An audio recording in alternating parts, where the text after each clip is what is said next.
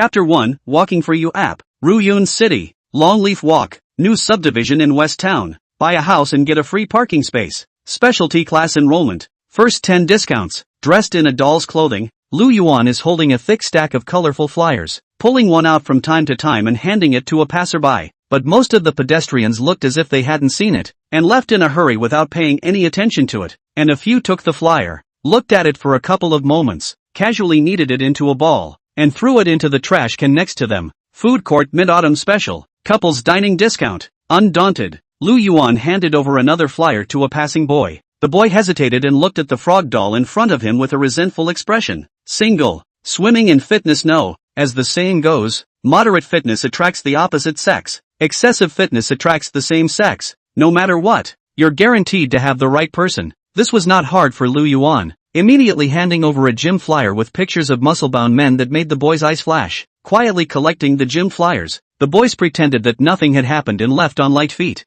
Phew. Lu Yuan took a long breath and sat down on the steps next to him. It's hard to make a buck these days. Who would stand on the main street in the middle of the day in such a thick doll suit and hand out flyers if they weren't really short of money? And that's just one of his jobs. Speaking of which, he also blamed his own knowledge of people as not clear. Just graduated from college. Was the so-called good buddy to start a business together as the reason? Cheated all the money, but also the identity of the guarantor. Forced to owe a butt of debt, and now credit problems, and even work is not good to find. And this good buddy, has long disappeared. Not only that, but his girlfriend Shui Ying ran off with a rich kid named Meng Tianyang. One blow after another depressed him for a while, but it didn't break him. Everyone has their own dock and fries, and Lu Yuan's dock and fries right now is to make money and then pay off what he owes. Let's take care of the credit issue before anything else. Go, go, go! The city police are coming. Before Lu Yuan could rest for much longer, the peer next to him shoved the flyer in his hand into his bag, got on his bike and ran.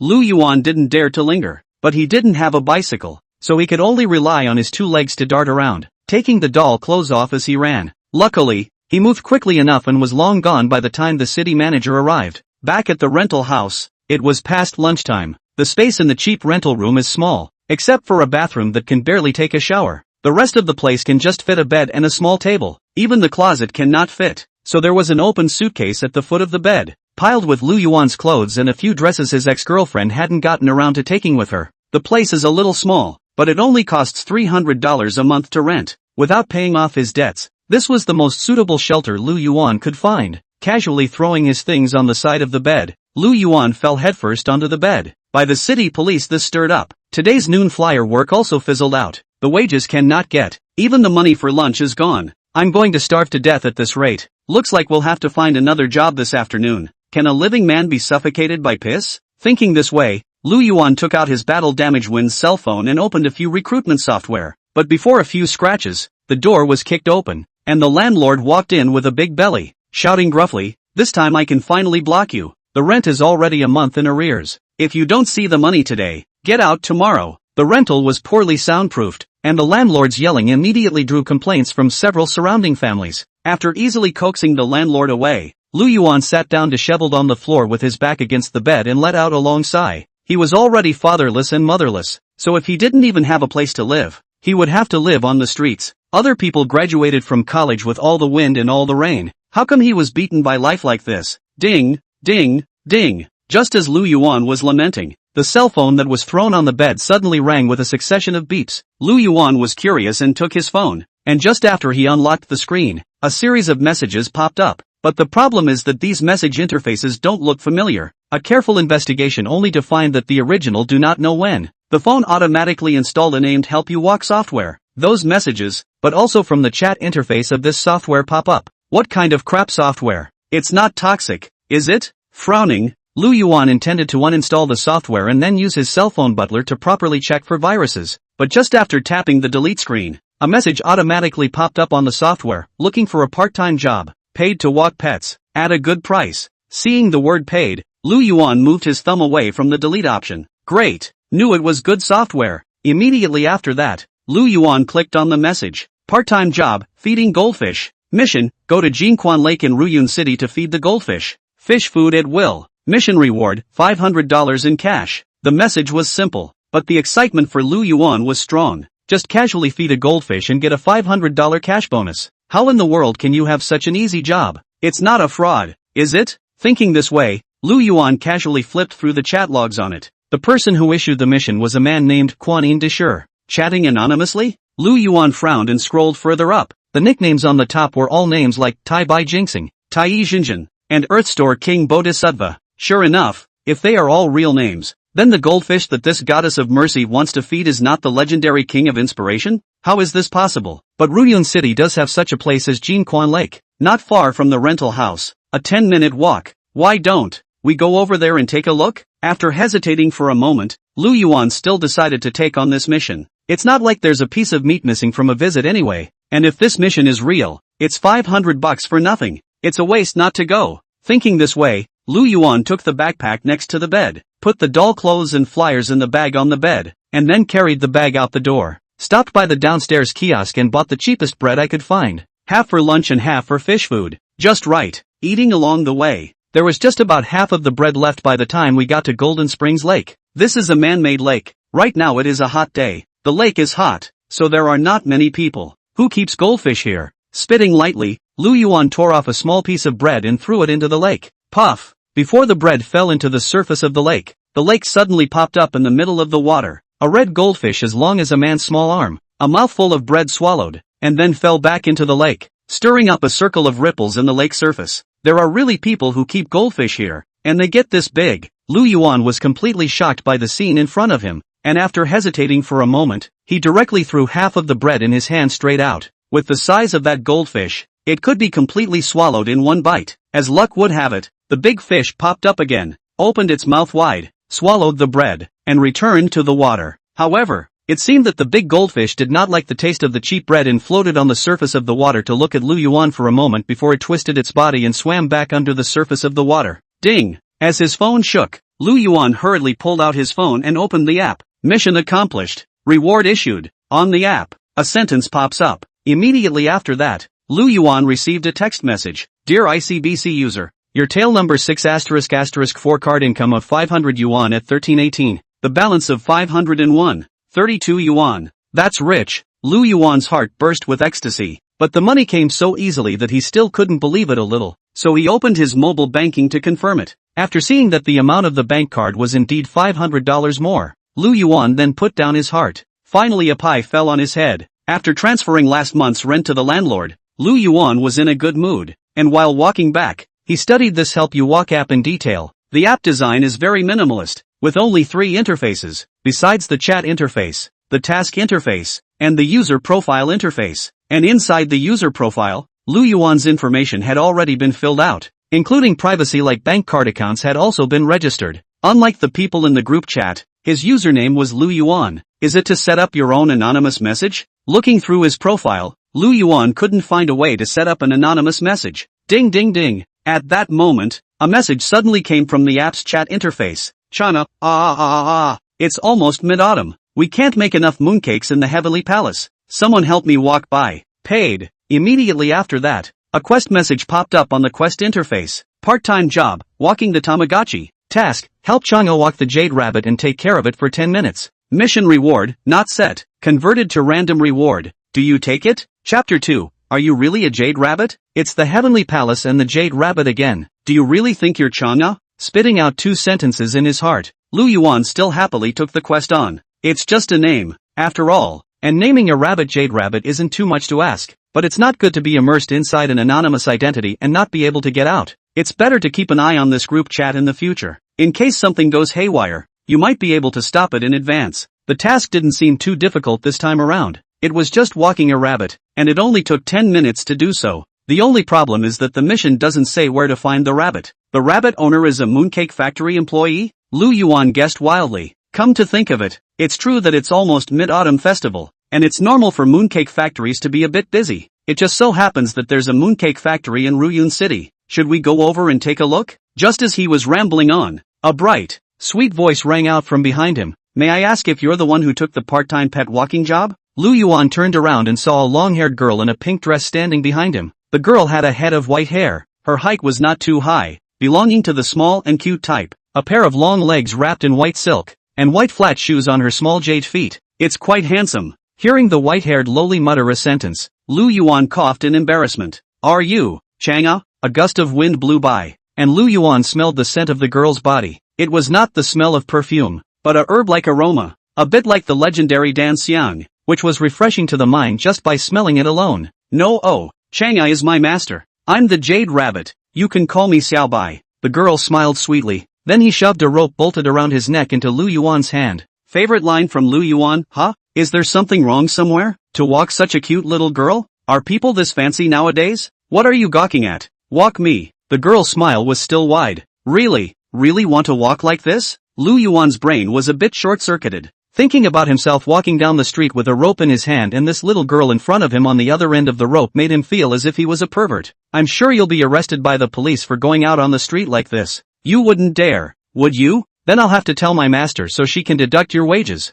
The girl cocked her head at Lu Yuan, her eyes full of playful provocation. Okay, go. Having been poked and prodded, Lu Yuan finally let out his breath. I really didn't expect this little lowly in front of me to actually come with dark attributes. That's a lot of money to earn. That's right. The girl smiled a little again, and suddenly her figure changed, from a youthful and beautiful young girl to a white rabbit carrying a pestle and mortar, and the rope that was tied around her neck became a tow rope. Ha! Seeing such a scene that defied common sense happening in front of his eyes, Lu Yuan once again exclaimed in shock before rubbing his eyes. Is it too much stress and hallucinating? But it turns out it wasn't an illusion. You humans are so much fun to tease. The white rabbit spits out human words. Looking at the rabbit squatting on the ground and looking up at himself, Lu Yuan's brain was in chaos, and along with it, his language system went out of order, and he couldn't say a word. Despite seeing it with his own eyes, he thought he was mentally ill, but he quickly thought of a possibility. Are you really the Jade Rabbit? The one on the moon? Taking a deep breath, Lu Yuan organized his words and asked tentatively. Crap!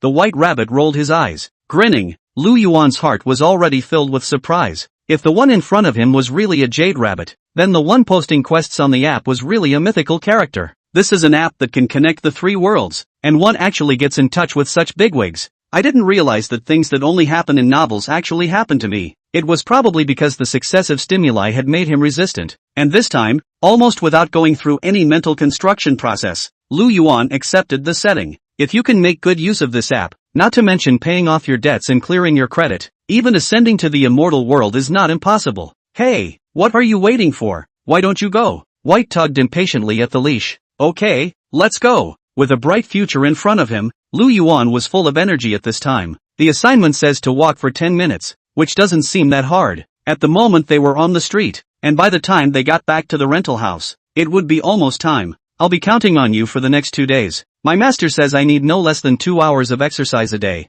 The little white rabbit hopped and hopped all the way. Lively. Luckily, there weren't many people around, or they would have been scared out of their wits at the sight of a mouth-breathing bunny. Wait, 2 days? Isn't that 10 minutes? After taking 2 steps, Lu Yuan suddenly stopped, and along with the traction rope, he tightened it, yanking the little white rabbit to its heels. How is it different from what was promised? 10 minutes speaks of time in heaven. 1 day in heaven and 1 year on earth. 10 minutes in heaven, converted to time on earth, is 2.5 days. The white rabbit rubbed his sore butt. Still not leaving? You don't want your money, do you? To be, of course. Lu Yuan hurriedly answered. With this little rabbit's character, the heavenly palace should give her the title of Arching Fire Heavenly King. I really don't know how much trouble she will cause him in the next 2 days, but for the sake of money, just hold off for a couple days. Since I'm already out there anyway, I might as well get this 2-hour pet walking task done for the day. Smelling the Dan fragrance that wafted from time to time from Little White, Lu Yuan felt very energetic.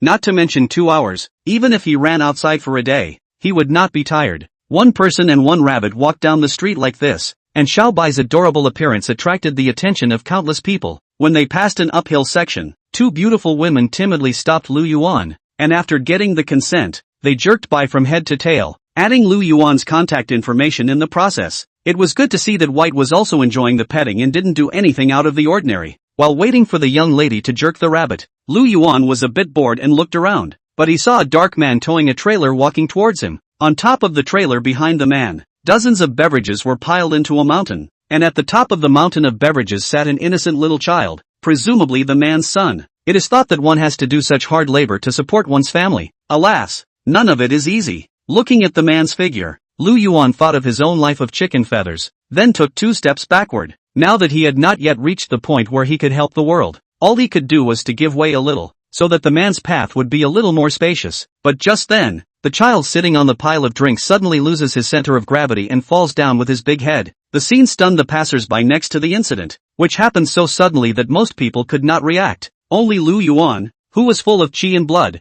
reacted quickly and subconsciously let go of the traction rope and pounced over, holding the person in his arms before the small child hit the ground, using himself as a meat cushion to protect the child. Inevitably, though, it still hit a passerby in the leg. It was only then that someone in the party exclaimed in shock, "Sorry, sorry, sorry." Lu Yuan handed the crying child back to the man and scratched his head in embarrassment at the admiration around him. Not caring about the pain in his back, he hurriedly turned around and apologized. And in the process, he looked at the person he had bumped into. It was a young girl, no makeup, hair tied in a ball at the back of her head, pink sweater with beige slacks, sunny but not too cute. The girl looked to be about the same age as Lu Yuan, and between her eyebrows she looked gentle, but there was a hidden color of sadness flowing out. Beside her was an old man on crutches and in a hospital gown. Just now the collision strength is not small. The girl almost lost balance, but she did not take into account their own, but instead is to assist the old man, so that the old man was not even fall down. "I'm really sorry. No injuries?" Lu Yuan was a bit overwhelmed as he looked at the girl.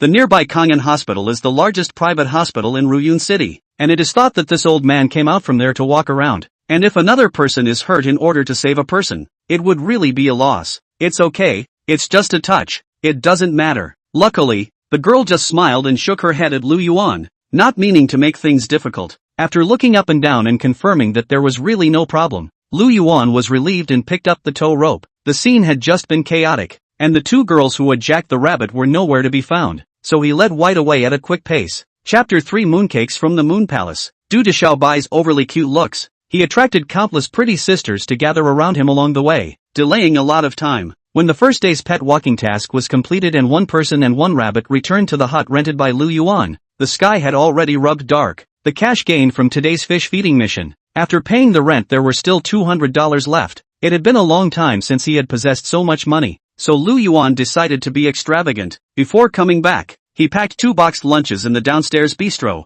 and a Coke. After all that shopping, there was still $170 left. Can't spend it all. Can't spend it at all. After taking a bite of his boxed lunch, Lu Yuan's eyes were on the verge of tears. A boxed lunch with a Coke is a combination that I haven't thought about since graduation. Is it that good? Looking at Lu Yuan's intoxicated look, Xiaobai, who had appeared in his human form, sat on the edge of the bed and sniffed the greasy boxed lunch that was placed on the table in front of him in disbelief. Of course, Lu Yuan devoured the food and easily swallowed the rice in his mouth and asked, "Then again, what do you guys usually eat? Immortal pills? Immortal elixir? That kind of thing is a premium item, and you can't eat it more than a couple times a year." White shook his head. "Do you have any there? Give me one so I can try it?" With that, Lu Yuan extended his hand. "God's wool. No. Rabbit fur. No gripping." But unsurprisingly, it was slapped away by White. "By the way, the master said that he asked me to bring over a box of mooncakes from Guanghan Palace as a companion gift when I came here, and I was just in a hurry to walk around the corner, so I completely forgot about it."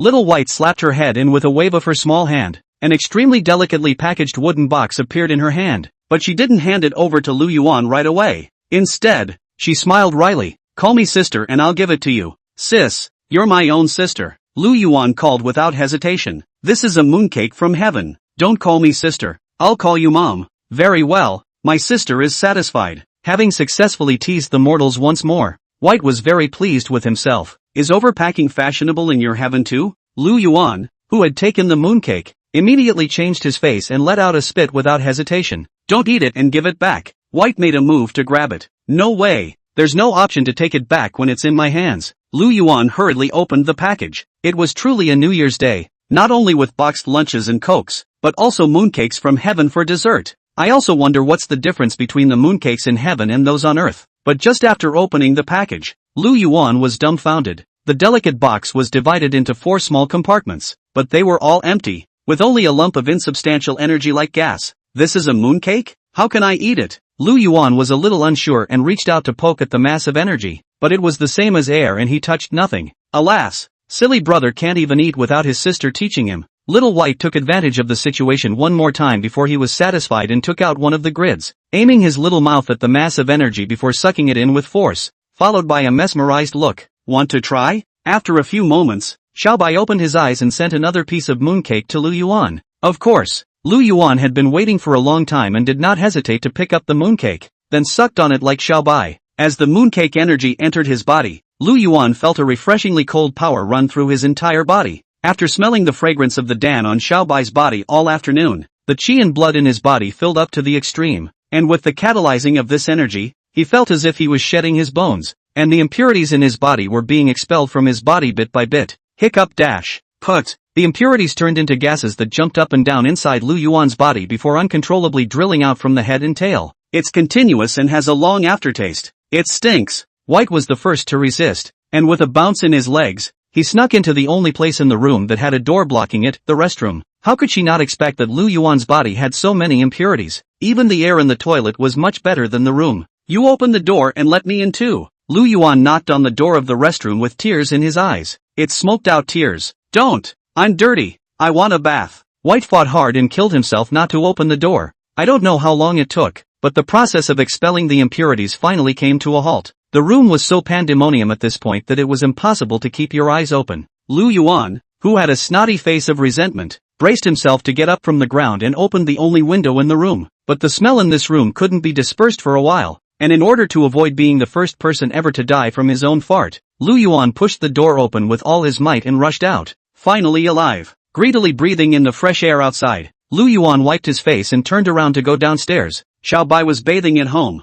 so it was not good for him to stay inside. Plus he had just discharged so many impurities and was hungry, so it was good to go out and find something to eat. Coming downstairs in front of the small restaurant, Lu Yuan hesitated for a moment and turned around to enter the small supermarket next to him. I've just had a boxed lunch, so I'm going to change it up this time, and have some instant noodles, in a bucket, and add sausage and marinated eggs. Anyway, now that I'm rich, there's no harm in being extravagant. Holding a bucket of instant noodles in his left hand and ham sausage and halogen eggs in his right hand, Lu Yuan hummed a little tune and came to the supermarket checkout counter. The mini-mart wasn't that big, and there weren't many people coming to buy things. There was only one cashier, and there were only 2 or 3 customers waiting to check out. Coincidentally, this cashier Lu Yuan recognized. It was the same girl who accidentally bumped into on the street today. The girl is slightly awkwardly holding the scanning gun, one by one scanning the goods on the counter in front of her, and from time to time to take the back of the hand to wipe the sweat on the forehead. It seems to have just engaged in this work for a long time, is still a little rusty. Seeing that the previous person had finished checking out and it was about to be Lu Yuan's turn, he was still hesitating to say hello.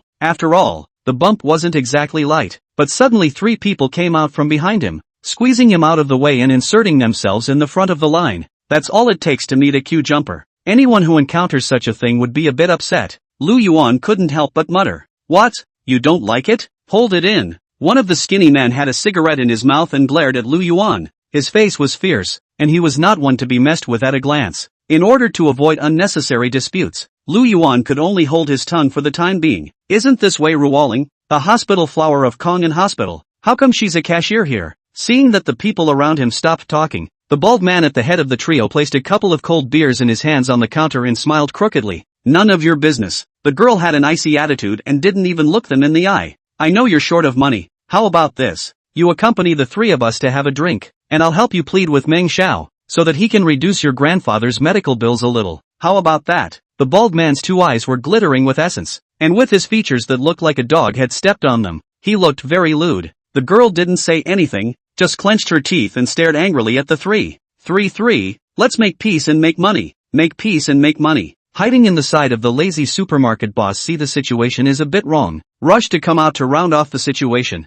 We are all big men. There is no need to be upset with a little girl. With that, the owner quietly waved his hand, signaling the girl to go first. Anyway, it's almost closing time and there's only 1 customer left, so it's the same if you leave early or late. But you must not start a conflict in the supermarket. Who the are you? Who the are you talking to here? The bald man didn't say anything, but instead the other short man stalked up and crossed his body in front of the boss. These 3 people worked quite well together, and at a glance, they were not ordinary punks. Seeing this, the boss didn't dare to say anything more, but could only look at the girl sympathetically before casting a look of help to Lu Yuan, who was in the queue behind him. Chapter 4, Do you want a wife or not? Alas, Lu Yuan sighed. If he didn't know this girl, he wouldn't have interjected a word about this kind of thing. But who let today happen to bump into this girl, and happen to meet this girl being bullied? Who are these guys? I recognize. Inside with the bubble noodles that is not living in the neighborhood Lu Yuan. quite poor a child. The other few seem to be neighborhood hooligans who were later recruited by the young proprietor of Kangen Hospital and are now working as security guards at the hospital,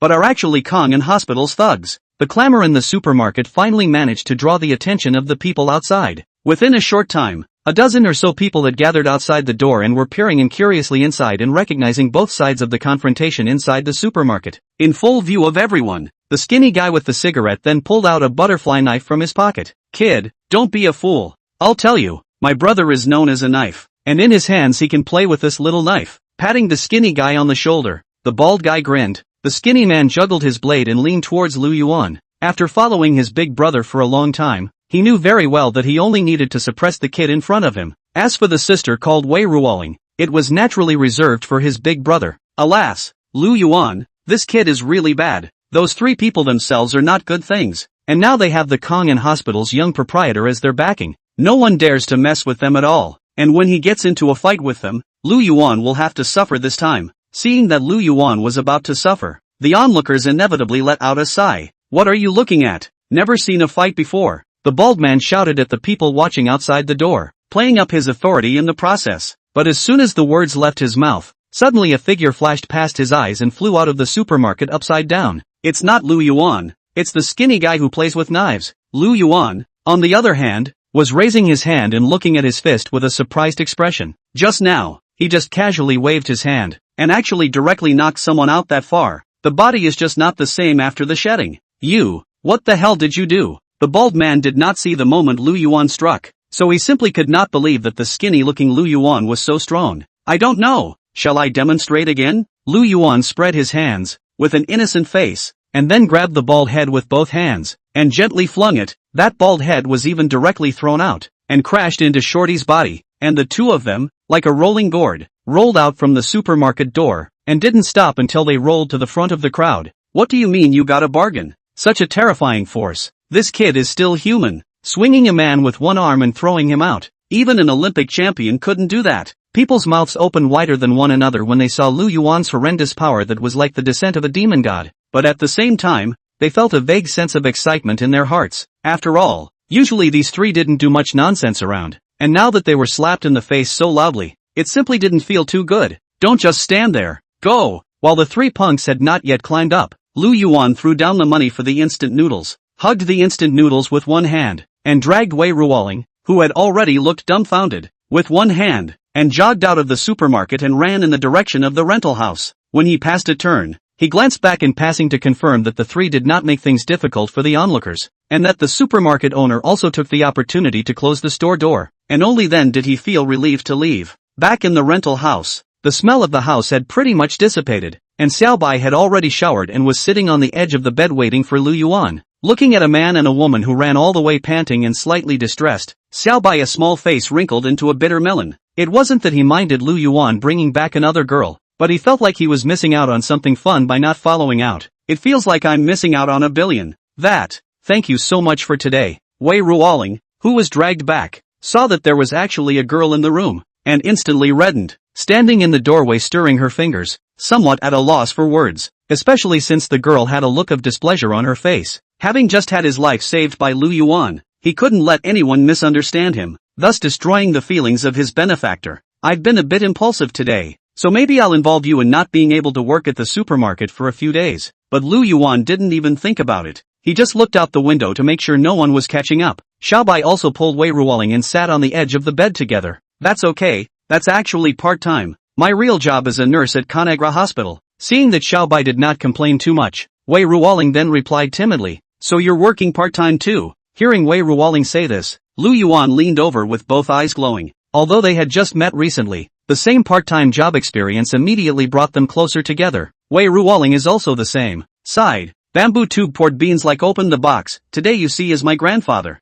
I grew up without seeing my parents. Is raised by my grandfather. Now my grandfather is seriously ill. Need to be hospitalized. I thought it would be convenient to take care of. I entrusted the relationship to be transferred to the Kangen Hospital, but who knows that expenses are too big. My few savings not a few days consumed all. Only in find part-time jobs to earn money after work." As she said that, Wei Ruoling's tears barred down. This tragic experience drew the sympathy of Xiaobai, who wrapped his arm around Wei Ruoling and gently stroked her back with his other hand. After calming down for a long time, Wei Ruoling finally stabilized her emotions, and then continued, actually, the hospitalization fee and whatnot isn't that expensive. It's just that the dean's son, Meng Tianyang, has been pursuing me, but I didn't agree. Plus grandpa's attending doctor, who is also Meng Tianyang's lapdog, has made things difficult for me at every turn in order to curry favor with Meng Tianyang. Meng Tianyang? Upon hearing this name, Lu Yuan frowned. You recognize? Kahaku's two eyes sparkled with curiosity. How could I not recognize? That's the person who stole my ex-girlfriend Cui Ying.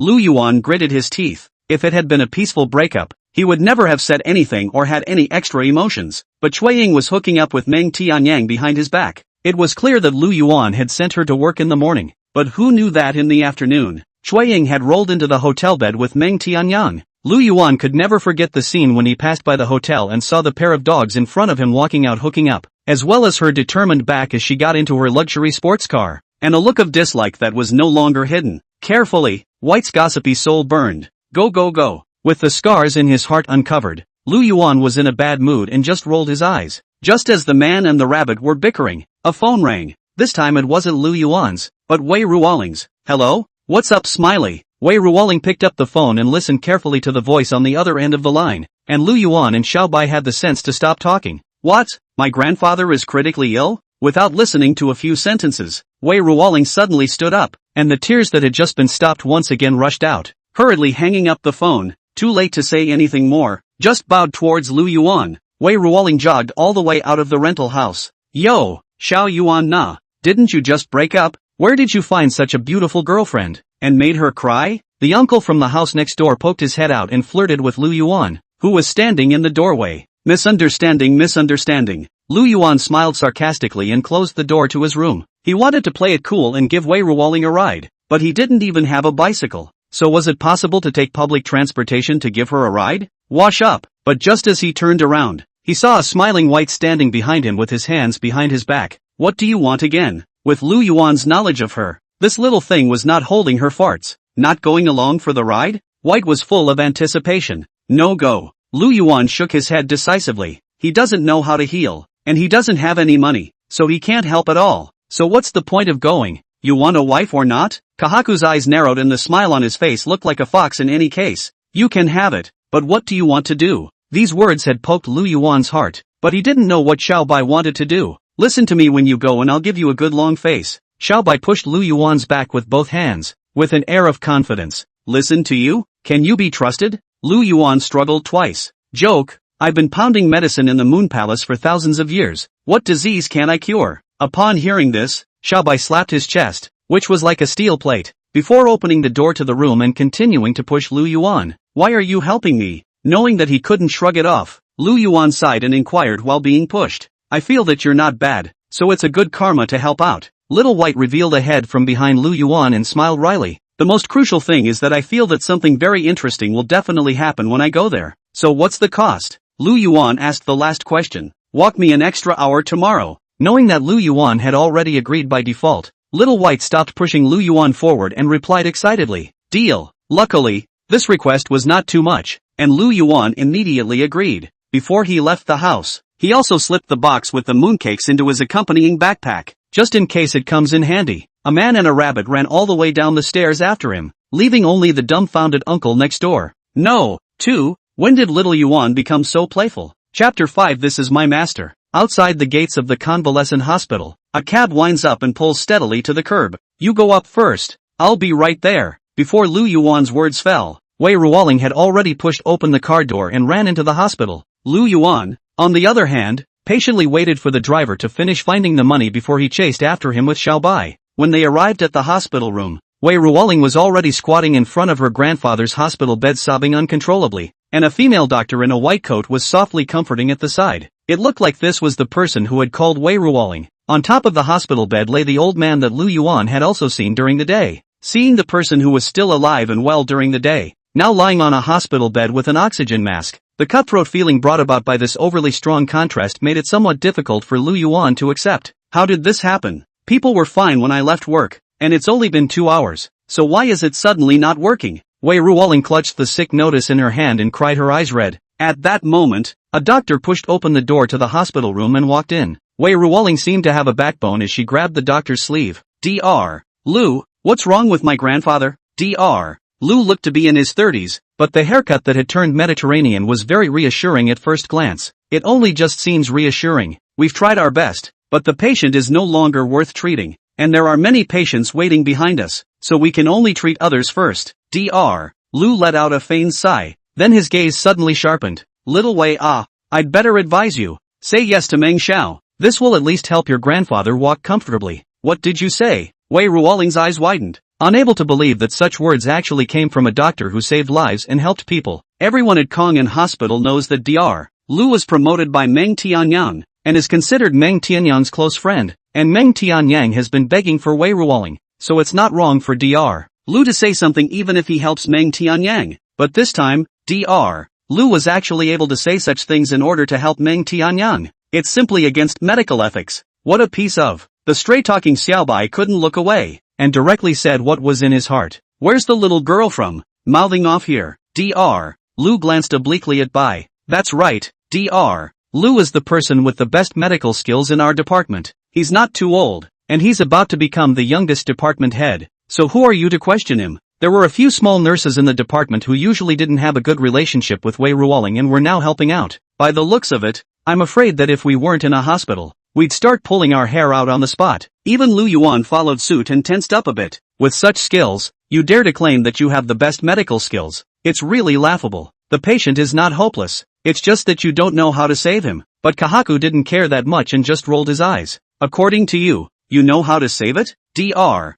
Lu smiled contemptuously. That's for sure. White patted his chest. Dare I ask where the teacher is? Looking at Xiaobai's confident look, Dr. Lu recoiled with some hesitation. This is my master. Little White pointed at Lu Yuan next to him. Upon hearing this, Lu Yuan's eyes went straight. Feelings just promised to help him. Long face. So long is it? Looks like my earlier hunch wasn't wrong. What a troublemaker. You? Of course Dr. Lu was not a fool. Naturally he would not believe that the shabbily dressed young man in front of him would have such high medical skills. What's more, Wei Ruoling's grandfather was already terminally ill, and if he wanted to be saved, it would not be possible unless the gods descended to earth. But the gods aren't real, so how could they actually come down to earth? Now he was incredibly looking forward to the moment when Lu Yuan would make a fool of himself in public to come, so that he could make a good mockery of him. Lu Yuan was not the kind of person who wanted to save face, and in the face of something he wouldn't do, he naturally couldn't bite his tongue and say he would. After all, it's a matter of human life. Smiling sarcastically, Lu Yuan spoke. Of course, did you hear that? My master said. Of course there's no problem. But before the words could be finished, White snatched them up. Lu Yuan turned his head and looked at Little White with a horrified expression. What I'm trying to say is clearly of course not. What happened to of course it's okay, but it was too late to explain. Because of Xiaobai's words, the people who had just stood by Dr. Lu all started to sneer at Lu Yuan. What say big words are not afraid of flashing the tongue. What do not take a piss and look at themselves. Bragging is not a draft. And so on and so forth came one after another. Lu Yuan cannot even intervene in the interjection. However, amidst the many disparaging voices, there was a gradually firm gaze that shot towards Lu Yuan. It was Wei Ruoling who had easily stopped crying. It was only that Lu Yuan was so overwhelmed by those disparaging words that he didn't even notice the change in her eyes. The only person who noticed this was an older gentleman who mingled in the crowd of people watching outside the ward door. Fine, fine. Since you say it's okay, you cure it. Raising his hand to signal the crowd to be quiet, Dr. Lu looked at Lu Yuan with disdain. Lu Yuan smiled awkwardly. Cure? Next to the small nurse holding a bunch of bottles and cans. He only know a bottle is plastic. Even the words on it are not recognized. At this level, getting him to cure a disease is not much more difficult than getting him to cure water. Among the many questioning voices, there was still a small nurse who was more considerate and quietly came over to Dr. Lu's side, frowning slightly as she inquired in a low voice. Dr. Lu, I'm afraid that this is not in line with the rules, right? If something really goes wrong, it will not only have an impact on you, but it also concerns the hospital's reputation. It can't be sloppy. Don't worry, a dying person, no matter how to cure can't live. Let him try, what's the harm? Besides, if he finishes the treatment and the patient dies, it's also the patient's family's fault for not following the doctor's advice and trusting the charlatan. It has nothing to do with us. Even if we go to the court, we can't be faulted. Faced with this scapegoat at his door, Dr. Lu could not possibly not accept it and made a pleased gesture to Lu Yuan. Please let me open my eyes. Why do you need my master's personal attention for such a minor illness? I'll do it. Xiaobai stood out, his hands crossed. Don't look tall, but he didn't lose any momentum to Dr. Lu. If you can't cure it, not only will you be liable for manslaughter, but you'll also have to pay damages to our hospital for your honor. Seeing Xiaobai walk to the hospital bed, Dr. Lu hurriedly added a sentence. And what if I can cure it? Xiaobai turned around, tilted her head, and looked at Dr. Lu with a smiling face. If it can be cured, do what you say. Dr. Lu smiled disdainfully. The test results of all kinds of instruments showed that the patient was beyond saving. So how could this little girl bring the person back to life? Then, why don't you learn from the king and crawl around the hospital? White blinked, full of innocence. Chapter 6, The Divine Gate Needle Technique. Hearing this, Dr. Lu's teeth were about to be clenched. As one of the faces of Kong'an Hospital, he had never been humiliated like this. However, he still held his breath back, waiting for this little dwarf in front of him who did not know the heights of heaven to make a fool of himself, and then he would properly humiliate Lu Yuan, along with Wei Ruoling and Su Xiaoxiao, and take it out on him. Leave it to me. Xiaobai helped Wei Ruoling, who was kneeling next to the hospital bed, up. Wei Ruoling didn't know where the trust came from, so she nodded her head obediently, wiped her tears, and stood by Lu Yuan's side. After making the preparations, Xiaobai took a deep breath, wiped his hand behind him, and took out a few slender golden needles from somewhere. I don't know if it was intentional, or Lu Yuan happened to be standing at the right angle, but he happened to see that those golden needles were none other than what Little White's pestle and mortar had manifested. Despite knowing that Xiaobai was not mortal, witnessing this scene with his own eyes was still quite shocking. Even more shocking is yet to come. Earlier when he came, Wei Ruoling's grandfather's condition was already not good, and just delayed for such a long time. At this time the old man on the hospital bed, less air in and more air out, looking to die. Seeing that Xiaobai's hands were extremely fast, he found 3 acupoints on top of Wei Ruoling's grandfather's head and chest, stabbed 3 golden needles into the 3 acupoints, twisted them around, and then pulled them out quickly. The movements flowed without a moment's pause.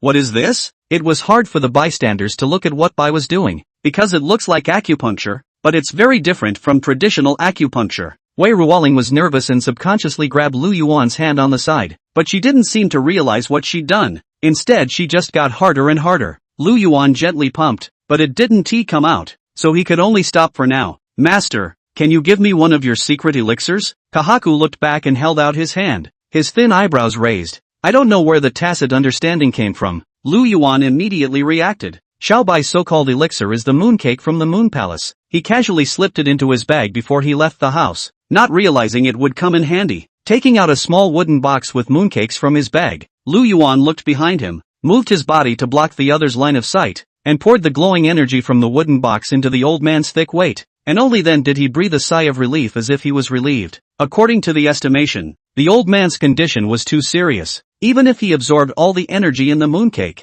it would only allow his body to recover to the level of a normal person, and could not do anything to transform his body like Lu Yuan did. But enough of that, and keep it a secret? Playing God. Dr. Lu bristled with disdain. He had already thought of how to humiliate Lu Yuan and Little White to regain the face he had lost earlier, but as soon as the words fell, he saw the old man lying on the bed fiercely inhale. His face instantly flushed, and even his eyes regained their luster. Look at the look. It seems like it's out of life-threatening danger in a flash. Little spirit. The old man even opened his mouth to call out. It was only when she heard this call that Wei Ruoling came back to her senses from the shock, and tears once again rushed down her face. Only then did she realize that she had squeezed Lu Yuan's hand until it was bloodless. It's okay, go ahead. Grandpa's calling you. Lu Yuan shook off his tingling hand and did not get angry. Thanks. Wei Ruoling bowed deeply to Lu Yuan, then quickly ran to the side of the hospital bed and crouched down. Lu Yuan waved his hand and together with Su Xiaoxiao, he expelled the crowd surrounding him from the ward, leaving enough space for Wei Ruoling and the old man. How is this possible? Outside the ward, Dr.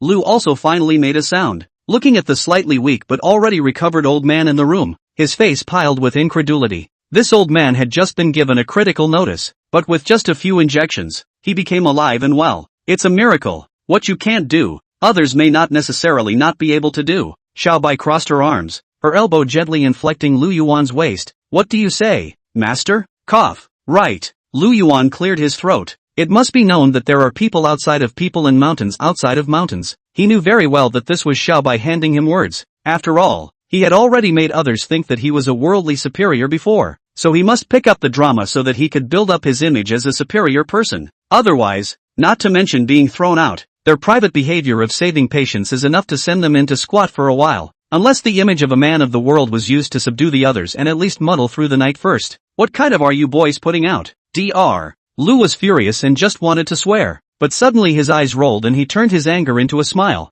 Forget it, I won't bother with you guys. The patient has already been cured by me. It looks like he can be discharged tomorrow. Healed by you? Lu Yuan wanted to continue pretending to be an expert, but he was choked by Dr. Lu's words. Of course it was cured by me. Before you guys came, I had already used all my strength, which dragged the person back from the ghost gate, so tired that he almost had a heart attack. And it takes time for the patient to recover, which just so happened to be bumped into by you guys, which is why it looks as if those 3 stitches of yours had worked. Seeing more and more people gathered around to watch the fun, Dr. Lu could not care less about the rules of the hospital prohibiting noise, simply in front of all the people, loudly proclaimed his great achievements. Why are you so shameless? Lu Yuan had never seen such a brazen person before, and for a while he actually did not know what to say. This is going to look familiar. What with the 4 gods of rain, wind, thunder and lightning not being at home? How can you talk like this? Dr. Lu was so skilled in medicine. It must have been his timely help that made the patient better. That's right.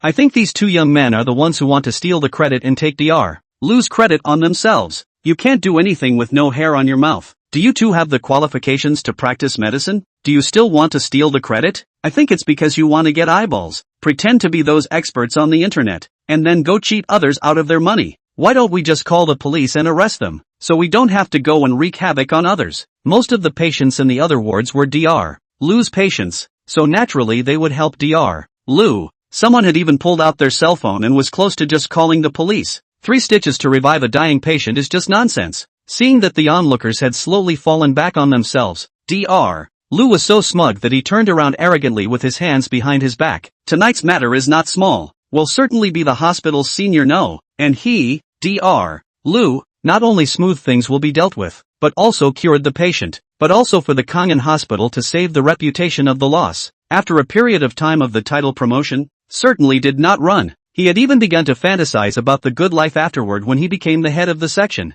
A miracle. This is simply a divine miracle. If I'm not mistaken, this is the divine gate needle technique. Unfortunately, heaven forbid, before Dr. Lu could expand his fantasy, a cry of alarm came from the crowd. What bull ***** divine sect needle technique? Never even heard of it. Let me see who's blabbering here. Dr. Lu looked offended. However, after the crowd parted and the person who spoke showed up, his expression changed rapidly, from the unbeatable at the beginning, to stunned, and finally fixed on not knowing what to do, and the arrogance that filled his face was replaced by a reddened complexion. Chapter 7, Moral Kidnapping? No way. Among the crowd, a white-bearded old man walked out. The old man is dressed in ordinary clothes, the short sleeves on his body are washed white, and he is carrying a canvas bag in his hand. At first glance, there is no difference with the average old man. Earlier, he had been blending in with the crowd and no one had even noticed, but now he suddenly stood out, which attracted the attention of the crowd.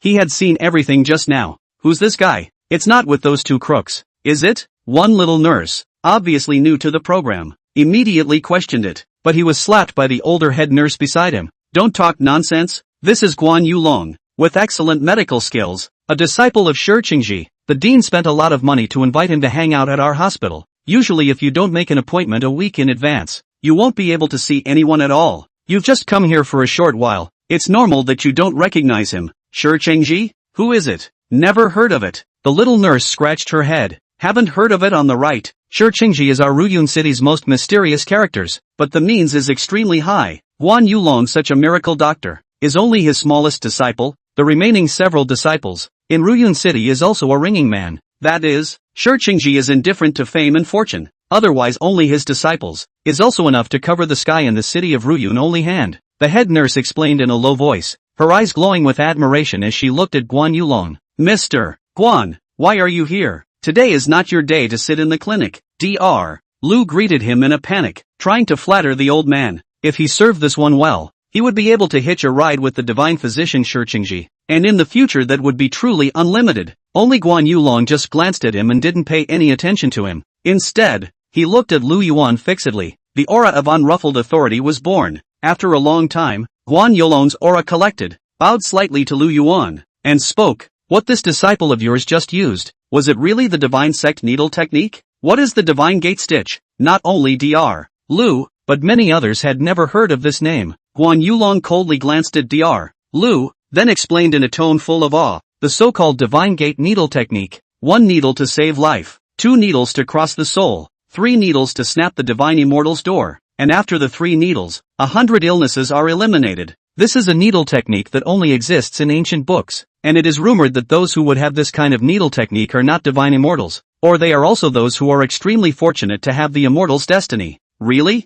Upon hearing this, Dr. Lu's eyes dripped with disbelief as his face piled up in disbelief. You're questioning me? In the face of Dr. Lu's questioning, Guan Yulong's old face slumped in displeasure. No one had dared to talk to him like that in years. Don't dare. Dr. Lu hurriedly shook his head. The current him was still counting on being able to hitch a ride with this divine doctor, so he didn't dare to be easily offended. I wonder if you, sir, could take me as a disciple, not asking for anything else, but just to be taught the divine sect needle technique by you. That's all. Guan Yulong didn't pay any attention to Dr. Lu, who was standing on the sidelines with an awkward smile. Instead, he treated Lu Yuan with respect. This kind of humility caused those present to be shocked. Although it is not wrong for a person to worship a few masters to learn a few crafts, but we should know that Guan Yulong's master is Shi Qingji, and now he is going to worship Lu Yuan. Sorry, no, Lu Yuan answered dryly and decisively. It was fine to play around with other things, but how could he dare to be a human master when he didn't even know how to heal?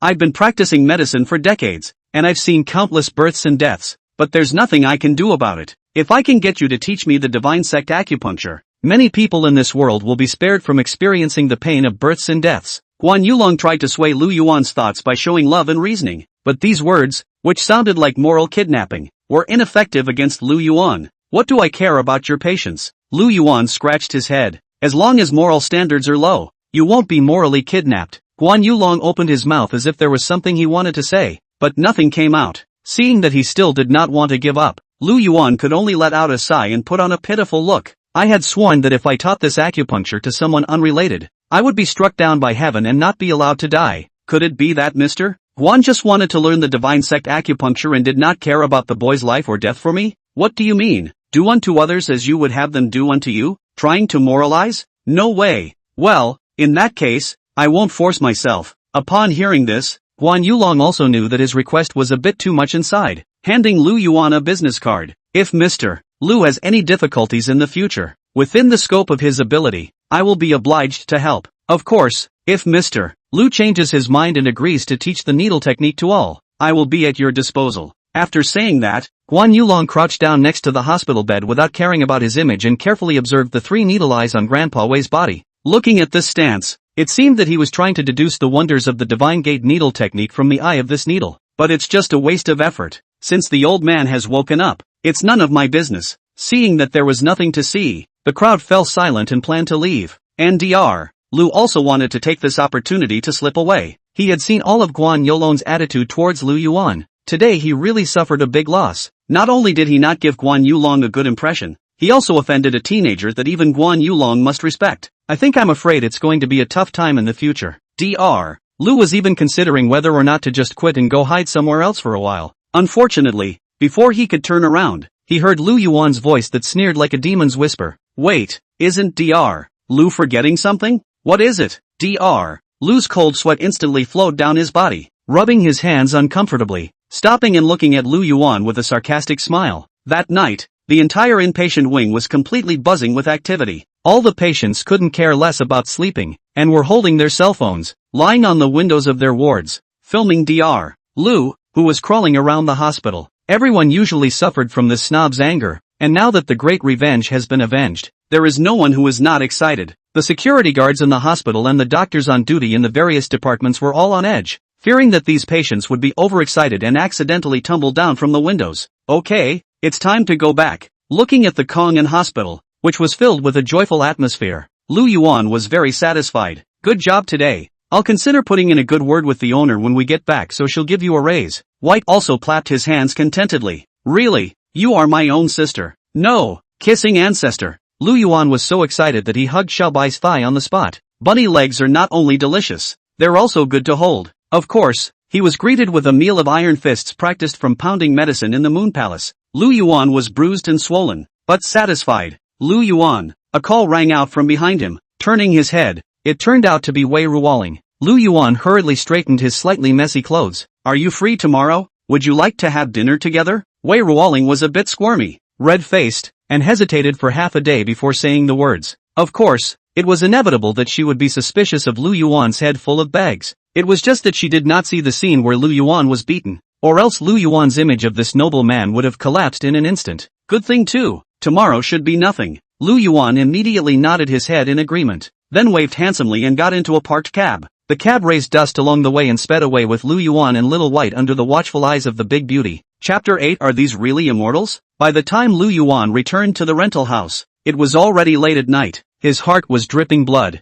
It's too damn expensive to take a cab back. I should have known not to pretend this pussy. Legging it back would take a little longer at best, but now after paying the fare, he was left with less than $100. Gotta find a way to make some money. The rental house has no TV, no computer, not even Wi-Fi. Traffic needs to be saved. If it is in the usual, Lu Yuan has already gone to bed early. But today, he lay in bed, cross-eyed, unable to sleep. Little White was still in her little lowly form, lying on Lu Yuan's bedside, her eyes unblinking as she looked at him. What do you want? Lu Yuan got tired of being stared at and asked in a rude manner. Kahaku smiled evilly. Ha! Lu Yuan wrapped his little quilt tightly around himself. Way to go. After teasing the man in front of her once more, Bai finally tightened her smile, her face looking a bit melancholy. What do you mean? You're going back? I thought we said 2.5 days. It's not time yet. Lu Yuan was stunned and hurriedly climbed up from the bed. When it was first said that he needed help taking care of the Tamagotchi for about 2.5 days, it was now less than a day later. He wasn't addicted to caring for pets, but he was worried that the rewards of the quest would diminish. The master's side finished the mission ahead of schedule, so I can go back early. Kahaku let out a long sigh. It was only a day, but she felt incredibly fulfilled. Because of this, she couldn't help but feel a little forlorn at the mention of leaving.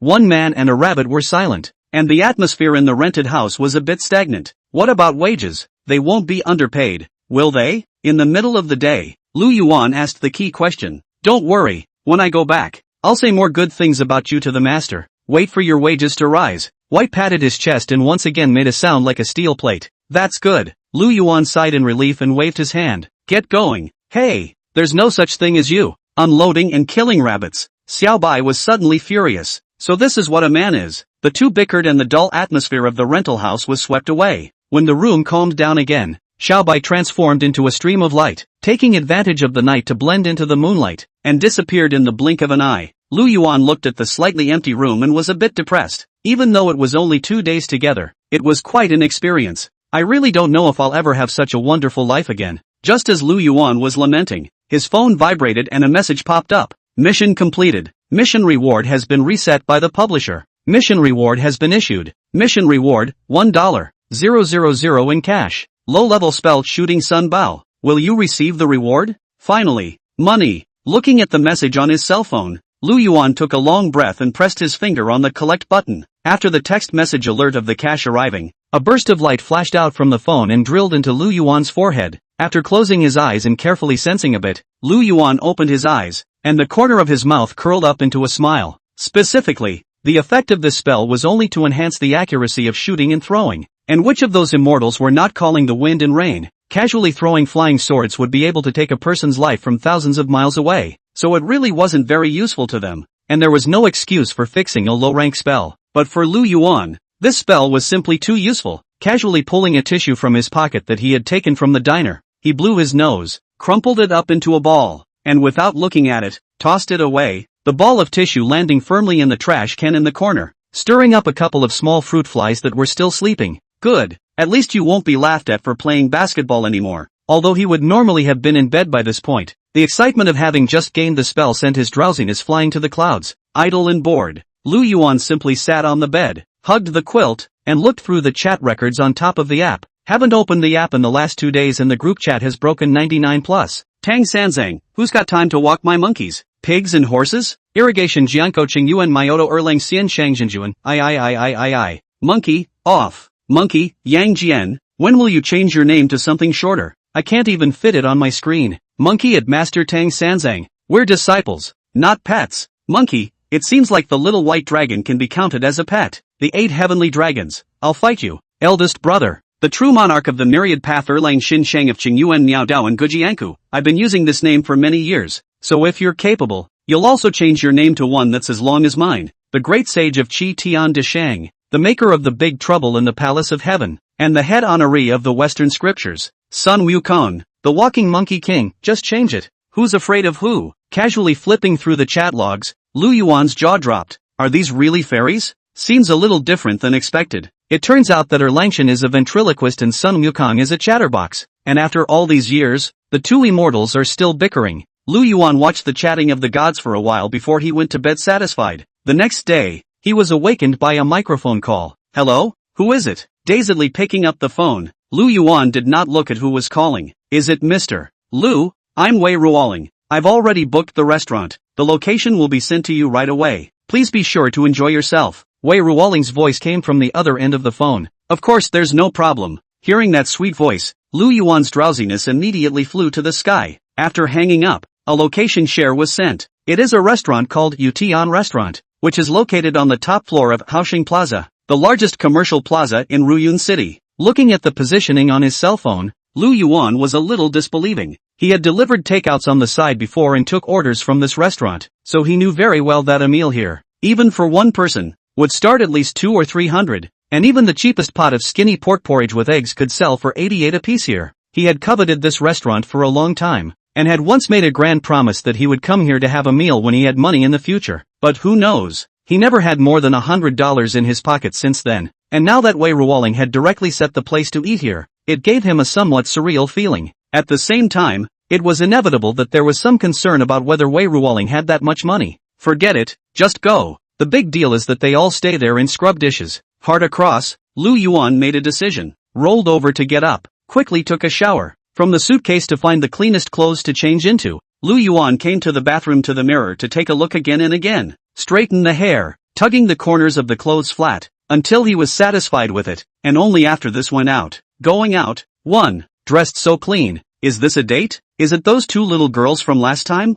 The fat uncle next door sat in the doorway and dazed, and when he saw the well-dressed Lu Yuan, he smiled and greeted him. Ha ha! Lu Yuan scratched his head in embarrassment and snorted as he descended the stairs. Chapter 9 Accurate Defense Breaking. Located in the downtown business district of Ruyun, Hawthorne Plaza is the largest recreational and entertainment venue in Ruyun City, with land prices inching up. After Lu Yuan went out, he swept a shared bicycle, and by the time he rode to Haoxing Plaza, he was almost paralyzed with exhaustion. The top floor of Haoxing Plaza has a lot of space. A movie theater occupies a large part of the place. The rest of the place has 3 or 5 stores, but the restaurant is only Moonday Restaurant 1. The rest are all places to play. It was close to noon. The movie theater happened to have a movie breakup, and the Lunar Sky Diner was packed. Wei Ruoling was sitting in the waiting area at the entrance, and when she saw Lu Yuan from afar, she waved excitedly before sitting down with a slightly red face, trying to look reserved. Today's Wei Ruoling slightly dressed up, wearing a white knit shirt with hip-hugging jeans, pretty face with light makeup, bright and somewhat sexy at the same time. Looking at Lu Yuan straight froze. Mr. Lu was here. Wei Ruoling was a bit embarrassed by the stares and slightly bowed her head in greeting. Sorry to be late. Lu Yuan coughed softly and scratched his head with some embarrassment. It's fine. I just arrived as well. Wei Ruoling smiled sweetly. Why don't you see that disciple of yours? She went home. Lu Yuan's eyes dodged and he blurted out something. But that's not a lie. It's just that people's homes are in the sky. So, Wei Ruoling seemed to be relieved, and then led Lu Yuan into the middle of the restaurant. And because there was a previous reservation, a table was purposely set aside in the hall. The restaurant is not too plebeian in price, but the waiters treat all the guests equally, and there is no fictional dog-eyed thing going on. After being seated, Lu Yuan took the menu and symbolically looked at it, realizing that he had no idea what to order. So he simply left the task of ordering to Wei Ruoling, and Wei Ruoling, holding the menu, was also a bit at a loss, but she suddenly seemed to think of something, took out her cell phone and pressed it a few times, seemingly sending a message to someone, and a few moments later, she looked at her phone and confidently ordered a few dishes. This operation made Lu Yuan puzzled, but he was too embarrassed to open his mouth to ask, so he could only sit awkwardly, seemingly sensing Lu Yuan's embarrassment. Wei Ruoling lifted her cell phone and shook it, lighting up the chat interface. Su Xiaoxiao, my best friend, the one who consoled me in the hospital yesterday. It's just that last night she had to be on duty, and then she left, so it's her. She recommended this store too? Lu Yuan came to a realization and remembered the female doctor who had crouched beside Wei Ruoling to comfort her last night. That's right. Wei Ruoling smiled, then somewhat embarrassedly lowered her head. Actually, I didn't want to come here because it's too expensive. But Xiao Xiao said that coming to this kind of more expensive place is more in line with your status, and was afraid that I wouldn't be able to afford to pay the bill, so she couldn't help but transfer $2,000 to me. $2,000? Do you have a shortage of male girlfriends for this BFF? Lu Yuan was taken aback. $2,000 to say turn. What rich girl behavior. A conversation opened up the two of them completely, and by the time the meal was served, the previous rawness between Lu Yuan and Wei Ruoling had long gone. The two of them ate and chatted, and were chatting animatedly, when suddenly the door of the restaurant was pushed open, and a person wearing a light blue suit three-piece suit walked in, and at a glance, he was a rich man. Ruolin, you're really here. Scanning the circle, the wealthy gentleman rested his gaze on Wei Ruoling's face. Meng Tianyang? Wei Ruoling looked up, his face instantly ugly. Obviously, she didn't want to see this person. As soon as he heard this name, Lu Yuan's face also went cold, his gaze icy cold as he surveyed the rich son in front of him. It was a name he would never forget. Although he had killed the man who stole his girlfriend a million times in his heart, this was the first time he had seen the real person. I'm playing with my friends at the archery hall next to it, and I heard someone say that they saw you waiting for a long time in front of the Moon Sky dining hall, so I came in to take a look, and I didn't expect to really find you. Meng Tianyan walked over to the table and leaned against the wall, striking the greasiest of poses. Despite the fact that he had just dug in, it didn't stop him from pursuing Wei Ruoling. I'm done eating. Wei Ruoling didn't want to take care of this philandering carrot, wiped her mouth, stood up and wanted to leave, but the way out was blocked by Meng Tianyang, and if she wanted to go out, there would inevitably be some physical contact. I think you also know, last night the thing to make things is not small, has hurt the face of the hospital. As the originator, the hospital has decided to expel you, but all rely on my reasoning. The hospital only net a one-sided, not to pursue your responsibility, so as a return, want to accompany me to the side of the archery hall to play for a while? Meng Tianyang ruffled his hair proudly, looked at Wei Ruoling, then glanced at Lu Yuan with a sidelight, and let out a light hum. No way. Wei Ruoling's pretty face was red with anger. She knew very well that things were not at all as complicated as Meng Tianyang said, and it was just a matter of words for him. What's more, her status as a patient's family member and the hospital's loss of reputation shouldn't be held against her. Everything is just for the last sentence. But once she followed Meng Tianyang to the archery hall, she didn't know what kind of humiliation was waiting for her, so she wouldn't go even if she died. Brother Yang, why aren't you back yet? Just as the atmosphere in the private room was getting gloomy, 1,000 cries came from outside. Hearing this voice, Lu Yuan stiffened, because he couldn't be more familiar. As expected, along with the voice falling, a woman wearing a tight sweatshirt and yoga pants that outlined her beautiful figure to the fullest walked in. It was no one else but Lu Yuan's ex-girlfriend, Shui Ying. Only, Lu Yuan had never heard such a flirtatious voice from her before. When Shui Ying entered the door, the first thing she saw was Wei Ruoling. She was furious, and she was just about to pout to Meng Tianyang, but before she could open her mouth, her eyes fell on Lu Yuan. Lu Yuan? Why are you here? Shui Ying would never have expected to see Lu Yuan in a place with such high spending. I said, why does it smell so bad in here? So there's a rotten person here. Meng Tianyang waved his hand in a pretentious manner and glanced at Lu Yuan without any goodwill, the disdain in his eyes not hidden at all. Having just been rejected by his own goddess, he happened to have a fire with no place to vent it, and Lu Yuan was just the best punching bag to take it out on. Thanks to following you, Brother Yang, or else I'd have to stay with this lousy person for the rest of my life and never get anywhere. Shui Ying came forward and took Meng Tianyang's arm, her luscious figure rubbing gently against his arm, yet provocative enough. Meng Tianyang, on the other hand, didn't care about the other people in the restaurant and reached out to squeeze Shui Ying's chest. The two of them snuggled together intimately, not caring in the slightest about the gaze of Lu Yuan on the side who wanted to kill. He knew very well that this pair of dogs were acting like this just to do it to him. Let's go if we're done eating. Lu Yuan took a deep breath and tried to calm his mood down as he extended his hand to Wei Ruoling. With Wei Ruoling's intelligence, she understood Lu Yuan's meaning at a glance, so she naturally stood at Lu Yuan's side and took Lu Yuan's arm. With the beauty on his side, Lu Yuan squinted his eyes and enjoyed this very much. Shui Ying stared, breaking his defenses a bit at this. I thought that after leaving himself, Lu Yuan would be as humble as a dog, and when he saw his glorious self again, he should kneel and lick up like an abandoned dog. But who knew that this kid's life was so nourishing? The gap between reality and imagination was so great that it directly broke her defense with precision. Hey, you brats are a bit shameless. Spread your hands. Also breaking defense was Meng Tianyang,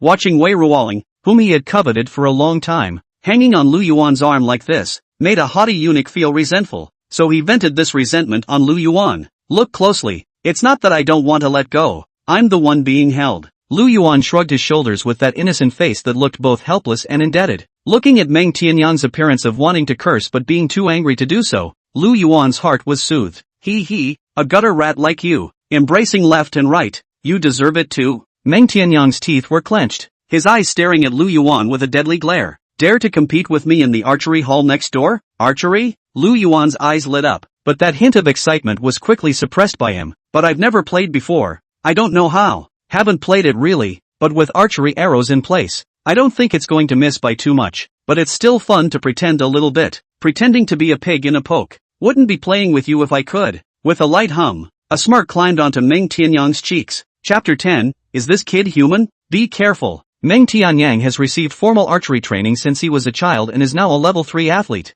Gently tugging on Lu Yuan's sleeve, Wei Ruoling whispered, Don't worry, I'll take care of myself. Lu Yuan gently pulled his hand out of her arms and hugged it to his chest. In a flash, the ethereal fragrance drilled into his nostrils, making Lu Yuan feel relaxed. What? Are you scared? Meng Tianyang squinted at Lu Yuan, his eyes filled with contempt. Of course not. I was just thinking that it's no fun for us to play like this, so let's hang some colors. Lu Yuan shrugged his shoulders, relying on the fact that he had the sun-shot arrow with him, and did not have the slightest intention of giving in. It's just a Division 3 athlete, which sounds like a bluff, but it's actually the bottom tier of professional athletes. Only these words caused Wei Ruoling to suck in a breath of cold air. What happened to measured? That's what you said. Meng Tianyang was still thinking about how he could find a chance to get in touch with Wei Ruoling a bit more, and now that he had such a good opportunity, he naturally wouldn't let it go for nothing. If I win, you get the hell out of here, and leave Ruoling here alone with me. And what if I win? Lu Yuan pursued.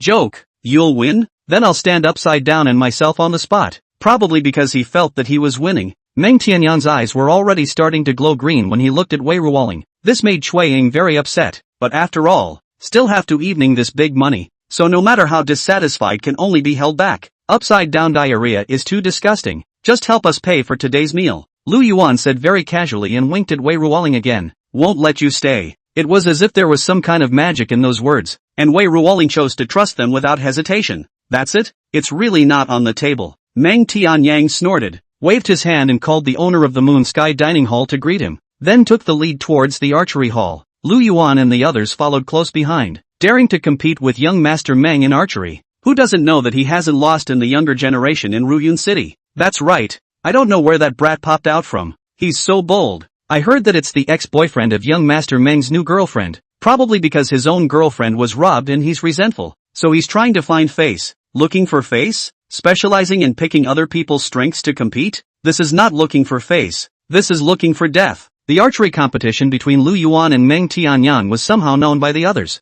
and before Lu Yuan could walk to the entrance of the archery hall, the mocking voices pounced on him, but it wasn't enough to affect him. Let's set a rule. Same target. 3 arrows. Whoever has the highest ring count wins. How about it? After fetching 2 bows from the front desk and throwing one to Lu Yuan, Meng Tianyang took the lead to the shooting range. He and a couple friends had played here before, and hadn't planned to take it on themselves, so they didn't bring their own bows, or even sportswear. Whatever. Lu Yuan shrugged his shoulders and gave Wei Ruoling a wink, signaling her to go and sit aside first. Wei Ruoling very obediently sat in the back lounge area, but at a distance from Meng Tianyang's friends who were originally sitting in the lounge area. Don't know how to die. Meng Tianyang snorted, calmed his breathing, and bent his bow. Accompanied by the chirping of the bowstring, the arrow was like a shooting star heading straight for the blank target, hitting the 8 rings steadily. You can young. Wearing a suit cannot stretch. It is still not their own bow. 8 rings is already very good. Before the arrow feathers stopped shaking, the compliments of Meng Tianyang's fox and dog friends rang out. Your turn. Meng Tianyang sneered and glanced at Lu Yuan. Lu Yuan sniffed, drew out an arrow, hitched it to the bowstring, pulled the bowstring as far open as it would go, took a deep breath before exhaling slowly, and aimed as calmly as he could with the calmest of minds. Before that, he had never even touched a bow, let alone archery. This string-pulling hand and aiming posture looked like amateurs, and I don't know where they got the guts to dare to bet with Meng Xiao. A fat man scoffed, his voice not too loud and not too small, just enough for Lu Yuan to hear. Hearing this mockery, Wei Ruoling could not help but be a little worried. If she lost, it didn't matter if she was left behind. She didn't know what kind of humiliation Lu Yuan would suffer. She somewhat regretted asking Lu Yuan out for dinner. If it wasn't for her, maybe there wouldn't be this. God bless. I hope Lu Yuan must win. Wei Ruolin whispered a prayer. As soon as the words left his mouth, he only heard the buzzing of a bowstring, and Lu Yuan's arrow came out of his hand. Put! The arrow hits the target, also with an 8 ring. However, Lu Yuan's arrow was close to Meng Tianyang's arrow and was positioned even closer to the center of the target. Not bad. Lu Yuan was very satisfied with the landing point of the arrow because that was where he had aimed. It doesn't have to be too high, just slightly better. It's just luck. Don't get too cocky. Being pressured by a novice, Meng Tianyang's face was not good. Wiping the sweat from his forehead, taking off the outermost layer of his suit jacket, opening his bow and firing a second arrow, presumably with a bit of a touch. This arrow landed in the 9-ring range. Awesome. Without even warming up. One arrow has an 8 ring and one has a 9 ring. So won't the next one have a 10 ring? That's right. Young Master Meng's archery skills are one of the best in Ruyun City. So dealing with a brat like this isn't a breeze. The foxes and friends never stopped bragging, and their asses went straight to the sky. Let's see you rely on your luck this time. These flattering pats were very much appreciated by Meng Tianyang, and his gaze towards Lu Yuan became even more disdainful. Lu Yuan would not care about this and drew a second arrow as well. Only, this time, his aim was much shorter than the last. The carbon fiber shaft cut through the air and clung to Meng Tianyang's arrow, hitting the 9th ring steadily. The position remains closer to the side of the bullseye. That's too much luck. The fat man who had opened his mouth to mock earlier spoke out once more. But this time, a bald guy next to him holding his bladder elbowed him, signaling him to shut up. Lung, what's wrong? Am I wrong? The fat man was still a bit unconvinced and tried to retort. This kid is not simple. The bald man's gaze was sharp as he looked at Lu Yuan who was checking the bowstring. The first time you touched a bow and arrow, it was an 8 ring and a 9 ring. Let me ask you, the first time you touched an arrow, did you hit the target? With these words, the fat man was dumbfounded and his gaze towards Lu Yuan gradually changed from disdain to awe. Either this kid isn't a first-time archer, or this kid isn't human. No way. It's definitely not your first time shooting arrows. Meng Tianyang had the same idea, but compared to that latter possibility, he was more willing to believe that it was not Lu Yuan's first time touching a bow and arrow. Yes or no, you don't have to care. There is still one last arrow. Lu Yuan looked at Meng Tianyang indifferently, revealing a mysterious and unpredictable smile. What? Don't dare to compete? Then you can just admit defeat directly. Who said I wouldn't dare? Lu Yuan's use of agitation on Meng Tianyang was highly effective. Drawing his third arrow, Meng Tianyang forced himself to calm down, taking deep breaths while aiming. But through the slightly trembling hands, the pressure inside him was visible. When the arrow was shot, Meng Tianyang almost didn't dare to look at the target. 9 rings, almost 10 rings. The feathered arrows hit the target, and the people around them couldn't help but cheer when they saw the ring count. It's not a 10 ring, but it's right on the edge of it. It's more a matter of bad luck than bad accuracy. Who dash? After 3 arrows, 2 9 rings and 1 8 ring, the result was quite passable. Meng Tianyang finally sighed with relief, and his attitude gradually became arrogant. Your turn. Meng Tianyang didn't believe that Lu Yuan's grades could surpass his own. Can the last arrow still get a 10 ring shot? Chapter 11. Please smash me with splash of riches. Lu Yuan didn't reply. He just drew his arrow and shot it. This one didn't even aim. The arrow stuck precisely on the target, still close to Meng Tianyang's arrow, still closer to the center of the target. Only this time, Meng Tianyang's arrow was originally on the edge of the 10th ring, so Lu Yuan's arrow landed right in the middle of the 10th ring's range. Inside the archery hall, there was silence. Everyone, especially Meng Tianyang and his lapdogs, couldn't believe the scene in front of them. Winning.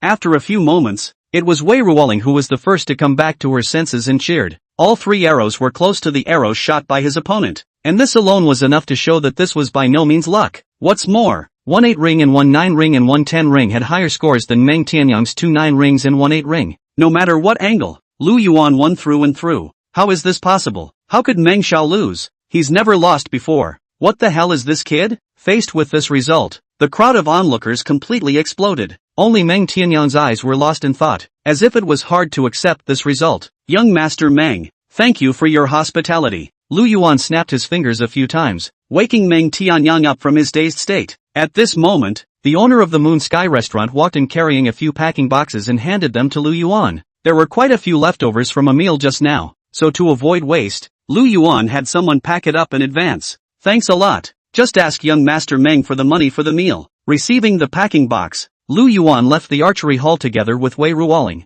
Meh, good luck. Meng Tianyang laughed dryly a few times. Even when he lost, he held on hard to keep his face from falling to the ground. It's just a dinner check. It doesn't cost much. Shingles 13,000. The owner of the restaurant smiled and rubbed his hands at Meng Tianyang. It's only 13,000. I thought I had eaten something much more expensive. Meng Tianyang gritted his teeth and pretended not to care as he laughed a little. Normally a meal for this young master would cost at least 5 or 6,000. It's all just a small amount of money. He didn't care about the money. He was just upset that Lu Yuan had picked up the girl, but he had to pay for him himself. What is this if not an injustice? Looking at Lu Yuan, who was carrying a packing box and surrounded by a big beauty, the more Meng Tianyang thought about it, the more angry he became, and his nose became crooked. Buzz. At that exact moment, Meng Tianyang's cell phone rang. Brother Yang, it's no good. That old man Guan Yulong said he won't be working in our hospital anymore. Without him, many patients want to be transferred. The call had just been answered when a fiery voice came through.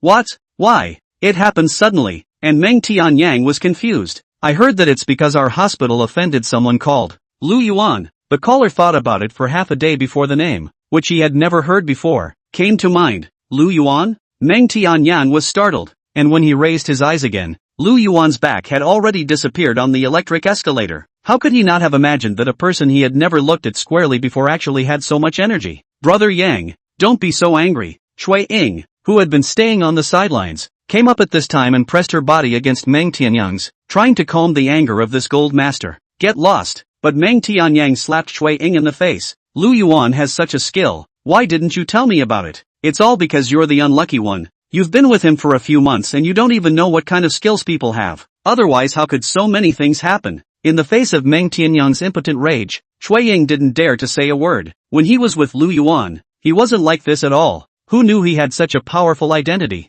However, she could only silently bear Meng Tianyang's scolding and be the outlet for Meng Tianyang's anger. Let's go. After a few moments, Meng Tianyang finally finished venting, and only then did he wave his hand and lead the people away, rushing to clean up the hospital's mess. After a farce, the crowd dispersed and harmony and stability returned to the top floor of Hawthorne Plaza. Outside the Haosheng Plaza, Lu Yuan helped Wei Ruoling call a car and watched her leave before he swept a shared bicycle, hung the packing box on the handlebars and slowly rode back. When he passed by the Jingquan Lake, Lu Yuan hesitated and parked his bike at the edge of a platform by the lake. The lake is like a mirror, and the surrounding area remains sparsely populated. The Inspiration King? Lu Yuan tried calling out. Not long after, a large goldfish head emerged from the lake, bringing up ripples. You really are the Inspiration King. Lu Yuan was very pleased. It was a pity that the big goldfish just looked at Lu Yuan and did not react in any other way. Seeing this, Lu Yuan opened a packing box, unwrapped a pair of disposable chopsticks, and chucked out a few pieces of somewhat cold sweet and sour chops from it.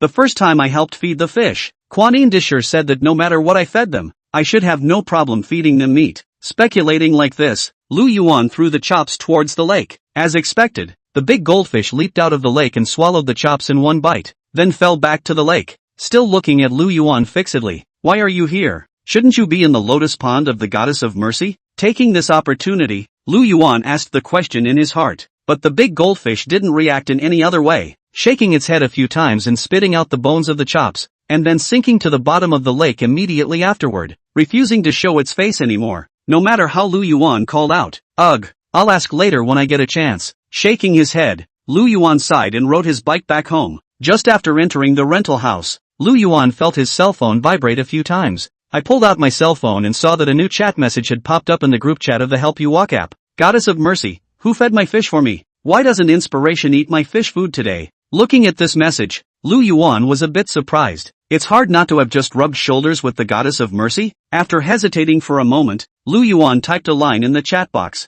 Lu Yuan, it's me. I just fed some food, but don't worry, it's absolutely non-toxic. After the message was sent, calm returned to the group chat. It wasn't long before several more messages popped up one after another. Quanine Disher, so it's you, the one who took the mission last time. Goddess of Mercy, but you don't need to help me feed the fish next. Inspiration is injured and needs to eat special fish food, or something rich in aura. Quanine Disher, and is this Taoist friend an earth immortal? How come he doesn't have an honorable name? This time, Lu Yuan was even more at a loss for words. Should I tell them I'm just a mortal? Probably get kicked right out of the group chat I guess, or even have the app deleted. He's still trying to make money off the app. Just when Lu Yuan didn't know how to answer, someone relieved him. Jitian de Shangdo Shang Buddha, the maker of the great havoc in the palace of heaven in the western sky, to fetch the scriptures of the first-class merit son Wukong Walker. No honorary title is not normal. Think of the year-old son is not also no honorary title. The top of the self-appointed Jitian de Shang with Neza fought, which only let the Jade Emperor old man recognize the title. Lu Yuan almost cried out. What an understanding and good saint. Not bad for a childhood idol. As he was moving, a few more messages popped up in the group chat. Northwest God of Fortune Lu Haiyan, I can't take it anymore. Someone help me walk Wang Fugui.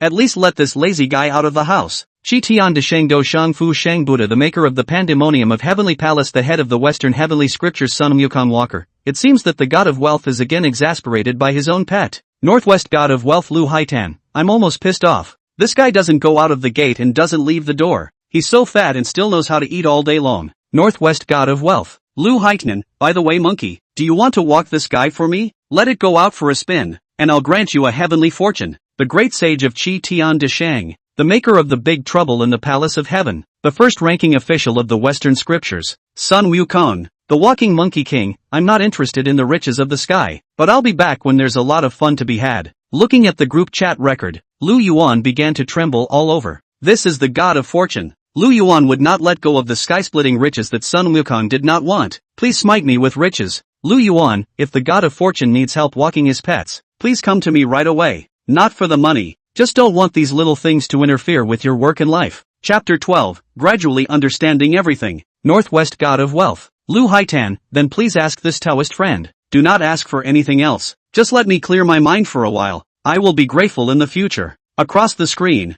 Lu Yuan could feel the impatience of this Lord of Fortune. It's as if this pet named Wang Fugui is a hot potato. Part-time jobs posted. Task, help the Northwest God of Wealth walk his pets. No time limit required. Mission reward, not set, has been converted to a randomized reward that can be changed by the employer at any time. Do you take it? Without thinking, Lu Yuan immediately chose yes, fearing that this task would be taken away by someone else. In terms of content, it's not that hard to simply walk your pet. No time limit is required. In other words, the longer the better. One could see how much this Northwest Fortune had annoyed his pet. But then again, who was this pet named Wang Fugui? Tons and tons and tons. Just as Lu Yuan was curious in his heart, a sound of drinking water rang out from behind him. Turning his head to look, I don't know when, there is a big toad with a golden body in the room, holding a few boxes of leftovers that Lu Yuan packed back at noon and feasting on them. And I don't know where he turned out Lu Yuan's treasured bottle of erguotu and tilted his head back to drink. The big toad's back was full of lumps, the kind that would make you commit a secret panic attack if you looked at it. But there were only 3 legs, 2 front legs, and a back leg that grew right in the middle of his butt. Where's the big toad? Lu Yuan was taken aback and blurted out. But on second thought, one who could appear in one's room unknowingly and very humanely hold a bottle of wine and drink should not be an ordinary toad. What words? I'm not a toad. I'm a 3-legged golden toad. Big Toad put down the bottle and protested loudly. Burped, by the way. A 3-legged golden toad? You're the God of Fortune's pet? Lu Yuan immediately understood the identity of the big toad. No, it should be called Wang Fugui. The food isn't bad, but the wine is average. Far worse than what Lu Ling brewed. Wang Fugui smacked his lips, seemingly somewhat unfulfilled. It was not until then that Lu Yuan realized that he had already dazzled a few dishes and a bottle of wine. This is something I planned to save for a slow evening. Lu Yuan wanted to cry. He finally understood why the God of Fortune was so annoyed with this big toad. According to this way of eating, it's only the God of Fortune who can afford to raise it, right? It'll get cold if you put it in the evening, so you might as well eat it while it's hot. Wang Fugui bounced on his separate hind leg and hopped onto the bed, looking as if he intended to take a nap. Get the hell down here, now! Immediately, out the door. Looking at the big toad's delicious and lazy appearance, Lu Yuan was furious. He kind of saw that this big toad can lie down, never sit down. How to enjoy, how to come. If we do let him sleep now, there's no telling how long he'll sleep. If he delayed walking his pet and delayed Lu Yuan from welcoming the splash of riches, Lu Yuan would absolutely go crazy. Can you not go out? I don't want to move. Seeing Lu Yuan's resolute attitude, Wang Fugui finally softened and jumped back to the floor from the bed. Of course not. Lu Yuan was not a person who did not know what was good and bad, and seeing that he was able to communicate properly, his tone was not so tough. After all, we don't know how long we're going to be together yet, and the other person is a god, so it's better not to make a scene. Speaking of which, how long has it been since you've had an earthly meal? With a twinkle in his eye, Lu Yuan thought of a way to get Wang Fugui to go out. It's been a couple hundred years. Wang Fugui squatted on the ground, falling into a melancholy of past memories. Those just now shouldn't be enough for you to eat, right? How about this? You go out with me and I'll take you around. During these centuries, quite a few delicacies that you haven't eaten before should have appeared. Lu Yuan similarly squatted on the ground and looked at Wang Fugui with a smile on his face. If you want to pin down someone, you have to throw yourself at them, which Lu Yuan still knows very well. You should have said so. Let's go out now. Upon hearing this, Wang Fugui's eyes immediately lit up, jumping twice. He wanted to jump towards the door, but before he could jump a few times, he was shouted at by Lu Yuan. Wait a minute, you're going out like this? No? Wang Fugui turned back and scratched the back of his head, which was full of lumps. If you go to dinner in this image, you should be used as an ingredient. Lu Yuan frowned slightly. I'm afraid if you bring a big toad to eat in someone's restaurant, you'll be blown out immediately. Fair enough. Wang Fugui fell back on good advice. There was a flash of light, and the large, crouching toad took on human form. There was just something tragic about the human form. Wide mouth and wide-eyed bald head, with a slightly bloated body. With an ugly word is not enough to describe. Coupled with the golden fancy clothes, how to look how like a thug. Brother, can we keep a low profile? Lu Yuan felt his eyes hurt, but looked at Wang Fugui's sound limbs and fell into deep thought. What are you looking at? Never seen a two-legged toad before? Wang Fugui rolled his eyes. Aren't you a three-legged golden toad? Don't you only have one hind leg? Where did this one come from? A phantom limb? Holding his bladder, Lu Yuan looked up and down. You should know. Men have 3 legs. Wang Fugui raised his eyebrows and threw Lu Yuan a look that could only be understood. Lu Yuan rubbed his chin as if he gradually understood everything. Ha ha, you believe it. You mortals are so gullible. Wang Fugui laughed out loud. It's not like this is the original body, so it's not like you can just hallucinate as much as you want. These words infuriated Lu Yuan, but there was nothing he could do about it. He could only point at Wang Fugui in vain, half unable to say a word. All of you immortals are more or less tainted with a little bit of darkness, aren't you? At Lu Yuan's suggestion, Wang Fugui still changed into a slightly more low-key outfit before the two of them went out the door. Outside the door of the room, the fat uncle next door was sitting in front of his house, as if he was expecting what kind of new and interesting things would happen in Lu Yuan's room. Seeing Lu Yuan going out, the fat uncle greeted him. Little Yuan going out? Ah yes, get out and about. Lu Yuan smiled politely. Is this your friend? Looking at Wang Fugui's unreadable face, the fat uncle seemed a bit disappointed. Ha, not really, Lu Yuan answered casually. It's clearly a pet, or someone else's. When you're done eating later, pack a little more, and when you come back, let's continue. Wang Fugui's hand was on Lu Yuan's shoulder, and with that slightly shorter height, it looked as if he was hanging on to Lu Yuan. When he says continue, he means come back and have another meal. Sure, let's see if I can you up tonight. Lu Yuan rubbed his fists. Obviously, he was still quite bothered about the bottle of wine that was smothered by Wang Fugui in one breath. He had already thought about getting another bottle of wine for the evening and getting off the small plates to enjoy this rare and cozy evening. One man and one toad just hooked up and went down the stairs, leaving the two-eyed neighbor brother behind. What do you mean continue? And down for the night? Have I heard something extraordinary? 2 little girls aren't enough. Why is there an old man? And so ugly. The older neighbor brother is also coming to understand everything. It's just a bit of a brain fart. Chapter 13, I Can Attract Wealth. On the main street, Lu Yuan and Wang Fugui were walking one behind the other. Go faster or the diner will close. Lu Yuan put his hands in his pockets, raised his head to look at the big sun in the sky, and spoke loudly. Since you're taking on a task, you have to complete it properly, and walk your pet as you should. Wang Fugui, on the other hand, was sweating profusely in the front, his fat body trembling with every step, and he looked to be a model of lack of exercise. I say, can you stop yelling at me in the future? At least I'm a god's pet and I need to save face. Wang Fugui gasped in disgust with Lu Yuan. On what grounds? Lu Yuan narrowed his eyes. He was commissioned by the Northwest god of wealth, so he had a strong bottom line. What do you mean? Take a chicken feather for an arrow? I can attract wealth. Wang Fugui wiped the sweat from his head. Just want to continue to walk forward, but do not want to walk in front of Lu Yuan suddenly stopped. Long ago already exhausted Wang Fugui could not collect his feet. Head on his back. Brother, you are my brother. Whatever you say from now on is what you say. Lu Yuan turned his head, his smile incomparably bright. Do you need me to call a car for you?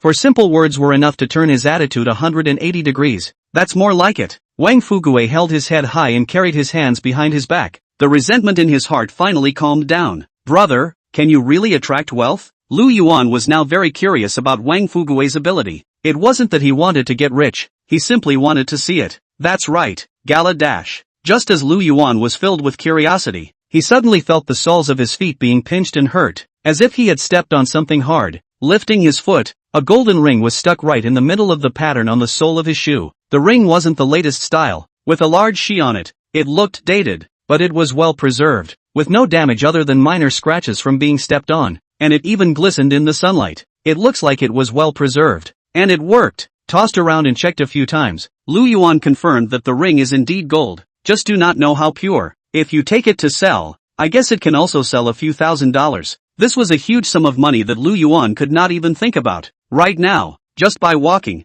he could obtain it so easily. Lu Yuan suddenly had a sense of unreality. But soon, the sense of unreality subsided. Rubbing the smooth gold ring, Lu Yuan struggled a little inside. The owner of this ring must have cared for it very much. Otherwise he wouldn't have treasured it so carefully. If you find out that the ring is missing, you must be very anxious. He remembered the experience of losing all of his easily earned $200 some time ago. After much hesitation, Lu Yuan still made his choice. Looks like this time the fortune is not with me. With a sigh of emotion, Lu Yuan took out his cell phone and opened the map, intending to find a police station nearby and hand this ring over to his police uncle for the time being. Wang Fugue, on the other hand, silently watched from the sidelines and laughed softly when Lu Yuan did not notice. Slow down. Why don't we wait here for a little while? Maybe someone will come looking. Taking advantage of Lu Yuan's lowered head to pick up the map, Wang Fugue finally spoke. Let's both take the opportunity to rest for a while as well. Fair enough. At those words, Lu Yuan put away his cell phone. Together, the two sat on their asses on the curb next to each other. The weather was still cool in the afternoon, and the road was a major artery, so people were coming and going on the road. As he watched the crowds of people pass by in front of him one after another along with the rise and fall of the traffic lights, Lu Yuan was a little bored. It's not a good idea to keep waiting. Thinking this way, Lu Yuan still planned to surrender his things.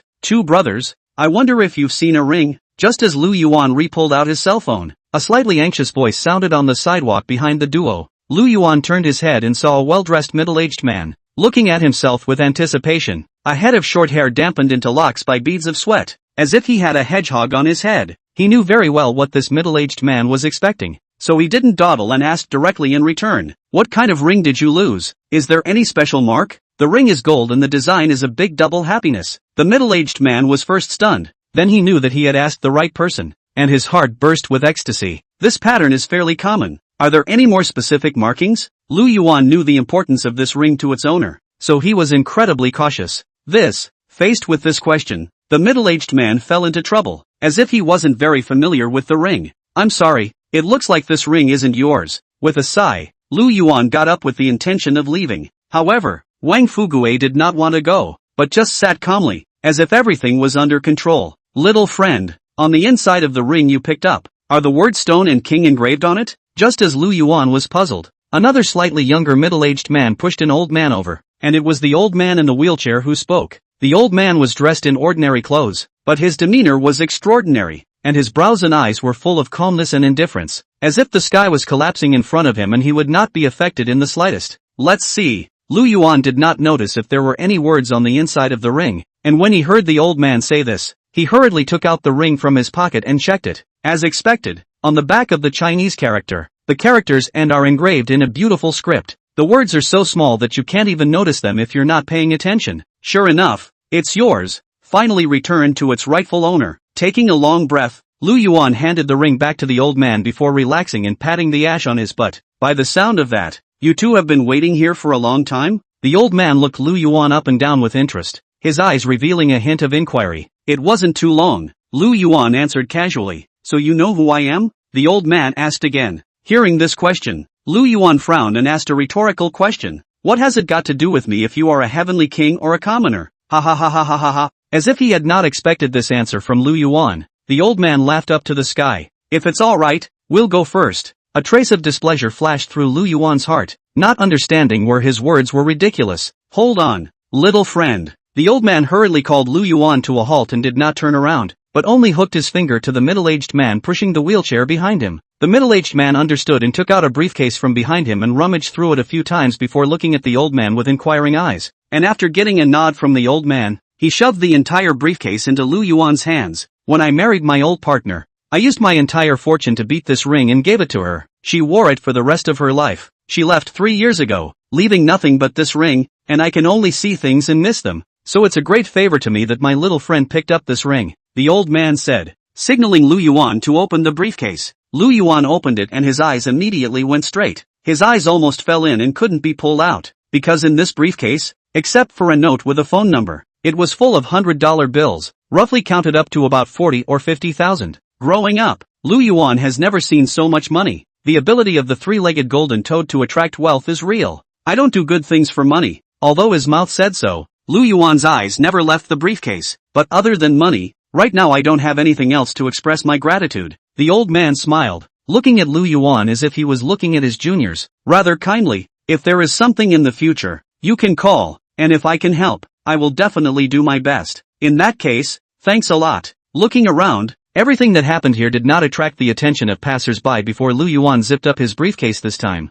nodded his head to the old man and left with Wang Fugui. There's no problem with how expensive you want to eat today, master. Since it looks good, why don't you take him as a close disciple? Only after Lu Yuan and his duo had walked away did the middle-aged man pushing the wheelchair ask the old man. This son is a dragon and phoenix among men. His future is unlimited. Perhaps I am not qualified to be his master at all. The old man looked at Lu Yuan's back from afar, his eyes burning. Chapter 14, I've used that bull before. Your ability to attract money works pretty well. Can you help me make more money? On the seat of the barbecue stall, Lu Yuan clutched a few large meat skewers in his hand and ate with his mouth full of oil, not forgetting to look expectantly at Wang Fugui, who was also munching away. Right now the arrears have not yet been paid off, and the credit has not yet been cleared. Although suddenly there is a lot of money, but you cannot spend it at will. Tian dining hall consumption is too high. Hi to Lu Yuan some heartache. Simply take Wang Fugui to find a cheap but taste very good barbecue stall. Ordered a table of barbecue, but also only spent more than 200 yuan.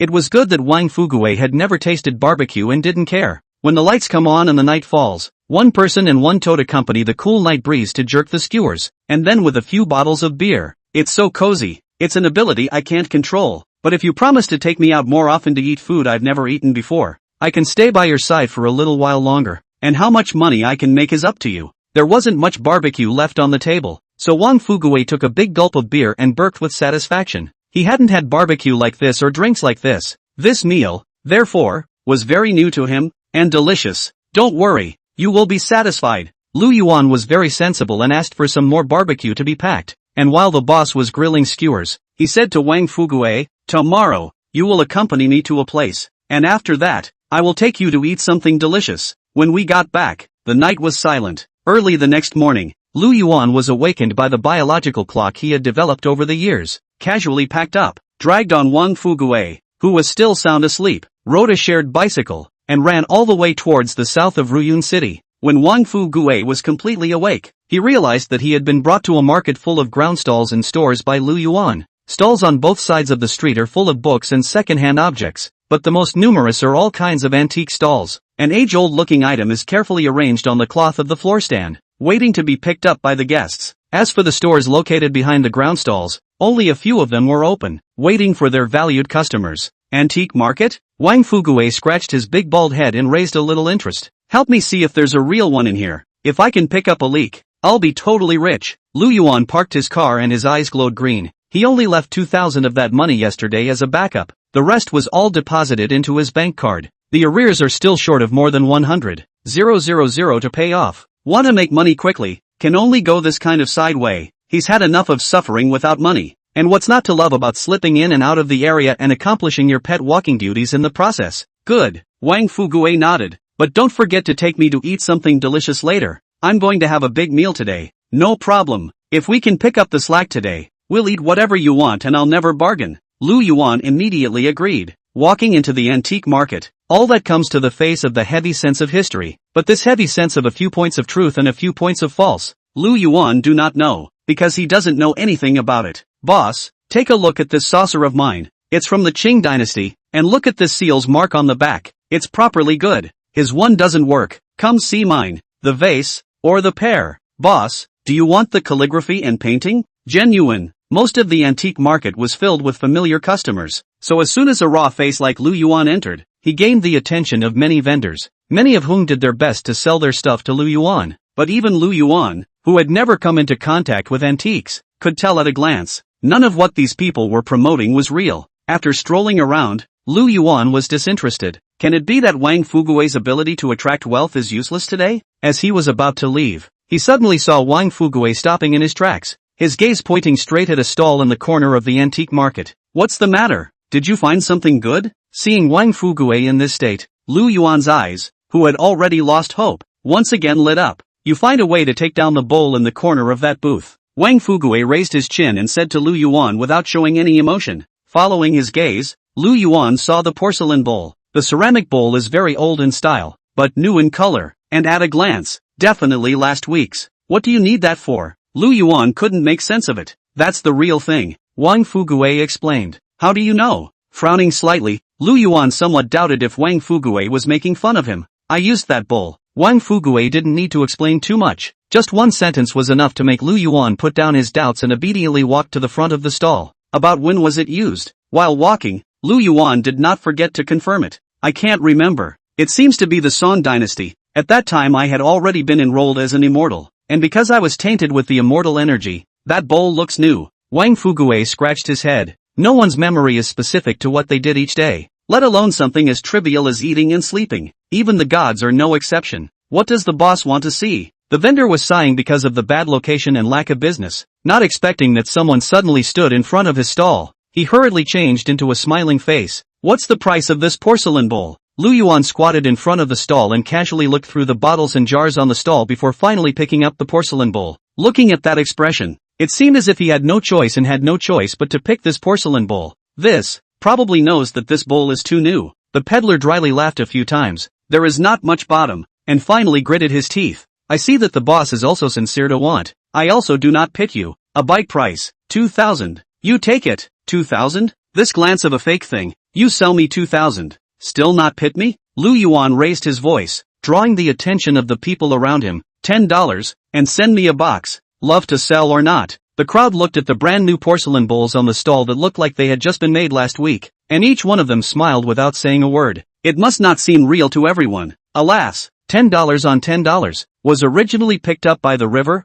thought it was a good object, robbed and found too new. $10 is selling you a box. The bowl is considered to be for nothing. Amidst the watching eyes of the crowd, the vendor let out a long sigh and agreed, but Lu Yuan smacked his lips as if he was still not satisfied. So quick to say yes, looks like the price was too high. I should have known to call for $5. After paying the money painfully, Lu Yuan held the porcelain bowl that was packed in a box, and together with Wang Fugue, he turned his head into the middle of the store behind the ground stall. The store is called Bogo Pavilion, decorated elegantly, is the largest antique store in the entire antique market, in the entire city of Ruyun is also quite famous. Hey, don't just touch it. All the things here are treasures. You can't even afford to pay for them if they're broken. Seeing someone come in, a fellow came out of the antique store, presumably in pursuit of style. The fellow was also dressed somewhat retro, as if he had stepped out of an old-fashioned TV series. I thought there was a business door to door, but seeing these two people, one is full of ground goods,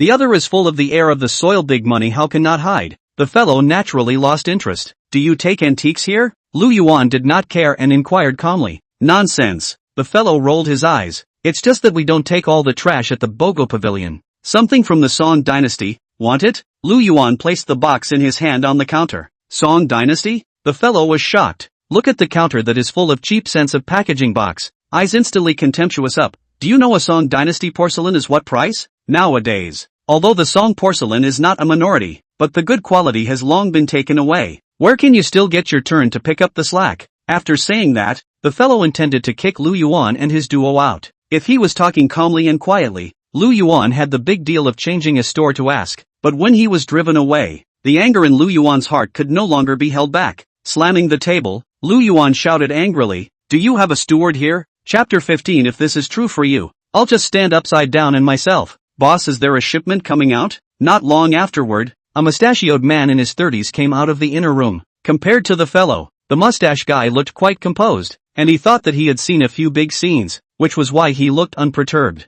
Steward Wu. This kid took an item and said it was from the Song dynasty. I guess he's here to cause trouble. The mate also gave a quick briefing on what was going on here. Something you've seen? Mustache stroked his octogenarian beard. This hasn't yet. Hearing the steward ask this, the fellow's forehead sweated. Humph, how do you usually teach you? Don't be fussy when things go wrong. How can you assume that people are here to cause trouble without even looking at them? Mustache grunted. This sounded like a lecture to the fellows, but it was said to Lu Yuan and Wang Fugue. His experience in the Jianghu told him that for people whose strength was unknown, it was better to try not to offend them if he could. As expected, these words made Lu Yuan very flattered and his mood followed a lot better. I wonder if the boss could invite the item out so that I can take a look at it. After lecturing the fellow, The mustache guy put on a professional smile and inquired across the counter with a rather sincere tone. Sure. Lu Yuan nodded and prepared to take out the porcelain bowl that had been filled in for no more than 10 minutes. But before he could open the box, suddenly a conspiratorial voice came in from outside the door. Steward Wu should be careful. His broken bowl was given to him when he bought the box at the stall outside the door. Don't be fooled. Turning his head to look, it wasn't anyone else. It was actually Meng Tianyang.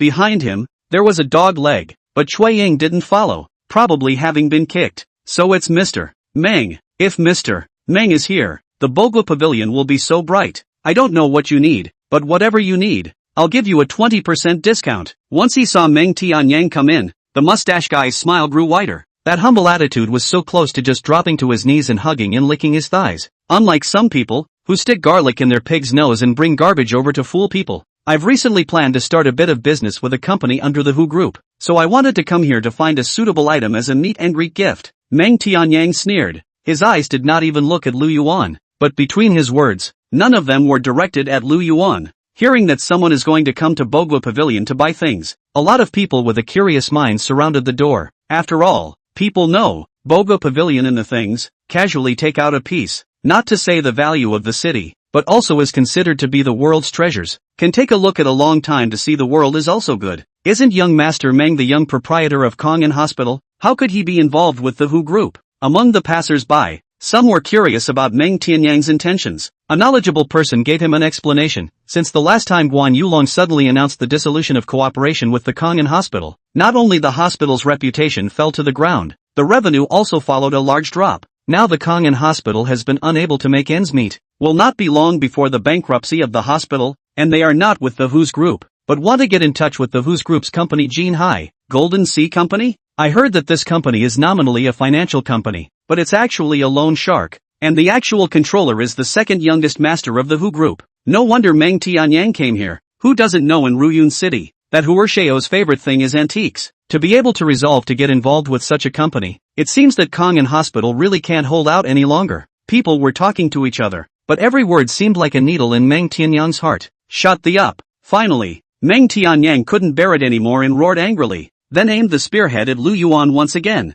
You piece of trash, what are you pretending to be? Picking up a random rag from a stall outside the door and daring to pass it off as Song Dynasty porcelain, you really don't know how high and deep the sky is. He was already anxious about his own business, and now he used Lu Yuan as a vent, intending to vent his old and new grudges on Lu Yuan. But Lu Yuan was by no means a rebellious person. How could he not be angry when he was being scolded by someone pointing at his nose? What's more, he also knew very well about the Golden Sea Company that the passerby mentioned, because all of his debts are now in the name of this company. Then how can you be sure that what I picked up isn't Song Dynasty porcelain? Despite the great anger in his heart, Lu Yuan tried his best to control his emotions. If you're serious about this, I'll just stand upside down and myself. Having witnessed Lu Yuan buying the bowl with his own eyes, Meng Tianyang was bursting with self-confidence. How come you always make it so disgusting? Why don't we do this? Let's make another bet. If my porcelain bowl is real, then I'll pick one thing here at the Bobo Pavilion and you'll settle the bill. How about that? Lu Yuan raised his eyebrows and a smirk climbed up to the corner of his mouth. What if it's fake? With a crooked smile, Meng Tianyang asked rhetorically. He had a solid win, so this time, he wanted to get back even the face he lost last time. If it's a fake, I can help you persuade Guan Lao to return to Kong'an Hospital, and there's no need for you to get involved with the Loan Shark Company. Lu Yuan gave a bet that Meng Tianyang could not refuse. What bull asterisk asterisk asterisk asterisk? How can a little kid persuade old Mr. Guan Yulong? Bull asterisk asterisk asterisk asterisk. That's right. I think it's another one who talks big. It looks like the porcelain bowl he's holding must be fake. Hearing Lu Yuan's words, the onlookers were talking and looking at Lu Yuan with eyes full of mockery. Guan Yulong, what identity? Not to mention cannot listen to the advice of this kid. This kid see not to see the old Mr. Guan or to say it. Good. Let's bet on this. Meng Tianyang's eyes lit up. The passerby wasn't sure, but he knew better. He had heard the people in the hospital talk about what happened that night, so he knew in his heart that Guan Yulong would definitely listen to Lu Yuan. After saying that, he urged Lu Yuan to open the box. I hope you won't go back on your word. With a cold smile, Lu Yuan opened the box and took out the porcelain bowl. As soon as the porcelain bowl appeared, there was an instant silence in the Bogo Pavilion, followed by an outburst of laughter loud enough to lift the roof of the room. Such a new thing. It looks like a fake. How dare you take this kind of thing as a treasure? And I'm looking forward to it so much. What a waste of feelings. That's right. For someone like that to still presume to be able to talk to Elder Guan makes people laugh their asses off. People let loose with laughter and evil words swept over them. Lu Yuan, Lu Yuan. Should I say that you don't know what you're talking about? Or should I say that you have a lot of guts? I'm embarrassed to look at this kind of thing when you dare to bring it out. Take your trash and get the hell out of here. Meng Tianyang could not hide the smile on his face. This boss, if you want to come to Bogo Pavilion to monger about things, I advise you to give up that idea while you still can. Just don't put garbage towards us. Shameful stuff. The mustache guy who was in charge of the Bogu Pavilion smiled contemptuously and waved his hand, intending to ask his fellows to kick out Lu Yuan and Wang Fugue. Alas, if all of them are a bunch of things with no eyes, they really don't have the right to see this baby of mine. Lu Yuan let out a long sigh and put the porcelain bowl back into the box. For the authenticity of this porcelain bowl, he still had some certainty. After all, he had already obtained Wang Fugue's affirmation. A god wouldn't lie to him, would he? I want to hear it so bad. Someone's betting on me. Ha! Just as Lu Yuan was planning to change the store to offer the porcelain bowl for sale, a pale and powerful voice rang out. The crowd turned around to look, only to see Guan Yulong squeezing through the crowd and slowly walking in from outside. Beside him was a very low-key looking man in his 30s. Chapter 16, the price seems to be low. It's really old man Guan. Didn't that kid say that he could talk to Elder Guan? Now that the person is right in front of him, let's see how he can come back from the bull he blew. Seeing Guan Yulong come in through the door, the onlookers became agitated. To be able to come into such close contact with this resounding miracle doctor of Ruyun City, such an opportunity was not many. Elder Guan actually has the pleasure of coming to Bogo Pavilion for a stroll. The small store is honored. The mustache guy was once again full of smiles and even got out from behind the counter. This attitude was even more attentive than before. Everyone was respectful to Guan Yulong, but only Meng Tianyang's face was a shade of red and a shade of white. Kanyan Hospital and Guan Yulong already have no relationship at all. As the hospital's young proprietor, in front of so many people put down their stature to beg Guan Yulong to come back. It is too embarrassing. However, Guan Yulong didn't pay any attention to Meng Tianyang, nor did he pay any attention to the others. After casually scanning around, his gaze landed on Lu Yuan and Wang Fugue. Right after that, Lu Yuan saw what it meant to change his face in a second. Mr. Lu, I really didn't expect to see you here. Ignoring the astonished gazes of everyone present, Guan Yulong took 3 steps forward and gripped Lu Yuan's hand, shaking it gently, the excitement on his face overflowing. This is, when he saw Wang Fugue, he inquired in a curious tone. You can consider him as my disciple. Lu Yuan smiled awkwardly. Elder Guan might as well just call me by my name. This Mr. Lu kid just can't afford it. Everything is at Mr. Lu's disposal. Guan Yulong nodded his head, seemingly obedient to Lu Yuan's words, but still remained my own. If Mr. Guan is willing to teach the divine sect acupuncture technique, no matter what Mr. Guan says, I, Guan Yulong, will never have half a word of disapproval. This kind of attitude really took the others present by surprise. Earlier, when they heard Lu Yuan say that he had a way to instruct Guan Yulong, everyone thought that he was bragging, but unexpectedly, this scene happened in front of their eyes, and it also made many people's brains directly go down.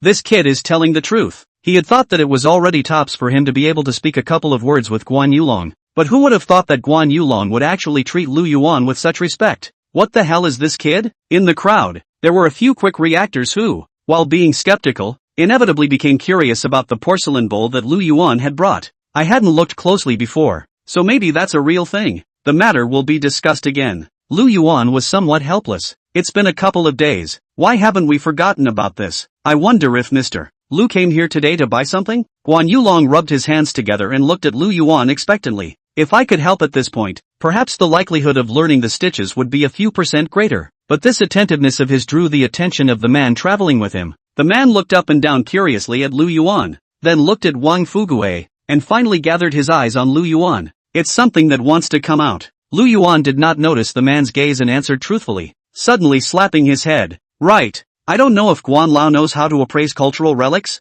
Identification? Guan Yulong was stunned. Then a burst of joy climbed up his eyebrows. Leave it to me. You know this too? Lu Yuan was a bit surprised. I won't, but my senior brother will. Guan Yulong shook his head and reached out to yank the man behind him. Elder Guan's senior brother? I've remembered. Shi Qingji's many disciples. There is a person named Su Qingming, not very old, but started very early, so Guan Lao to call him a senior brother. And this senior brother, Ruyun City is quite famous collector. Appraisal of the skill is a masterpiece, especially porcelain. Can see the authenticity of a glance? People send nicknamed Su a glance. The conversation between Lu Yuan and Guan Yulong was not too loud. enough to be heard by the onlookers, and it was only when they heard Guan Yolong's introduction that people remembered the identity of this low-profile man. This senior brother of mine is the best healer in his life, and after going back a few days ago, he has been pining for Mr. Lu, and when I saw him today, he really lives up to his name. Su Qingming came forward and nodded slowly to Lu Yuan, his half-length hair tied at the back, and a new Chinese mountain suit set off his temperament as elegant and easygoing. Sir is overstated.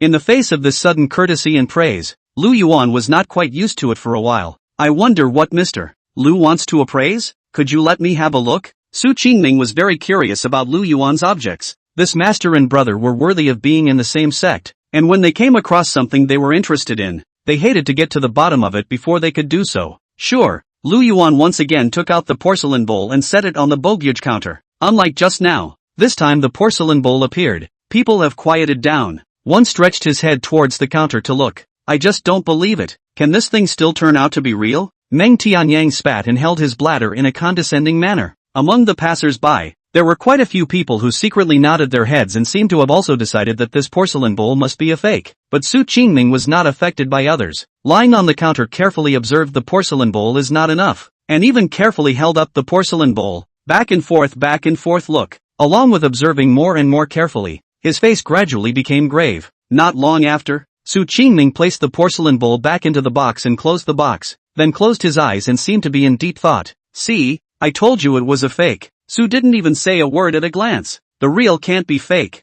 the fake can't be real. This kid takes fake goods to fool people. Not to mention Su a glance, offended Bogo Pavilion, also enough for him to drink a pot. Seeing Su Qingming to spend such a long time to identify, the crowd was first taken aback, followed by those who decided that the porcelain bowl was a fake began to talk. Ha! I thought you had something real. You scared me. Meng Tianyang also thought that he had won the bet. That tilting his head and looking at people with a sidelight simply portrayed condescension to the fullest. Lu Yuan, don't forget our bet. The people of Bogo Pavilion acted even more quickly. While Lu Yuan had not yet made a move, the fellows took the first step to block the front door, so as to prevent Lu Yuan from escaping. However, Lu Yuan was not nervous. Instead, he looked at Su Qingming with a smile. After all, it was something that Wang Fugue had personally admitted that he had used, so there must not be anything wrong with it. A guy who had been inducted into the Immortal Register might as well have let the Immortal Register go to a pig if he couldn't even remember that. This thing. I don't know how long it took. Just as the atmosphere in the Bogo Pavilion was gradually moving towards solidification, Su Qingming finally opened his eyes. I don't know how much Mr. Lu intends to sell it for? Well, faced with this question, Lu Yuan was a bit hesitant. He hadn't thought about it. How about $100,000? After half a day of thinking, Lu Yuan uttered a price that could shock himself. Deal. Su Qingming slapped his thighs and couldn't wait to pull out a bank card and shoved it into Lu Yuan's hand. Here is $100,000. You take it. The password is 6 zeros. Looking at the bank card in his hand, Lu Yuan's brain was in a daze. For him, the impact of $100,000 was too strong. He had never seen so much money, and if he hadn't still had a strong will, he might be lying on the ground right now. On top of that, the price of the porcelain bowl seems to shout low. Chapter 17, Immortals are so easy to fool. Like Lu Yuan, all the people present were dumbfounded, looking at Su Qingming's appearance. The porcelain bowl could never be fake, and $100,000 said to give. Without the slightest hesitation, the discerning eye knows at a glance, the value of this porcelain bowl, definitely more than 100,000. That, can I back out? Lu Yuan weakly raised his hand, but not surprisingly, I got a no-way response. It's quite a bit of a forced buy. It was just that everyone knew clearly that Su Qingming simply liked this porcelain bowl, so he was unwilling to let go of it. Nope, this bowl is so new, how can it be real? Meng Tianyang still couldn't believe his eyes. It was clear that he had seen Lu Yuan spend $10 on this fake bowl with a glance from a stall, but how could it turn out to be the real thing from the Song dynasty in the blink of an eye? His eyes wandered back and forth over Lu Yuan and Wang Fugue, and in a short while, Meng Tianyang made a judgment. Lu Yuan just got lucky and picked up a leak unintentionally, and the oddly ugly fat guy who hadn't said a word, ironically, was even more of a loser. What? Are you questioning me? Su Qingming snorted coldly, and on his face, which looked not much older than Meng Tianyang's, there was a surprisingly unruffled air of authority emerging. No, don't dare. Meng Tianyang hurriedly scrunched his neck. This person in front of him was likewise Shi Qingji's disciple, and he was also Guan Yolong's senior brother, a big shot that he couldn't afford to offend. Humph, I understand that you wouldn't dare. Su Qingming coldly swept Meng Tianyang a glance, then no longer cared. slowly walked to Lu Yuan's side and changed into a smiling face. Although I am not sure why this bowl is so well preserved. It is indeed a relic from the Song dynasty no less. It's just that this is not an official kiln's porcelain, and despite the good quality, the price of more than $100,000 will come to a head. Su Qingming went on to explain. $100,000 to take this thing down is indeed a bargain for me. It is considered that I owe you a favor. As soon as these words were uttered, the onlookers instantly exploded. Put in the whole Ruyun city, Su Qingming's reputation is one of the best. Ordinary people even see a sight is difficult, can let him owe a favor. Ruyun city are not a few, but Lu Yuan, a person who looked no more than ordinary except for his good looks, was actually able to make such a big shot take the initiative to make such a request, which was really rare. Sir is joking. It doesn't matter if it's a favor or not.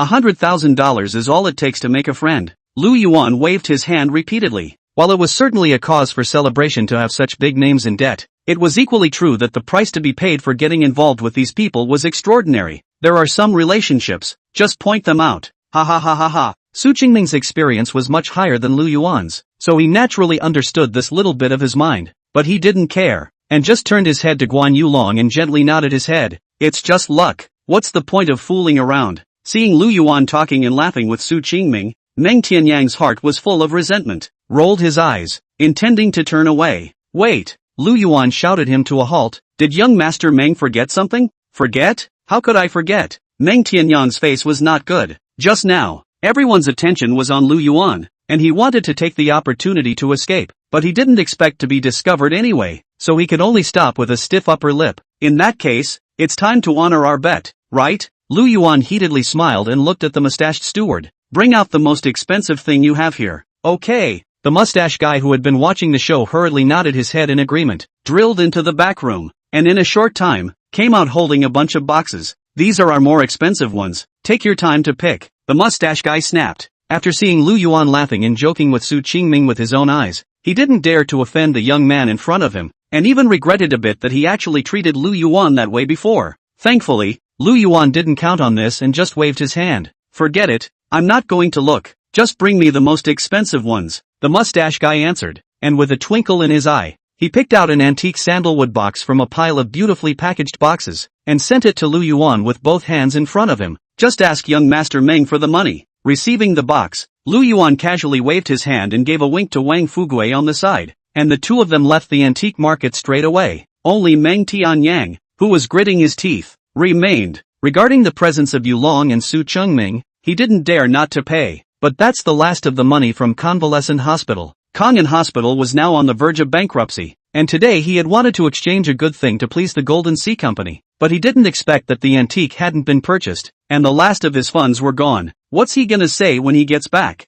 I'm afraid I'll be skinned right back by Pops. But these had nothing to do with Lu Yuan. Casually took a plastic bag, put the sandalwood box in the bag and hung it on the handlebars. Lu Yuan and Wang Fugui wandered back to the rental house. Of course, on the way back, Lu Yuan didn't forget his agreement with Wang Fugui and went to the supermarket to make a hard purchase, buying a pack of hot pot base, 2 pounds each of beef and mutton, as well as a large pocket full of ingredients. Back at the rental house, Lu Yuan found an electric hot pot that hadn't been used for a long time to put the hot pot on. Isn't this just fondue? I thought it was something delicious. Looking at the gradually boiling hot pot base through the transparent pot lid, Wang Fugui skimmed his lips. It's a bit disappointing that this is all you're going to eat after a busy morning. Fondue nowadays is nothing like it was in your time. But Lu Yuan smiled faintly and opened the lid of the pot a crack. All of a sudden, an aroma of butter mixed with chili peppers came to the surface, and the strong fragrance lingered on the tip of the nose for a long time. Smelling this flavor, Wang Fugui's eyes instantly went straight. No longer speaking,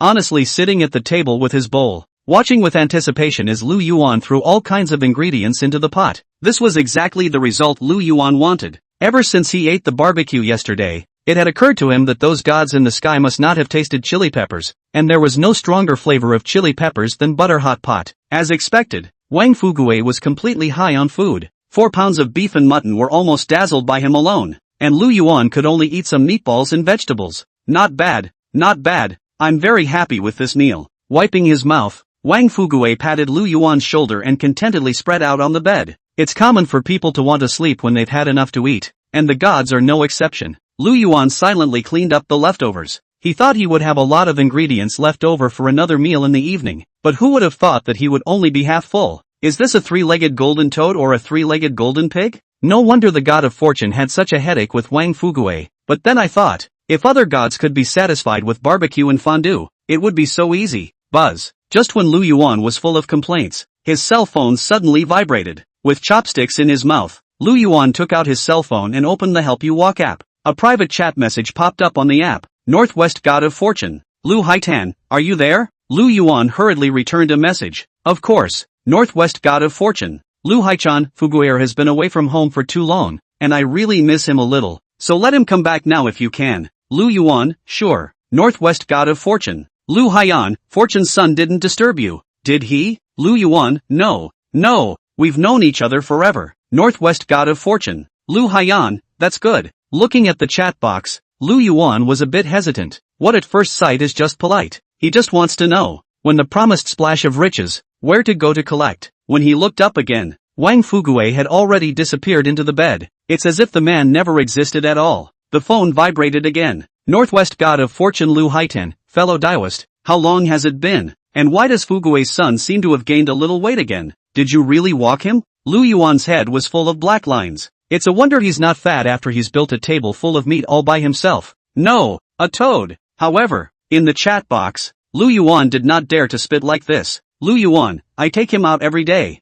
Maybe he's a little edematous because he's not quite used to the change of scenery. Northwest God of Wealth. Lu Haichan, so that's how it is. Which makes sense. Northwest God of Wealth. Lu Haitan, in that case, are you ready for the sky-splitting riches? Chapter 18. What about the promised heavenly riches? Lu Yuan, ready. Holding the cell phone. Lu Yuan's hand couldn't help shaking. Come on, hit me with the money. Lu Yuan shouted in his heart, but there was never any other response. Buzz. The phone vibrated again. Northwest God of Fortune Lu Haitan, fellow Daoist, why can't I locate you? Are you not in the three realms? You shouldn't be. Northwest God of Fortune Lu Haijan, there should be a problem. But don't worry, this richness I'll keep for you. This time it will give you something else first as compensation. Turn around and so on can be positioned, I'll give it to you again. After flipping through the messages in his cell phone a few times, Lu Yuan wanted to cry. Where's the promised sky-high riches? Where's the promised endless supply of money? I was counting on a one-time realization of wealth freedom and a few decades less of a detour, but that all went out the window.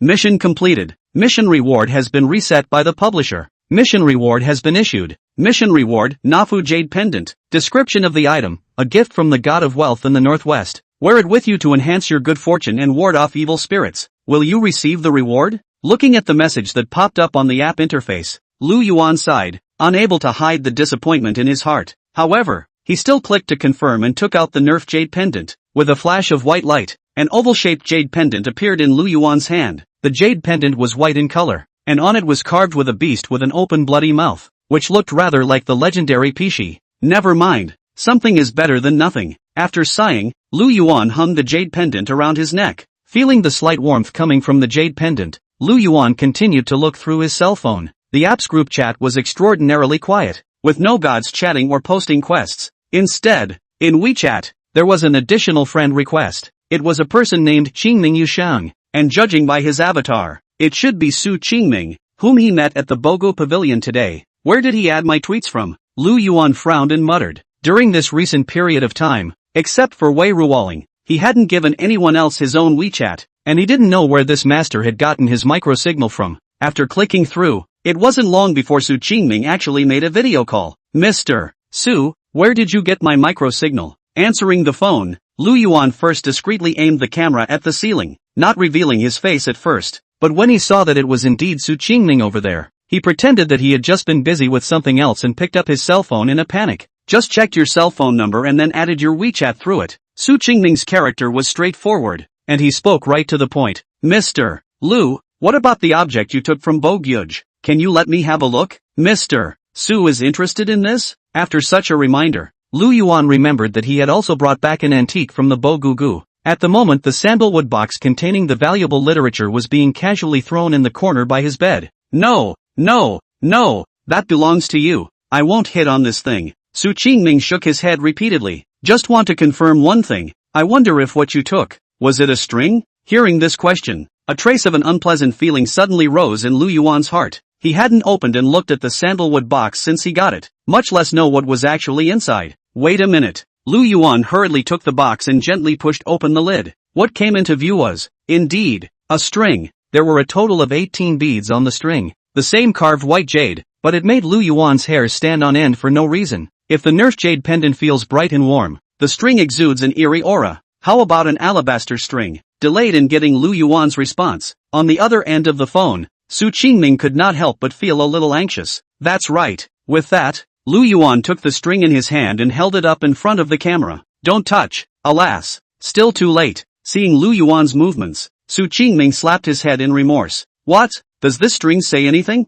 Lu Yuan was a bit uncertain. I knew Bogu Pavilion didn't have good intentions. Su Qingming sighed. It's not true that this string is worth money, but it's an object that Bogu Pavilion can't sell. Why? Lu Yuan frowned slightly. Antiques that don't sell must not be a price issue. There must be something to it. Because this thing, haunted. After hesitating for a moment, Su Qingming still uttered the words. Can you be specific? Lu Yuan was originally a firm materialist, but since the emergence of the Help You Walk app, his worldview has been completely turned upside down. So when he heard Su Qingming's words, he was a bit unperturbed. This also made Su Qingming, who didn't know the details, think that he handled things lightly and was impressed with him. This string as a few years ago was sold to the Bogo Pavilion. This few years' time, the string has been through 3 owners, but without exception, are within 6 months of a sick, will be returned to the string after the condition has eased. Because of this matter, the Bogo Pavilion not only lost a large sum of money to the 3. This thing is considered to be a complete smashed in the hands of the.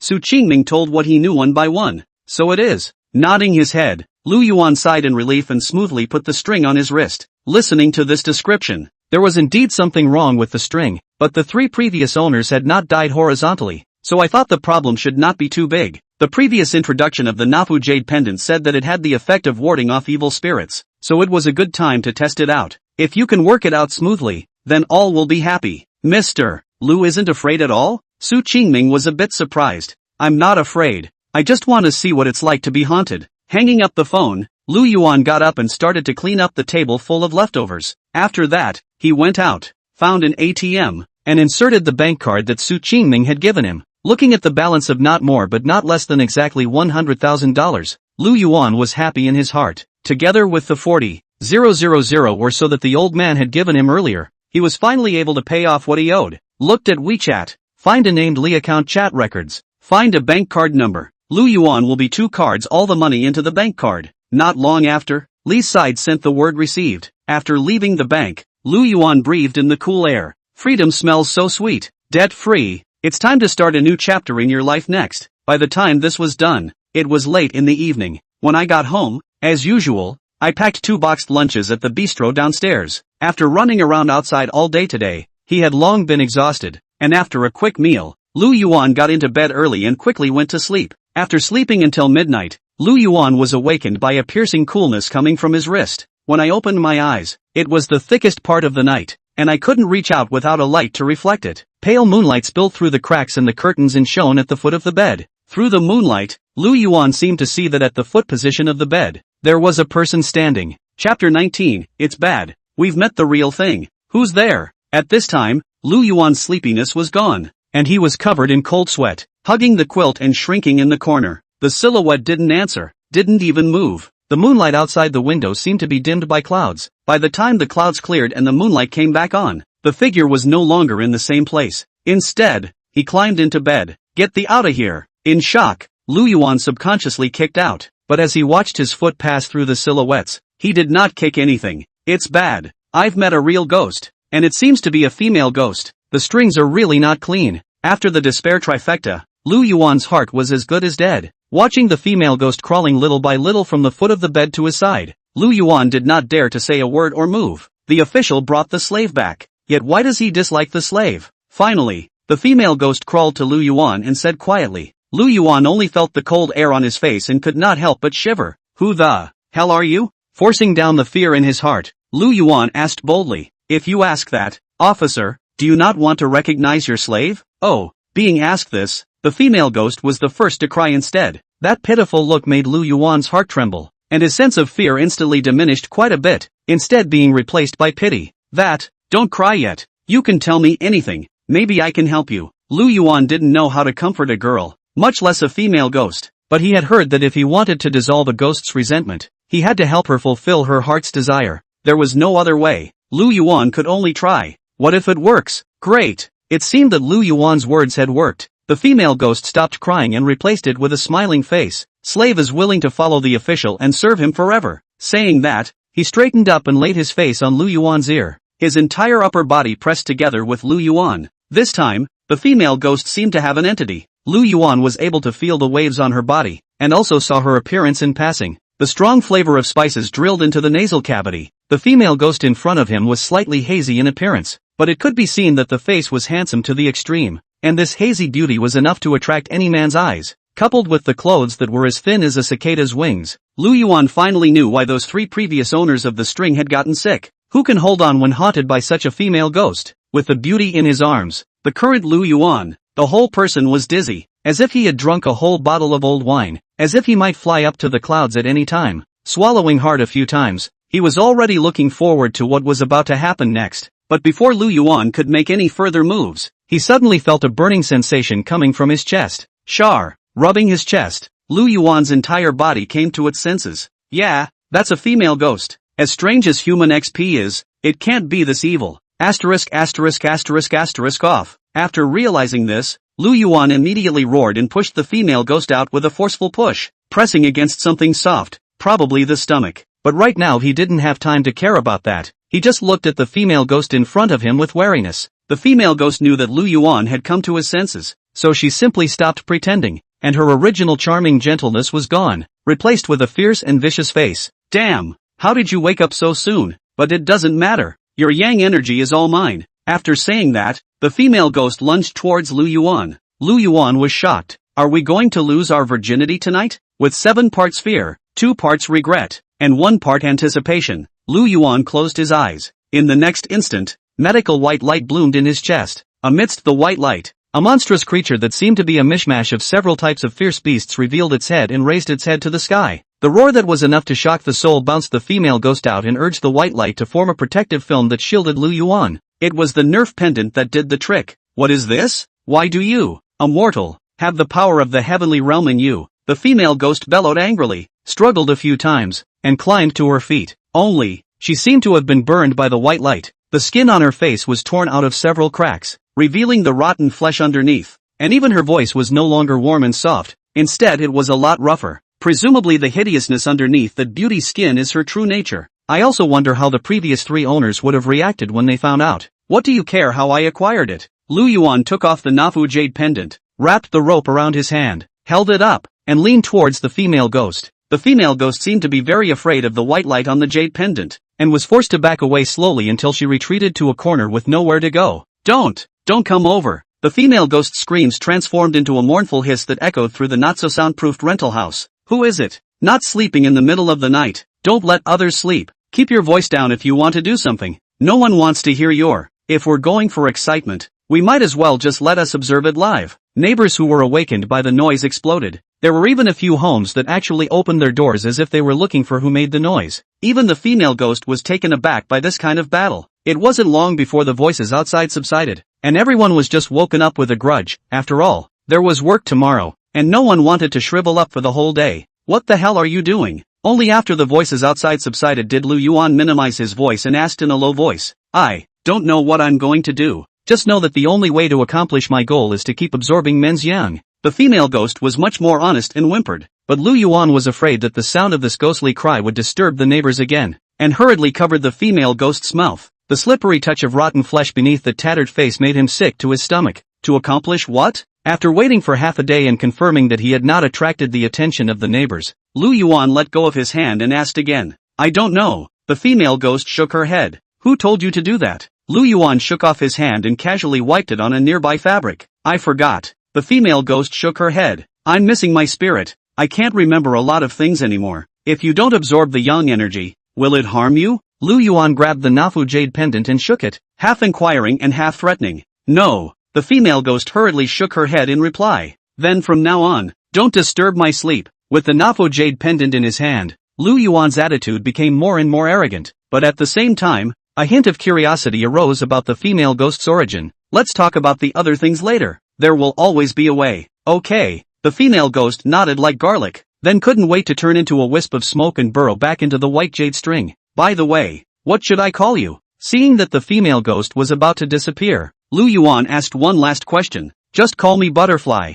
The alabaster string let out a buzz before returning to silence. The night was bleak, as if everything was just a dream. I don't know whether to say that he had a big heart or a good quality of sleep. Yawning, Lu Yuan was sleepy and straightened the covers, and with a rollover, he fell asleep. By the time he opened his eyes again, it was close to noon. Rolling out of bed, stretching and washing up, Lu Yuan opened his cell phone. On WeChat, there were 2 messages. The first one was from Su Qingming, asking if anything unusual had happened last night, and that he could help find a master if needed. Lu Yuan didn't tell him about last night's events, but only told him that everything was as usual last night. As for the second one, it was from Wei Ruoling. Mr. Lu, do you have time today? Grandpa said he wants to see you and thank you properly. The message was followed by a locator. Sure. After Lu Yuan quickly replied, he straightened his clothes and then went out the door. When a beautiful woman invites you, there's no reason not to go. Chapter 20. Who doesn't have oddball relatives? The address he received from Wei Ruoling was a bit far from Lu Yuan's location. After going to a nearby mini-mart to buy some supplements and other things, Lu Yuan called a cab.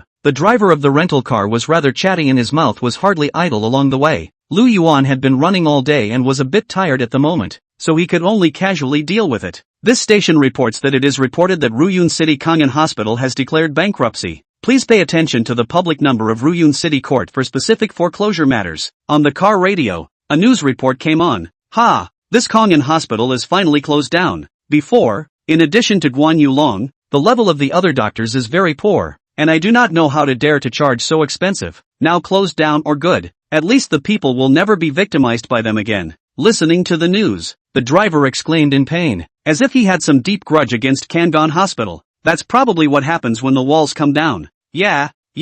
Lu Yuan continued to muddle through, closing his eyes with the intention of resting for a while. I heard that the cause of Kangen Hospital's closure was because of a teenager. Do you know who it was? If I see him, I'll make sure to get him to sign an autograph for me, and then take it out to brag properly to my peers. Let them all look down on me usually. The driver didn't care if Lu Yuan was dealing with him or not and continued to talk. I don't know. Don't recognize it. Lu Yuan smiled faintly and continued to close his eyes. It's not like you're a celebrity, so if you sign it and take it out, you'll just be laughed at. It didn't take long for the car to drive to the location it was positioned at. This was a small village on the outskirts of Ruyun City, not too big and in a remote location, and most of the people living in it were village elders. So as soon as a young man like Lu Yuan entered the village, he was immediately stared at by the intelligence organization gathered at the entrance of the village. Where's the lad from? An older woman with her hands tucked into her sleeves came up to Lu Yuan, whose hands were full of things, and inquired. Looking at the smile that filled her eyes, Lu Yuan knew that she was calculating something. Is the young man married? Do you have a girlfriend? If you don't have one, Auntie will introduce you to one. You'll be satisfied. How's that? As someone took the lead, more old ladies came forward and chatted with Lu Yuan. It was as if he was afraid that the young man in front of him would run away. I'm here to find someone. Lu Yuan scratched his head and laughed a little awkwardly, then fought his way through the crowd to drill out. He had no doubt but that if he slowed down a bit, he would be enthusiastically dragged back to his house by these old ladies. Mr. Lu, over here. At that exact moment, Wei Ruoling appeared not far away, and seeing Lu Yuan being pestered, she hurriedly waved her hand in greeting. So it's here to look for Little Spirit. Little Spirit has a good eye. Looking at Lu Yuan's back as he left, the old ladies were quite reluctant to part with him, looking like they all wanted Lu Yuan to be their own aunt. Mr. Lu, don't mind. The village elders don't have bad intentions. Wei Ruoling walked beside Lu Yuan and explained with a forced smile, half lowering her head as if she was thinking about something. It's okay, it's actually quite nice. Lu Yuan scratched his head, still not quite used to talking to girls. After walking for a while, Wei Ruoling still had that sad face, looking as if she had something on her mind. What happened? Is it because of the job? Lu Yuan guessed. After all, Kangen Hospital had just closed down, and as a nurse, Wei Ruoling had lost her job. No, the job thing is fine. Big deal. I'll go serve dishes somewhere else, now that Grandpa is in much better health, as long as I make enough money to eat. Suddenly being asked, Wei Ruoling hurriedly collected her thoughts and tried to squeeze a smile on her face. So what was it about? Tell me about it. Looking at Wei Ruoling in this state, Lu Yuan suddenly felt a little heartbroken. It's fine. It's my family's business. Nothing to do with Mr. Lu. Wei Ruoling shook his head obediently. But the look, it didn't look like it was okay in any way. Just tell me what's going on, and I'll do my best to help if I can. Lu Yuan patted his chest. Alas, hearing Lu Yuan say this, Wei Ruoling couldn't help but sigh. If all those relatives in my family were like you, how good it would be. Is it a relative who came looking for trouble? Even though Lu Yuan had never had any of his relatives since he was a child, it didn't stop him from trying to understand the relationship. In fact, it has nothing to do with whether it is a relative or not. It totally depends on the quality of the individual. Who doesn't have the odd relative? This village of ours is about to be demolished, and after it is demolished we will be able to share a house and a large sum of money. But mom and dad have both passed away, and the money will be given to grandpa's hands. So during this time, many of our relatives who are not related to us by 8 rods have come from far and wide, wanting to share the money, and grandpa's hospitalization before was also due to their anger. Wei Ruoling was worried and continued, I didn't want you to see all this crap at home, but just now, 2 more relatives came to the door and are now still staying at home. So it is. Lu Yuan nodded. It happened suddenly, so if Mr. Lu doesn't want to get involved, another time. Now Wei Ruoling was incredibly looking forward to Lu Yuan hitting the road. She didn't want her own family's crap to affect Lu Yuan's mood. Let's go. Let's go. I've got everything. I can't be asked to take it back, can I? Lu Yuan was indifferent, lifting the large bag in his hand and shaking it, revealing a reassuring smile. Wei Ruoling's home was in the middle of the village, and the 2 of them walked and chatted all the way to the doorstep. Grandpa, Mr. Lu is here. Before even entering the house, Wei Ruoling shouted out, Yo, this is Xiao Ling's boyfriend, right? What a good-looking guy. As the words fell, a man and a woman greeted them from inside. These 2 people Lu Yuan had never seen before, so he thought that they were the relatives Wei Ruoling was talking about. It was just that this look of incomparably hypocritical enthusiasm made Lu Yuan feel awkward from the bottom of his heart. Not a boyfriend, a guest. Wei Ruoling's pretty face was red and she muttered in a small voice, lowering her head and not daring to look at Lu Yuan. Good. A guest. The 2 cordially took Lu Yuan's hand and pulled him into the house, introducing him as they walked. We are all Little Spirit's real relatives. According to seniority, Little Spirit should call us uncle and aunt. If you don't mind, you can just follow along like this. The woman's name was He Fong, in her 40s, obese, wearing a mink coat, with her hair curled into a flower, standing straight up on top of her head, while the man was about the same age, named Li Guocheng, thin, with a shriveled face, set in a wide suit, and even wore a tie. The 2 were dressed in such a way that they were very eye-catching in the village. How they looked like they were dressed like that for the sake of appearances. They were not connected to Wei Ruoling in any way, and none of them even had the surname Wei. Look, Uncle San, the lad has brought so much more. He's almost caught up with us. He Fong took the things in Lu Yuan's hand and put them together with the carton of milk in the corner, speaking in a voice so loud that she hated for the whole village to hear. Humph, just bring a carton of milk and you dare to say something like that. Probably because Lu Yuan was beside her. Wei Ruoling was much bolder, but she only dared to mutter these words in a small voice. Hearing this, Lu Yuan's brows knotted. The feeling is that the 2 people are trying to fill the room with their own stuff, and you can't tell who gave it to them when the stuff is mixed together. There's no such thing as pretending to be a wolf. Xiao Ling, you're wrong to talk like that. What's wrong with a carton of milk? At the very least our thoughts have arrived, and we didn't come back to see my 3rd uncle too often. If you talk like this, it's really chilling. I loved you as a child for nothing. He Fong's face was not red and her heart was not jumping, and she was not ashamed to say so, but Wei Ruoling knew very well that the last time she saw these 2 aunts and uncles, she was still in elementary school. Alright, the guests just came. Let them enter the house first. Grandpa Wei stood holding onto the doorframe, and when he saw Lu Yuan, he barely managed to squeeze out a smile. 3rd uncle is not me saying you. You're also too spoiled for Little Spirit. You can't even say a word. He Fong was a bit unhappy. Besides, Xiaoling will always have to marry in the future. Even if you leave her all the compensation and house from the demolition, it will still go into her husband's family's pocket in the future. So what's the point? It would be better to leave it all to me, or just part of it to us. It's always in the hands of our own family, and I promise to give you a pension in the future. I'm doing this for your own good. He Fong spoke with conviction, almost swearing on the spot. If you really wanted what was best for me, you shouldn't have come running to piss me off. Grandpa Wei gritted his teeth and came close to dropping something on the spot.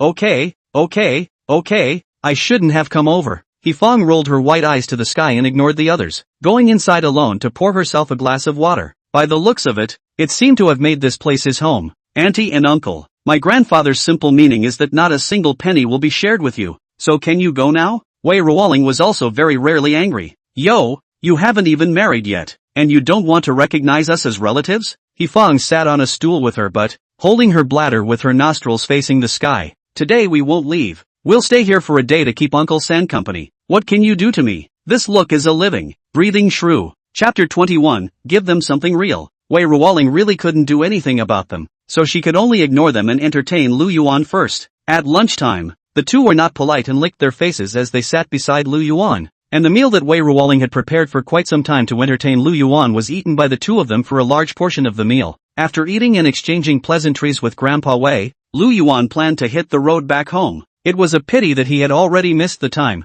The last bus had already passed, and the location was so remote that there were no cabs around, and no one had taken orders from the taxi software for a long time. So Lu Yuan had no choice but to stay here for the night and wait for tomorrow morning before leaving. Fortunately, Wei Ruoling's house was big enough that even if he added that aunt and uncle whose cheeks were thicker than the city walls, there were still rooms left over. Once a house like this is demolished, the demolition money is absolutely minimal. No wonder there are so many flies on the wall. I've made Mr. Lu look ridiculous today. Wei Ruoling was afraid that Lu Yuan would be disgusted by his own relatives, so she took him for a stroll around the village in the afternoon before the sun set. It's okay, oddball relatives are in everyone's family. After Lu Yuan finished speaking, he suddenly felt a bit depressed. He doesn't even have such relatives. For a moment, some feelings of loneliness actually came over me. In the future, when you have money, it would be good to find a bigger place, big enough for everyone around you to live in. You say Mr. Lu in every breath. Is this kid capable of anything? Behind him,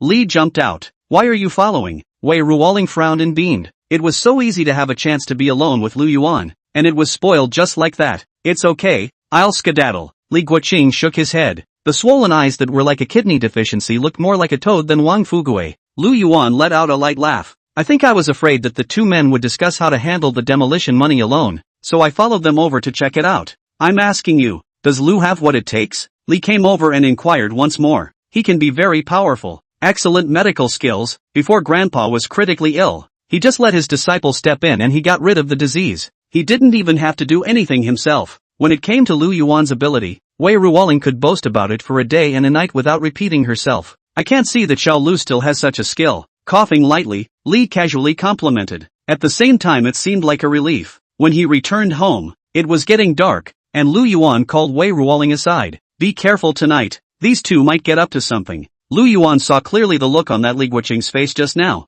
What are they going to do? Wei Ruoling followed suit and tensed up a bit. I can't say, but it must be to get the house. Lu Yuan shook his head. He didn't have the ability to read minds. How could he guess what was in someone's mind? All he could do was to remind them slightly. That was all. At dinner time, Wei Ruoling was still cooking, Lu Yuan was playing on the side, and his aunt and uncle were sitting in the living room, chatting and watching TV with Grandpa Wei. The family actually had a taste of their own fun. After dinner, the aunt and uncle uncharacteristically went back to bed early and did not pester Grandpa Wei and Wei Ruoling anymore. Grandpa Wei, I'm going to bed too. After saying hello, Lu Yuan also walked back to his room, but did not intend to sleep now. He wanted to see what these two were up to. Before entering the door, he didn't forget to give Wei Ruoling a wink. Wei Ruoling gently nodded and sat with her grandfather as she usually did, waiting until it was almost the usual bedtime before she helped her grandfather into the inner room. All of a sudden, the old house was quiet. As the night wore on, the entire village fell into silence, with only the sound of soft snoring coming from each house. Lu Yuan was no exception. Lying on the bed face inward, motionless, looking in through the doorway he had deliberately left open, looking as if he was really asleep. Not long afterward, light footsteps sounded outside the door of the room. I've asked. The boy knows a little about medicine. Don't worry. Li tried his best to lower his voice. That's fine. Let's see if I don't scare them to death tonight. He Fong snorted coldly. Don't go too far. If you scare the old man out of his wits, the inheritance is in the hands of the little girl. Li said as he worked on something, a rustling sound coming from his hands. It's just a little girl. Don't we have a way to deal with it? The little girl is going to get married in the future. And the thought of so much money and a house going into someone else's pocket makes my heart ache. He Fong spat. Keep it down. Don't wake them up. After saying this, the two of them didn't say a word and concentrated on getting ready. Within a few moments, the rustling fell away and all was silent again. Woohoo! In the midst of the silence there rang out a cry of a woman full of grief. The cries were not loud, but they floated and spread around in the silence of the late night as if they were right in everyone's ears. After about a couple of minutes, the crying dropped and was replaced by the sound of singing. The voices are muffled,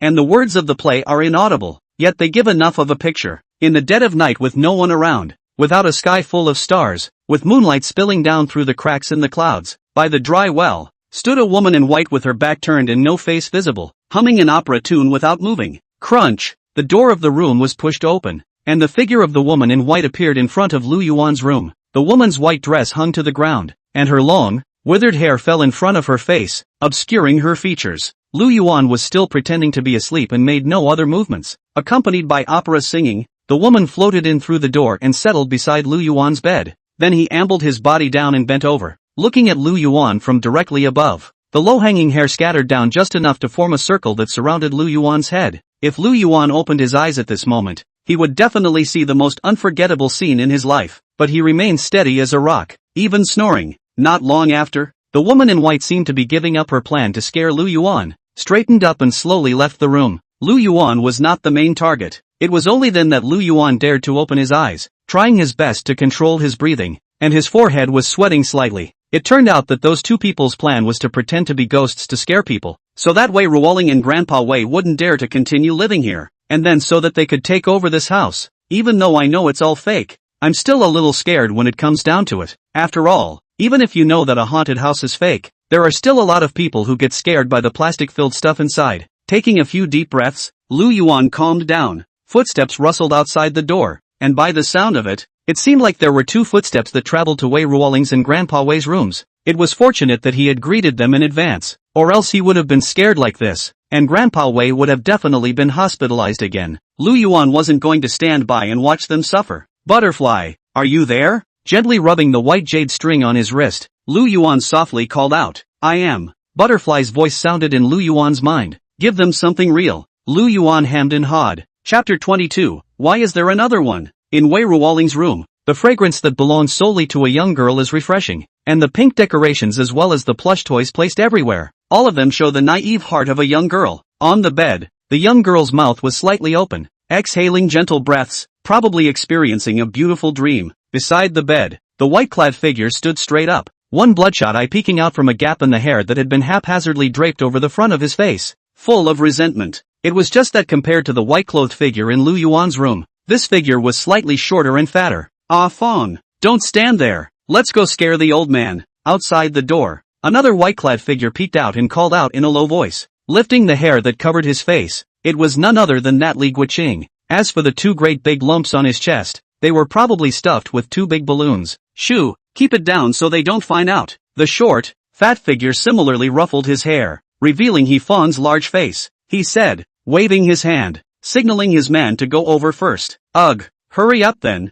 I'm afraid the old man's awake. Li shook his head and looked around to make sure the snoring hadn't changed before walking into the other room. He Fong, on the other hand, looked at the sleeping Wei Ruoling with a reluctant heart and skimmed her lips before turning around with the intention of leaving. Just as he turned around, he saw the doorway of the room, a white shadow floating past. This damn Li scared me. Cursing in a low voice, He Fong hurriedly chased the white shadow out the door, but as soon as he went out, the white shadow was gone.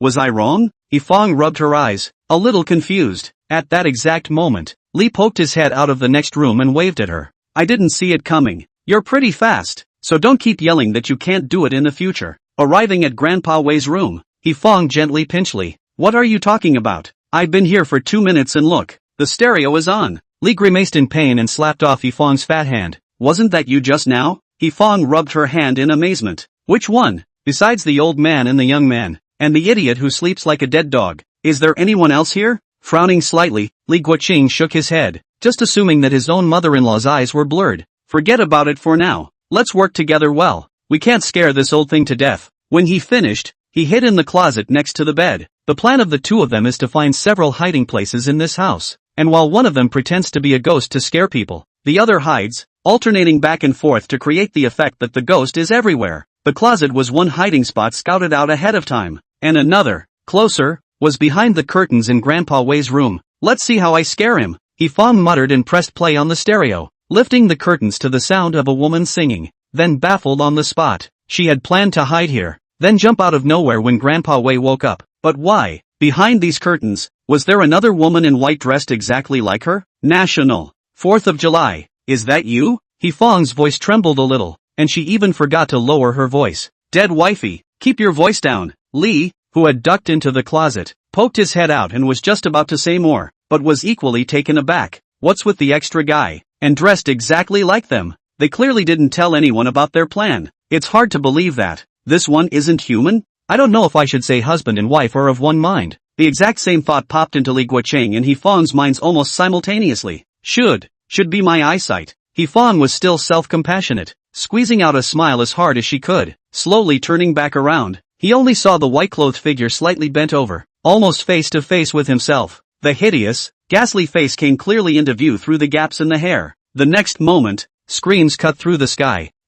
It was late at night. The neighbors were sleeping soundly. After being awakened by the sound, one by one, their hearts were not in the right place, but they were worried that something had gone wrong. So they hurriedly put on a piece of clothing and knocked on the door of Wei Ruoling's house. About half an hour later, the alarm bells cut through the night sky. Which one of you called the police? A straight-faced policeman stepped out of the police car, smoothly placing a large brimmed hat on his head and gently writing it. I reported it. In the crowd, a middle-aged man raised his hand. What's going on? The police officer flashed his credentials and then began the usual questioning. The two of them are distant relatives of my family who tried to scare us by pretending to be ghosts, but ended up being so scared themselves that they talked nonsense. Wei Ruoling came out of the house. She was the person in question and it was only fitting that she come forward to explain the situation. Scare yourself? The policeman frowned slightly, and together with another younger colleague, followed Wei Ruoling into the house. The others were curious, but did not dare to enter the house, and could only stand outside the door and look curiously inside.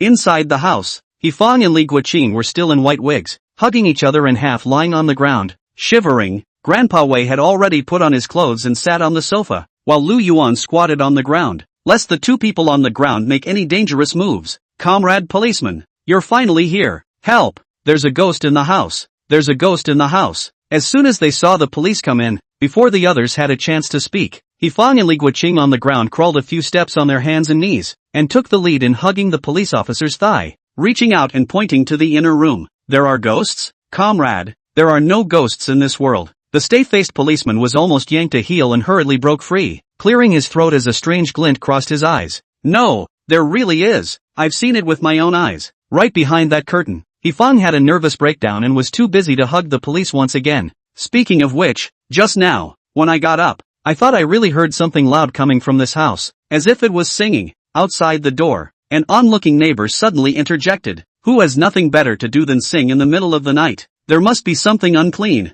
Yesterday seems to be the 14th day of the lunar calendar again. It is said that on the 14th day of the lunar calendar every month the ghost gate opens wide, and unclean things will run out. That was a statement that drew a lot of agreement. Chang, you go check it out. The straight-faced policeman wanted to go by himself, but he could not move without his legs being held, so he had no choice but to let his colleague go and check it out. Good. Xiao Zhang is not very old. I think just worked not long ago, although a firm materialist, but the slightly dim lighting in the room sets the atmosphere very well, so it is inevitable that some fear. Entering the bedroom and turning on the light seemed to have a bad contact and flickered. Gulping down his saliva, Xiao Zhan walked to the curtains, took a deep breath, set his mind, then gathered his courage and violently lifted the curtains with one hand. There was nothing behind the curtains, only a slightly cool night breeze pouring in through the cracks in the unclosed windows. Nothing. Chang was finally relieved. There was nothing there. It was all just these two guys pretending. But I heard everything. Lu Yuan, who had been squatting on the ground, finally stood up and made He Feng and Li Guoqing's plan public in front of everyone. But if the two of them were the ones pretending to be ghosts, why were they the ones who got scared? The neighbors still don't quite believe Lu Yuan. It's probably because they have ghosts in their hearts, so they are scared by each other. Lu Yuan sighed and looked at the straight-faced police officer. Officer, Grandpa Wei has just been discharged from the hospital. His body is still weak. They know this but still have the intention to scare the old man. In case there is a good or bad thing, this is considered as intentional murder, isn't it? Chapter 23, Even a fairy can lose a dog? Humph, Xiao Zhang, take them back and investigate properly. If the situation is true, they'll be waiting to go to jail. The straight-faced policeman also knew the seriousness of the matter and grunted angrily with a stern face. This scared He Feng, who hurriedly let go of her hold on the policeman's thigh and tugged on Wei Ruoling. Little spirit, we're all real relatives. You can't be so heartless. Not to mention other things, as a relative, you should also help us. That's just it. I even hugged you when you were small. You quickly say a few kind words to the police officer. As long as you don't let us go to jail, we won't earn the compensation for the demolition from you. Stealing chickens do not come to an end. Did not get the demolition compensation, but instead have to go to jail. The thought of this, Li Guoqing also hit the bottom of the fear. In the face of the sudden attack of affection, Wei Ruoling, on the contrary, was very calm. Turning her head to the side, letting He Fang and Li Guoqing how to beg for grandpa and grandma, just did not say a word. Seeing this situation, He Fang and Li Guoqing, two people understand. This prison disaster is no matter how to escape. Legs soft, paralyzed on the ground. Take it away. The state-faced policeman waved his hand. One with Xiao Zhang, dragged the two out and stuffed them into the police car. Then returned to Lu Yuan and Wei Ruoling's side. Afterwards, you may have to go and make a statement, so please leave your contact information. After doing a brief check-in, this drove the police car all the way out. After the matter came to an end and the neighbors had comforted Grandpa Wei one after another, they left and went back to their own homes. After a farce, Lu Yuan lay back on the bed, but could not sleep, but took out his cell phone. Bored, clicked on the Help You Walk app. Want to see what's new in the group chat, commonly known as a peep screen. LV Dongbin, yesterday, 14th, the Ghost Gate was opened, and I had the opportunity to enter the hell, and drink a lot with Zhong Kuei's old friend. It was really enjoyable. Qitian de Shang Do Shang Fu Shang Buddha, the maker of the Pandemonium of Heavenly Palace, the head of the Western Heavenly Scriptures, Sun Wukong Walker. This old man every time he drinks too much, talking is this accent. Some day to go to his cave to stroll, to take a thing out to play. Guji Anko Qing Yuan Myoto Erlang Xin Shang Jinjuan. It's not good to conspire out loud, is it? The true monarch of the myriad paths of Qing Yuan Erlang Xin Shang at the mouth of the irrigation river. Take me one. Qitian de Shang Do Shang Buddha, the maker of the great havoc in the palace of heaven, Sun Wukong Walker of the western heaven, to fetch the scriptures of the first-class merit. That said, yesterday I also went to the hell of a circle. That Yama old man scared of. The book of life and death are locked under the yellow springs, for fear of being found by the old grandson of my old man. Irrigation Jianko Qing Yuan Miao Dao Erlang Xian Shang Jinjuan. Didn't you find out anyway? Qitian de Shang Do Shang Buddha, the maker of the Pandemonium of the Palace of Heaven in the West, the number one contributor to the retrieval of the scriptures of the Sun Wukong Walker. Harm. This thing has been useless to my old grandson. Found that there is no point in not finding out. If it is in the year, even if he hides under the buttocks, I'm going to yank him up to the book of life and death to get his hands on it. Pure landlord, eldest brother mighty. Rolling General Golden Body Lohan, big brother is mighty. The 8 heavenly dragons, eldest brother mighty. Pural, the stinking monkey is bragging again. Pure Tan, it's broken. How did the private chat get posted here? Why doesn't this group chat have a retract function? Pural, I was wrong. Eldest brother, I'm not at home. Don't come looking for me. Cowhide, you see. I went to pick a flower by the Neho Bridge while the Ghost Gate was open. Cowherd, my wife always says I'm unemotional. I'll give her this flower next time we meet, and it will still move her to tears. Immediately afterward, Cowboy posted a photo of a bright red flower with narrow petals and not a single leaf on its bright green stem. The true monarch of Qing Yuan Myoto Erlang Haiyan Shang of Gujianku. I suggest you don't send it. 8 Tennyson, reconsideration. Rolling General Golden Body Rowan, reconsideration. Looking at the group chat message, Lu Yuan rolled on his bed with joy. Sure enough, it's still fun to watch the gods talk. Just then, a few new messages popped up, catching Lu Yuan's attention. Earthstore Bodhisattva, have any of you seen Shimeji? I heard from Oxhead and Horseface that Shimeji took advantage of yesterday's wide opening of the Ghost Gate to run out, and he hasn't come back yet. I don't think it will come to the sky. I don't think Shimi will fly. Kitagarba, that's right. I found out that Shimeji is in a place called Ruyun City on Earth through the use of my magic spells, but after all, I'm in the hell and can't locate it too accurately. Earthstore Bodhisattva, if any Taoist friend sees Shimeji in the neighborhood or provides clues, he or she will be greatly thanked. Seeing the last 4 words, Lu Yuan sat up from his bed. He's right here in Ruyun City. Although he hadn't seen Shimakazu's appearance with his own eyes, it must not be the appearance of an unusual beast, and it would be bad if he ran out into the street and scared people. It didn't matter if he was thankful or not. He took this task in order to maintain the stability of the society. At this moment, a beam of righteous light shone on Lu Yuan's big butt. Lu Yuan, hello, I'm right here in Ruyun City. I can take this mission. Lu Yuan tapped on the private chat interface with the Earthstore Bodhisattva and sent a message. It didn't take long to get a reply. Earthstore King Bodhisattva, that's really great. It's just that the gate from hell to earth only opens once a month, and it's closed now, so I can only send Shimeji back when the gate opens next month. So if you find Shimeji, please help foster him for a while, and I can give some more reward. Lu Yuan, good to know. Seeing that he could get more pay, Lu Yuan was naturally happy to do so. But how could he not have expected that the gods would have trouble losing their dogs? About 2 or 3 minutes later, a task popped up on the app. Part-time assignment, finding Shimeji. Task, find Shimeji in Ruyun City and temporarily foster him until the next opening of the Ghost Gate. Mission reward, 1,000 points of merit. Do you take it? Lu Yuan hesitated for a moment, but still clicked on the yes button. He just didn't understand what this merit point was for. Earthstore Bodhisattva, fellow Taoists don't mind. I'm in the hell. I don't have anything good around me, so I can only use some merit points as rewards, and you can use the merit points to exchange with other fellow Taoists for something you want. Looking at the message sent by the Earth Store King, Lu Yuan realized that this was the equivalent of money between immortals. Maybe it's even a good trade. After exchanging a few more pleasantries, Lu Yuan went to sleep. By the time he opened his eyes again, the sun was up. Wei Ruoling and Grandpa Wei had already gotten up early, but didn't wake Lu Yuan up. After all, after that happened last night, tossing and turning until the middle of the night, and since it was fine today, it wouldn't hurt to sleep a little longer. Mr. Lu, you're awake. Seeing Lu Yuan rubbing his eyes and coming out of his room, Wei Ruoling greeted him excitedly and handed over a new set of toothbrush and toothpaste. Thanks. Lu Yuan took the toothbrush and hesitated for a moment. Just call me directly by my name from now on. Always calling me Mr. Lu makes me look like I'm old. Good. Wei Ruoling smiled sweetly. After breakfast, Lu Yuan was ready to leave, and Wei Ruoling joined him at the village entrance. At that exact moment, a bus came by, and Lu Yuan hurriedly waved and then jumped on the bus. Probably because of the urban and rural buses, there were still plenty of empty seats on the bus. Lu Yuan casually found a seat leaning in and sat down, only to realize that Wei Ruoling had followed him and sat next to him. Lu Yuan, today is the Mid-Autumn Festival. I still have to go shopping. The first time she called Lu Yuan by his name, Wei Ruoling was still a bit uncomfortable. After this reminder, Lu Yuan remembered that today was the 15th day of the 8th month, having already been alone for too long, and without the concept of a mid-autumn reunion. It hadn't occurred to him when those gods had chatted earlier about the 14th day of the lunar calendar. That, my family is only left with me and Grandpa. If you don't mind, you can still come to my house at noon to have a meal, and it won't delay your reunion dinner with your family in the evening. When she said this, Wei Ruoling already had a red face. Her fingers fiddled with the corner of her coat, and she lowered her head, not daring to look at Lu Yuan. I grew up without parents, and in all these years, I've never had a mid-autumn festival. Lu Yuan sighed softly. These are words he's never said to anyone but his college roommate. Ah, that's not what I meant. Wei Ruoling was shocked.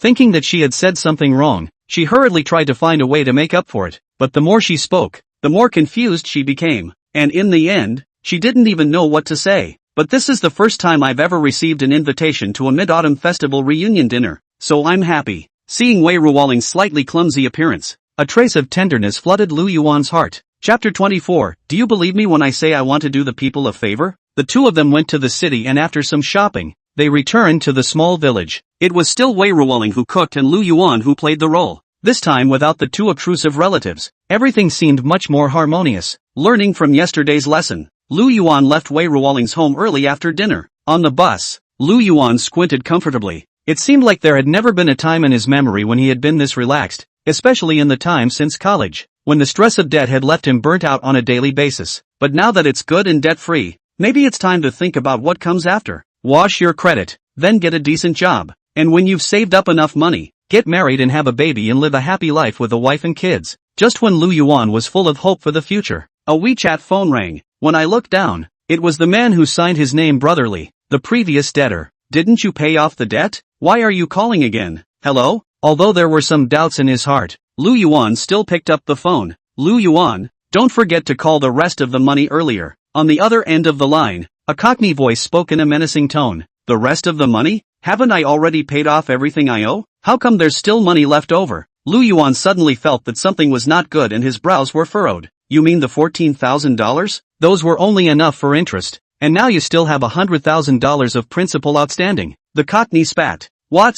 $140,000 of interest? Why is the interest so high? Lu Yuan exclaimed out in shock, drawing the attention of the others on the bus. Because we're loan sharks. The male duck voice hemmed and hawed. You've already paid back 140,000, so it shouldn't be too hard to come up with another 100,000, right? If you don't pay it back soon, the interest will only roll higher and higher, and you won't be able to clear your credit. No way. The interest rate of loan sharks isn't this high either, and I've already paid off the money according to our note and contract. I won't pay a single penny more. Lu Yuan was a little out of control emotionally. $100,000 is not a small amount of money. Earlier those money can be considered lucky to get. Now let him to put together so much more. It is more difficult than heaven. What's more, he shouldn't have to pay them back in the first place. Now this looks as if someone is purposely interfering with it. It's not over yet, you don't count. It's just a contract. It's not a big deal to just make one. And we have people above us. Even if we go to sue, do you think the police will believe us? Golden Sea Company, Or will they believe an old scoundrel who even has blacked out his credit score? The Cockney voice spoke unapologetically,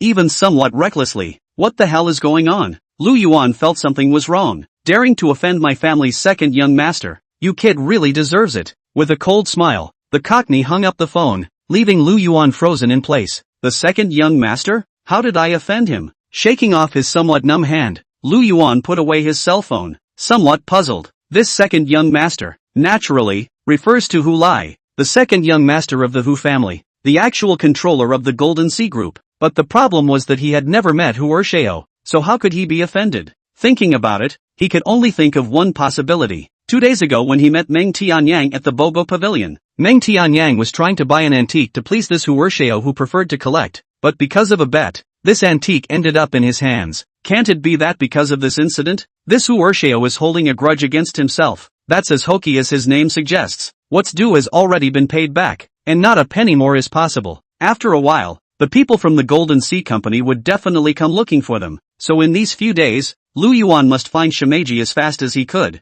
and then use the rewarded merit points to exchange them for some treasures that could be used in case of emergency. It is not too late for a gentleman to take revenge. Let this Hu Ershao fool around for a while first. But where should I look for this Shimeji? Lu Yuan muttered in a low voice. It so happened that the bus arrived at the station. Lu Yuan got off, found a secluded place to sit down, and pulled out his cell phone to look through it in boredom. The group chat on the Walk For You app was as lively as ever, with the fairies watering down the group as if they had nothing better to do all day. WeChat, on the other hand, was as cold as ever, with no semblance of movement except for a few pushed news messages. Lu Yuan blindly scratched the screen, and suddenly, his finger stopped on a recent contact, and with a flash of light, a few moments later, he dialed the phone. It didn't take long for the phone to connect, and Su Qingming's wondering voice came from the other end. Mr. Lu, is that you? Are you alright? Of course I'm fine. Lu Yuan couldn't help but want to laugh, but he still suppressed his laughter. I still have to thank Mr. Su for reminding me that the female ghost in that string has already been subdued by me. This call of his was precisely to Su Qingming, a man who had seen a lot of things and might be able to ask for some useful information. Subdued? Su Qingming's voice paused, obviously froze for a moment. Then his tone was eager and enthusiastic. Where exactly did Mr. Lu learn from? That string has changed owners several times. Each owner has tried to remove the dirt in it, even going so far as to spend a lot of money to invite a high-level person. But no one has succeeded. How exactly did Mr. Lu do it? A little something. Without meeting him, Lu Yuan could think of Su Qingming's surprised gaze. The feeling that he could easily solve what others couldn't do even if they tried their best was simply awesome. I don't know if Mr. Lu is planning to offer the string for sale. If you are willing to part with it, I will definitely give you a satisfactory price. Su Qingming's tone was filled with the gluttony of a skewer. Let's not talk about the offer beforehand. I still want to play with it for a while longer, and when I've played with it enough, even if I give it to Mr. Su, it won't hurt. Lu Yuan smiled faintly. At the moment, Butterfly was still inhabiting the string, so it wouldn't be too late to consider selling the string for a good price when something about Butterfly was clarified. Mr.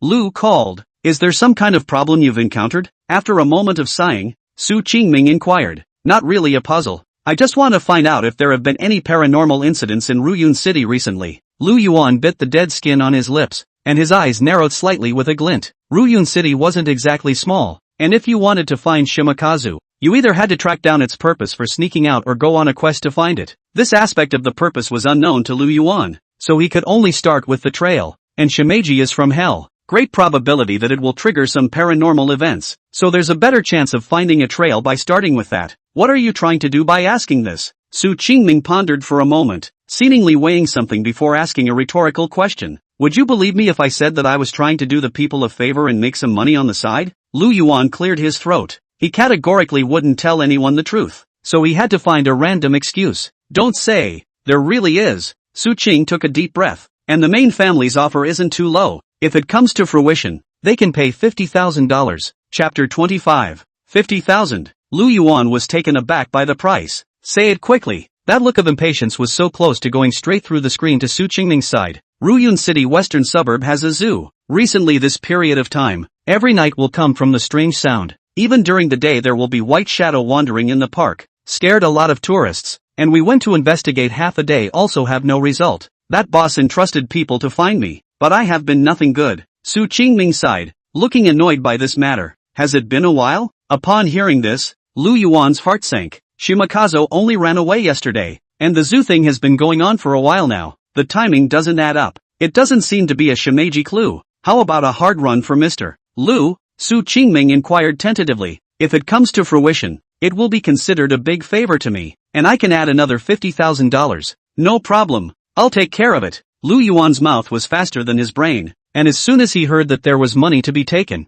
he agreed without thinking. By the time he reacted, Su Qingming had already hung up. After hitting his mouth a few times, Lu Yuan clicked on the interface of the Help You Walk app. The things in this zoo might not be too good to deal with. Lu Yuan wasn't sure he could handle it alone. He had to find a helper. As for this helper, no one is more suitable than the gods. Lu Yuan, anyone need help walking a pet or mount? Prices are favorable. A message was sent, and within a short time, there was a reply. Just not a group chat, but a private one. Zhang Guolao, fellow Daoist, I wonder if the donkey can be helped to walk it. Looking at this message, Lu Yuan searched for a moment, then returned a message. Lu Yuan, sure. Although a donkey doesn't look too imposing. The situation was urgent and no other reply was received for a while. So a donkey is a donkey. And this donkey at least has an immortal registration. So it shouldn't be a problem to deal with normal ghosts and monsters. To be on the safe side, Lu Yuan still asked one more question. Lu Yuan, does Immortal Master have any methods to exorcise ghosts? Zhang Guolao, yes.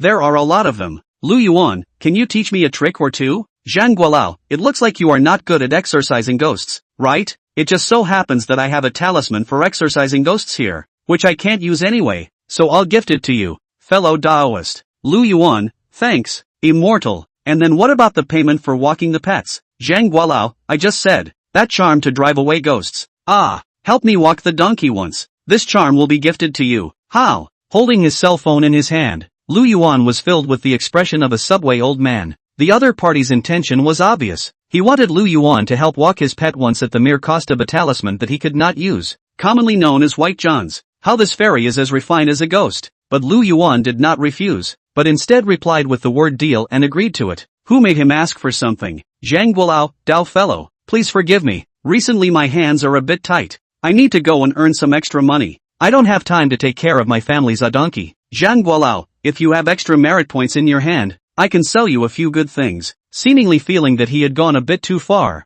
Zhang Guolao sent two messages in a row to explain. These two pieces of news calmed Lu Yuan's resentment. After we find Shimeji and get the merit points from the Earth Store Bodhisattva, we might be able to exchange something from him to deal with that Huersheo. After taking over the task, Lu Yuan was in a good mood and closed the Help You Walk app. Just want to sweep a shared bicycle to the western suburbs of the zoo. Suddenly heard behind the donkey bray. Lu Yuan turned his head to look, only to see behind the body stood a snow-white donkey, mouth holding a yellow talisman, paper-painted talisman. There was little adornment on the burro, only a saddle, or should I call it a donkey saddle, that was put on backwards. Not a mortal ass at first glance. Are you, donkey? Lu Yuan took the talisman from the donkey's mouth and put it into the backpack he carried with him, and touched the hair on the top of the donkey's head with his hand. The burro nodded humanely. So can you take human form? Or into some other form? I remember the legend says you can turn into a piece of paper to be pocketed? Lu Yuan inquired. The burro returned Lu Yuan a look like he was looking at a fool. Looks like it can't even talk. Lu Yuan scratched his head. The West Suburb Zoo is some distance away. Lu Yuan rode a donkey and wandered for 10 minutes before arriving. Fortunately, there weren't many people on the way, and it wasn't a major artery, so Lu Yuan riding a donkey didn't attract too much attention. Only the saddle blanket on this donkey was reversed. Lu Yuan rode up with his face toward the back, couldn't see the road in front of him, and could only turn his head from time to time to guide the direction. And when he walked to the western suburb of the zoo, his whiplash almost broke. At this time in the evening, the sun sets. The western suburbs of the zoo has not much tourists. In front of the zoo, there was a black sedan parked. 7 or 8 people crowded outside the gate, which seemed to be 2 groups of people, 2 of whom were wearing zoo employee clothing were blocking the zoo gate with their bodies, and seemed to be blocking the other group of 3 or 4 burly men in black suits. And on that black sedan, an old Taoist priest wearing a Taoist robe was sitting in it, one hand lightly stroking his white but exquisitely tended goatee, coldly looking at the 2 gangs of people outside the car who were making a lot of noise. Where's your head gardener? Call him out. The black suit at the head of the group had a big back comb and was not to be messed with at first glance. Our head gardener isn't here, and you're not coming. An older employee gripped the large, worn iron gate at the entrance as hard as he could and did his best to keep the others at bay. The rickety gate creaked and howled as if it couldn't withstand the devastation. Seeing the employees so obstructive, the big back head countered with a kind smile that didn't quite match his image. Don't worry, We're not here this time to force you to sign any contracts, but we want to come and help. Help? You would be so kind? A sneer rang out from the zoo gates, and along with the sound of talking, a white-haired but hale and hearty old man pushed aside the arms of his employees and walked out from inside. This person is not wearing the zoo's staff uniform, just a white short sleeve that has been discolored and washed out, a pair of loose and wearable jeans underneath, and even knees and armpits and a few places broken, footsteps, water shoes, and everywhere on his body are traces left by doing forceful work. Who made our second young master take a fancy to your land? The big back grinned. Go back and tell your second young master not to come and hit the zoo.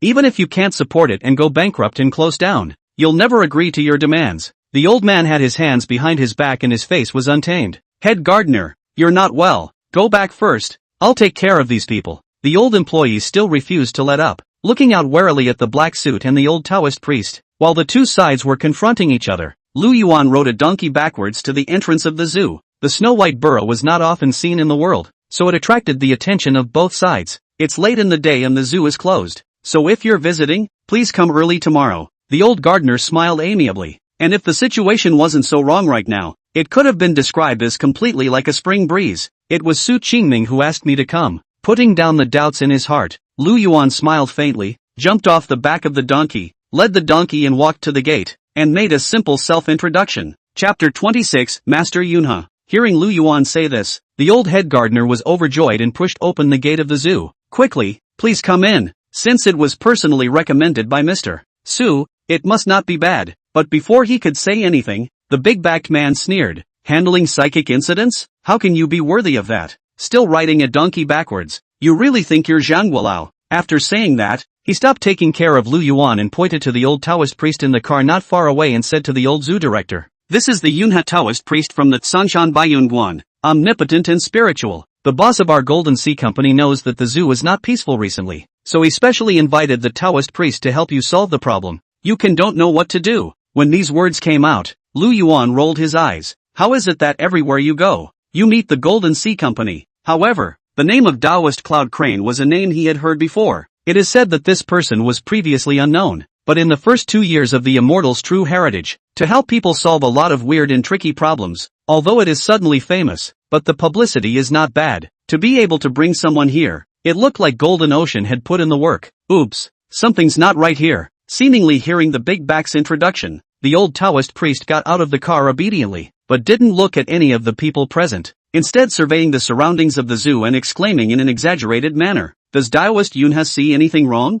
The big back head took 3 steps to the side of the old Taoist priest, rubbing his hands together in a respectful manner, but anyone with a discerning eye could see that he was playing along with the old Taoist priest. Here the mountain-lying tiger, the water hides the dragon, the feng shui is excellent, is a rare hidden dragon and crouching dragon place, and there are countless living creatures converge here, so the vitality is full of life. According to the theory should not appear that kind of thing. Is it possible that there is something inside? Will be the feng shui of this place broken? The old Taoist frowned with a serious expression. Gardener, did you hear that? How powerful Taoist Master Yunha is. He can see the problem at a glance. Ask that kid, can he say 1, 2, 3? Big Backhead chimed in, pointing the finger at Lu Yuan in the process. But Lu Yuan just shrugged his shoulders and didn't get angry. Obviously, that Yunha Taoist has no real thing is not known, but these two people sing together, with a very tacit understanding. It is clear that it is not the first time they have worked together. He had never eaten pork, but Lu Yuan had seen pigs running.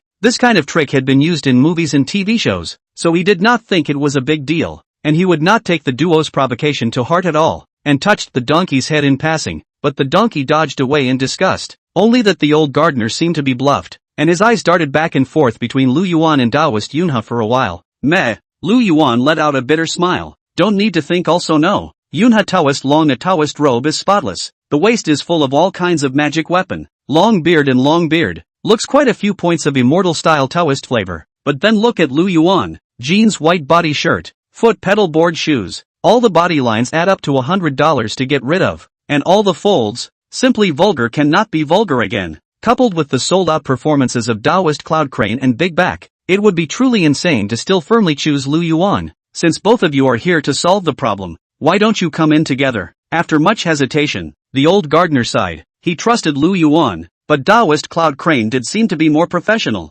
and after weighing his options again, he made this decision. The western suburb zoo is built on a mountainous terrain, in which it is divided into 6 parks, each of which is separated from the other by the mountains that already exist. It was just that the smell of depression was revealed everywhere in the middle of this seemingly large park. Old Master Gardener, how did the zoo get involved with the Golden Sea Company? As the sky darkened, Lu Yuan held the flashlight of his cell phone in one hand and led the donkey with the other, and came up to the old gardener and asked about the doubts in his heart. I don't want to get involved with them. It's just that lately, the Golden Sea Company doesn't know what kind of wind they've been pumping. They have to buy the zoo, but they won't love the animals at all. If the animals in the park fall into their hands, they must suffer from old age. The old gardener sighed and continued. By the way, my surname is Zhang Yanqiu, if you don't mind. Just call me Old Zhang. Lu Yuan nodded and hurriedly introduced himself. I say, Dean Zhang, what are you guys secretly whispering about? Why don't you tell Daoist Yunhe first? What the hell are you guys up to here? Seemingly afraid that Lu Yuan and Zhang Yanqiu would intercommunicate and let Lu Yuan, the competitor, know more about the inner workings of the game. The big backpacker, carrying a bag full of magic weapons, took 3 or 2 steps to catch up from the back and stuck his body in the middle of Lu Yuan and Zhang Yanqiu, while not forgetting to illuminate the path for Daoist Yunhe's footsteps. Alas, mentioned haunted things, Zhang Yanqiu will not be able to help but let out another sigh. Our zoo has been operating for 10 years. It has been good, but about half a month ago, our employees patrolling at night saw there as a white shadow flashed. At first we all thought that the eyes were blurred, did not care, but then see the white shadow of more and more people. There are a few employees cannot stand, take the initiative to resign. To now, even some tourists in the daytime can see. Speaking here, Zhang Yanqiu paused, and after stabilizing his mind, he continued. I'm a staunch materialist, and I never used to believe in these things, but the night before last, I saw it with my own eyes, and that humanoid white shadow stood looking at me from the mountains, and that scene, just thinking about it alone, can make people break out in a cold sweat. As if to verify what he had said, Zhang Yanqiu held his bladder and shivered. Abbot Zheng doesn't need to be afraid, with the poor Taoist here. No matter if it's a lone spirit or a mountain spirit or a forest monster, they definitely won't dare to go on the rampage. Yunhe Taoist priest is full of confidence, stroking his beard and walked to Zhang Yanqiu's side to comfort him, and did not even look at Lu Yuan with his eyes. Thank you, Taoist Yunhe. Zhang Yanqiu let out a dry smile and looked ahead with scornful eyes. The front is where the staff first saw the white shadow, and it is also the place where the white shadow appears most frequently. Following his guidance, Lu Yuan lifted his cell phone and shone it towards the front. A signboard in front of the park reads Primates Garden, and the sound of monkeys occasionally comes out from inside. It's kind of a marvelous feeling to be at the zoo for the first time at night. Lu Yuan once again reached out and stroked Donkey's head, only this time, Donkey didn't dodge, but looked ahead without blinking. Lu Yuan could even feel a slight tremor coming from his palm. Suddenly, Daoist Cloud Crane let out a shriek. His eyes rounded as he reached out and pointed ahead. The crowd was startled, and in unison, they shone their light sources in the direction that Daoist Yunhe was pointing, only to see that in the woods on the outside of the Garden of the Elder Spirits, there was a long, thin, white shadow fluttering in the wind. Chapter 27, Don't Turn Around, Master. The crowd held their breath. A chill surged through their bodies from the bottom of their hearts, and the scene was silent. Lu Yuan could even hear the violent heartbeat of Daoist Yunhe beside him. In the middle of the night, there wasn't a single person around, but in the woods not far away, there was a white shadow dancing non-stop, a scene that really gave people goosebumps. In the middle of the day, the big backhead swallowed a mouthful of saliva, took a deep breath, and took the lead. No, is not just a white shadow. What is there to be afraid of? If his voice hadn't trembled, it might have galvanized the others. The night wind blew, and the white shadows danced more violently. It seemed to be declaring its bravado to the crowd. There seems to be something wrong. The string vibrated slightly for a moment, and the butterfly inhabiting it did not give any warning of danger. Lu Yuan narrowed his eyes and held up his cell phone and took 2 steps forward. Those 2 steps were just enough to bring the white shadow within the light of the cell phone flashlight. Until then, the crowd only saw clearly the white shadow, which is what ghost? Just a piece of white plastic cloth hanging on the tree branches. Who is it? So lacking in virtue, hanging this thing here. The big backhead breathed a sigh of relief, and his tone hardened instantly. Park Director Zhang, the white shadows you guys saw earlier, they couldn't all be this kind of thing, right? No way. I saw it with my own eyes. That thing flew away with a whoosh after meeting my eyes for a moment. How could it be a plastic sheet? Zhang Yanqiu shook his head vigorously. Isn't Taoist Master Yunhe quite high in Taoism? How come he's scared like this by a plastic sheet? Patting Donkey's head, Lu Yuan turned his head and teased. I am just reminding you guys, lest you get scared. Under the cover of the night, Daoist Master Yunha wiped the sweat on his forehead. His face reddened into a monkey's butt and no one noticed, and at the end of the day,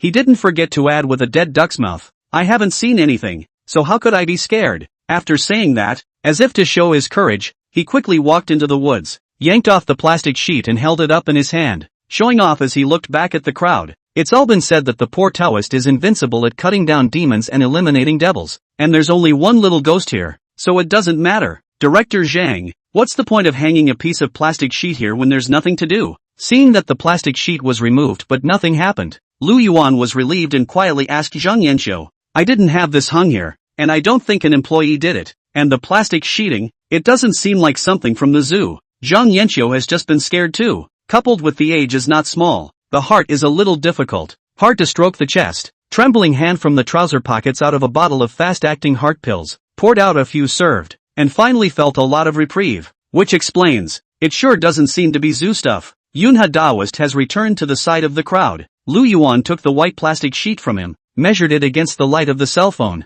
and made a judgment. Just when he took the plastic sheet, he could clearly feel the cold hands of Daoist Yunha, thought to be frightened, and could go over to retrieve the plastic sheet, had already spent a lifetime of courage. The discerning can see, this Yunha Taoist does not have any real skills, only pretend to be. How? Zhang Yanqiu and Big Back walked closer, and even Daoist Yunha quietly brought his head over. Look at this plastic sheeting, it's covered with dirt. It looks like it was dug out of the ground anyhow, and not long after it was dug out, the dirt is still damp. Lu Yuan pinched off a small piece of clay from the plastic sheet and twisted it. A few things. Zhang Yanqiu nodded and looked at Lu Yuan with more approval in his eyes. In the face of danger, to be able to detect that something was wrong with the white shadow in such a panic situation, and to find so many clues, he really had the ability. Worthy of being a talent recommended by Su Qingming, it is reliable. Oops. After the poor Taoist's projections, I finally learned the origin of this demon. Seeing that his limelight was gradually overshadowed by Lu Yuan,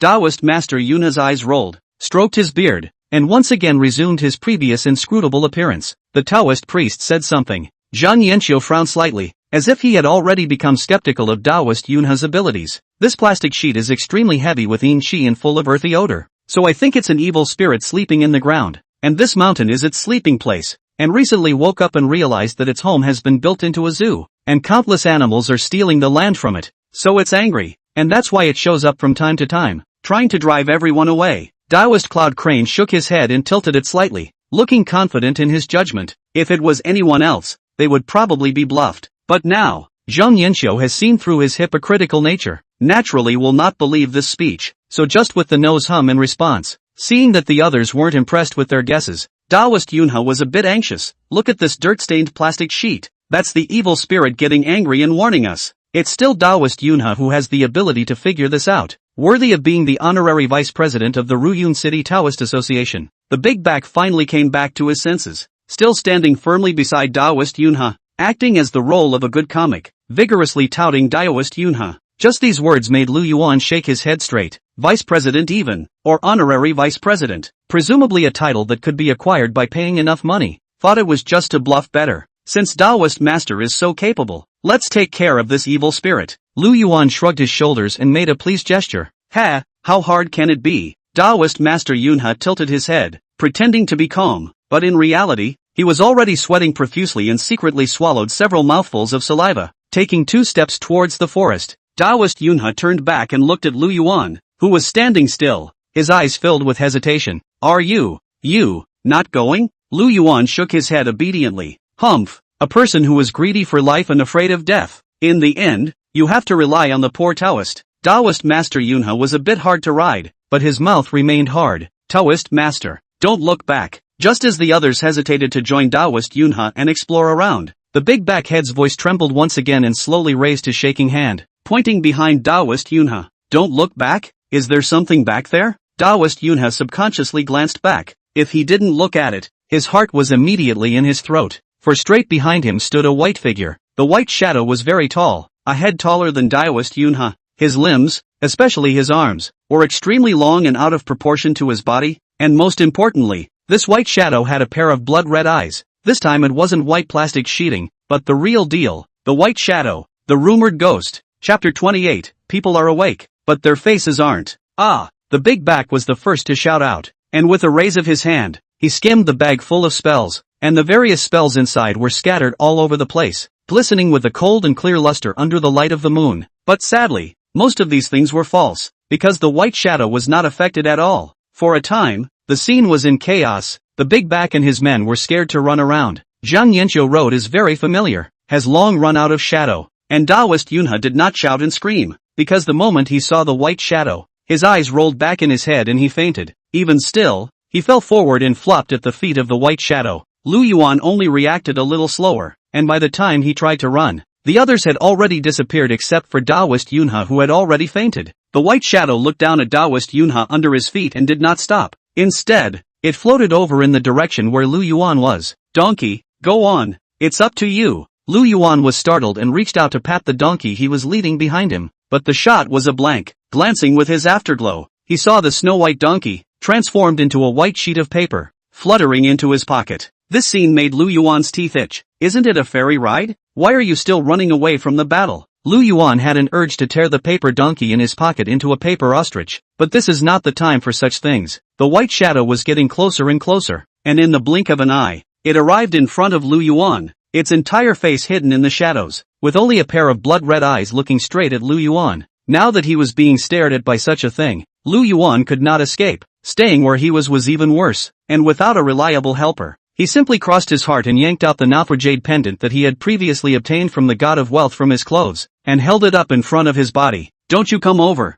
If you come any closer, you'll go up in smoke. Lu Yuan boldly shouted. When the butterfly can be subdued by this jade pendant, I think it is a deterrent to ghosts and other evil spirits, and if the white shadow can retreat from this, it would be better. Unfortunately, it was not what he had hoped for, but instead of retreating, the white shadow leaned towards Lu Yuan with a speed that was a few points faster. Seeing that the Nafu pendant was ineffective against the white shadow, Lu Yuan gritted his teeth and pulled out the evil expelling talisman given by Zhang Guolao. He hadn't wanted to use this talisman. One is to save what you can, lest you encounter a similar situation later. Besides, who plays poker and dumps the king bomb first? But now the situation is critical, not the time to save your skills. Gah! When the talisman appeared, the white shadow seemed to sense the crisis and visibly paused for a moment, letting out an eerie cry that made one's scalp go numb. But after just a moment's hesitation, the white shadow leaned towards Lu Yuan once again. The monstrous grievances seemed to have condensed into substance, and before he even got close to his body,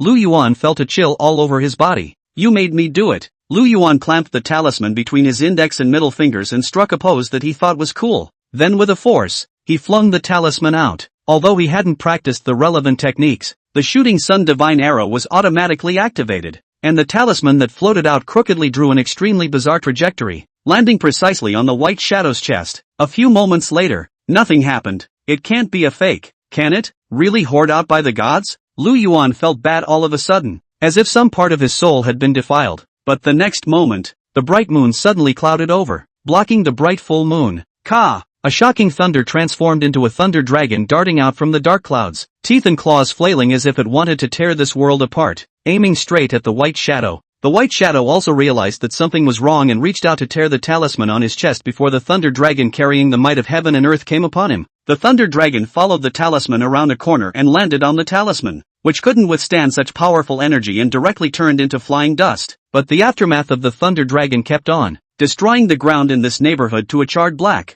And many trees were also affected, falling to the east and west and collapsing. The white shadow was also affected by the aftermath and flew out backwards, hitting the tree behind him heavily, and the lightning that was wrapped around his body was like a silver snake, and for a while he was unable to move by the electricity. Lu Yuan didn't dare to go forward and only dared to look at the same spot. If it could talk and take on human form, I'm afraid that lion's roar with the come here of the one young finger would resonate throughout the West Suburban Zoo. What do you mean by donkey fake donkey on the back of a donkey? After a long slowdown, the silver snake on the white shadow finally subsided, but it did not dare to continue to approach Lu Yuan for fear that he would pull out another talisman, so it could only take its blood-red eyes and glared fiercely at Lu Yuan, and with a flash of its silhouette, it disappeared into the mountains and forests. Ah! Donkey yelled again in the direction where the white shadow had disappeared. Shut up! Lu Yuan didn't have the good sense to slap this clinical guy. Luckily, there were means to save his life and nothing happened. But now, with his pants out, if he were to do it again, I'm afraid he'd have to account for it. Mr. Lu, is that thing gone? In the distant primate garden, Zhang Yanqiu and Big Back poked their heads out of a room. It's hard to see these two people who were just at odds with each other hiding together. Escaped for now. Don't know if they'll come back. Lu Yuan wanted to walk over to them, but realized that he could only wave at them after his legs were a bit out of control due to excessive tension. Receiving the order, Zhang Yanxiu and Big Back hurriedly ran over with their asses in the air. I knew that Mr. Lu would be able to do it. Sure enough, Mr. Lu is the one with real skills. Zhang Yanxiu rubbed his hands together, and the smile on his face looked a bit flattering. Just now, he didn't dare to probe and look because of excessive fear, but the thunderous sound like an explosion and this wretched scene were enough for him to brainstorm an extremely exciting voodoo scene. Daoist Yunha, are you alright? How arrogant the big backhead had just been. How low he was now. Not even daring to meet Lu Yuan's eyes, he gracefully came to the still unconscious Taoist Master Yunha and helped him up, gently shaking him. However, Taoist Yunha still had his eyes closed tightly and did not wake up. Dragging his legs, which could barely move, Lu Yuan came to Taoist Master Yunha's side and leaned down to observe, just in time to see his slightly fluttering eyelids. It seems the Taoist Cloud Crane has woken up, only face hasn't. Alas, Lu Yuan has all the bad ideas. Pretending to sigh sorrowfully, I think the Taoist master has been affected by a vicious battle just now, and suffered some injuries, but it's also just right. I'm not enjoying the fight with that evil sneak, and I'm trying to find someone to be the bait to bring that evil spirit to lure it out. Since the Taoist master is unconscious, it's just right to be when to be this bait. Wakey wakey, the speech therapy was successful, and Taoist Cloud Crane rolled over on his back and climbed to his feet. Lu Yuan let out a light laugh and no longer paid attention to Taoist Cloud Crane and Big Back Head. Just want to say something. Suddenly feel the string on the wrist a cold. Butterfly's voice rang in the mind. That white shadow is not a ghost. Entrenched here must have a purpose. Why don't you follow to see? Lu Yuan was just what he wanted, and instructed Zhang Yanxiu to clean up the place. Rolled over onto Donkey's back, and commanded Donkey to rush into the mountains. Chapter 29, Monkey Wine. Donkey ran wildly all the way. This arrogant stance contrasted sharply with his previous head-shrinking stance. Since that thing was not a ghost, Lu Yuan had nothing to fear. Be careful, it should be just ahead. There was no one around, so Dyer simply revealed her form and rode on Donkey's back with her face forward, giving Donkey and Lu Yuan directions. It was just that this posture made Lu Yuan feel a little awkward. Being back-to-back with a female ghost always felt like the whole back was chilled. The mountain forest was large and overgrown with bushes, and Donkey couldn't run fast enough. So by the time Butterfly sounded a reminder, nearly an hour had passed. Lu Yuan rolled over and got off the donkey, hiding his figure with the help of a small group of bushes. Donkey gasped for air and lay down on Lu Yuan's right side, while Butterfly hid on Lu Yuan's left side with the help of the shadows of the nearby trees. It was a little hard to squeeze a man, a donkey, and a ghost into a small clump of bushes. Ahead was a cliff, and I wondered if it was the 15th of August. The moon looked much larger than usual tonight. There was no one on the cliffs, only the occasional night wind. Lu Yuan was squeezed a little hard and wanted to find another more spacious place to hide, but before he could get up, he was suddenly yanked by Donkey biting the corner of his coat, and his whole body fell to the ground in one smooth motion, and his body was pressed down by one of Donkey's front legs. Shoo, coming! Butterfly covered Lu Yuan's mouth. At this moment, Lu Yuan was somewhat broken inside. The body is pressed by a donkey and the mouth is gagged by a ghost. I'm afraid not many people have experienced this kind of treatment. I should have known better. Just when Lu Yuan wanted to cry, not far away from the cliff, the grass and trees shook, and a white shadow drilled out from it, lifting the white hair that covered his face, revealing an ape's face. It turned out that the white shadow was a big white-furred monkey. Lu Yuan held his tongue for the time being and stopped struggling, intending to see what this big white-haired monkey really wanted. The white monkey looked up at the full moon in the sky and placed an altar in his hand on the edge of the cliff, opening the clay lid that sealed it. At that instant, a sour smell drifted into Lu Yuan's nose and went straight to his head. Lu Yuan, positioned in the downwind, was smoked straight rolled eyes. If there is no butterfly to help him plug his mouth, I'm afraid that has been vomited all over the place. The big white monkey covered his nose and had a very humanized expression of disgust on his face, but instead of resealing the altar, he sat down in place and looked up at the moon, as if he was waiting for something. It wasn't long before the full moon in the sky seemed to be covered in a layer of water vapor, which gradually coalesced into a drop of miserably white and thick liquid that dripped down into the altar on the cliff. In a flash, the sour smell of the altar was swept away and turned into a strong wine aroma. What is it doing? Lu Yuan broke away from Donkey and Butterfly and inquired in a low voice. Monkey wine. Butterfly's gaze revealed a hint of longing. When the moon is full on the 15th of August, which is also the time when the yin qi is the most intense, there will be moonflower descending in the feng shui treasure land, and the moonflower will be pooled into the monkey's wine, and after you drink it, you can grow in your Taoism. Smacking his lips, Dyer sighed. So that old Taoist priest wasn't wrong. The zoo. This mountain is really a feng shui treasure. This big monkey's tossing and turning during this period of time is just to drive people away. And he doesn't want this monkey wine laced with moonflower to be found by people, right? Lu Yuan nodded secretly, but before he could say anything, suddenly a donkey's bray snapped out from his side. Immediately afterward, Donkey rushed out in a swift and furious manner. The big white monkey did not expect that there was actually someone hiding in the bushes behind him, and was startled by the donkey's bray, coupled with the fact that he was previously injured by Lu Yuan. His movements were not as swift as before, and he was knocked away by the donkey headlong and tumbled to the ground. Donkey took advantage of the situation and lifted his front hooves and stomped towards the big white monkey. It seemed to be displeased with the big white monkey's earlier act of pretending to be a god. Stop! Lu Yuan rushed up and yanked the reins of the donkey. The butterfly had no entity and could not touch anyone except Lu Yuan, so it could not help much and could only float behind Lu Yuan. Donkey's lingering anger, coupled with Lu Yuan's backing, screamed at the big white monkey again. Doesn't it just scare you? What's the big deal? You're a divine mount. You're not so angry with it. Lu Yuan tugged on the donkey's reins and gently stroked the donkey's mane with a sigh of relief. In the meantime, he was feeling a little heartbroken. Why is this donkey acting like a little kid? He needs to be coaxed. It was fine to coax my girlfriend before. Why do I have to coax a donkey now? It was easy to coax Donkey into doing so, and only then did Lu Yuan take the time to look over to the great white monkey's side. At this time, the big white monkey had already climbed up from the ground, holding the altar on the cliff in his arms, his eyes glaring at Lu Yuan in death. Lu Yuan was shocked in his heart. Could it be that this big monkey was planning to take revenge for everything that had happened before after he drank the wine and grew in his Tao? This wasn't good. Lu Yuan didn't have much in the way of counterattacks anymore. The big monkey held the wine altar and bared his teeth as he took a step towards Lu Yuan. Lu Yuan gulped and hardened his eyes against the big monkey, but unexpectedly, when the big monkey walked to Lu Yuan's body, even flopped and fell to his knees, raising the wine altar high above his head. This look seemed to be expressing submission to Lu Yuan. This is for me? Lu Yuan took the wine altar. The wine jar wasn't full. There was only a very small amount of wine in it, about 3 sips or so, but these mere 3 sips were far more flavorful than 3 vats of the best wine in the world. The big monkey nodded humanely and looked at Lu Yuan with a pair of bright eyes. Lu Yuan understood what it meant, which was nothing more than using this bit of monkey wine to save his life. This in turn made Lu Yuan put his heart back into his stomach. In that case, I'll take it. Pretending to clear his throat, Lu Yuan once again pretended to be a man of the world, gently shaking the wine altar. The aroma of the wine became even stronger. Lu Yuan could no longer resist his craving, and with a tilt of his head, he poured down a large mouthful of wine. As soon as the wine went down, he felt a strong and cool power run through his body. The feeling is somewhat similar to the Heavenly Palace mooncakes that I've eaten before, so I guess it's all about the moon. Hiccup dash. Opening his mouth and belching, a foul odor was discharged from his body along with the burp. Lu Yuan felt his body was clear and the impurities seemed to be much less again.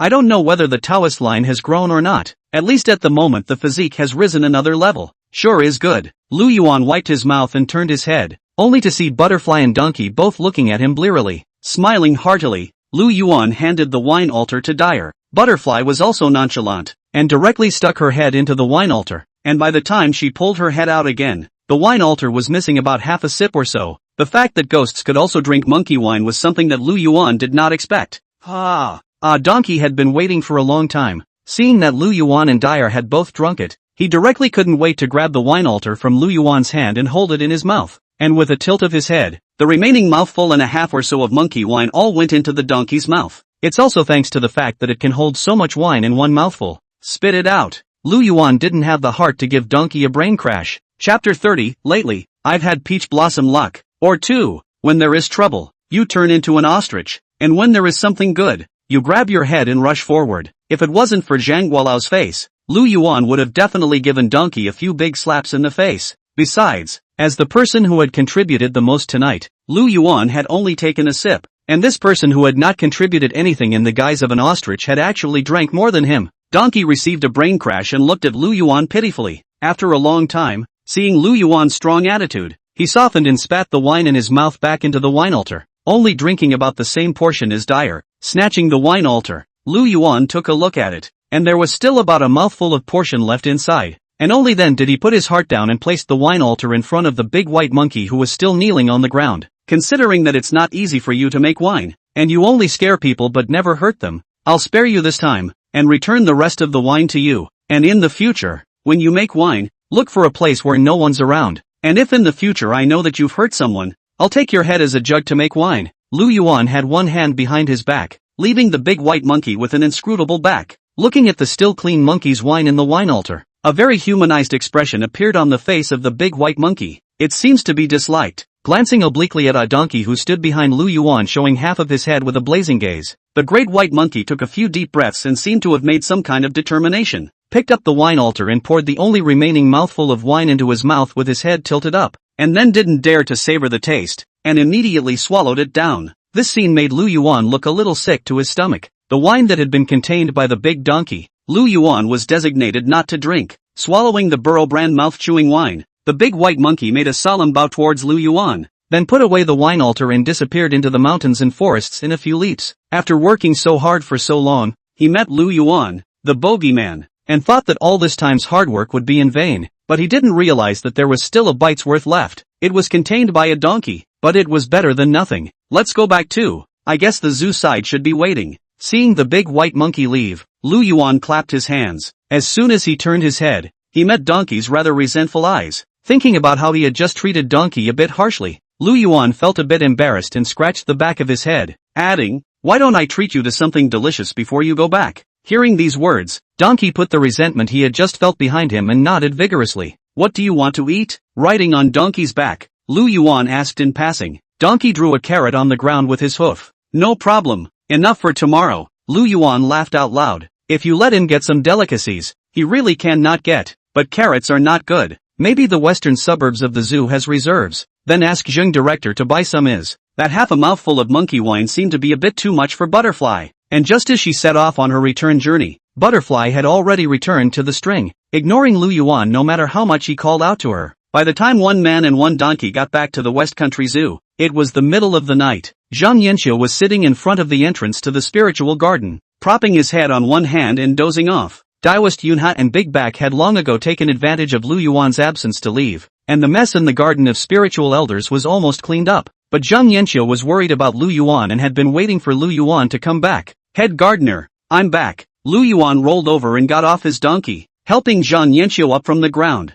At this time the weather has just begun to turn cool. The night temperature is not low, but the night winds straight to the bone. Zhang Yanxiu and a handful of age. If it is frozen, Lu Yuan will certainly blame himself to death. That thing, solved? Zhang Yanxiu rubbed his eyes. Don't worry, it's all sorted out and there will never be another paranormal incident at the zoo. Lu Yuan nodded. Great, great. Zhang Yanxiu happy sleepy, rubbing his hands in place, half a long time before thinking up. That remuneration cannot wait until tomorrow to give. There is no hurry. As soon as he talked about money, Lu Yuan naturally came to his senses, except that it was too late in the day at the moment, so it really wasn't the right time to talk about these things. Can you trouble park director Zhang to find me a place to stay? The fact that he wanted to stay here wasn't just because it was late in the day. Donkey wasn't a cat or a dog, and it was a little unrealistic to bring back to a rental house. What's more, this is a zoo, and while it's a little strange to have an extra donkey, it's nice to have a place for a large animal like Donkey. Sure, no problem. For this request, which was not considered a demand, Zhang Yanxiu agreed with his mouth full. And please get me 2 baskets of carrots tomorrow. Just take the money out of the pay. Of course, Lu Yuan hadn't forgotten what he had promised Donkey. Well, Zhang Yanxiu said, leading Lu Yuan to a nearby staff dormitory and tethering the donkey to an open space outside the door. The treatment of the West Suburban Zoo was quite good. The staff dormitory was almost all single rooms. Only the room Lu Yuan lived in seemed to have been unoccupied for a while, and it looked a bit messy. I'm sorry, Mr. Lu, recently there are more people leaving the zoo. This room was originally occupied by the management of the Spirit Long Garden, who just left last week. The room hasn't had the time to clean up yet, so I'm going to ask you to make do for one night first. Seemingly afraid that Lu Yuan was not satisfied, Zhang Yanxiu added, you can rest assured that the bedding and everything is new. With pleasure. In fact, Lu Yuan didn't care about these things. It was good to have a place to sleep. How could it be worse than his Thai little rental house? After Zhang Yanxiu left, Lu Yuan laid down on his bed and took out his charger to charge his phone. There was a bit too much going on tonight, and he wasn't sleepy yet, so he played with his phone. I don't know if it's because of the Mid-Autumn Festival, but there aren't a lot of people chatting in the Help You Walk app. Lu Yuan, Immortal Master, Donkey has finished walking for you. When will you probably take him back? To Zhang Guolao left a message. Half a long time did not see a reply. I think this fairy is busy with his so-called outside work. Cannot get out of the way. Lu Yuan simply stopped waiting for a reply and opened WeChat with his backhand. Unprecedentedly, I received messages from 2 people in a row on WeChat. One was from Su Qingming, inquiring about the progress of the matter. Lu Yuan simply replied and then tapped on another dialog box. This is from Wei Roland. Still 2 voices. Lu Yuan, are you free tomorrow? Kangen Hospital closed down, so I've recently lost my job, so I have plenty of time. Why don't you accompany me out for a stroll? Wei Ruoling's voice was still sweet. By the way, Smiley's going tomorrow too. You haven't officially met yet, have you? So I'll introduce you tomorrow. Listening to Wei Ruoling's voice, Lu Yuan's heart swam.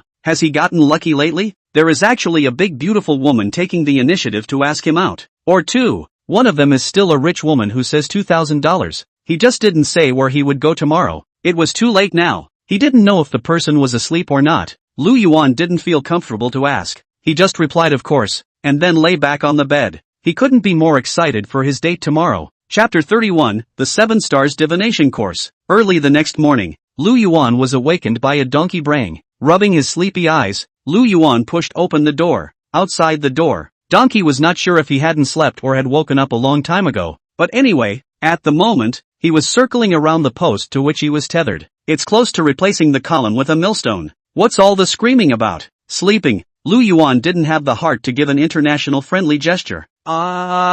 Donkey growled a few times defiantly, drew a carrot pattern on the ground with his hooves, and raised his leg to point at the door of Lu Yuan's room. So it was hunger. Lu Yuan yawned. The other staff members of the West Suburb Zoo had already gotten up a long time ago and went to take care of the animals under their own management, probably because they felt that Lu Yuan had worked too hard last night, so they didn't disturb him, and the 2 baskets of carrots that were promised by the head gardener, Zhang, last night, had already been placed at the door of Lu Yuan's room. That location was very clever, just outside of Donkey's reach, but any closer and Donkey would be able to reach it. Seeing but not being able to eat made Donkey very anxious, so he tried his best to wake Lu Yuan up. Talk to you about something, and when you get back, put in a good word for me. Lu Yuan carried a whole basket of carrots to Donkey. Donkey buried his head into the bamboo basket, nodding his head as he ate vigorously, almost eating the basket together. Anything for a carrot. In a short while, Donkey had dazzled 2 large baskets of carrots. That devouring appearance. Lu Yuan looked a little greedy, and while Donkey was not paying attention, he secretly took out a carrot and took a bite. Then roll your eyes and spit it out. Sure enough, the most hated food in this life is carrots. Ding ding ding. Suddenly, the sound of a message alert came from his cell phone. Lu Yuan pulled out his cell phone and it was a message from Zhang Guolao. Zhang Guolao, fellow Taoist, is really sorry. I subdued a big demon last night. I didn't bother to return the message. I'm done here. I can let a donkey come back. Looking at the message in his cell phone, Lu Yuan let out a long breath of relief. Finally I can send this unlucky thing. When he looked up again, at some point, Donkey had disappeared into thin air. Luck Yuan, okay immortal. Zhang Guolao, my donkey must have caused you a lot of trouble, right? Lu Yuan, actually, it's okay, except for being a little timid, a little gluttonous, and liking to donkey around. There's nothing else wrong with it. Zhang Guolao, actually, my donkey can travel 1,000 miles a day, but I just didn't have a chance to show you. Zhang Guolao, just now, a donkey told me that you are very nice to him, and even gave him his favorite carrots, so he asked me to give you more payment. How about this? Last night, I subdued the demon, and got a lot of good things, so I'll give you one as a token of my appreciation. Lu Yuan, it's not another thing that Immortal Master can't use, is it? Zhang Guolao, how can that be? It must be something that you, Taoist, can use. Lu Yuan skimmed his lips and put down his cell phone. Only a threadbare book was left under the post where Donkey was bolted. 7-star divination class? Holding the book, Lu Yuan softly read out the name of the books. Sure enough, this old god, again fooling around with things he can't use. It's not bad. Anyway, it's 2 baskets of carrots for it. No loss. It might come in handy. Lu Yuan shrugged. Something is better than nothing. Mission completed. Mission reward has been reset by the publisher. Mission reward has been issued. Mission reward, 7 stars divination course. Item description, divination. The first time you read a fortune every day, you will win. Do you study? A couple messages popped up on the app. Lu Yuan's hand pressed on the yes option. If it's a must-have, it's downright useful. Zhang Guolao is worthy of being one of the 8 immortals, giving all the good stuff. These 2 baskets of carrots are a total bargain. With a flash of light, the thread-bound book that recorded the 7-star divination lesson transformed into a stream of light that converged into Lu Yuan's forehead, and a huge and esoteric stream of information surged into Lu Yuan's mind. Gently rubbing his slightly swollen temples, Lu Yuan slowly sat down on the steps of the doorway. There was so much information flooding into the mind at once that it took some digesting. However, he had already mastered the general use of these 7-star divination lessons. It doesn't seem that hard, Lu Yuan muttered and reached out to give it a try. But on second thought, it was best not to just waste a once-a-day opportunity. Just as Lu Yuan was studying the 7-star divination lesson, a WeChat phone call rang out. A quick look at the name shows that it's Su Qingming's phone. Mr. Lu, are you awake? Just as the phone was connected, Su Qingming's voice full of admiration came over. Just woke up. Lu Yuan stood up and stretched. You know, just now Director Zhang gave me a good compliment about you, saying that you can do anything in heaven and on earth. I've never heard him praise someone like that before. What the hell did you do? Su Qingming was a little excited. It looked like he wanted to know what Lu Yuan had done last night, but Lu Yuan preferred not to tell him. You guess. Lu Yuan snaps his boogers. You kid, making fun of me, aren't you? I'll tell you what, I have all your payoffs here, including the $50,000 promised by the head gardener, Zhang, and the extra $50,000 I promised, Su Qingming said proudly, as if he felt that he had taken Lu Yuan's lifeline. That's true. Upon hearing this, Lu Yuan hurriedly told the story of last night's events. However, he concealed the existence of Donkey and Butterfly, as well as the Great White Monkey and Monkey Wine, and only said that he had exerted all his strength to drive the white shadow away, and had chased it out and subdued it. But just these things alone were enough to satisfy Su Qingming's curiosity. Worthy of Mr. Lu, the means are superior. Don't worry, that $100,000 will be credited to the card given to you earlier in a while. After satisfying his curiosity, Su Qingming very painfully promised, if there's such a thing again in the future, I'll also keep it for Mr. Lu. Great. Lu Yuan hurriedly refused. This kind of thing came once was enough. Besides, he didn't have much on him to save his life. If he met a demon with a grumpier temper, he might not be so lucky. Hanging up the phone, Lu Yuan went back to his room and found a spare set of toothbrushes from his carry-on backpack and started to wash up. After all, if you're going on a date, you still need to make a good impression. After washing up, Wei Ruoling's side had already sent an address. It's a place called Laksongshan Art Park. According to the locator, this art park is located south of Kisumu City, far from the West Suburban Zoo. Lu Yuan had only heard of this place and had never been there. Lu Yuan, Xiao said that there's a cultural relics exhibition here. It's quite good, and she happens to have 3 tickets there. Let's go over there first. Don't you dare stand me up. In the WeChat, Wei Ruoling's sweet voice came and made Lu Yuan's body tingle. Putting down his cell phone, Lu Yuan couldn't wait for today's date. Chapter 32. This bowl looks familiar. Saying goodbye to Director Zhang, Lu Yuan took a car and went straight to Laksongshan Art Park. Before leaving, Lu Yuan discussed with Director Zhang that if there were large animals that needed to be fostered in the future, they could come directly to the West Suburban Zoo. After all, no one knows if the next fairy pet that needs to be walked is the same as donkeys that can't take shape. And in case there's a lion or tiger that can't be brought back to the rental house, it's still a place to stay at the zoo. About half an hour later, the cab finally pulled up in front of the art park. Located on a hill called Laksongshan, the gate is made of rusty pipes, and the pavilions inside are all in the style of red brick factories, which look like a dilapidated industrial park converted into one. A few large posters with exhibits of antique artifacts were placed at the front entrance. Out of place in this industrial-style park. Lu Yuan, this way. Wei Ruoling had waited at the entrance of the park early, and when she saw Lu Yuan coming down from the car, she happily waved and greeted him.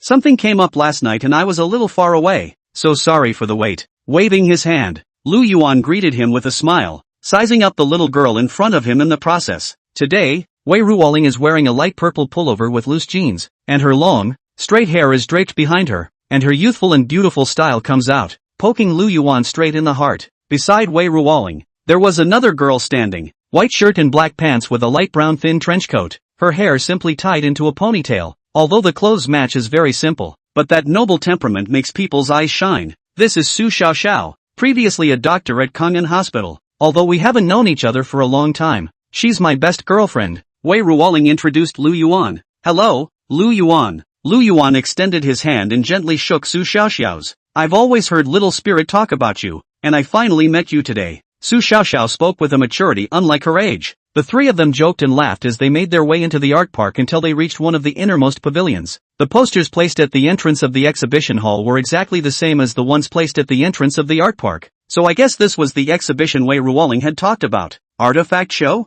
Looking at the poster, Lu Yuan scratched his head and walked into the pavilion with Wei Ruoling and Su Xiao, probably because of the value of the exhibits inside. Security was tight at the entrance of the pavilion, and ticket inspectors checked everyone's tickets in detail. Only when it came to Lu Yuan's trio, they just looked at Su Xiaoxiao, and without even using the ticket, they were directly released. Lu Yuan was a bit puzzled, but he was too embarrassed to ask, so he could only follow and walk in. The exhibition hall is large and the walls are littered with signs of age, but they have been repaired and reinforced and are full of art. Hundreds of artifact collections are placed in the exhibition cabinets of the hall, quietly exuding the heavy atmosphere of history, waiting for people to observe. The 3 excursions in which they dared not speak aloud, but when he walked to a centrally located display case, Lu Yuan stopped in his tracks. The display case held a brand new porcelain bowl that looked very familiar. This exhibition is jointly organized by the Maple Forest Group and Ruyun City's most renowned collector Su Qingming. It's only for 3 days, and today is the first day, so if you guys still want to come back after that,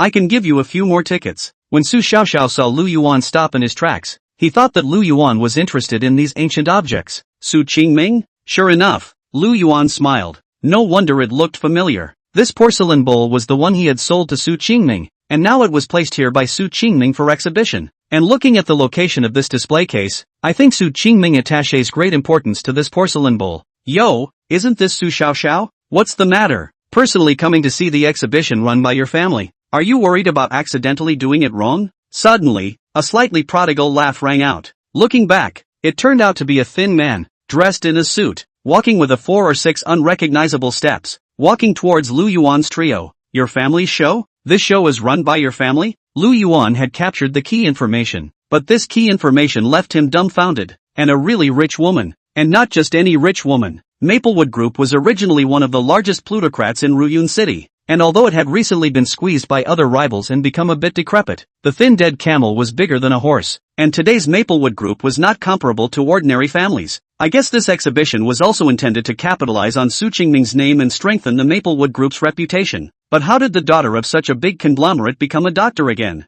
Xiaoxiao was born rebellious and didn't want to listen to her father's arrangement to take over the family business, so when she volunteered for the college entrance exams, she secretly ran away to study medicine without her family's knowledge. And after graduation, she went to Kangan Hospital, but before the internship period was over, the hospital closed down, and she had to go home to inherit the family fortune. Wei Ruoling stood beside Lu Yuan and whispered, as if she was afraid that Lu Yuan would misunderstand herself. She explained a few more times. I only knew about it after the hospital closed down, and the $2,000 that Xiaoxiao borrowed from me before was also returned to her long ago. No need to explain. I believe you. Lu Yuan smiled faintly, but how could he not expect that something like going back to inherit the family business after failing actually existed in reality? Who is this guy? Passers-by attending the show were attracted by the hustle and bustle of the place and slowly gathered. Most of the security guards at the exhibition hall were from the Su family, seeing that their own young lady was being bullied. But Hu Lai hadn't made any dangerous moves, so it wasn't good for them to take direct action, and they could only stop in front of the crowd, lest they cause a bigger mess.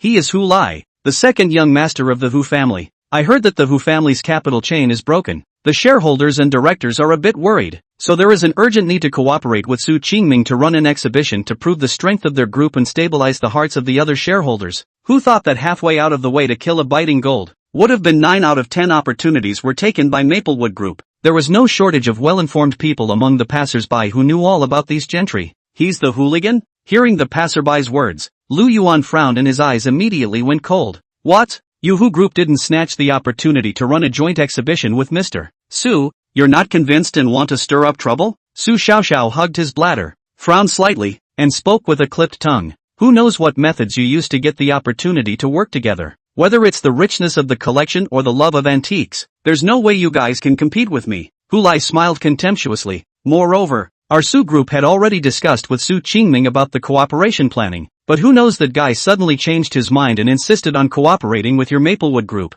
If we say that you didn't use any other means, who wouldn't believe it? That makes sense. Su Xiaoxiao hasn't been back home for a long time, and as soon as she came back, the Hu family took over such a large-scale cooperation. So it's not guaranteed that there's something fishy going on here. We mean, is there a possibility that Su Qingming likes this one? The men's gazes were like wolves, nakedly sizing up Su Xiao, drowning her out, but moments later they invited their female companions to wring their ears and pinch their necks in other venomous hands. Hooligan, what evidence do you have? How dare you slander people like that? Su Xiaoxiao was infuriated, but for a moment she didn't know how to argue, and the aggrieved tears were swirling in her eyes. She felt like a plucked chicken in the eyes of those people. Wei Ruoling reached out and hugged Su Xiaoxiao, gently comforting her and slowly hiding behind Lu Yuan. Evidence? I'm just saying. What proof do I need? You can't keep people from talking, can you? Hu Lai rolled his eyes with an extremely arrogant attitude, and suddenly turned his eyes to see Lu Yuan, froze for a moment, and lifted his feet to walk over.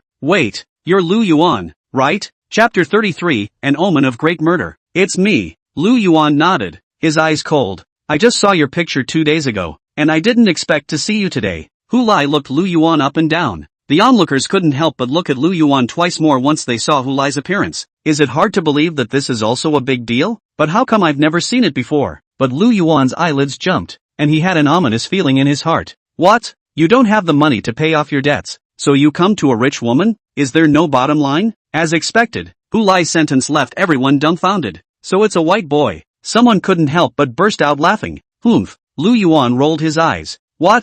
Don't want to pay it back? You don't want to clear your credit? Hu Lai suddenly laughed sardonically and threatened. I've already said that my outstanding amount has been paid off long ago, but you guys suddenly said that the previous ones were all interest and you want me to pay back another $100,000 of the principal. That's a bit unreasonable, isn't it? Lu Yuan angrily voiced out. I won't pay back a single penny of those extra ones. Good. Have a backbone. I hope you can continue to maintain this backbone in the next 2 days, but don't let me down. Hu Lai clapped his hands and let out a loud laugh. This beaten expression looked at Lu Yuan, who gritted his teeth but could not say anything. Suddenly, Lu Yuan frowned. I was just in a stirring mood, and I accidentally used up my once-a-day opportunity for the 7-star divination class, and the object of divination was none other than Hu Lai. What are you looking at, kid? I'm telling you, it's too late to go soft now. Hu Lai cocked his head and looked at Lu Yuan wistfully, but for some reason, he always had a bad feeling about it. It seems to be locked in place by fate. You have a great evil omen. Lu Yuan narrowed his eyes and laughed lightly. Only as soon as those words left his mouth, the onlookers couldn't help but burst out laughing. Ha ha,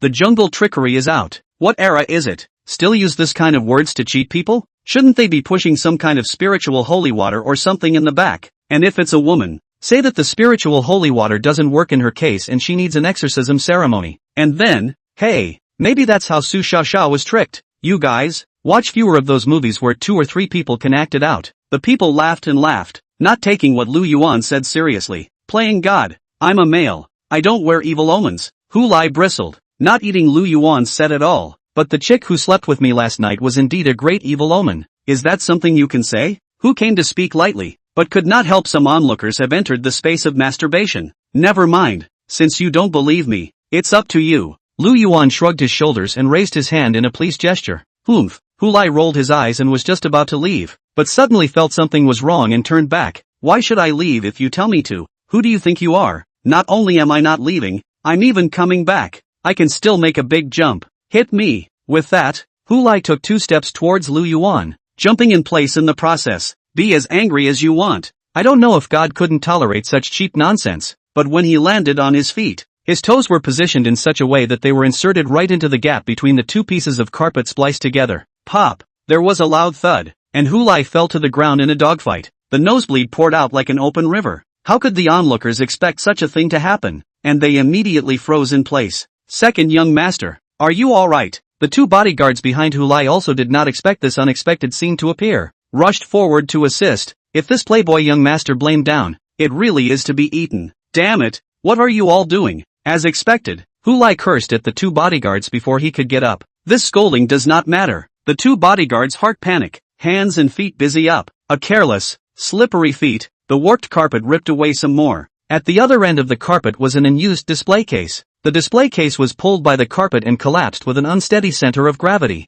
Another unbiased one. The corner of the display case smashed squarely on both of Hurai's ankles. Ah! Hurai's cries of pain drifted over the pavilion. He just tripped and fallen. His feet hadn't been pulled out of the cracks in the carpet yet, and were bracing themselves at a weird angle when they were slammed and wrenched off flush. Breaking one foot is unfortunate, but breaking both feet together is something. Not only that, somehow overhead, a chandelier shook twice and suddenly fell, sticking to Hu Lai's scalp and hitting the ground. Broken glass splattered everywhere, and a number of them lodged in Hu Lai's body. One accident after another silenced the entire show. After a long time, someone finally opened his mouth. This can't be the sign of great evil, right? As soon as these words were uttered, people turned their heads and looked at Lu Yuan, who was standing at the side with an innocent face. This kid can actually do some real math. And it's pretty accurate. I just don't know if the peach arithmetic is accurate. What a omen of great evil. Hulai endured the pain and was stood up by 2 bodyguards. He no longer had the heart to pursue the bodyguard's dereliction of duty, and his narrowed eyes were full of anger at the moment.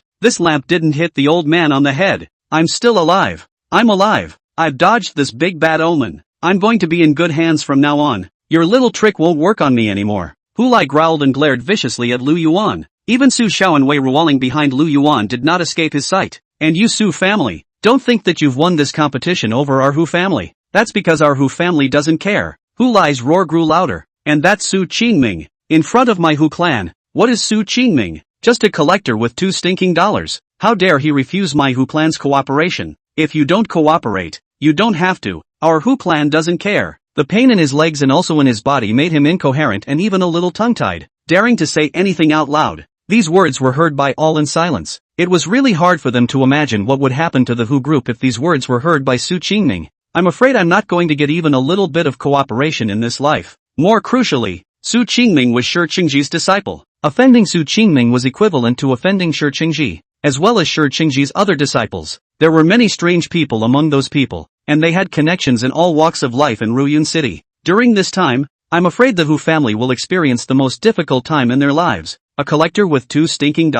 Who is this talking about? It can't be talking about me, can it? Just as Hulai was climbing and biting indiscriminately, a conspiratorial voice drilled out from the crowd of onlookers. The crowd turned their heads to look at the voice, and it was actually Su Qingming. Chapter 34, Porcelain Pillow. Only Su Qingming was standing in the middle of the crowd holding his bladder, and he didn't know how long he had been here and how much of Hulai's words had been heard by him. But everyone knew that the thing that their hearts feared and expected the most had still happened. No, Mr. Su, I don't mean that. I'm talking about the moment Su Qingming appeared. Hulai's brain short-circuited. He couldn't even speak well. His eyes were even glancing around carelessly, and his gaze landed on Lu Yuan. It's him. I'm scolding him. This soft-eating punk. This was a major event that concerned the future destiny of the family. Not something that he, as a second young master, could shoulder. It was just a stiff upper lip, trying to get ahead of steam. How was it that Su Qingming himself heard it? For a moment, a hint of regret surfaced in his heart. But this flicker of regret was washed away in the blink of an eye by intense resentment. A waste of soft food?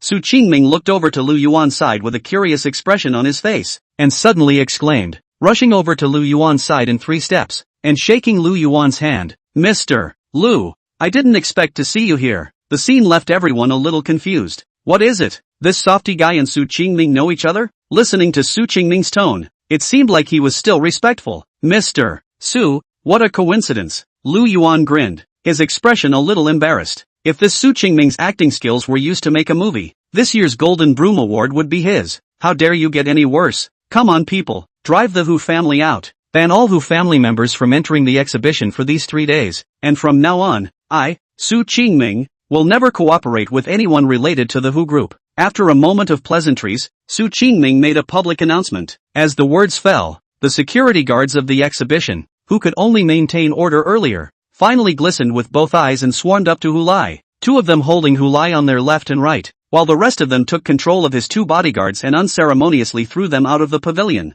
Seeing that there was nothing to see, the people reluctantly dispersed. Calm was restored in the exhibition hall, and the farce just now did not affect people's interest in seeing the exhibition. As for the rumor about Su Xiaoxiao, everyone knew that it wasn't true and that it was just Hulai making up rumors. And when Hu came to climb the moment of nonsense, Su's smile is not really with Su Qingming have a leg this matter, already no longer important. Everything has long been broken. Su Qingming had other things on his mind, and after exchanging pleasantries, he went off to busy himself. Thanks a lot for just now. Su Xiaoxiao took Wei Ruoling's arm and stood beside Lu Yuan, saying softly to Lu Yuan, after graduating from high school, she left home, and she had never experienced this kind of fight between family groups, so she was dumbfounded when she came up today, and her mind was not calmed until now. It's okay, you're Ruoling's best friend. Your business is my business. Lu Yuan patted his chest. At this time, the time is still early. There are still half of the exhibits and the exhibition has not been viewed, so the 3 people continue to wander in it. When he walked to a display case, Lu Yuan suddenly felt a coldness in his wrist.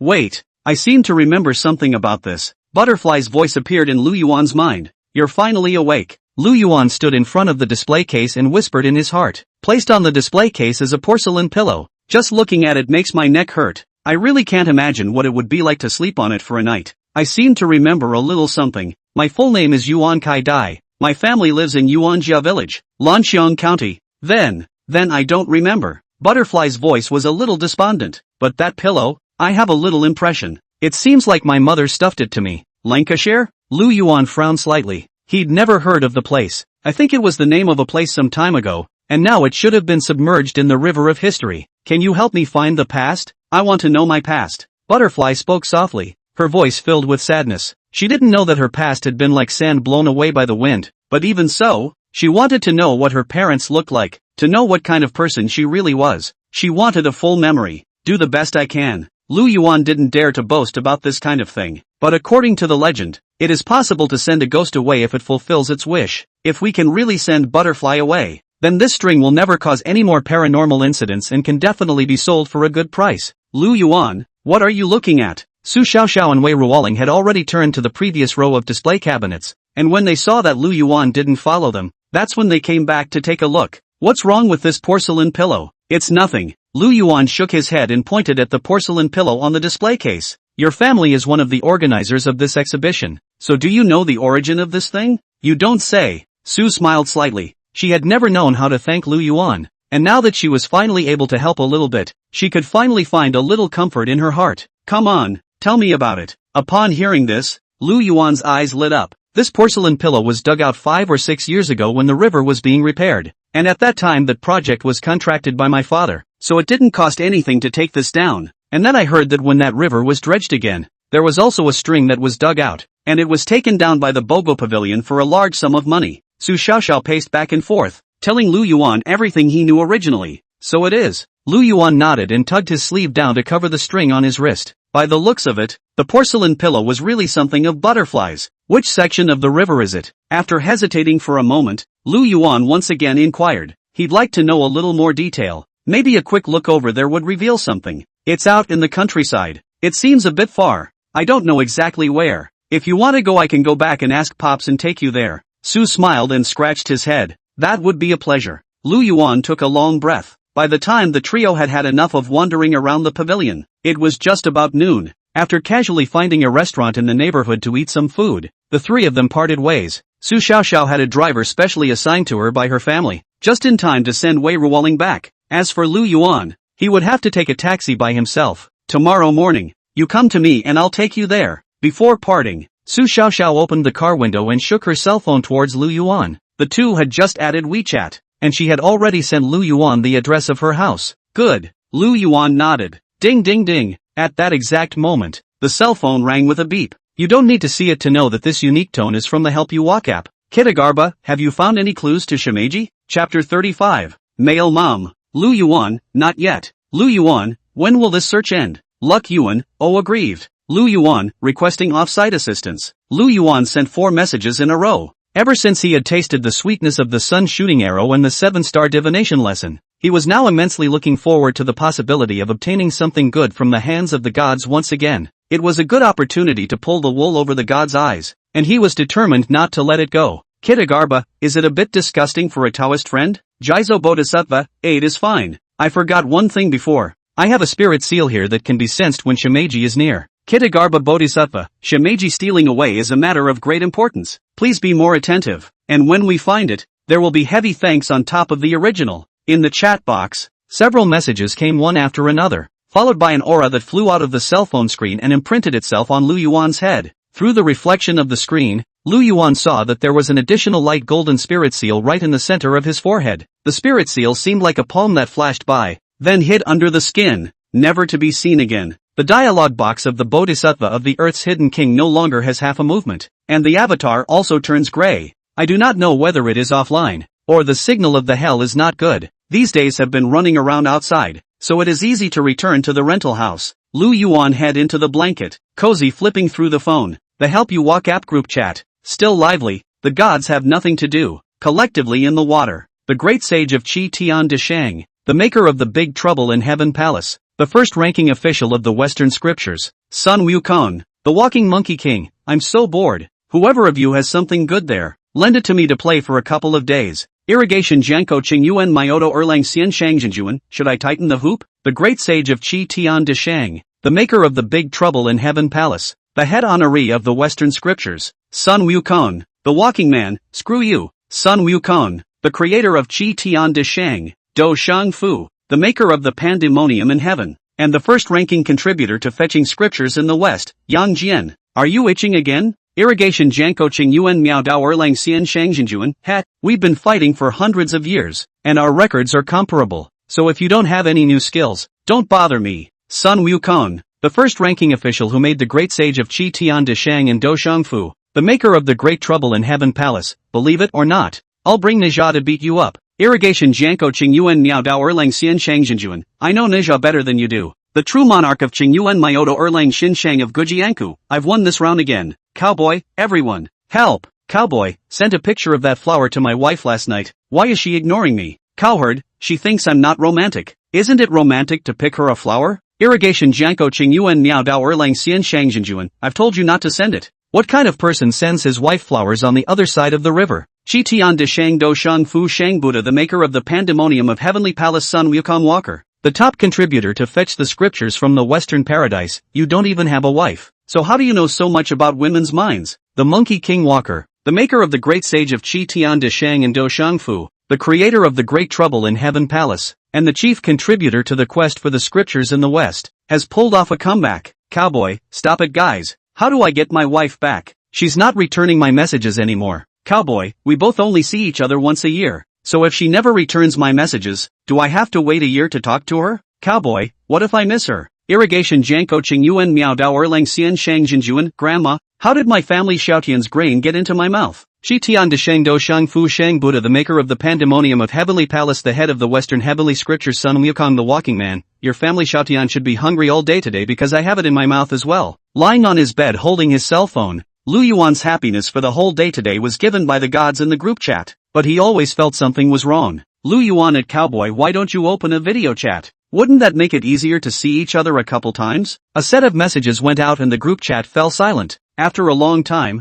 just as Lu Yuan hesitated to withdraw this message or how to find a remedy, the group chat once again exploded. The great sage of Qi Tian De Shang, the maker of the Big Trouble in Heaven Palace, and the first-ranking official of the West, Sun Wukong, the walking monkey king, it makes sense. The great sage of Qi Tian De Shang, the maker of the Big Trouble in Heaven Palace and the top contributor to the quest for the scriptures in the West, Sun Wukong, the walking monkey king. This Taoist friend has a very flexible mindset. Perhaps we can get to know each other? The true monarch of Qing Yuan Myoto Erlang Xin Shang of Gujianku, agreed. Irrigation Janko Qing Yuan Myoto Erlang Xian Shang Jinjuan, I should be the one to recognize it first. Cowherd, fellow Taoist, you are my savior. Cowboy, do you guys have time to take care of the big bull for me and walk him? I'm going to go video chat with my wife. Are you really just simply video chatting? Aren't you going to do something that your cow can't see? Is it really okay for you to be away from the cow when you do that? Unfortunately, after saying that, Cowboy disappeared into the group chat. Immediately after that,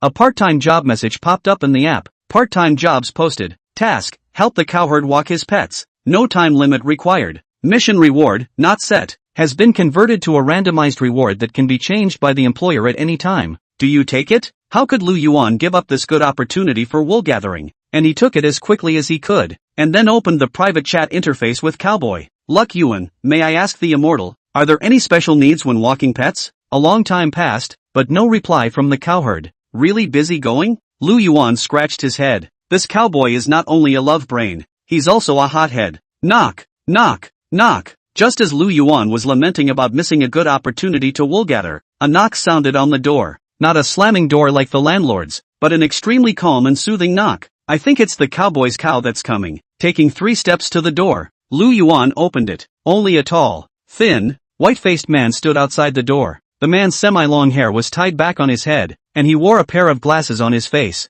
a navy blue shirt with a pair of casual suit pants underneath, looking very fitted and formal. An anime called Black Deacon appeared in Lu Yuan's mind. It wasn't quite the image he had imagined. Legend has it that cowherd's ox isn't used for plowing the land, so how come it looks a bit gentle and elegant now? Hello, you can call me Green. The man outside the door courteously smiled at Lu Yuan. Come in first. It was not until then that Lu Yuan reacted and made way for the man to come in. After entering the door, Ah Ching subconsciously looked around the room, and despite the fact that his outfit had a sense of incongruity and disharmony that was out of place with everything around him, he didn't show a hint of dislike. What do you know? When Ah Ching entered, Lu Yuan continued to ask. He just wanted to make sure he could glean something good from this god. Serving tea, sweeping and cooking, washing clothes, taking care of the children. In short, whatever you need, I can do it. And even if I don't know how to do it, I can learn. Ah Ching gave Lu Yuan a series of unexpected answers. Ooh, male mom. Lu Yuan revealed an incredulous expression. Does this cowboy have a pet? Or did he get a housekeeper?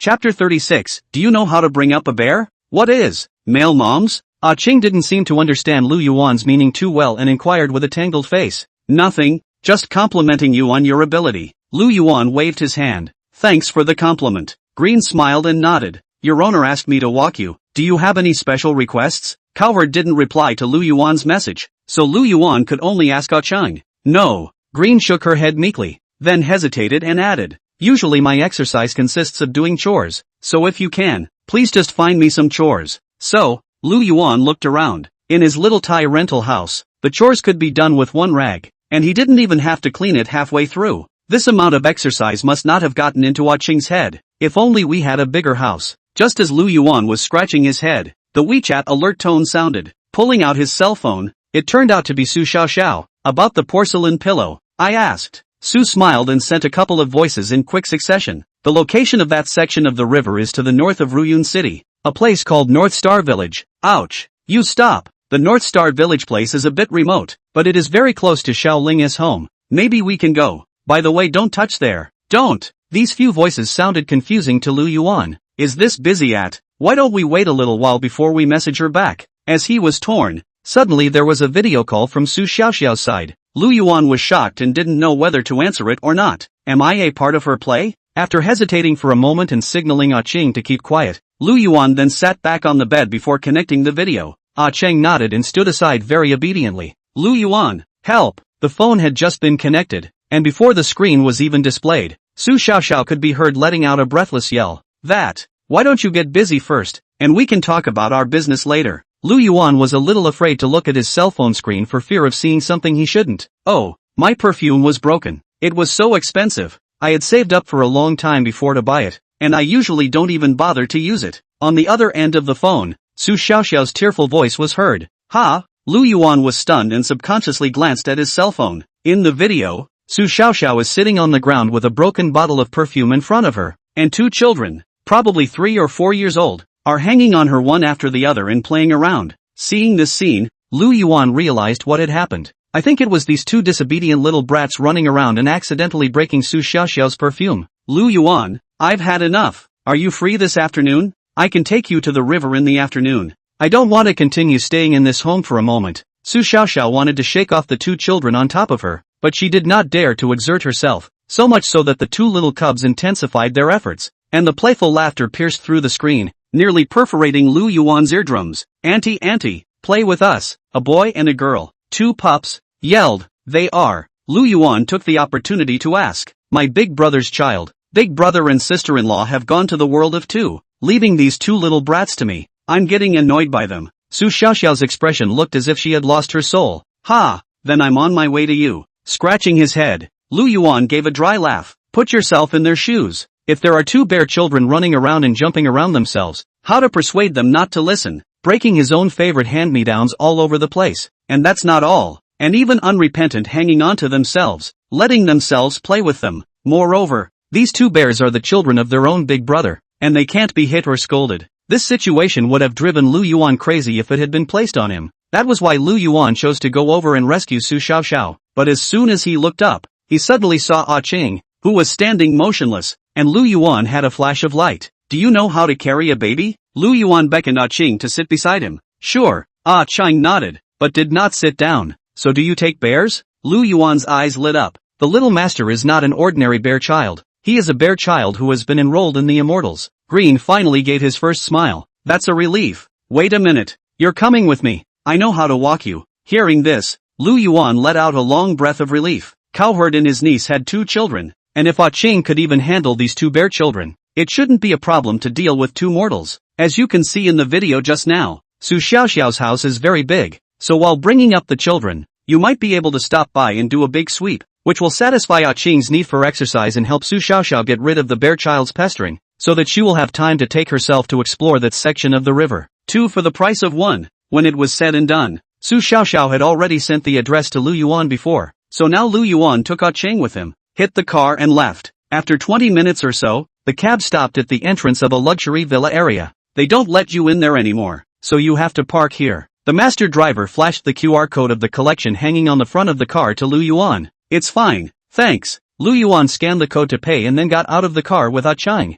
The security measures at the entrance of the villa area were very strict, and the security guard saw two raw faces coming, so he stopped the duo. But there was no imagined dog-eye drama. After all, it is a professional property company and recruiting is very strict. After waiting for a few moments, inside the villa area, a middle-aged man with a full beard and a ferocious face brought Lu Yuan and Ah Ching into the villa area. I'm Mr. Su's bodyguard. I'm also responsible for ensuring the safety of the Su family. You can call me Zhang Fei. As he walked, the bearded man introduced himself. Lu Yuan, this is Ah Ching. Hearing this name, Lu Yuan almost laughed out loud. It simply fits. The three of them walked all the way to a single villa in the center of the villa area. And Zhang Fei guardedly blocked the password lock on the doorway with his body to make sure that Lu Yuan and the two of them could not see it before he entered the password and brought the two of them into the villa. Auntie, look, do I look good? As soon as he opened the door, Lu Yuan heard the voice of a little girl yelling. When I looked up, I saw the little girl on the stairs in front of me, her face haphazardly made up, a silk scarf wrapped around her,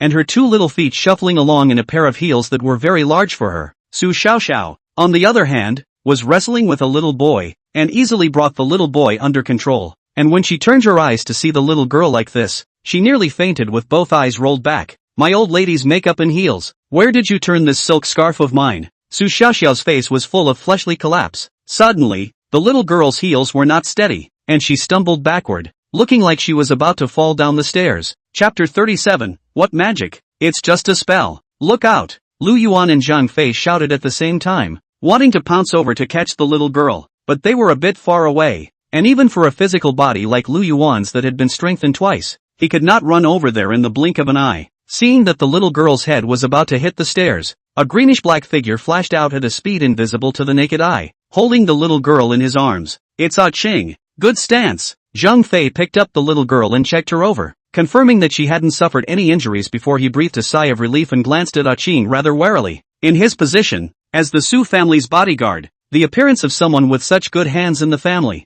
had to beware of a hand. Hope, it didn't scare you, did it? Su Xiaoxiao held the little girl in her arms and gently wiped away the tears that hung in the corners of her eyes due to the shock. The little girl shook her head, looking much more honest, but it was expected that after this bout of fear receded, it would return to its previous bearish state. Lu Yuan, you're finally here. Looking at Lu Yuan standing in the doorway, Su Xiaoxiao seemed to see a savior, holding the little girl and darting down the stairs in 3 or 2 steps. It was as if instead of 2 small children, there were 2 furies upstairs. This is the babysitter I found for you, one of my own. Lu Yuan pointed at Ah Ching and introduced him to Su Xiao, to avoid any misunderstanding. It then added, you can think of him as my butler. Great, I'll leave it to you here. Su Xiaoxiao didn't think much about it. Instead, she shoved the little girl in her hand into Ah Ching's hand, turned around and pulled on Lu Yuan and ran outside. Wait, miss, wait. Just as Su Xiaoxiao and Lu Yuan were planning to go out, a slightly stern voice sounded from upstairs. Looking back, I saw a fat, middle-aged woman standing on the 2nd floor, looking down at the crowd. Aunt Joe, what can I do for you? Su Xiaoxiao frowned slightly with a displeased expression. Before young master went out, he said that he asked you to take care of young master Peng Peng and Miss Yuan Yuan. If you leave like this, when young master comes back, what should you explain? When she said these words, the fat woman looked humble, but there was a feeling of superiority that made people uncomfortable. Auntie Zhao, you're just the Su family's nanny. Do I have to check in with you where I'm going? Su smiled coldly, not even willing to return her head. I don't mean that. It's just that you haven't been home for the past few years, and now you're running out with a kid from nowhere and leaving an unknown outsider at home. So I'm afraid if the master finds out about it, he won't be happy about it. The fat woman came down the stairs with a hint of imperiousness. First of all, these 2 are my friends, and secondly, as a babysitter, taking care of children should be in your job description, right? Hugging her arms, Su smiled and bristled. She hadn't been home for a few years, and the underlings of the family actually didn't look her in the eye anymore. I'm sorry, but I'm only responsible for his lordship's daily life. Aunt Joe shook her head. The tit-for-tat between the 2 was both amusing and amusing to Lu Yuan. He'd never seen such a crazy nanny who dared to talk back to the lady of the house. Big families are different. Aunt Joe, Master has instructed that you should shoulder the responsibility of caring for small children if you have the time. Zhang Fei, somewhat unable to look away, interjected. There's nothing for you here. Auntie Zhao's eyes glared. Besides, I don't have time now. I have work to do. That's pretty unprofessional, and I don't know how someone like you got recruited into the family. Finally, Lu Yuan couldn't help but make a sound. Ha, it's not your turn to interrupt as an outsider here. Aunt Zhou rolled her eyes. It was as if they were treating this place like their own home. I'm sorry to hear that. Su Xiaoxiao looked apologetically at Lu Yuan. Besides, you're saying I'm unprofessional. I've been babysitting for over 20 years. Who are you to say I'm unprofessional? What? With that mouth of yours? On the contrary, Auntie Zhao was not ashamed and hummed, glaring at Lu Yuan with her triangular eyes, stalking her neck and refusing to give in at all. Then I'll show you what it means to have a professional work ethic. In the face of this taunt, Lu Yuan did not take it personally and just pointed to the steps of the staircase, only to see Ah Qing sitting on the steps, unaffected by the quarrel over here. The two small children, one on each side, sitting obediently by Ah Qing's side, were looking at Ah Cheng with a face of adoration. Uncle Ah Qing, make us another one. The little boy tugged at Ah Cheng's arm with both hands and kept shaking it. The little girl had long since recovered from the shock she had just experienced, and had learned to tug on Ah Qing's other arm. Then you have to promise Uncle Ah Qing that you'll be good in the future, okay? Ah Qing smiled and spoke patiently. Yes. The boy and girl held their hands high in the air. So did you just do a lot of things wrong? Should you apologize to your aunt first? Ah Cheng's smile remained unchanged as he reached out and pointed at Su Xiaoxiao, who was standing at the bottom of the steps. The boy and girl sniffed and immediately stood up, ran down the steps and stood in front of Su Xiaoxiao, their little hands constantly stirring, their heads lowered, looking as if they really realized their mistakes. Auntie, I'm sorry, we shouldn't have disobeyed. I'll let Dad pay you back for the perfume and cosmetics. Forgive us, okay? This scene left Su Xiaoxiao somewhat at a loss for words. When had she ever seen these two little grandparents in such a well-behaved state? It's okay, Auntie forgives you. Go play. Su Xiaoxiao squatted down and gently touched the back of the boy and girl's head, then looked in amazement at Ah Qing, who had already stood up. Uncle Ah Qing, Auntie has forgiven us. Give us another magic trick. Forgiven. The two little ones once again ran back to Ah Qing and reached out to tug on his arm. Ah Qing bowed slightly towards Lu Yuan and Su Xiaoxiao before taking the two little ones to sit down. Then he pulled out a piece of white paper from somewhere and tore it to shreds in 3 or 2 strokes. Look, guys, is this white paper torn? Handing the torn white paper to each of the two little ones for inspection, Ah Qing took this opportunity to squeeze his eyes towards Lu Yuan. Yes, the little ones examined one piece at a time before handing the white paper back to Ah Qing, but Ah Qing just got it in his hand, casually rubbed it, and then when he opened the white paper, which had already been torn to pieces, turned back into a complete state, not even a crease. Wow, awesome. The little ones clapped their hands excitedly, looking at Ah Cheng with eyes full of admiration. How did he do it? This scene not only stunned the two little ones, but also dazzled Su Xiao and Zhang Fei who was watching from the side. By definition, this type of magic is nothing more than replacing the paper by virtue of extremely fast hand speed. Su Xiaoxiao also, even if Zhang Fei as a practitioner think that the eyesight is extraordinary, but also still cannot see through the Ah Qing is when to change the paper. Is Ah Qing's hand that fast? Ha ha. Lu Yuan laughed dryly. It's not a magic trick. It's just a mediocre spell. Chapter 38. Do you believe me when I say he's an immortal? These two little guys aren't bad by nature. They're just usually a bit arrogant. If we let them develop a worship mentality, it will be very easy to discipline them. Lu Yuan saw through Ah Qing's approach and explained to Su Xiaoxiao. So it is. Su Xiaoxiao nodded, suddenly realizing, then looked at Aunt Zhao. Nah, see, this is called professionalism. Cut. I know all this too, but I just don't want to use it is all. Auntie Zhao blushed for a moment, but it was quickly suppressed by that city wall-thick skin, stalking her neck, still talking tough. This face was a stark contrast to Ah Cheng, and the highs and lows were immediately obvious. Ding dong. At that moment, the doorbell suddenly rang. Zhang Fei stood by the door and opened it smoothly. Outside the door, a timid girl stood constrainedly, and the bodyguard who brought her in saw that it was Zhang Fei, nodded and left. Hello, I'm the new nanny. Master Su sent me. The girl bowed slightly towards the crowd inside the door. It seemed a bit formal, but at least the attitude was right. What? Nanny? Aunt Zhao was slightly stunned, then smiled a little fluke. Is it because Master saw that I'm usually too busy, so he found me a helper? It seems that Master is still very sympathetic to me. With this thought, her tone became more and more unrestrained. That who? From now on, you'll follow me, and you'll do whatever I tell you to do. Zhao Jie, come with me in a moment. I'll take you to settle this month's salary. From now on, you're no longer a member of the Su family. and she'll take over your job. Zhang Fei cleared his throat, pointed at the new little girl, and said with a straight face, What? What gives you the right to? Aunt Zhao seemed to be in disbelief of what Zhang Fei had said. Her eyes were wide open and her face was filled with dismay. In fact, the master has wanted to replace you for a long time, and now that your replacement is here, you can go. Seeing that Aunt Zhao still wanted to pester him, Zhang Fei's face turned cold. That leopard's head and ringed eyes looked quite appalling with that expression. After driving Auntie Zhao away, the Su family finally harmonized. Entrusted by Su Xiaoxiao and having sought Lu Yuan's permission, Cheng took the two children and began to instruct the new little girl on how she should work. Spare a thought, and Cheng appeared to be at ease.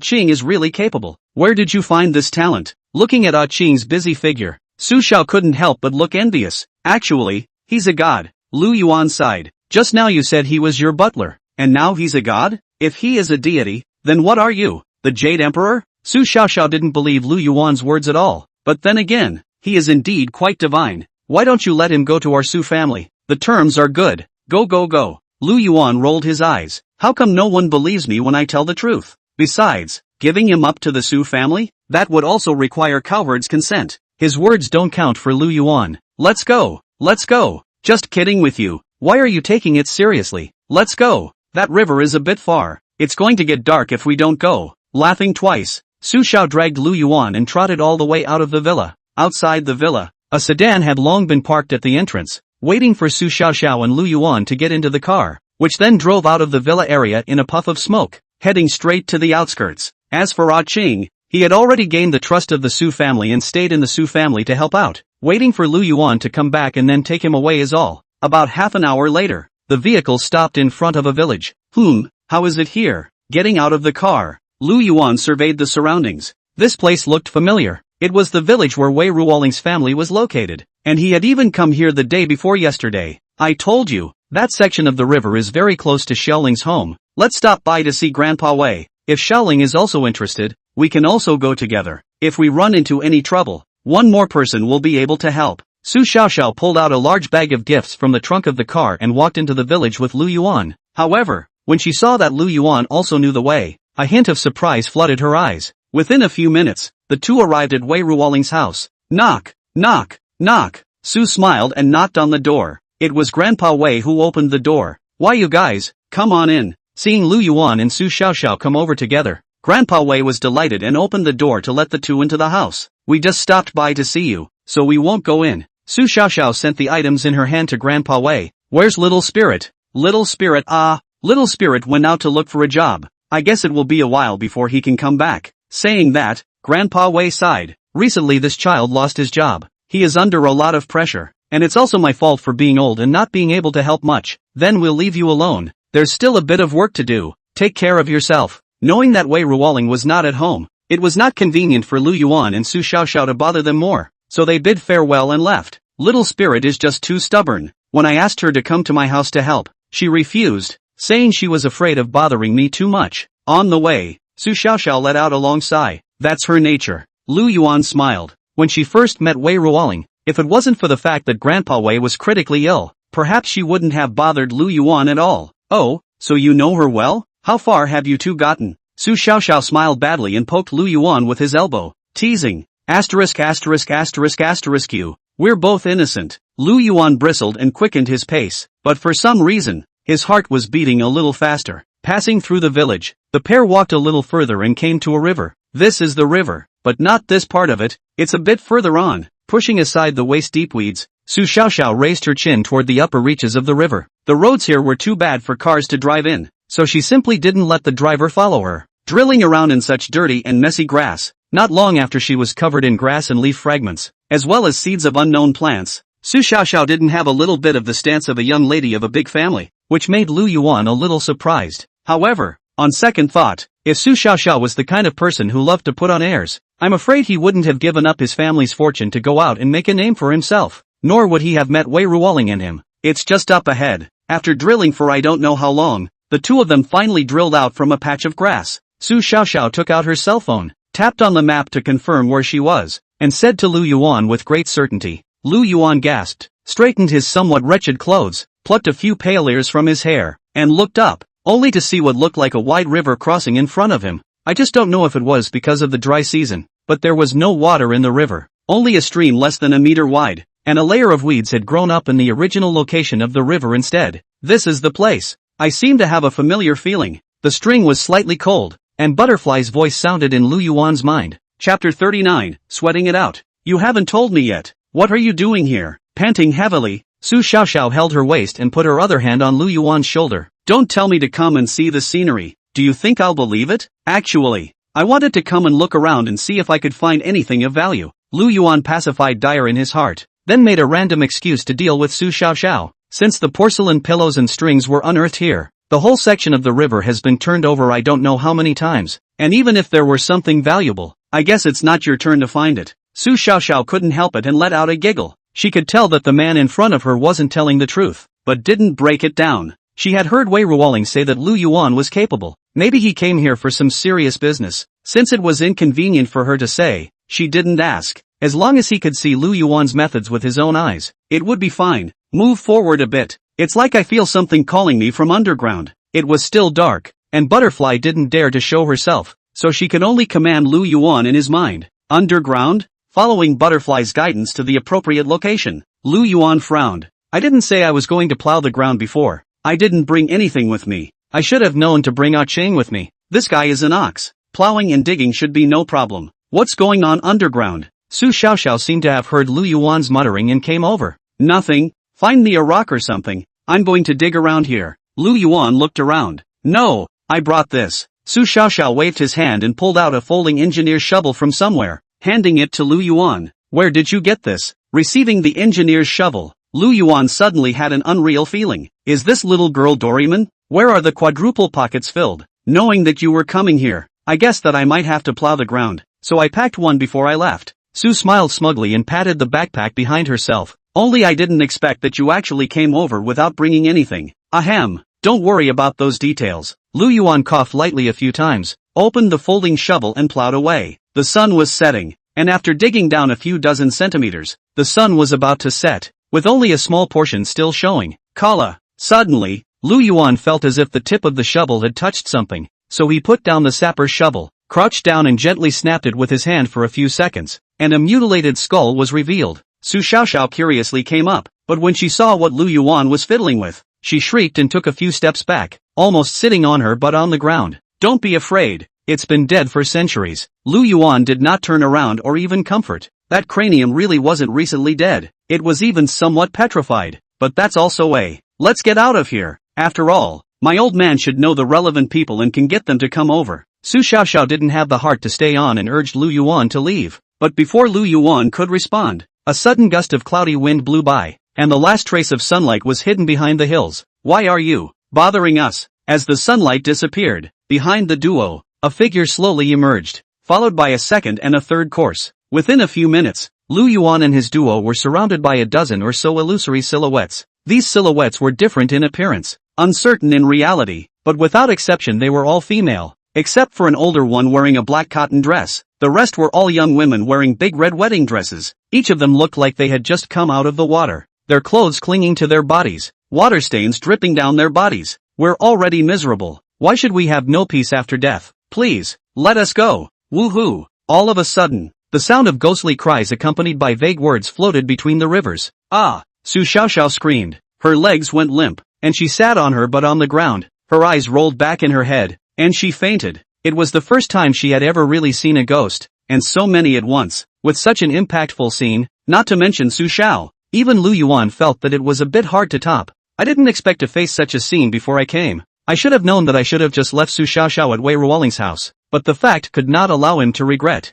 The dozen or so ghostly shadows saw Lu Yuan still standing still in the same place and suddenly looked like they had changed their faces. Each one of them had light red blood flowing from their mouths and noses, and the corners of their mouths were frothing with white foam, and they walked over towards Lu Yuan. Wait a minute, I meant no harm. Surrounded by ghosts and shadows, Lu Yuan was already surrounded and had no way to retreat, so he could only try to communicate with them, but those ghostly shadows continued to surround Lu Yuan as if they did not hear him. The older female ghost in the black cotton dress was the closest to Lu Yuan, and with a few more steps forward, she would be face to face with Lu Yuan. Butterfly, don't you shrink away, there's no way out. Lu Yuan couldn't hold back any longer and called out loudly, and his hands subconsciously rubbed the cold strings on his wrists. only Butterfly didn't respond. Finished? Is it hard to fold here? A trace of bad feeling suddenly bubbled up in Lu Yuan's heart. What's all this? Just as Lu Yuan's heart was in despair, Dyer's figure suddenly detached from the string and appeared in front of Lu Yuan. The moment Butterfly appeared,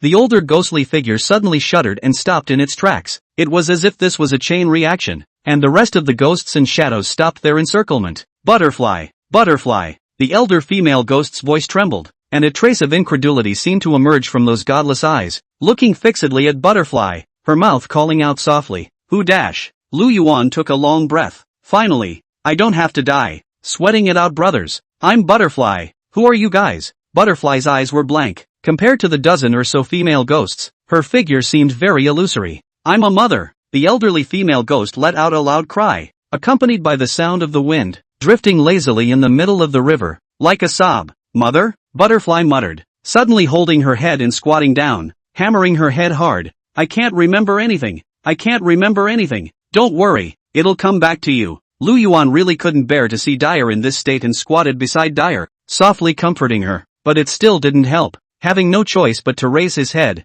Lu Yuan could only look at the dozen or so ghostly shadows around him. They may be the only ones who can help deal now. The older ghostly figure did not speak, but probably sensing that Lu Yuan did not have any malicious intent, he slowly raised his hand and pointed in a direction. The remaining dozen or so ghostly shadows also raised their hands. A dozen imaginary arms worked together to help Lu Yuan determine a location. Chapter 40, The unattended weed dies in the winds of the world. I don't know what year. In times of war and chaos, how could the common people have the heart to remember the current year? Eating and living is the most important thing. Yuan Katie's mother, Yuan Huang, had just scooped out a few ears of dried rice from the earth pit, as if she had dug up some kind of treasure, put it into her arms, wrapped it carefully in her clothes, and looked around to see that there was no one there, before she hurriedly ran towards her home. The wind whipped through her hair, blowing it a few shades of white. The land was owned by the landlord's family and had been harvested a long time ago, and had long since been plowed and picked up several times, and there wasn't much left of the ears of rice that were too dried out to germinate like this.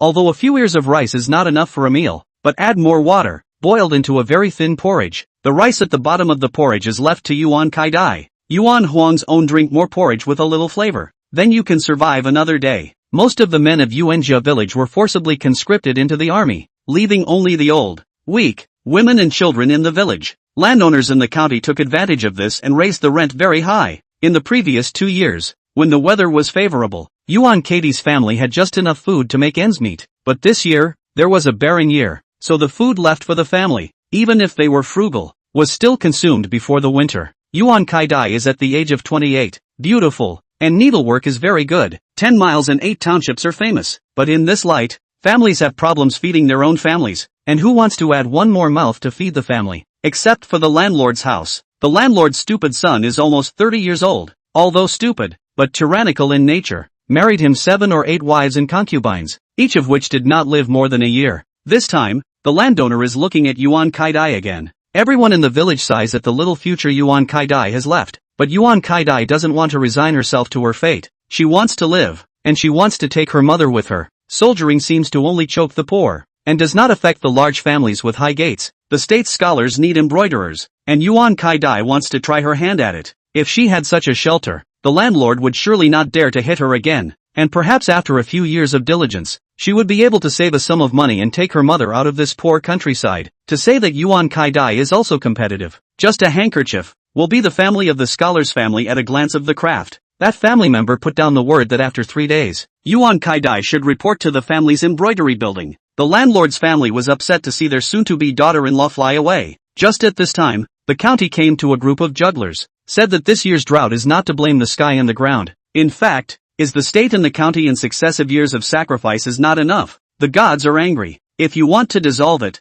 you must find a woman to serve the gods as a sacrifice. The people of the state and counties complained, not because they were afraid that they would be selected as sacrifices, but they resented the fact that everyone in the lineage had offered sacrifices poorly, causing everyone to starve for a whole year, with the idea of destroying it if you can't get it. The landowner's family slipped some money to the juggler and settled on Yuan Kai-dai as the candidate for the sacrifice. Yuan Kai-dai wanted to ask for help from the clans, but the clans, in order to pacify the people's grievances, took the lead in tying up Yuan Katie's hands and feet, changed into a wedding dress. put on jewelry, and threw her into the river to sacrifice to the gods, and also set up a large dojo on the bank to give kanji to return the wish. On the day of the sacrifice to the gods, Yuan Huang sold everything in the house and replaced it with a porcelain pillow, wanting her daughter to sleep comfortably in the other world. Their mothers were just insignificant weeds, and a little stronger wind from the world could uproot them. In the end, the charlatan got a large sum of money given by the landlord and the clan. The clan pacified the people's grievances, and the landlord's family found a new daughter-in-law for their stupid son, and even the people who had been starving for a year got a full meal. Only Yuan Huang lost her daughter. The day after the sacrifice to the god, Yuan Huang threw herself into the river. After an unknown number of years, in the river, Lu Yuan stood frozen in place. It was a long time before he sighed slowly. In front of him was a pit, and in the pit were the remains of a skeleton, the remains of a butterfly. When he dug out the remains based on the guidance of those dozen ghostly shadows, Butterfly's soul was finally complete, displaying this memory completely in front of Lu Yuan. This damn world. Facing this thick past, Lu Yuan had a deep sense of powerlessness. There were a dozen or so ghostly shadows, and it was thought that after Butterfly, a dozen or so other girls had been similarly poisoned. Benefactor. Now that Dire's soul is complete and her heart's desire has been fulfilled, she is leaving. Dire bowed deeply towards Lu Yuan. The dozen ghostly shadows also bent down in unison, and except for Yuan Huang's, the rest of them each placed an item of their belongings on the ground in front of Lu Yuan, seemingly thanking him for his help in replenishing Dire's soul. Lu Yuan looked at this scene with his eyes glazed over. These are real antiques, a full dozen pieces. Getting rich. In the distance, a black and a white figure seemed to come from the void,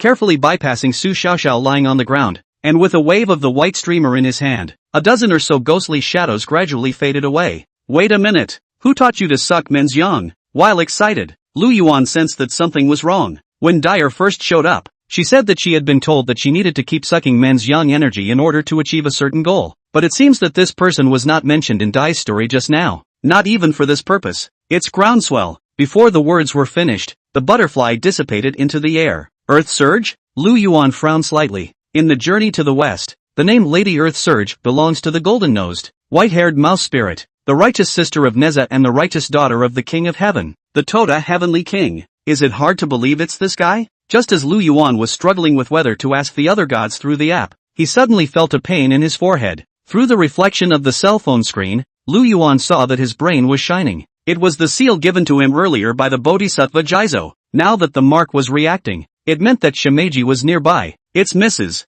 Earth Surge. That guy stole away to the lower realms once again a few years ago, and it's not a secret in the three realms that no trace of her has been found until now. With the flashing of the seal, a man appeared behind Lu Yuan. The man was about 1 meter 8, with a well-proportioned body. His skin was very white. Even his hair was white, as if he had albinism, together with a white coat and white pants. Even in the middle of the night it was very eye-catching. You're Shimeji? Looking at the little white man, Lu Yuan was a little hesitant. That's right, you were sent to me by the Earth King, weren't you? The little white man nodded. To be precise, not sent to find you, but hired to find you. Lu Yuan let out a long sigh of relief. Now that I've found you, I can at least deliver. He could never have imagined that the task of finding Shimeji would actually be accomplished like this. Then again, what are you doing here? Gathering the dozen or so antiques on the ground together, Lu Yuan inquired in passing. There are 18 grievous souls here, so I'm not worried, and I've been watching here all this time, lest I cause any trouble. Shimakaze said this, but there didn't seem to be any sense of relief in his words. Did you run out for these wrong souls? Lu Yuan felt something was wrong and then asked. Shimeji shook his head and was just about to speak when he heard Su Xiaoxiao's voice from not far away. Lu Yuan, your brain is glowing, yeah. Chapter 41, you can call me the big bad bastard. You're sleepy. Lu Yuan gave a wink to Shimeji. Shimi understood and casually wiped his hand, and the mark on Lu Yuan's forehead reappeared hidden under his skin. How come it's gone? Su Xiaoxiao rubbed her head and slowly climbed up. Suddenly it seemed as if the memory of seeing ghosts earlier flooded her mind, and she ran over and grabbed Lu Yuan's arm in a great panic. There were so many ghosts just now, did you see them? No, nothing just happened. You were just too tired to fall asleep. Lu Yuan blurted it out, opening his cell phone in the process and tapping on the flashlight that came with it. Ah, impossible, right? I clearly remember. Su's smile eyebrows are almost twisted into twine, looking around, but no memory of those horrible figures. We will not be dead, right? Yeah, this is Shimeji, here to see if you have any unseen secrets. Lu Yuan was somewhat helpless and pointed at Shimeji, but before he could lower his hand, he suddenly felt a pain in his ear. Su Xiaoxiao pounced like a tigress and twisted his ear. Ouch, ouch, ouch. Let go. Lu Yuan bared his teeth in pain. Pain means it's not dead. It was only this time that Su Xiaoxiao let go in triumph. Why don't you pinch yourself? Lu Yuan rubbed his pinched ear. Because it's going to hurt. Su smiled a little. You're pretty smart. This reason made Lu Yuan unable to refute it. Then again, who is this? After a few gags, Su Xiaoxiao's mood obviously relaxed a lot. This is my friend. You can call him. Lu Yuan wanted to introduce it, but he realized that he didn't know what to call Shimeji either. Just now, when she half-jokingly stated Shimeji's identity, Su Xiaoxiao would only think that she was teasing her, and if she said it again, she was afraid that she would be suspicious. Just call me Old White. Hesitantly, Shimakazu introduced himself. He doesn't even know your name. Is he really your friend? Su smiled skeptically. Come over here and see how these things can be taken away. Lu Yuan was afraid that her further questions would reveal the cracks and hurriedly changed the topic. Hearing this, Su Xiaoxiao then saw the dozen or so antiques that Lu Yuan had placed in front of him, and her eyes immediately glazed over. Crap! Did you rob Su Qingming? Rarely was Su Xiaoxiao such a great lady, but in the face of such a scene, she still couldn't help but burst out foul-mouthed. Fortunately, these antiques are some hairpins, bracelets and other small objects. The only one that is bigger is a gilt jade rui. Lu Yuan will be accompanied by a backpack to organize and tidy up. Barely able to stuff these things in. Such a broken bag, so many antiques. That's you. Why don't you use a plastic bag to put it? Su Xiaoxiao couldn't help but spit. I still have it here. Lu Yuan really did pull out a plastic bag. This sentence choked Su Xiaoxiao to the point of rolling her eyes, and she had no choice but to pull out her cell phone and make a call to her own driver. You'll come back with me first, and we'll talk about the rest when we get back. Lu Yuan whispered a command to Shimeji. Then together with Su Xiaoxiao, he followed the cell phone's location through the grass and returned to the car parked on the side of the road. There were no words along the way, and half an hour later, the three of them returned to the luxurious villa of Su Xiaoxiao's family. Miss, you're back. At the door, Zhang Fei was standing guard diligently, and as soon as he saw Su Xiaoxiao's car stop, he rushed forward to open the door. There's nothing going on at home, is there? To be honest, although Su Xiaoxiao trusted Lu Yuan very much, it was inevitable that leaving Ah Cheng alone at home would still be a little less than reassuring. Miss, this Ah Cheng is simply amazing. Speaking of Ah Cheng, Zhang Fei's eyes were glowing. What happened? Su Xiaoxiao was a bit surprised. She had never seen a professional bodyguard like Zhang Fei ever get so excited, but as soon as she pushed open the door, she couldn't help but stare. Is this still my house? In the villa, the furnishings and decorations have not changed. They have just become newer than new. Young Master Pang Pang and Miss Yuan Yuan have already gone to bed. Ah Cheng took good care of them, and even took the time to bring the new nanny to give the house a cleaning.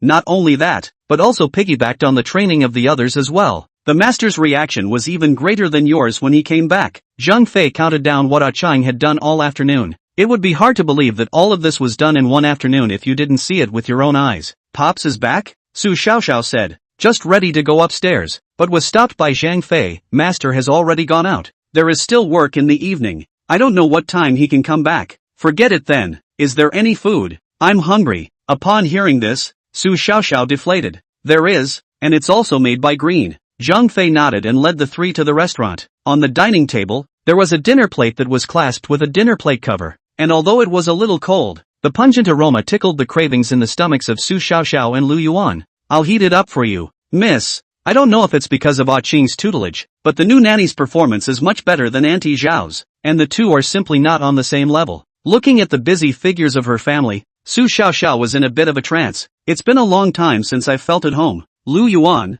how much salary do you offer Ah Cheng? I'll pay double. Let Ah Cheng to our Su family. No matter how much money it is, I believe Pops won't refuse. Suddenly, Su Xiaoxiao looked at Lu Yuan. What money or not? I don't get to say anything about Ah Cheng. It's up to him where he works. Lu Yuan shook his head. That's true. And when the cowherd is done being mushy with the weaving maiden, Ah Cheng is going to leave. Then how about having Ah Cheng come over to my house once in a while to do a favor? It's not much. Just come 4 or 5 days a week. Su Xiaoxiao didn't think much about it and just assumed that Lu Yuan didn't want to release him. You mean, I'll pay the salary as it is, and then I'll let Ah Cheng come to work for you. Lu Yuan saw through Su Xiaoxiao's thoughts. It's okay to be whored out by a god. How come a mortal wants to whore him out too? He was the only one in the world who had a big grievance against Lu Yuan. The two of them were chatting, when behind them, Ah Cheng came over with a plate. Ah Cheng, come over and eat with us. Lu Yuan greeted Ah Cheng and sat down, but instead of sitting down, Ah Cheng looked at Shimeji, who was sitting on the sidelines, in surprise.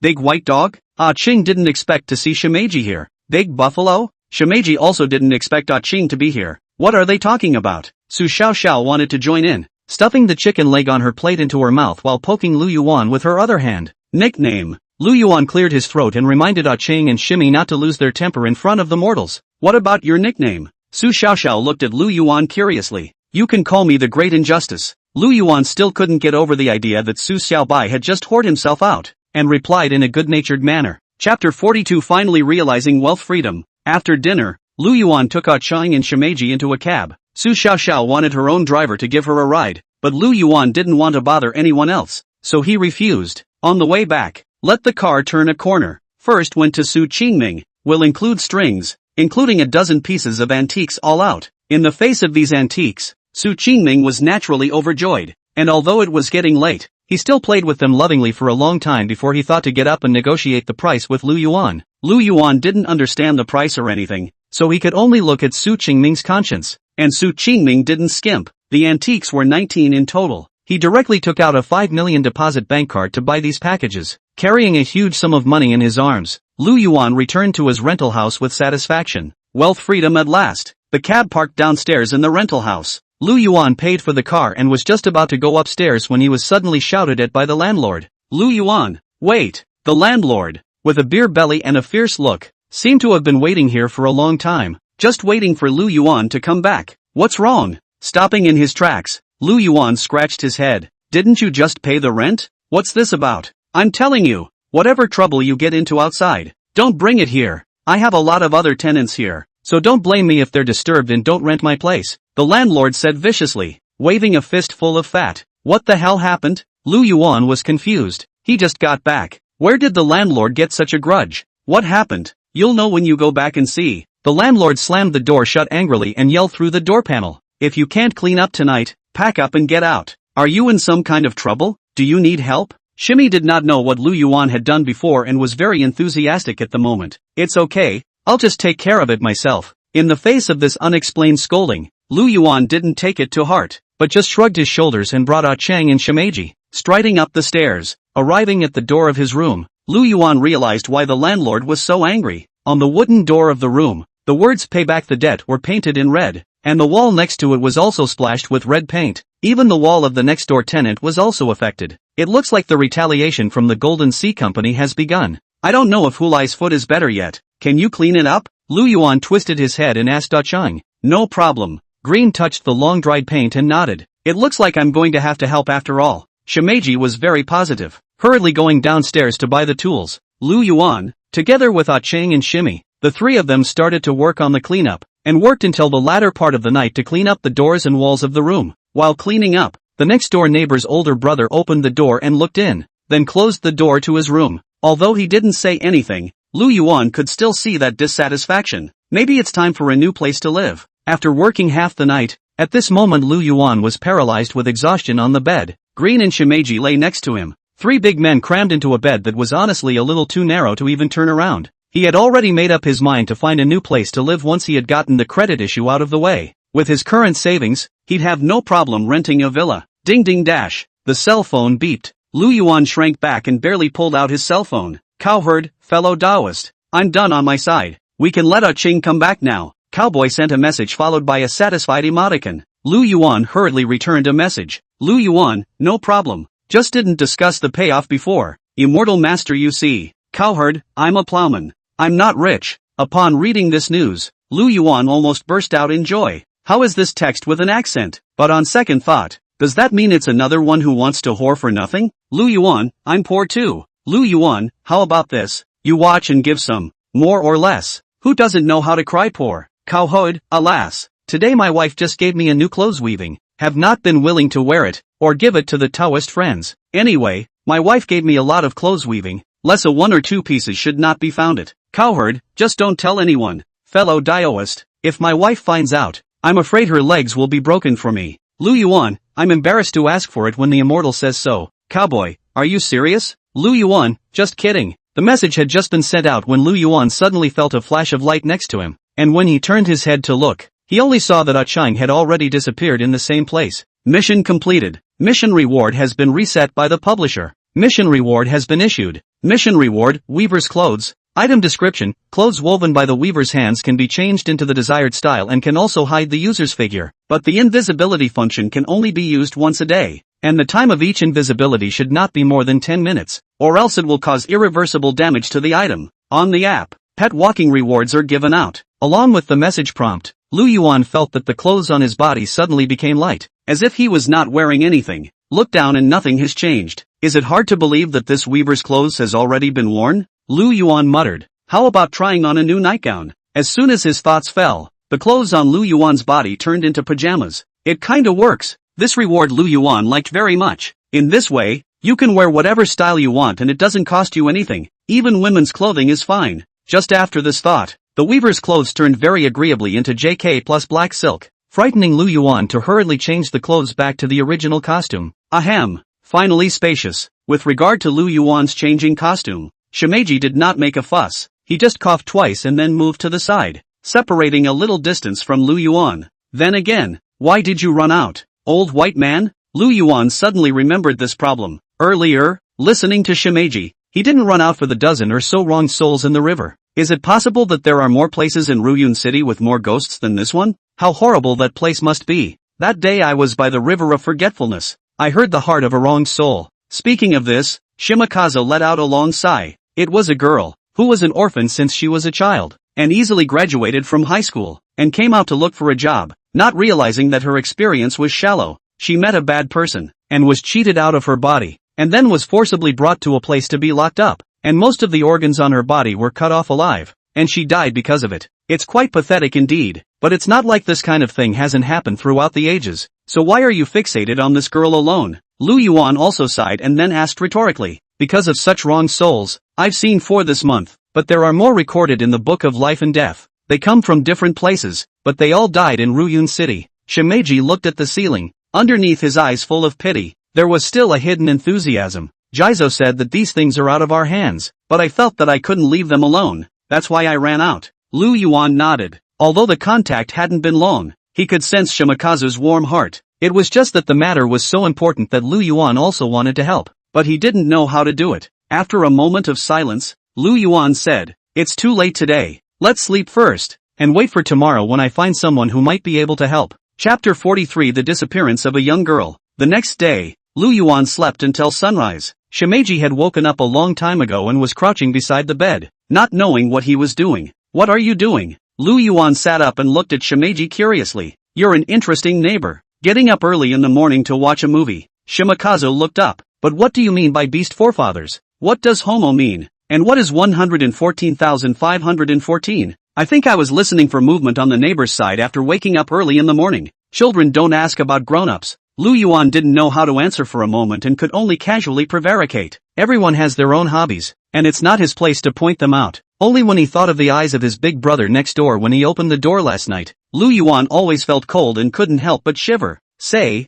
didn't you say you were going to help me find clues? Shimeji sat back down on the bed, enthusiastic. He also carries some acuity. There's no rush. Maybe people aren't up at this hour. Lu Yuan pulled out his ears. It's almost noon. Who's a good person who isn't up at this hour? Looking at Lu Yuan's languid appearance, Shimeji could not even look at it. At Shimeji's urging, Lu Yuan then rummaged through his backpack without slowing down. Not long after, a note turned up. There was nothing extra on this note, just a phone number. It was the old man with the extraordinary temperament who had given it to Lu Yuan along with the honorarium after he had picked up the gold ring earlier. When he first met that old man, Lu Yuan could sense that the old man was definitely not an ordinary person, and that old man had also said that if he ran into any trouble in the future, just look for him. Although this kind of words were usually just some kind of scene, Lu Yuan always felt that that old man was not just talking. What Shimakaze said was not something that could be solved by the average person, so maybe there was a way out if he was asked for help. Following the note, he entered the number into his cell phone, dialed it,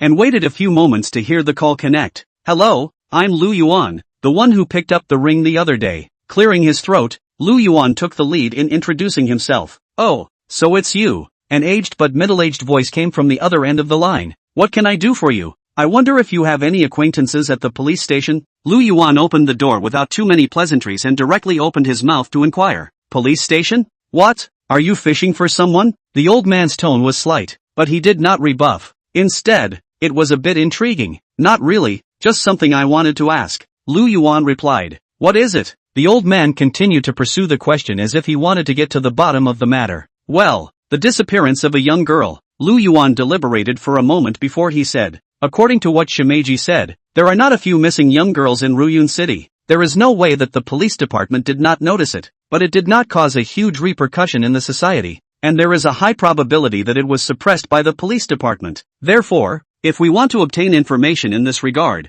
it is inevitable that we have to have contact with the police station. Instead of searching around blindly, you should go straight to the target. Oh, surprisingly, you didn't come to beg me to help you settle your debt problems with the Golden Sea Company? On the other end of the phone, the old man's tone was flat. However, these words were like flat thunder in Lu Yuan's ears. How did you know? Shocked in his heart, Lu Yuan blurted out. Ha ha ha ha ha, you brat. You made such a big commotion in Falling Pine Mountain. Even that Hu Lai kid was cleaned up by you. Do you know that Hu Lai's old man, Hu San-jin, almost didn't beat him to death when he heard that his own brat had lost so much face, and that he had also brought the Hu family into a stalemate with Su Qingning? The old man laughed out loud and sounded like he was having a great time. So there's a follow-up to this. Lu Yuan grinned. Sure enough, gossip is people's favorite, no matter how old they are. Alright, that thing your kid said, I can help you. The old man suddenly put away his joking attitude. If I'm not wrong, that thing you want to investigate, the Public Security Bureau side has been staring at it.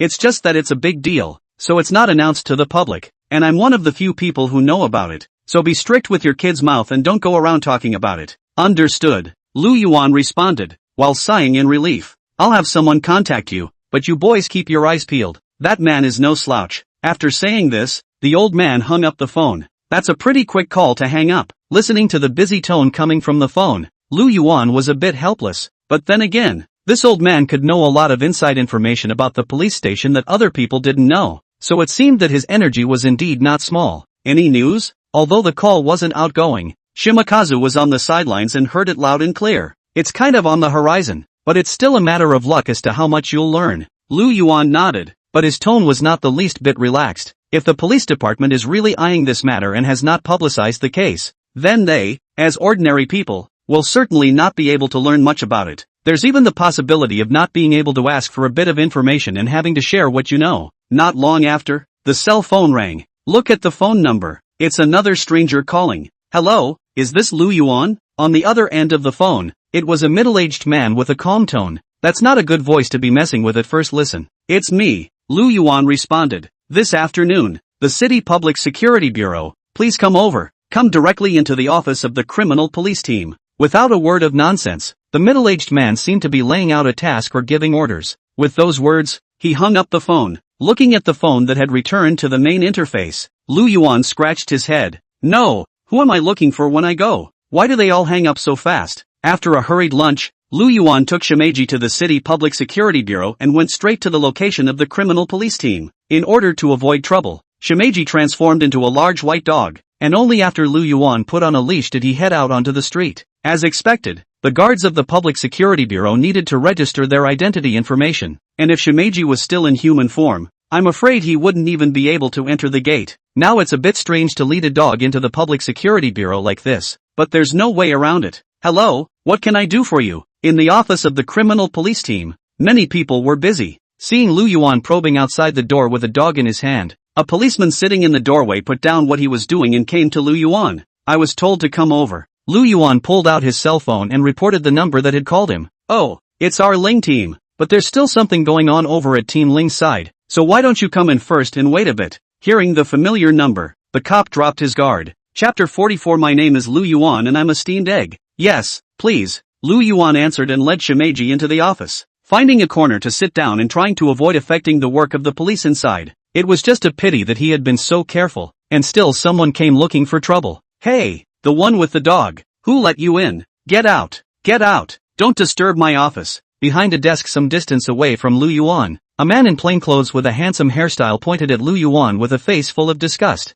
The people around them weren't said to be pudgy, but most of the men had stubble on their faces, and the women had short, slightly disheveled hair, and almost everyone had heavy dark circles under their eyes. Not much of an image to speak of. A stark contrast to this refined man. Brother Tian Ming, he's here to look for Team Ling. Isn't it true that Team Ling's hand is still helping you with this case? I'll let him wait here for a while. The small policeman who had talked to Lu Yuan earlier stood up. By the looks of it, this little cop was a recent graduate of the police academy and hadn't been in the CID for long. Don't use Ling Xiangyang to pressure me. Let me tell you, if it wasn't for the fact that Ling Xiangyang came here 7 or 8 years earlier than me, with my family's old man's tactics, this position as the head of the criminal police would have been mine. The refined man slapped his desk, the roar causing the rest of the office to look sideways. Get the hell out of here. Don't let this mangy dog's fur dirty my shoes. Seeing that no one retorted, the refined man gave a winning smile and pulled out a clean handkerchief from his pocket and gently wiped his leather shoes that didn't have much floating dust. Then he picked up the tea set on the table and poured himself a cup of tea and took a leisurely sip. The other people in the office were already not surprised by this kind of thing, and the small policeman also came to Lu Yuan's side and whispered, "Don't mind it. This is Guo Tianming, the vice captain of our criminal investigation police team. Just now there was just a case that had gone wrong, and he was a bit annoyed. And you can stand it when he talks about you like that?" Lu Yuan would not take those words to heart and asked this young police officer who had just graduated a short time ago a rhetorical question. Harm, who made his father the deputy director of the Provincial Public Security Bureau. The little policeman also had little heart, and said what was in his heart with a straight face. Bang! A small teacup flew, hitting the small policeman's forehead. The unfinished tea inside splashed, splashing the small policeman's face, and also splashing Lu Yuan all over. Are you saying that I'm a loser who relies on my family? Guo Tianming seemed to mind this matter very much, and immediately roared out, "Tell you what, I'm sitting here because of my own skills." As these words left his mouth, Lu Yuan almost laughed out loud. Just now, he had claimed that his family could arrange the position of chief of criminal police for him, and now he said that everything depended on himself, and when his own case goes wrong, the captain goes to wipe his ass while he sits here drinking tea. How does this look like it's even remotely competent? Looks like he's just a cockney guy who gets by on family connections. It's okay to lie to your buddies, don't lie to yourself. What are you laughing at? Guo Tianming saw the smile that flashed across Lu Yuan's face and tapped the table again. Alright Tianming, don't make things difficult for the other Xiao Wang. Another slightly older female police officer hurriedly drew out a few tissues and pressed them to the young cop's bleeding forehead, persuading him, since he's here to look for Team Ling, it's okay to let him wait for a while. Nothing? Wei Tianming bristled, stood up and walked over to Lu Yuan, looking at him with a very serious expression. Let me ask you, what if your dog loses its hair and the hair contaminates certain evidence? Can you afford to pay for this responsibility? That seems like a reasonable statement, but it's not very convincing when you take a closer look at it. Who's a good person who would play with evidence in the office? Lu Yuan crossed his legs. Besides, my dog doesn't lose his hair. At these words, Shimeji froze and turned his head to look at Lu Yuan. If eyes could kill, Lu Yuan would have been dead at this moment. Cut the crap. Get the hell out of here. Wei Tianming didn't care about that and had a strong attitude. Ahem. Just when Lu Yuan wanted to dislike something, a light cough rang out from the office door. Looking for the sound, he saw a hard-faced middle-aged man standing in front of the office, his other hand grabbing the collar of a strong man. The burly man was nearly a head taller than the middle-aged man, but being tugged by the middle-aged man's collar, he was like a chicken cub being carried in his hands. Had enough? The middle-aged man looked at the few people in the office with a cold face. Humph, not with you. In front of the middle-aged man, Guo Tianming also lost his temper, but he still wanted to save face, and after a stiff upper lip, he sat back in his seat, took a teacup again, and poured himself a cup of tea. Asked? The policewoman looked at the well-behaved burly man and a glimmer of hope surfaced in her eyes. No. The middle-aged man shook his head. Pretty tough mouth. It seems that the legendary Team Ling is also similar to me. In that case, I can sit in that seat of yours. Guo Tianming snorted, but he didn't dare to meet the middle-aged man's cold gaze, so he could only clear his throat and move his eyes away. Is everything okay? The middle-aged man glanced at Guo Tianming and did not say anything. He just pressed the strong man on the chair beside Lu Yuan, reached out and pressed the head of the small policeman, checked the wounds, and confirmed that he was fine, and only then did he let go of his heart. Team Ling, this man said you called him. Taking this opportunity, the small policeman rushed to introduce Lu Yuan to the middle-aged man. By the looks of it, this middle-aged man who didn't say much but was very stern was the city's criminal police chief, Ling Xiangyang. Lu Yuan did not expect that old man had introduced him to such a person. However, with this person's presence, if things went well, the possibility of asking for news about those missing girls would be a few more points higher. Got it. Ling Xiangyang nodded and looked at Lu Yuan with a scrutinizing gaze. I know what you want to ask, but I'm sorry, there's some information that I can't tell you the source of, only that I didn't do any of this.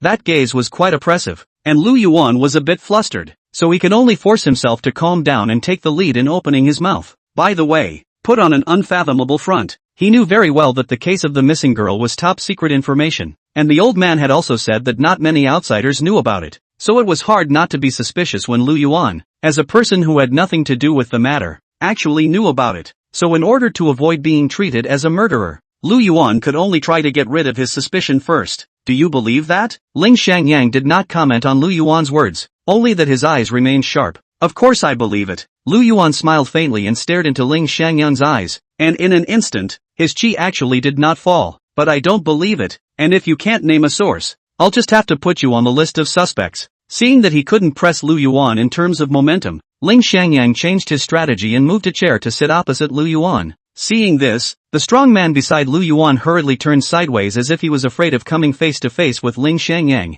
Think of me as a detective. Lu Yuan wanted to say Conan's line at the moment. My name is Lu Yuan and I'm a steamed egg. Chapter 45, King of Thieves Xiang Shangfei. And detective, you think you're playing house? Guo Tianming let out a laugh, his mocking tone not afraid of others hearing it at all. What? Are you afraid I'll be too good and take your place? Lu Yuan rolled his eyes and reached out to pet Shimeji's head as if he was petting a real dog. To be angry, you have to poke people in the lungs, but that one word and one action offended two people. One is Guo Tianming, the other is Shimeji. You dog! Guo Tianming stormed out, copied the teacup to throw it over again, but fortunately was stopped by the other people's quick eyes and hands. The Shimeji originally wanted to turn his head to bite Lu Yuan, but was completely ignited by the phrase dog thing. Toward Guo Tianming is a few roars. If it wasn't for the fear of being chastised by the Earth Store King Bodhisattva, I'm afraid that the current Shimeji would have already taken human form and buried Guo Tianming with the dirtiest words of his life. Officer Guo, don't forget, I'm not your henchman. I'm just an ordinary citizen, and there are surveillance cameras all over the office. So if you really hurt me, I'm afraid that even with your old man's hand, he won't be able to clean up this mess of yours, right? Lu Yuan said to Guo Tianming while calming Shimeji. Humph. When these words came out, Guo Tianming had nothing to say but to stifle a grunt. Even if he was a dude, he should understand his own family's situation. In order to arrange this vice captain position for him, his old man had already been targeted by a lot of people, and if a news story about beating up ordinary citizens came out now, it was expected that his old man would have to be righteous in order to protect himself. You're quite the dog. Ling Xiangyang looked at the big white dog that had easily quieted down and suddenly said, he thought that the big white dog in front of him was being so grumpy to protect his master. Shimeji wanted to cry. Looks like the dog's name won't come off today. I should have known to change into a different pet. Lu Yuan seemed to notice Shimeji's low mood and reached out to touch Shimeji's head. As he was touching it, he suddenly heard Shimeji's voice ringing in his ears. Lu Yuan, explain to them that although I look like a dog, I'm really not a dog. Crap. Speaking? What if someone finds out? Lu Yuan was shocked in his heart and hurriedly raised his head to look around. But strangely enough, it was as if the others didn't hear the words. Even Ling Xiangyang, who was closest to him, didn't notice. Don't look, it's a voice transmission. Shimeji's voice sounded again. Only you can hear what I say. Hearing this explanation from Shimeji, Lu Yuan then put his heart down. Being able to hear Shimeji's words was still a bit of a benefit. At the very least it made communication a lot easier. But suddenly, Lu Yuan realized a problem. How was he supposed to communicate with Shimeji? Talking to a dog in front of everyone? What if I'm taken for a psychopath? You don't need to speak, just think directly in your mind. There was a bit of pride in Shimeji's tone, as if he had already left the displeasure he had just experienced behind. Nothing in this world has yet escaped my ears, not even people's thoughts. That good? Lu Yuan thought tentatively in his heart. That's natural. Shimakazu proudly puffed out his chest. Dogs, what are you staring at? Guo Tianming's roar brought Lu Yuan's thoughts back to reality. But suddenly, his tone calmed down again. I'm asking you, since you said you are a detective, you should have some skills, right? Looking at Guo Tianming's narrowed eyes, Lu Yuan always felt a bit of a bad feeling. In a moment, no matter what he says, just say yes. Shimi's voice rang in Lu Yuan's ears. I've got the skills, I just don't know what you want to see. Lu Yuan laughed lightly and leaned backward on the back of his chair, crossing his legs once more. Pry this man's mouth open if you are capable. Guo Tianming pointed at the burly man sitting beside Lu Yuan. This person, Ling Xiangyang and I are clueless. If you can ask something out of his mouth, I'll obey you. Obviously, even Ling Xiangyang had not been able to ask anything out of this burly man's mouth, and he didn't believe that Lu Yuan would be able to ask for any useful information. He just wanted to use this opportunity to make things difficult for Lu Yuan. Yeah, unexpectedly, Lu Yuan actually agreed directly. Ha, let's make a bet then. If you can't ask anything, I'm going to arrest you for fraud. Guo Tianming's big mouth grinned as he tried to give Lu Yuan an intensity boost. And what if you lose? Lu Yuan rubbed his chin and played his own little game in his mind. If I lose, arrange it however you want. Even if you really want to sit in my position, I won't hesitate to give it up to you. Guo Tianming laughed out loud. His words were just words. Even if Lu Yuan really won the bet, it would be a fool's errand to sit in his position. It's settled. But what Guo Tianming did not expect was that Lu Yuan revealed a winning smile. It's like it's all under control. You, don't make a pretense. If you're not sure, just admit defeat yourself. That way we'll both look good. Looking at Lu Yuan's smile, Guo Tianming was a little hesitant. You're in the middle of a gunfight? Say it, what do you want to know? Lu Yuan once again assumed that unfathomable stance. I should always be given a general direction so that I can give you the information you want, right? If you're really good, guess for yourself. Guo Tianming's neck snapped. That's a bit of a bummer attitude. In the office of the criminal police team, everyone stopped what they were doing and quietly looked at Lu Yuan and Guo Tianming. For the farce between these two, Ling Shangyan's attitude was also ambiguous, neither dissuading nor agreeing, but just watching silently. He also did this to test Lu Yuan, and if Lu Yuan lost, the big deal was that he would unleash the fruit of face, and he would still be able to sell a favor to Lu Yuan, and the old man who had recommended Lu Yuan to come. However, if Lu Yuan could win, it would be able to prove Lu Yuan's ability as well as solve a troublesome matter at hand for him. There's no harm in it for him either way, so why not? Of course, all of these thoughts were also shared with Lu Yuan by Shimeji. That old man wasn't wrong. The city is really deep. Lu Yuan muttered, then pretended to look at the strong man sitting beside him. What are you looking at? The strong man was a little uncomfortable by Lu Yuan's look, and his original relaxation of leaning against the back of his chair to watch the fun had now turned into sitting upright. You're a decorator. No wife, no kids, but have a girlfriend who owns a clothing store, and you told her you were in the decorating business and a contractor, and that's how you fooled her. Lu Yuan stared intently into the eyes of the strong man, and told the Shimeji words he heard in his ears without changing a single word. So what? I did lie to her a little bit about work, but that shouldn't be a big deal. Big deal. I'll apologize to her. The burly man spread his hands out like a piece of hobnailed meat. Just a little lie? Maybe she doesn't know your true identity. Lu Yuan smiled faintly. Thief King Xiang Shangfei. Chapter 46. Can it be that this is a fairy? Looks like you boys have something after all. Seeing Lu Yuan reveal the true identity of the strong man, Guo Tianming was a bit surprised. This morning he came to the office as usual when he drank tea. Suddenly Ling Xiangyang threw this strong man to him. Did not say anything? Was intended to give him a downward spiral. He had been busy for half a day, but he had only asked that this burly man was the king of thieves. Xiang Shangfei. I thought I could take a heavenly credit, but I didn't realize that after asking the name, there was nothing more to be said. Seeing that this kid who just came here, just by looking at him, finished most of his day's work, it made him feel very uncomfortable. Except that's all the information we know, and if you can't tell us what he's done, you can't be counted as a winner. Guo Tianming held his arms in a very strong manner.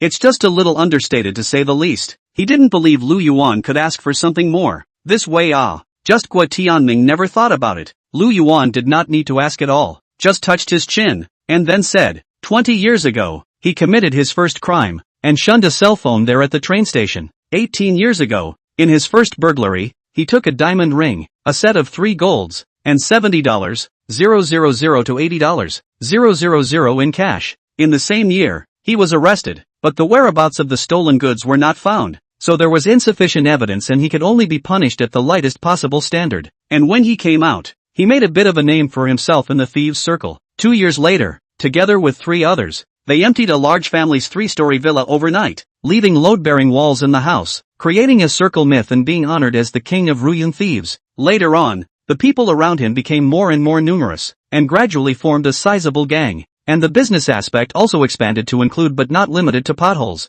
theft and robbery. In short, in addition to murder and arson, almost no evil. This gang is getting bigger and bigger, until 2 years ago, has almost become the first big underground force in Ruyun City, and the king of thieves, Xiang Shangfei, has become a living signboard. But wherever the name is mentioned, the people on the road have to give 3 times the thin face. In one breath, Lu Yuan recounted Xiang Shangfei's past experiences one after another, not even as small as slipping away a box of toothpicks when you go to eat somewhere. Listening to Lu Yuan's narration, everyone in the office stared in disbelief. These experiences were so fine-tuned that they were even more detailed than the information they had in the CID. Last month, there was a vicious case in Ruyun City. After someone burglarized the house, they woke up the head of the household, and during the fight, the head of the household was killed by mistake, but due to the lack of much evidence at the scene, they have not been able to confirm who the murderer is. You suspected Xiang Shangfei, so you invited him here. Lu Yuan slowed down his breath and then continued. This should be the thing that you want to borrow my hand to ask out.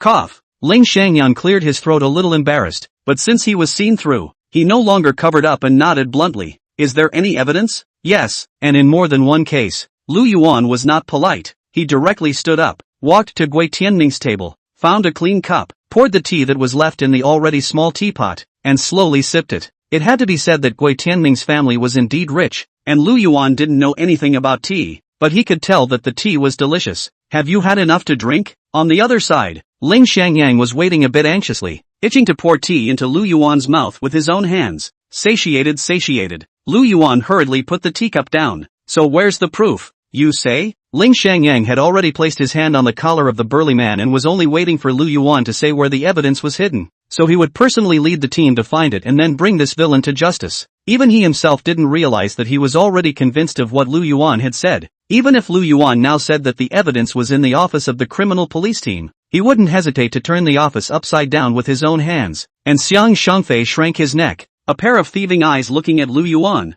his heart full of fluke. Yesterday, he gave a Buddha statue to his girlfriend for safekeeping, saying that it would bless her store with a booming business, so it's placed in the clothing store. You guys can smash the statue open, no matter what the evidence from the murder case some time ago, including the evidence that you've never been able to find before, even the ones from his first burglary, those diamond rings and gold necklaces and whatnot, they're all in there. Lu Yuan gave a clear guidance based on the information conveyed by Shimeji, and shattered Xiang Shangfei's last trace of fluke, and Gui Tianming's remaining pride. How did you know that? As the words fell, Xiang Shangfei's entire body slumped in his chair, his eyes lifeless. Gui Tianming also wore a pained face, as if he was the one who did those hurtful things. Xiao Zhang and Xiao Wang, you guys take a few people with me, the rest of you stay put and watch Xiang Shangfei. By the way, prepare a report to the top. If the evidence is verified, we'll have to destroy this group of evil forces in one fell swoop. After ordering, Ling Shangyang stuffed Xiang Shangfei into the interrogation room and then darted out of the office with his men, leaving a few police officers behind to get busy, leaving the two men somewhat at a loss for words. One was Lu Yuan and the other was Gui Tianming. The bet between the two of us isn't over yet. Who knows if you're making it up? As long as Ling Shangyang hasn't returned, we still don't know who will win our bet. Gui Tianming was in a low mood for a moment. Then he was the first to react, but with a dead duck stance. Right now, his idea was to stall for a while if he could. For some reason, he didn't think Lu Yuan was talking nonsense either. It's okay, it's not that bad for a while. Lu Yuan was generous. It didn't take long for Ling Shangyang to run back with a happy face. It looks like it was a very rewarding trip. Is the report ready? As soon as he entered, Ling Shangyang urged. It's been ready for a long time. The small police officer from before had moved very quickly, and had already typed up the report in the meantime, waiting for Ling Shangyang to return with the results. Seeing that the entire criminal police team and even the entire public security bureau was in a hectic state, Gui Tianming was getting more and more tense and didn't even dare to go back to his own seat, so he could only shrink in a small corner. Gui Tianming, what do you mean by that? Ling Shangyang spotted Gui Tianming, who wanted to escape, and immediately named him, not spoiling him at all. I'll pass. Gui Tianming smiled awkwardly. These favors he really can't help a bit, and this operation is very dangerous at first sight. He is a rich son. No one is more afraid of life than him, so he doesn't even want to get involved. How did the police force produce such a waste like you? When the operation is over, I'll make a report to the top and fire you as a punk. Ling Shangyang scoffed at Gui Tianming's goonish state. Being a little bit goofy is just a little bit goofy. It's not a bad thing. At least we can live. Anyway, my family has money. The big deal is to change the position. Gui Tianming looked like a dead pig. Team Ling, if I remember correctly, one of Xiang Shangfei's crime locations was in the Tsuian Villa area, right? Suddenly, Lu Yuan, who hadn't left, interjected. That's right. Why? Ling Shangyang had already admired Lu Yuan to the core, and when he heard Lu Yuan ask this, he hurriedly nodded his head in reply. Block 38, Row 11, Villa District. Get a warrant to check the refrigerator on that property. There might be some surprises there too.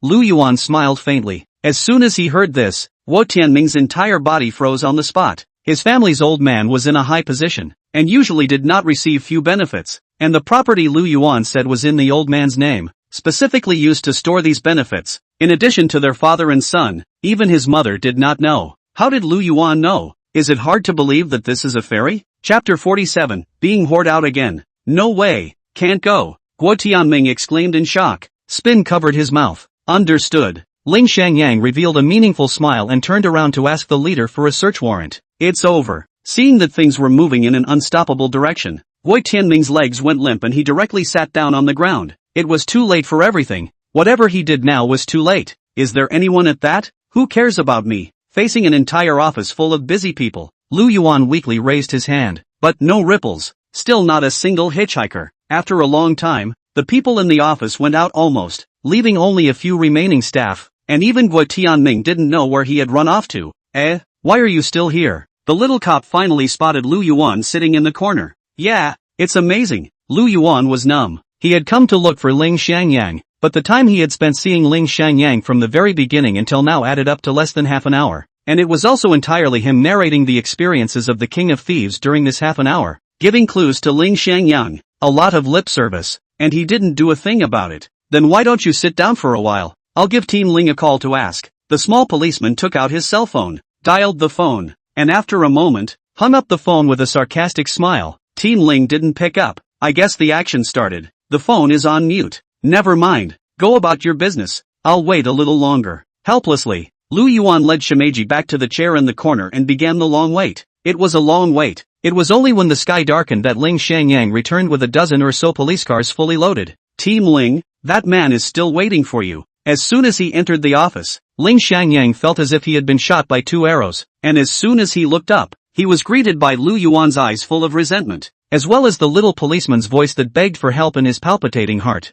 The whole afternoon, because of Lu Yuan's relationship, the entire criminal police team office, the air pressure is terribly low. The small police cannot breathe. Want to go out to turn around, but do not dare to go AWOL. Good thing Ling Shangyang timely returned. What a lifesaver. I told you I seem to have forgotten something this afternoon. Ling Shangyang slapped his head and realized with a sudden realization, and sat beside Lu Yuan with some embarrassment. Tell me, how can you make it up to me? Lu Yuan crossed his legs and Shimeji had fallen asleep on the ground. Tell you what, I can tell you everything you want to know. Come over here with me and we'll talk in my office. Ling Shangyang hemmed and hawed and led Lu Yuan into a small room at the innermost part of the office. That's more like it. Entering the office, Lu Yuan nonchalantly sat on his butt on the sofa, waiting to see what news Ling Shangyang could give. Sitting behind his own desk, Ling Shangyang took out his key and opened the file cabinet next to him, pulling out a document from it and handing it to Lu Yuan. Just take a look at this document. Don't pass it on. Don't take pictures of it, and don't tell anyone about it. Ling Shangyang instructed with a grave expression on his face.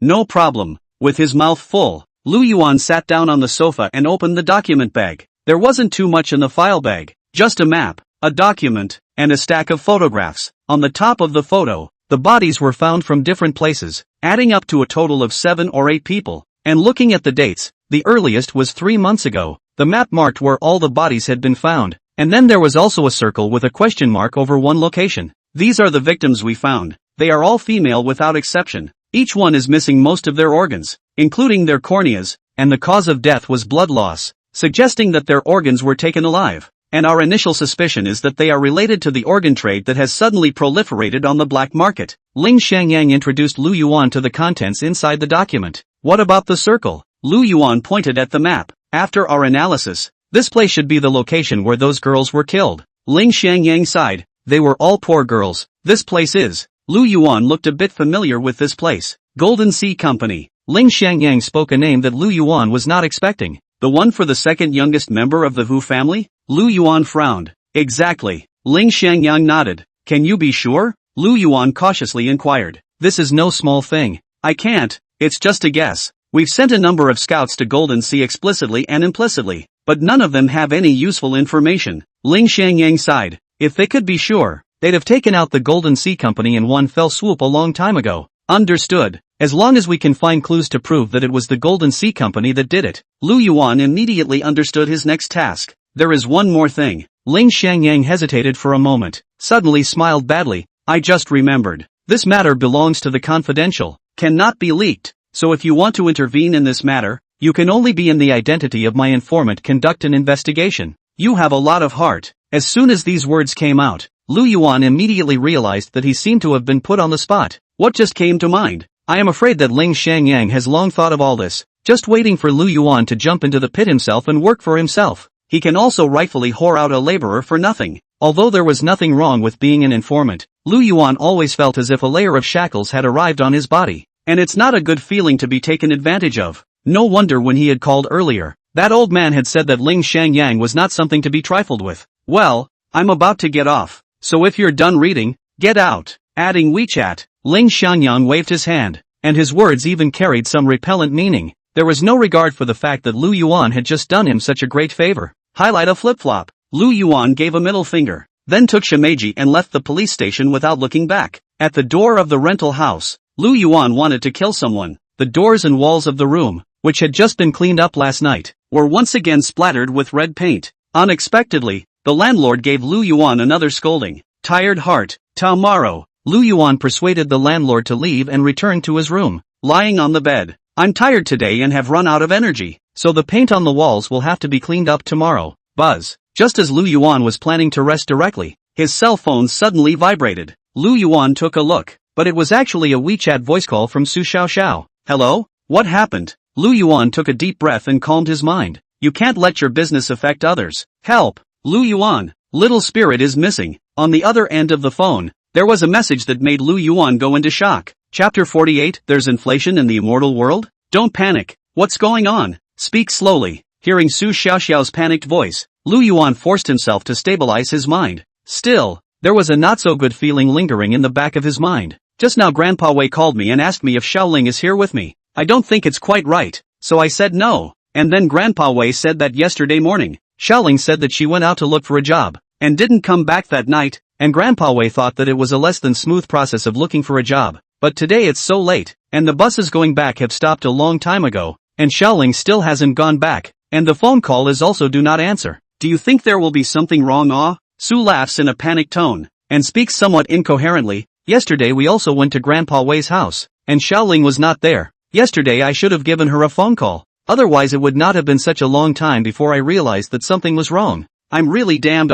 As she spoke, Su Xiaoxiao suddenly burst into tears. Don't worry, it's going to be fine. See if your family can help. Then keep calling. Maybe you just didn't hear it. I'll try to think of something on my end. Lu Yuan was calm and gave a few ways to handle the situation. It's no use panicking and rushing when things go wrong. Finding a solution to the problem is the most important thing. Taking advantage of this opportunity, he used the 7 stars divination class once a day fortune-telling opportunity. After a flurry of counting, the trigrams showed that Wei Ruoling was still alive, but in critical condition. But because Lu Yuan was not too skilled in the matter of fortune-telling, there was only so much information he could come up with. But people living is the best news. Right, you're right. I'll have Zhang Fei lead the men to find it. Listening to Lu Yuan's words, Su Xiaoxiao seemed to have a backbone and hurriedly hung up the phone. Putting down his cell phone, Lu Yuan sat on the bed and scratched his hair hard, when he suddenly saw Shimeji lying at his feet. I can only hear the hearts and pasts of people within a certain range around me. I'm not good at things like finding people. Before Lu Yuan could say anything,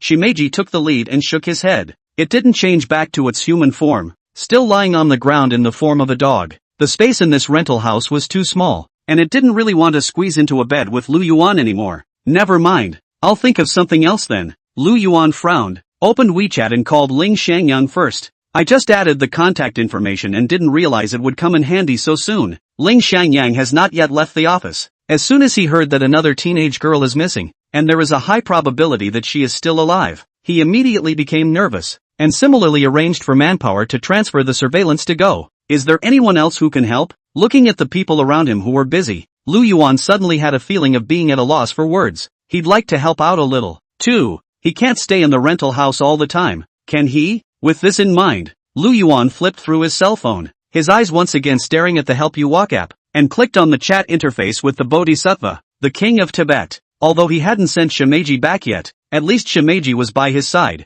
and the task was at least considered to be a big part of it. He wanted to try and see if he could ask for a little reward in advance. Lu Yuan, immortal. I found Shimeji. Lu Yuan sent a message and then attached a picture with Shimeji. Above the group photo, the dog form of Shimakazu's white eyes rolled to the back of his head. Not long after, there was a reply from the side of the Earth Store Bodhisattva. Kitagarbha, indeed. Shimeji, I've worked so hard. Looking at this message, Lu Yuan froze for a moment. One word of hard work and that's it? What happened to the promise of being moved to tears and then pulling out a bunch of rewards without hesitation? That's all your master has to do with you. Lu Yuan patted Shimeji, then sent another message to the Earth Store Bodhisattva. Lu Yuan, immortal master, I have an ungrateful request. Kitagarba, since it is an unkind invitation, don't invite it. Lu Yuan, no. We're in trouble. Help. Kitagarba, with deepest sympathy. Kitagarba, I know what you want to do, but I can't help but give emotional support. Lu Yuan's teeth were all clenched. How can these gods be meaner than one another? With trembling fingers,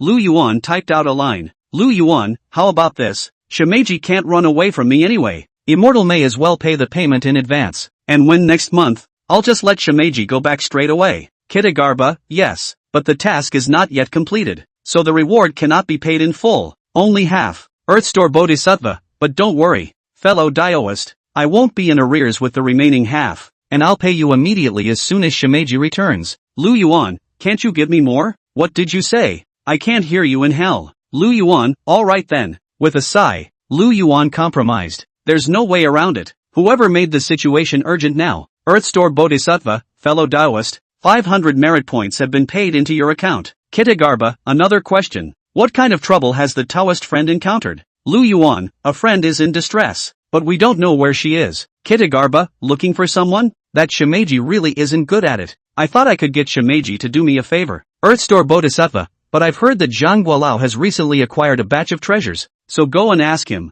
Maybe there's something that can be of use. Lu Yuan tapped his head. How could I forget about that big guy? Just really panicked. Tapping on the chat interface with Zhang Guolao, Lu Yuan's fingers danced rapidly. Luck Yuan, Immortal Chief. Big brother, help. Is there a way to specifically locate a person's position? It wasn't long before Zhang Guolao had a reply. Zhang Guolao, yes. Zhang Guolao, locating the beads. Immediately afterward, Zhang Guolao sent a photo. It was a transparent, rounded bead, a little larger than a fist. If it wasn't for the greenish-colored glow around the bead, Lu Yuan would definitely think that it was a large glass bead plucked from a roadside stall, and its only function was that it could be used to impersonate a witch. Lu Yuan, can you locate a mortal? Zhang Guolao, of course. Lu Yuan, great. How much is this? I'll take it. Zhang Guolao, 5,000 merits. Luck Yuan, does the God of Fortune agree with you on this offer? Zhang Guolao, is it true that you, Taoist friends, haven't been walking around the immortal world for a long time and don't know the recent market? Zhang Guolao, in the last 100 years or so,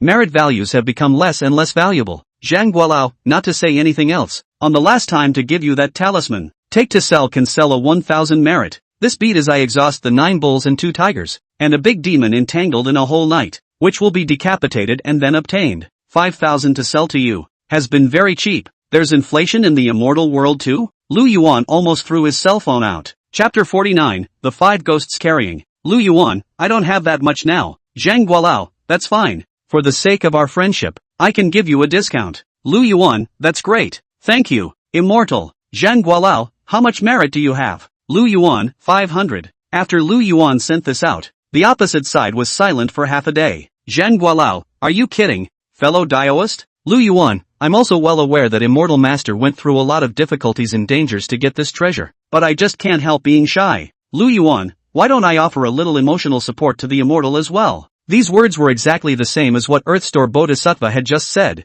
Lu Yuan returned to Zhang Guolao the original grievance he had suffered from the Earth-Hidden King. They're all gods and goddesses anyway, and they're used on whoever they're used on. What do you mean? Do unto others as you would have them do unto you? Zhang Guolao, okay. I'm afraid of you, Taoist. Zhang Guolao, the item can be sold to you for 500 merit points, but you have to do me a favor and consider it as making up the difference. Lu Yuan, no problem. Even if I have to walk a donkey 100 times, it's no problem. Zhang Guolao, it doesn't seem to be impossible. Lu Yuan, brother, I was wrong. Luck Yuan, tell me what you want me to do. Immortal. Zhang Guolao, it's very simple. When Donkey came back earlier, he said he ate a lot of carrots at your place. Zhang Guolao, you should know very well that this carrot thing doesn't grow in the immortal world, so for a donkey, carrots are a very rare thing, so if you can help me get some more carrots, everything is fine. Zhang Guolao, now that you are refining your heart in the red dust, getting some carrots shouldn't be difficult for you, right? Lu Yuan, it's not difficult. How much do you want? Enough.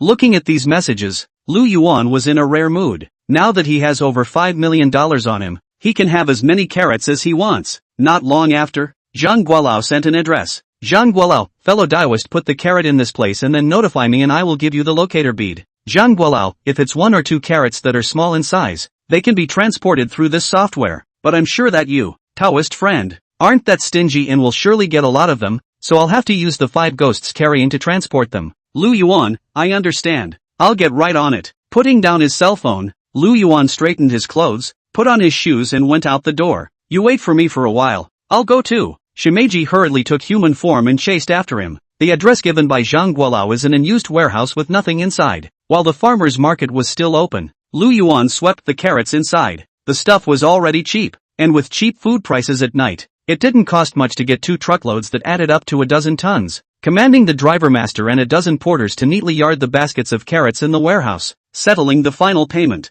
and seeing the others leave, Lu Yuan then opened his cell phone and took a picture. Lu Yuan, immortal, it's done. Can I have the stuff now? The Zhang Guolao on the other end seemed to have been waiting, and the next moment after the photo was sent, Lu Yuan received a reply. Zhang Guolao, no problem. Immediately after that, Lu Yuan felt a coolness flashing in his pants pocket, reached out and touched the locator bead that was glowing with green light. A brand new screen popped up in the chat screen as well. The interface has a large line of text and the overall style looks similar to WeChat Pay. Successfully received the item from the other party. 500 merit points have been paid successfully. Just hurry up if you receive something. It's not too late to study it later. Lu Yuan was still studying the usage of the locator bead when Shimeji suddenly uttered a prompt. Just when he wanted to inquire why, Lu Yuan looked up and realized that the carrots that were originally neatly stacked in the warehouse were disappearing at a speed visible to the naked eye. It was as if an unseen person was carrying carrots, basket by basket, to another world. Don't look. This is the 5 ghosts carrying.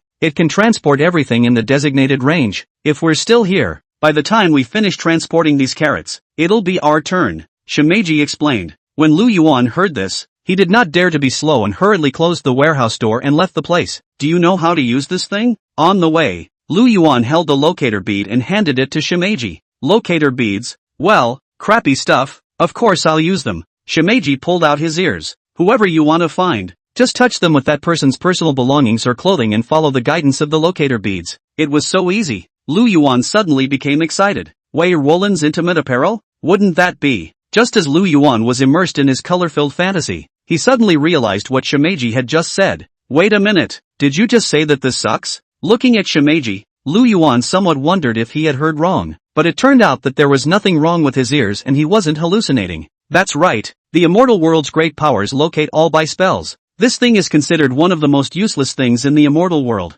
Usually it is used to dish it out for fun. I told you earlier that you want this thing. There are still a bunch of them in my nest. Shimeji nodded. Then why didn't you just say so? Lu Yuan crumbled a bit, fooled again by these bad-hearted gods. Not to mention the carrots that I've been tired of moving for a long time. Those 500 merit points just arrived and were cheated away before they were even warmed up. Can there be a little more honesty between fairies and humans? And you didn't ask. Shimeji gave a reason that Lu Yuan could not refute. Forget it, I won't bother with you. Saving lives is important. Lu Yuan didn't have time to count these, nor did he have time to feel sorry for the merit points he had been cheated of. He opened WeChat and called Su Xiaoxiao. What do you want with little spirit's intimate apparel? Hearing Lu Yuan's unreasonable request, Su Xiaoxiao subconsciously asked a rhetorical question. Leave it for now. I have my own use for it. Lu Yuan cleared his throat. No problem. Little spirit stayed with me for a few days a while ago, and I still have 2 of her unwashed personal clothes here. Su smiled a bad smile and hung up the phone. Not long after,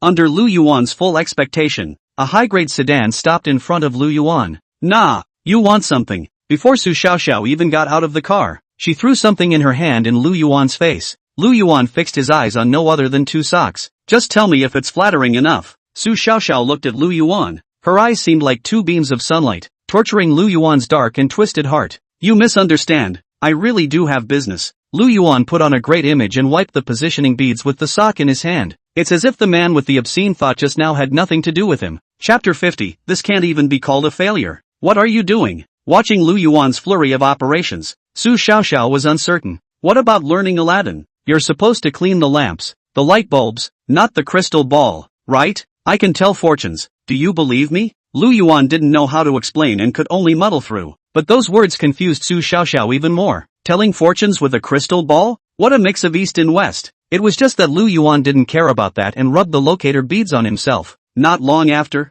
the cyan light above the locator beads suddenly solidified a bit, then extended out in one direction. That direction. Although he already had a premonition in his heart, Lu Yuan was still unwilling to pick up the scene. That direction. That's where the Golden Sea Company is. Ever since he learned that Wei Ruoling had disappeared, Lu Yuan had a premonition. Perhaps this incident will have something to do with the Golden Sea Corporation and the recent disappearance of a young girl. But before he could confirm it, he took a chance. But the facts were in front of us, and the flicker of luck was finally dashed. What direction? What the hell are you doing? Su Xiaoxiao was at a loss as to what Lu Yuan had done.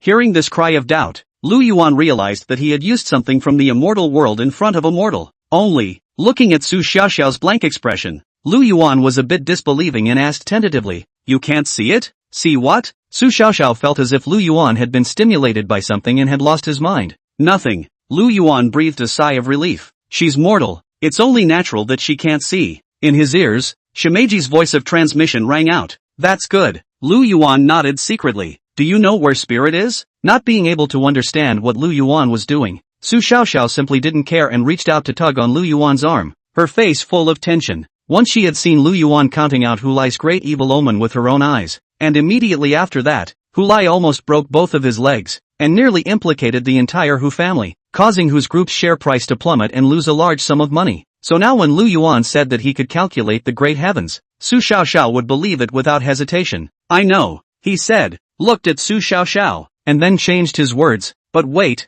you don't want to go. Why?" Su smiled a bit puzzled. "It's too dangerous." Lu Yuan's face was grave. The Golden Sea Company is not a heavenly paradise, and Su Xiaoxiao going there would be like a sheep entering a tiger's mouth. Hearing Lu Yuan say this, Su Xiaoxiao suddenly had a strange feeling welling up in her heart. She had never seen Lu Yuan show such a serious expression before, and although she was still worried about Wei Ruoling in her heart, she controlled her rebellious heart and chose to obediently listen to Lu Yuan's words. "All right, then I'll wait for your good news." Su smiled and nodded. "If there's anything I can help with, be sure to come find me." "Aha!" Lu Yuan answered and put on his shimeji, turned around and darted in the direction guided by the locator beads. This place was a long distance away from the Golden Sea Company, but Lu Yuan's body had been transformed twice by the Heavenly Palace mooncake and monkey wine, and had long since far exceeded normal people, while Shimi even possessed an immortal book. So this distance was nothing to the two of them. Half an hour later, Lu Yuan stopped at an intersection. This is a remote location,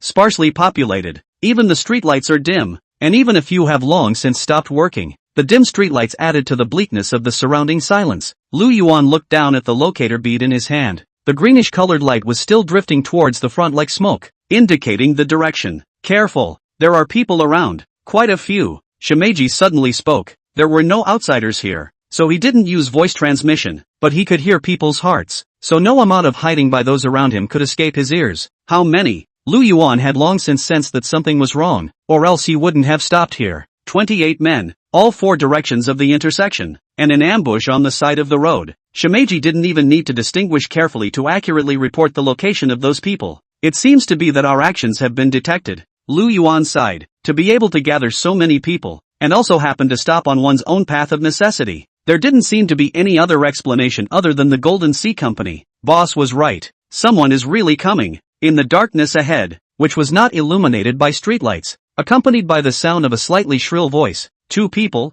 one tall and one short, slowly walked out. Immediately after that, more than 20 people hooted and hollered and poured out from all directions, surrounding Lu Yuan and Shimeji in the center. These two people Lu Yuan had never seen before, but he could feel a very obvious aura of danger from them. It was thought that the uncomfortable feeling in Lu Yuan's heart just now was triggered by these two people. "You're Hulai's men?" Lu Yuan frowned slightly. These two people had no coverings on their faces, as if they were not at all afraid of having their faces recognized in the future. Or rather, these two people simply did not intend to let Lu Yuan leave alive. Poof! The two men did not reply. They just looked at Lu Yuan and Shimeji, who were surrounded in the center, with eyes like they were looking at a dead man. A slightly cool night breeze blew through, accompanied by the sound of wind. The tall man was the first to move, slashing his palm towards Lu Yuan head-on. Lu Yuan dodged and dodged by virtue of his strong physical fitness, and at the same time, a drop of cold sweat broke out. He had wanted to use his strengthened physical body to crush these two people, but he didn't want him to even dodge this blow very barely,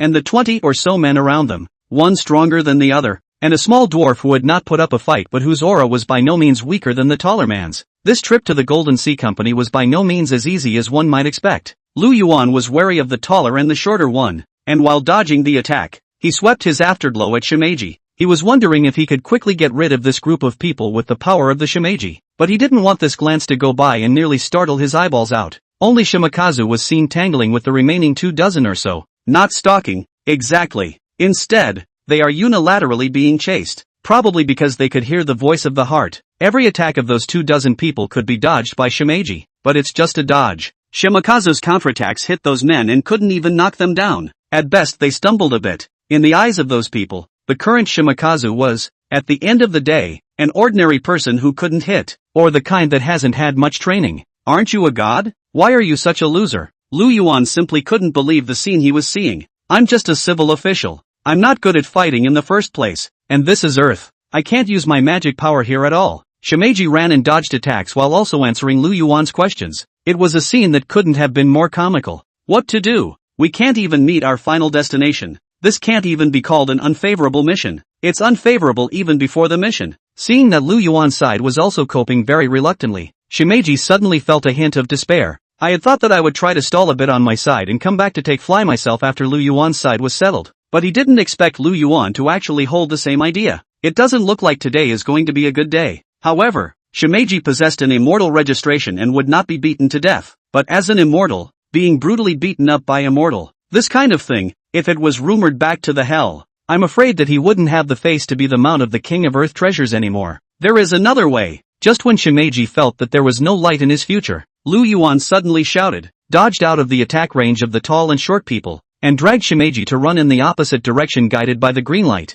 Chapter 51 The Inspiration King. The two ran wildly together, with 28 pursuers following close behind. It's a scene that even a movie director would have to say a wonderful thing about it. Fortunately, at night, there were not many pedestrians on the road, plus the place was remote, and did not attract too much attention. After running for an unknown period of time, Lu Yuan and Shimeji stopped at a lakeside viewing platform. The 20 or so people behind him were already exhausted to the point of being dogs, while the two people, the tall one and the short one, remained unchanged. Why don't you run? The tall man's voice was sharp and his breath was steady as he spoke. After running for so long, he didn't even take a big breath. You should have taken something to improve your physique as well, right? It seems like we are both people with strange encounters, so maybe we can be friends. Lu Yuan leaned against the railing of the observation deck and tried to calm his heartbeat, speaking casually in a pretense of relaxation, taking off his accompanying backpack and reaching inside to fumble around. Are you pulling out presents for your new friends? The tall man cracked his mouth, and a smile worse than tears appeared on his thin,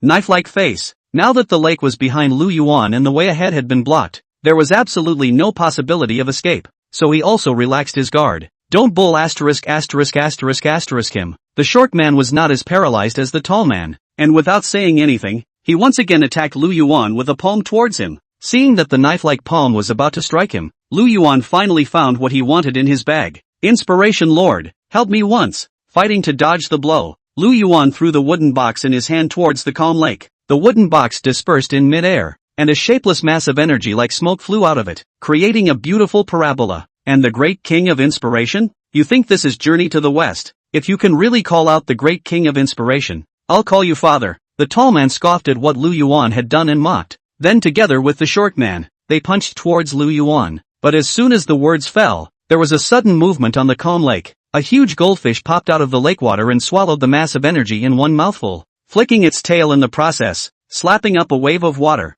crossing Lu Yuan and Shimeji, and pouncing on the 24 or so people, slapping all of them together with the tall and short ones. The bet is won. Looking at the huge fish head that was exposed on the surface of the lake, Lu Yuan was finally relieved. That massive energy was the moon cake given to him by the jade rabbit Xiaobai in the beginning. There were 4 pieces in total. Xiaobai ate 1 piece by himself. Lu Yuan ate 1 piece, and used 1 piece to save Grandpa Wei. This was the last piece. Lu Yuan had been carrying it on his body in case of emergency. And this lake was the Golden Spring Lake where Lu Yuan had fed the fish for the first time. It is also the place where the King of Inspiration resides. Earlier in the group chat, the Goddess of Mercy had said that the Inspiration King could only eat things that were rich in aura, so he thought that this mooncake from the immortal realm must meet the requirements. It was just that Lu Yuan was not sure if the Inspiration Great King would help him, so he took a gamble. Good thing he won the bet. His grandma, what the hell? The tall man climbed to his feet and cursed angrily. There are high-ranking people present today. Go first,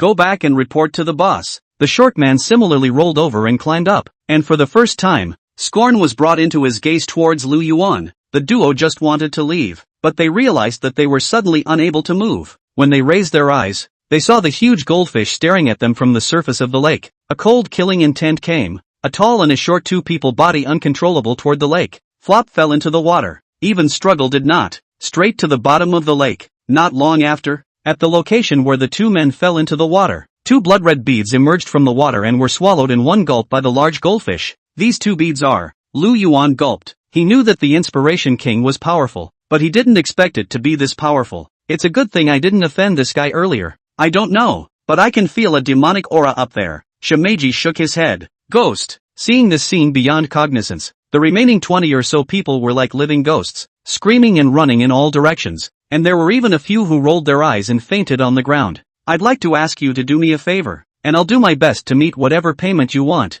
How about that? These people couldn't turn over any splashes, so Lu Yuan didn't bother with them, but instead lay on the fence and looked at the big goldfish in the water. That tall and short two people just now were by no means the topmost combatants of the Golden Sea Company. If they could obtain the help of the Inspiration King, the possibility of rescuing Wei Ruoling must be a lot greater. Only, the big goldfish didn't speak, but silently sank into the lake. Ugh, don't promise or don't promise. Say something. Lu Yuan sighed. He was about to leave when he heard someone behind him say, "Big white dog, after so many years, you're still such a waste." Turning his head, he saw that at some point a strong, somewhat overpowered man was standing there. The man was dressed in black, his face was cold, his features hard, and his two eyes glowed with an eerie light in the night. Needless to say, this must be the King of Inspiration. It's just a little different from the TV show. Big Goldfish, I didn't expect to meet you here. I thought the next time I'd see you would be by the Bridge of Nay. Not to be outdone, Shimeji sneered a little in the same way.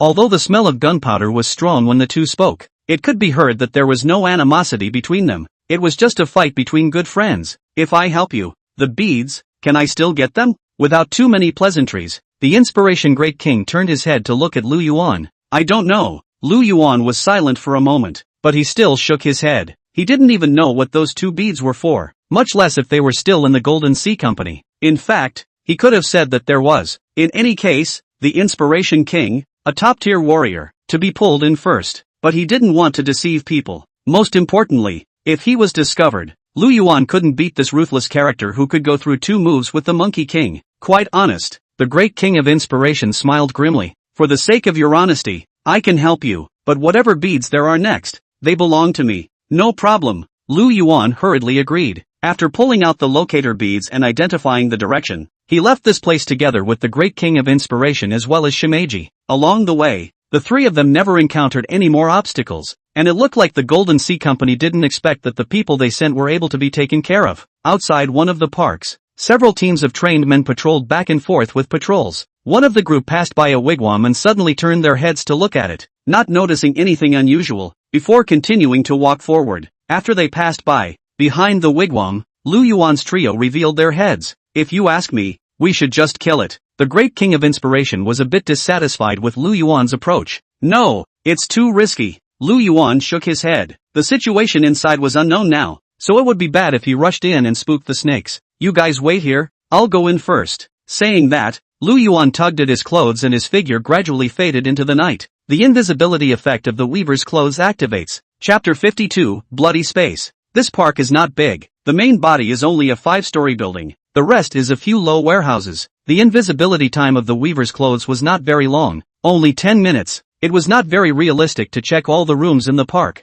Plus the building was gated. Lu Yuan could not get in, so he could only go and check a few warehouses first. Near the gate of the two warehouses door closed. Through the doorway can be seen. There is nothing else inside. Are all kinds of luxury cars. A large part of them have accumulated a thick layer of gray. These damn rich people. Lu Yuan spat out a sentence in a low voice, then realized that something was wrong and hurriedly held his breath. Who's there? Not far away, a fatter security guard happened to walk out of the third warehouse with a contented face, lifting his pants as he walked, but he was startled by Lu Yuan's voice and turned his head, looking this way with a horrified face. Behind him, another skinny security guard was holding onto the wall and walking out. He wasn't even wearing pants and looked rather lewd. No one, you're hallucinating. The skinny guard, who was less bold than his body, looked at the air in front of him, winced, and reached out to tug on the fat guard. Holy ing. The fat security guard scrunched his neck and cursed as he jogged with the thin security guard all the way to somewhere else. Who dash? Lu Yuan couldn't hold his breath any longer and let out a long breath. Not far away,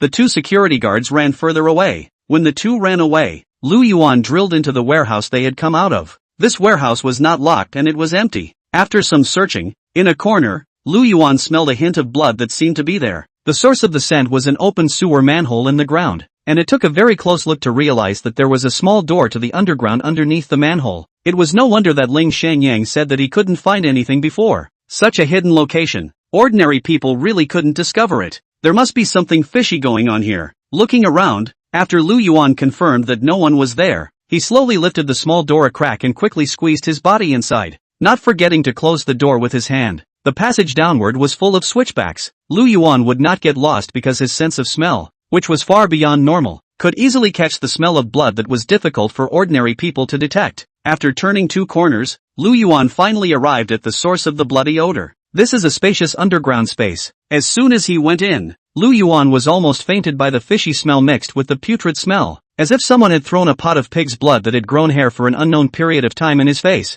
After stabilizing his mind, he couldn't believe the sight in front of him. In the dim light, the wide space without a hint of decoration looked claustrophobic and empty. On the peeling wall, there were several naked girls bound in chains in the shape of a big. They were motionless, eyes lost in thought, the innermost ones with their heads hanging low, almost lifeless. By the marks around their bodies and the state of the 2 guards just now, it wasn't hard to imagine what these girls had been through. The only thing that could be called furniture in the space was a bed placed right in the center, which had congealed a thick layer of blood scabs, and on top of the scabs, lay the body of a woman whose stomach had been cut open. Around the bed, a lot of decomposing minced meat was scattered, and a large and a small sealed box were placed squarely on the floor. The body's stomach along with the organs in the chest cavity were already gone, and the condition was exactly the same as the photo Lu Yuan had seen earlier at Ling Shangyang's place. This must be the scene of the murder of those missing girls. Seeing this scene, Lu Yuan's heart sank. He was terrified that Wei Ruoling hadn't gone through something like this as well. Fortunately, Lu Yuan tiptoed around and checked that the girls who were tied up, as well as the body on the bed, were not Wei Ruoling. Although it was a bit out of place, Lu Yuan was still relieved. These girls? He would find a way to save them all. You guys, get your hands dirty and get rid of what's in there. Suddenly, a stern cry came. Immediately afterward, the little door was opened and a man with a face as long as a donkey's came down the steps with 3 men. Lu Yuan didn't dare to utter a single breath, and while the stealth effect hadn't yet expired, he looked for a corner where no one would pass by and stood still. Same old rules, I'll go give the heart to the boss. You 3 get rid of the body and sell the rest of the organs on the black market. Horseface picked up the 2 boxes and handed the larger one to the 3 men behind him, while he held the smaller box out the door. Che, it's the same thing every time. Do the easy work yourself and leave the dirty work to us? The other 3 were all smiles and obedient in front of Horseface, but as soon as Horseface left the room, they instantly changed their faces and started complaining. Come on, don't complain either. A scarred face at the head of the group urged. Blade, you do not mind his words. You see the 3 of us do these jobs. Which one is not to be busy for several days, busy after not waiting for a rest, and then start to do the next job? Which these women, we have not had the time to touch. Not as good as those security guards in the parket. The last man sighed as he went about his business, looking around at the naked women with all the helplessness and longing in his eyes.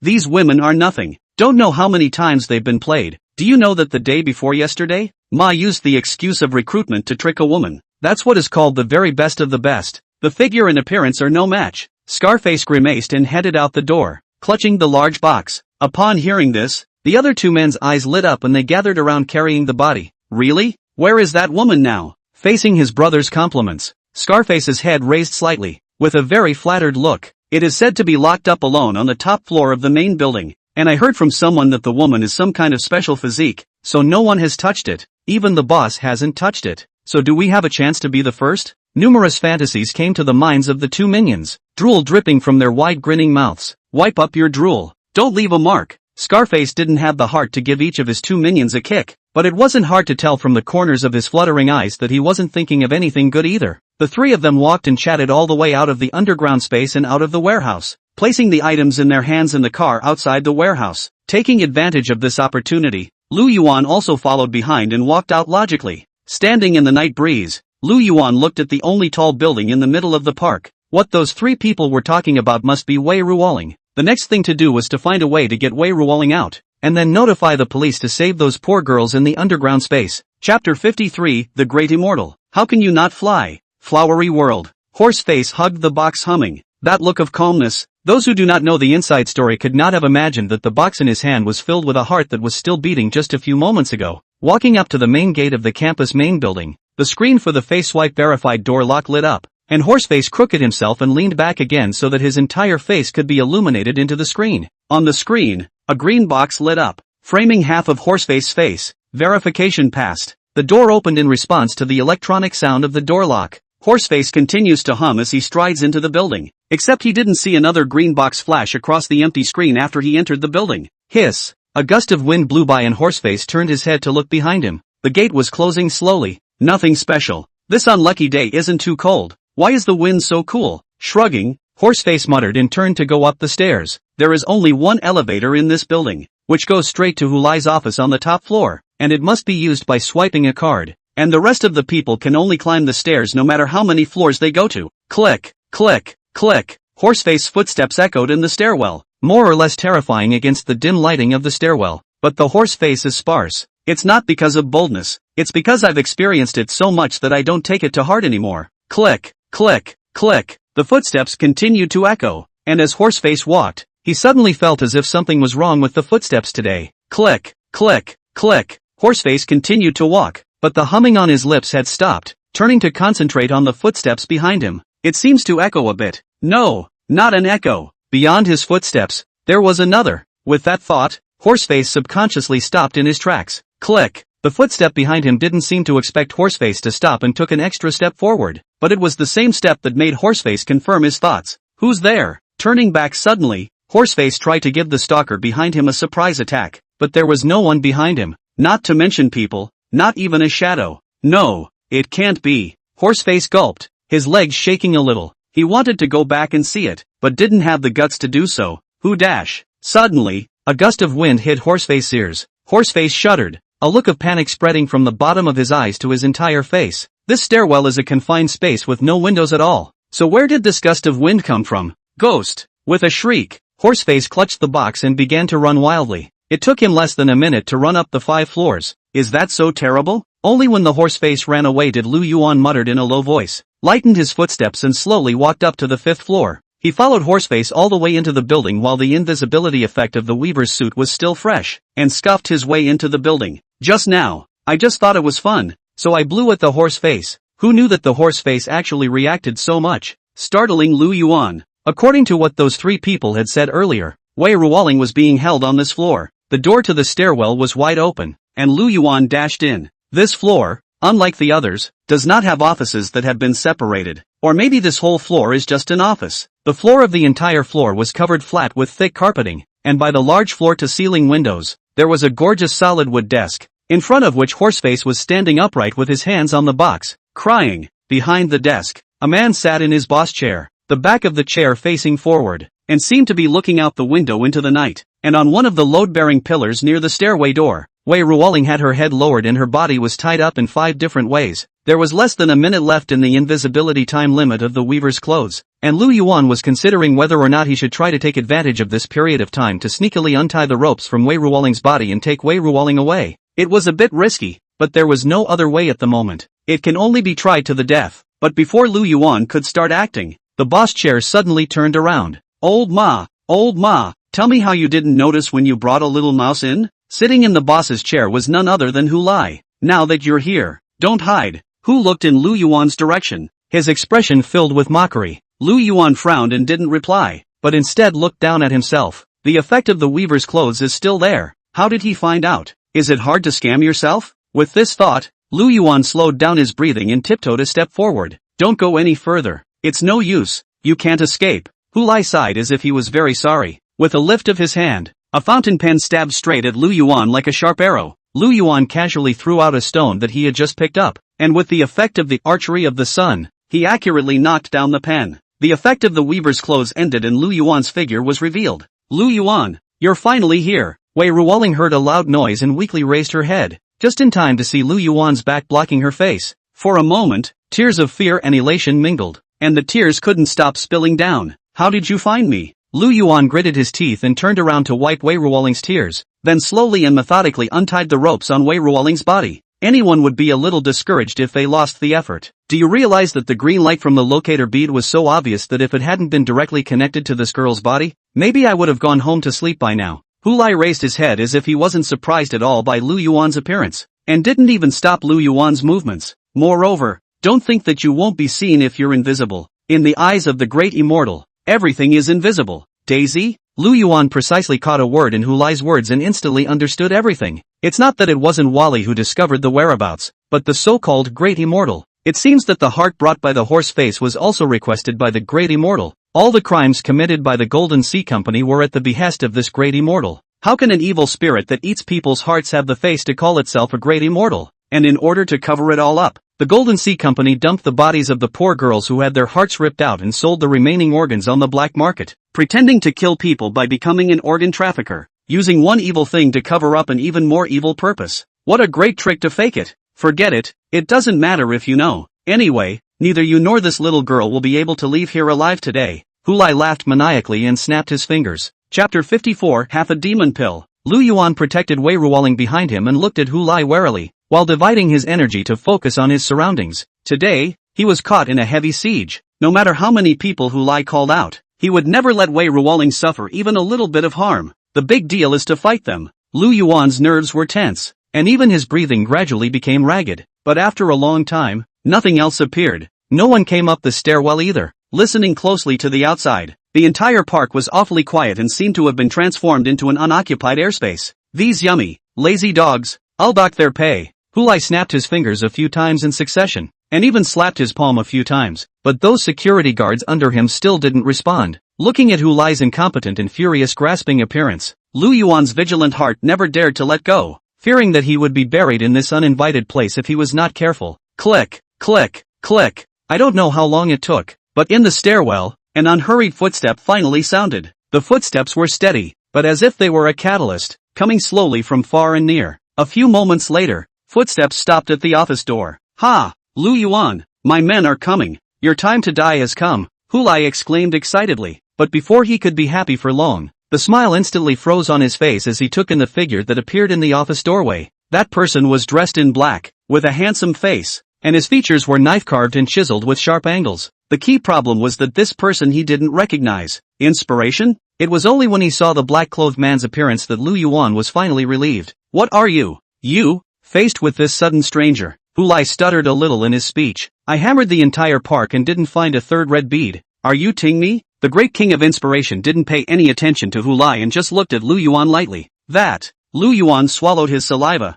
The shock in his heart was beyond words. As I said before, I don't know if I can find any other beads. I can't be blamed for this, can I? He knew that the Inspiration King was powerful, but he didn't expect it to be this powerful. It was clear that he hadn't heard anything outside, but everyone in the entire park had been beaten down by the Inspiration King. This is what extreme strength crushing can do. Now it was Hulai's turn to sweat. You guys don't be too crazy. Hulai gulped, suddenly turned to his desk and kicked Horseface. You go, kill them all. Ha, me? Horseface pointed at himself, and even the look of confusion on his large, long face was one size larger than the others. The other guy is a tough guy who has taken on the whole park single-handedly. So with him, what makes him beat it? With a long face? But there was no way. Horseface didn't dare to disobey Hulai's orders, and could only harden his head and charge out with a strange cry. But what greeted him was the sole of Lu Yuan's shoe. Bang! Horseface was kicked in the face by Lu Yuan and flew backward, hitting the wall, going limp and fainting.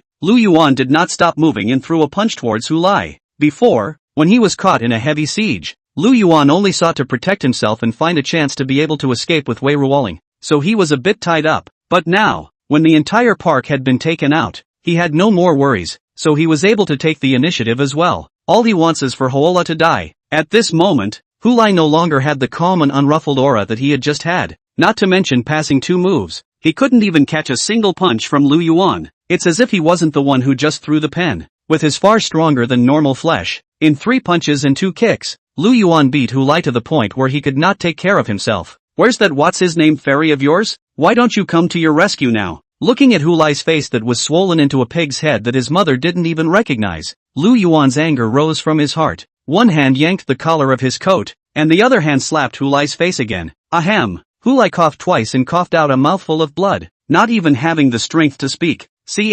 Lu Yuan threw Hulai on the ground without a good mood and turned to hold Wei Ruoling, who was squatting on the ground and kept crying in his arms and couldn't stop soothing her. Lu Yuan, I'm so scared. Luckily I have you. The experience of these 2 days was enough to become Wei Ruoling's nightmare for the rest of her life. Feeling Lu Yuan's warmth, She couldn't help but wrap her hands around Lu Yuan's neck, burying her whole face in the nest of Lu Yuan's neck. Be careful, it's not over yet. While the two were being mushy, the Inspiration King didn't let his guard down, his eyes fixed on Hulai, who had already fallen to the ground. As the words fell, Hulai barely braced himself and half-kneeled on the ground. You, all go to hell. Saying that, Hulai fished out a ping-pong ball-sized red elixir from his pocket and stuffed it into his mouth. Immediately afterward, his body changed. Within the sliver of the waning moon outside the window, there seemed to be several essences that continued to gather and then injected into Hulai's body. That skinny body suddenly swelled up like a balloon. The whole person rose more than twice as big. Along with the height was also much taller than before.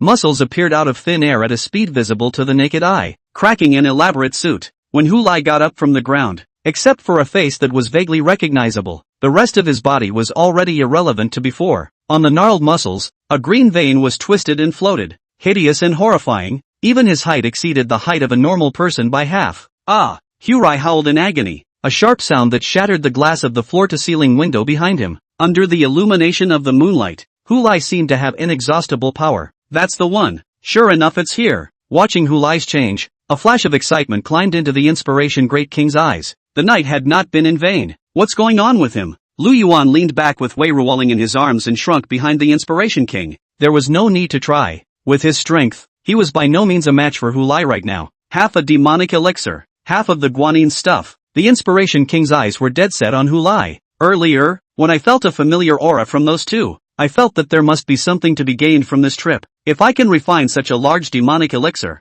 my injuries will be healed. Half a kanji? Lu Yuan froze for a moment, then reacted. Whether it's half-broken goddess of mercy or Mrs. Earthquake, they are both titles of the golden-nosed, white-haired mouse spirit. I didn't realize that the golden-nosed, white-haired mouse spirit who had fled down to the lower world was actually here. Lu Yuan, are you alright? There was a sudden call from the stairwell. Lu Yuan turned his head to look, only to see Shimeji flying up the stairs with Ling Shangyang and a large group of policemen. Stay back, you guys. Where would Lu Yuan dare to let Ling Shangyang see the demonized Hulai? It would be a hassle to explain at that time. After putting Shimeji in, Lu Yuan pushed Wei Ruoling out again and then locked the door behind him, shutting out all the mortals. Chapter 55, The Tengu Eclipses the Moon. Lu Yuan, are you crazy? Ling Shangyang frantically hammered on the door and yelled. As a police officer, how could he stand by and watch civilians put their lives at risk? But Hulai decorated this office with enough money. The door is thick and heavy, but also very soundproof. After closing the door,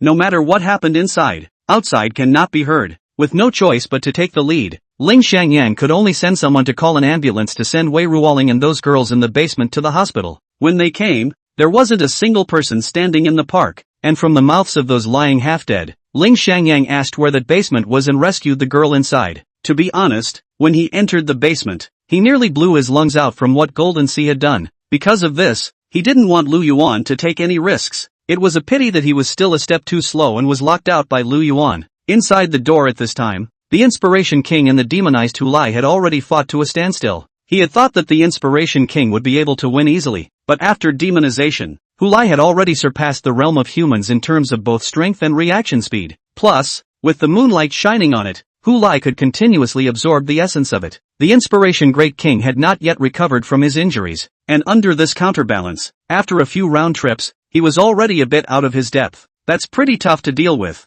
Crossing his arms in front of his body to block Hulai's blow, he was coldly blasted in the ribs by Hulai's other fist, and the Inspiration Great King was knocked back by the immense force, leaving a scratch on the thick carpet with both of his feet. Death to all of you. At this moment, Hulai seemed to have lost his mind, and only anger remained in his heart. That's probably the price of a surge in strength. Another punch. The Inspiration Great King braced himself to receive it, but his body's chi and blood churned, and the breath he exhaled carried a bit of a bloody odor. If this continued, the injuries in his body would become even more severe, and no matter how many supplements he took, he wouldn't be able to make it up. But at this point, the Inspiration King also fought out of blood and didn't budge an inch. The two of them threw punches and kicks, even giving up their skills, and the scene was intense as they fought with their fists. Shimeji, give some effect. Lu Yuan was at his wit's end and grabbed Shimeji's arm for a while and shook it. I can't beat that either. Shimeji shook his head inside. So what are you doing in here? Lu Yuan rolled his eyes, but what he got in return was Shimeji's half-dead look.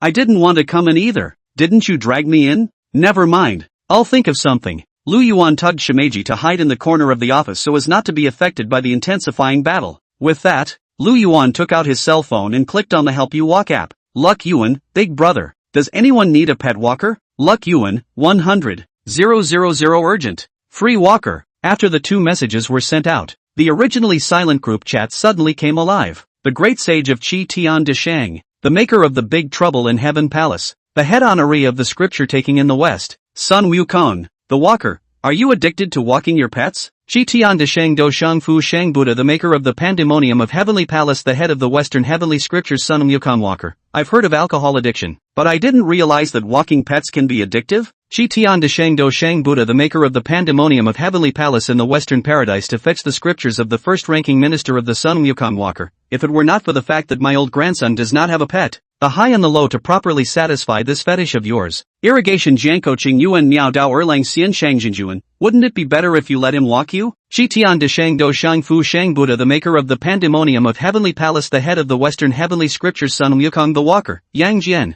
No one will take you as dumb if you don't speak. Qi Tian Deshang Do Shang Fu Shang Buddha, the maker of the Pandemonium of Heavenly Palace, the head of the Western Heavenly Scriptures, Sun Wukong walker. His grandmother's angry with me. Qi Tian Deshang Do Shang Fu Shang Buddha, the maker of the Pandemonium in Heaven Palace, the head of the Western Heavenly Scriptures, Sun Wukong the walking man. No. Where are you? I'm going to look for you right now. Irrigation Jianko Qing Yuan Miao Dao Erlang Xian Shang Jinjuan. Come. It just so happens that your hands have been itching all this time. Let me see what you've grown up with in the meantime. Irrigation Jianko Qing Yuan Miao Dao Erlang Xian Shang Jinjuan at Lu Yuan. Taoist friend. I'm going to fight monkeys in the next few days. I don't have time to take care of my family Xiaotian, so I'm counting on you. A few messages quickly swiped the screen, and Lu Yuan's mood was also excited. It's a snarling dog. He had thought that coming to an individual god's pet should be enough, but he hadn't realized that the one who came was actually a big brother. Part-time jobs posted. Mission, helper Langshan to take care of roaring dogs. Mission reward, none. Do you take it? App sent a message. Lu Yuan nodded his agreement without hesitation.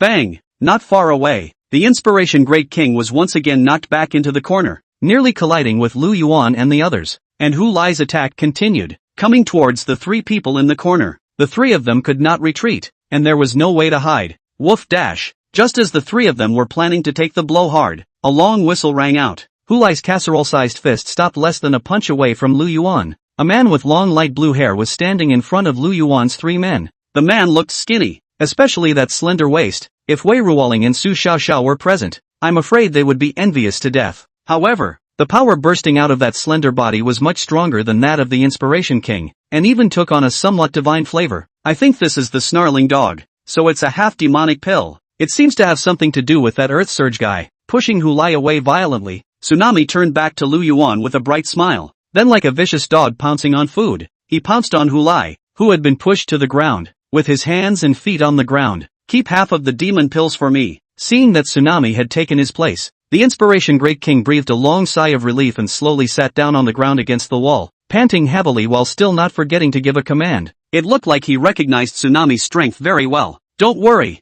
I know you want this. I'll definitely find a way to get it for you. Satsumi's body lightly weaved around Hu Lai, delivering a blow every now and then, seemingly with ease, even taking the time to say something back. Looks like he should be a sunshine warmer, and I really don't know how Erlangshan, that sullen ventriloquist, managed to raise such a pet. After demonization, Hu Lai's body size was huge, but it happened to be restrained by Tsunami's method of fighting like this, and several wounds surfaced on his body after a few rounds. Another blow, and Hu Lai's knee was struck by Tsunami, and he stumbled, falling to one knee. Only, under the illumination of the moonlight, Hu Lai's wounds rapidly healed at a speed visible to the naked eye, and his strength seemed to be endless. His legs bounced, and he opened his arms towards Xiaotian to embrace him. What a pain in the ass! Satsumi dodged the hug and his figure suddenly disappeared in place. When he reappeared, he was already in front of the broken floor-to-ceiling window, and he also showed his real body. Tengu eclipses the moon. The dog form of Tsunami whistled up to the sky, then opened his mouth wide and took a bite at the moon in the sky. The moon,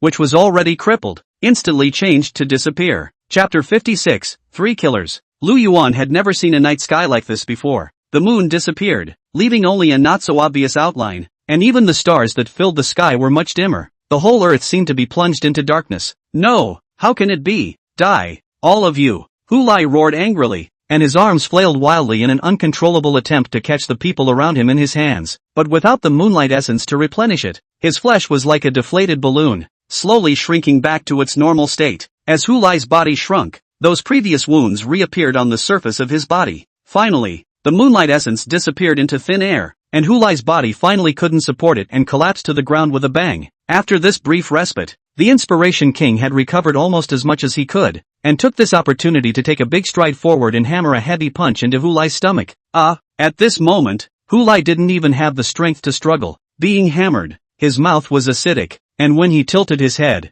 he spat out a blood-red bead. The inspired king didn't mind the acidic slime that stained the top of the bead, and clutched the bead in his hand, swallowing it in one gulp. Seeing this, Tsunami then opened his mouth and released the moon, also restoring his human form in the process. Big brother, you should at least wash it before you eat it. Lu Yuan was a bit sick to his stomach, but he couldn't say anything more than spit out a sentence. He had more important things to ask, and raised his hand to slap Hu Lai across the face. Pop! Hu Lai took a fierce blow. His spirit cleared up quite a bit, struggled twice, but couldn't get up, and could only look at Lu Yuan with a look of horror in his weakness. Let me ask you, where is Mrs. Earth Surge? How did you meet her? Who else does she have contact with besides you? And Lu Yuan had a stomach full of questions he wanted to ask. Although there was no certainty of catching the golden-nosed, white-haired mouse spirit that had defected to the lower realms, if he could get even a little bit of useful clues, he might be able to exchange them with those bigwigs for some nice rewards. Don't let go of any little opportunity to pull the wool over Big Brother's eyes.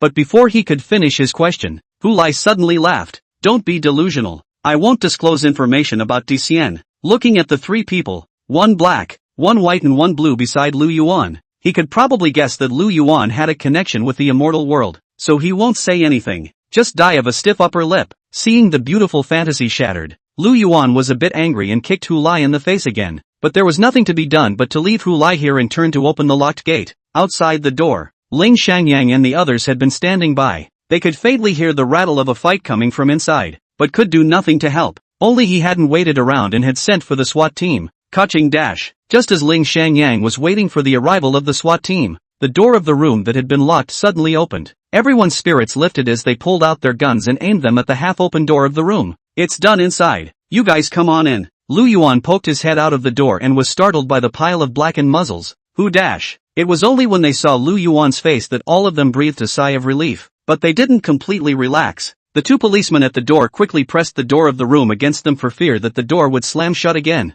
and the rest of the people fishtailed in under the leadership of Ling Shangyang. Did you do all this? After entering the room, Ling Shangyang was startled by the scene inside. The room could no longer be described as gruesome. There was soaring blood everywhere. The floor-to-ceiling windows were shattered into slag. There was an unconscious horseface lying by the wall, and right in the middle of the room, Hu Lai had been beaten until he could barely see his human form. They're all on their own. Lu Yuan pointed at the three people behind him. One black, one white and one blue. This place is handed over to us. Wei Ruoling and those girls have already been sent to the hospital. When we finish cleaning up the scene, we might want you to go and make a statement. But don't be afraid, everything is already clear. It's just a matter of going through the process. Be careful. Ling Xiangyang nodded his head in greeting to the three of them and then said to Lu Yuan. But before he could finish his words, he suddenly pushed Lu Yuan out of the way and pulled out his gun and shot behind Lu Yuan. Bang! The loud sound of gunfire rattled Lu Yuan's ears. After shaking his head and waiting for the ringing in his ears to subside,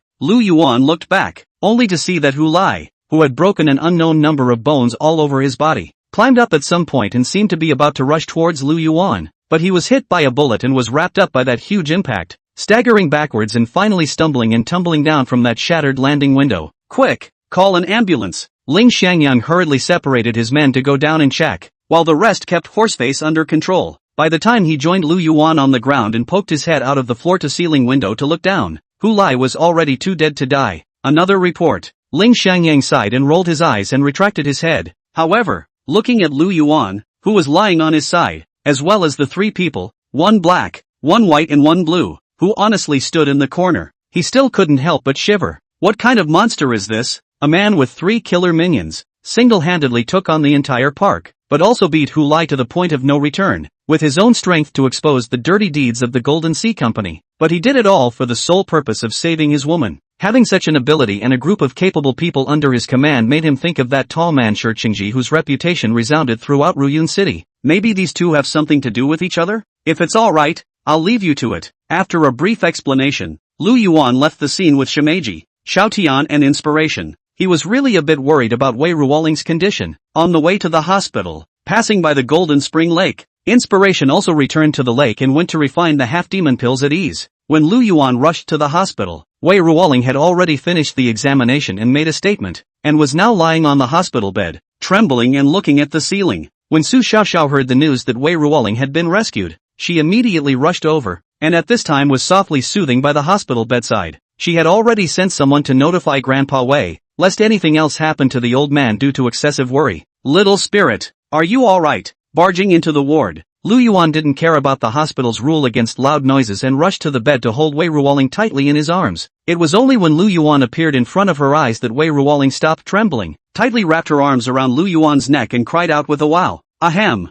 I'm still here." When the two of them had been cozy for a few moments, Su Xiaoxiao then coughed lightly twice, her cheeks slightly red in protest, but no one noticed the flicker of despondency that flashed under her eyes. "Why don't I hug you too?" Fizzle. After learning that Wei Ruoling was not in any serious trouble and was only slightly frightened, Lu Yuan's hanging heart was finally put down, and he also resumed his usual state of poverty. But as soon as he exited, he received a million-ton punch in the waist area from Wei Ruoling, and the effect was overwhelming, hitting the blaster. Chapter 57, The Human World is Too Dirty. This station has learned that recently, the provincial police department's senior officials fell. It's hidden in the city's high-end villa refrigerator and a large amount of stolen money was seized. The city police department criminal police chief Ling Xiangyang credit. Ling Xiangyang led the team to solve several major cases. The Ministry of Public Security decided that Ling Xiangyang was promoted to deputy director of the municipal police department, and lead the position of criminal police chief, and won the province's notification of awards. The commendation conference will be held in the near future. The total lunar eclipse that suddenly appeared a few days ago had no warning and experts were unable to explain it, saying it could have been a collective hallucination.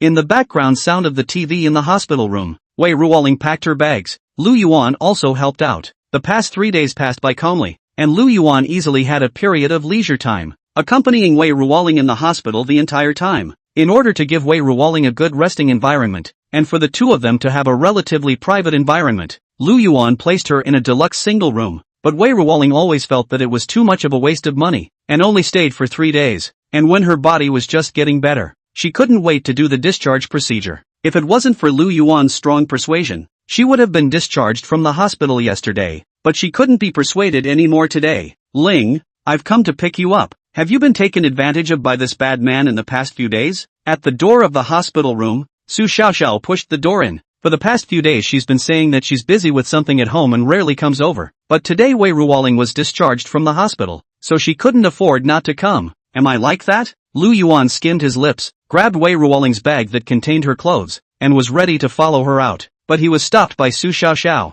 Go. I'm sending Xiao Ling home." "Not sending you home, it's not on the way. Take a taxi back yourself." Su Xiaoxiao snatched Wei Ruoling's bag from Lu Yuan's hand, pulled Wei Ruoling, jogged all the way down the stairs, drilled into the sedan, and sped all the way out, leaving behind a confused Lu Yuan. Helpless, Lu Yuan could only shrug his shoulders, sit back on the sofa in the single room, and take out his cell phone and swipe it twice. These days, whether it's short video apps or TV stations, one thing has dominated the charts. Naturally, those filthy hooks of the Golden Sea Company. No one mourned for Hulai's death, but instead the sky is covered with the sound of abuse. Not only that, whose group as the parent company of the Golden Sea Company? Naturally, even with the disaster, the stock price fell again and again, not to mention that competitors also took the opportunity to seize market share. Originally in Ruyun City, whose group? A time when there is even a building will be tumbling down the trend. The president of the Hu group, that is, Hulai's father, Hu Sanjin, but did not make any statement. Only in the early morning of the second day of the incident will hastily Hulai's body back. Even the autopsy did not allow to do.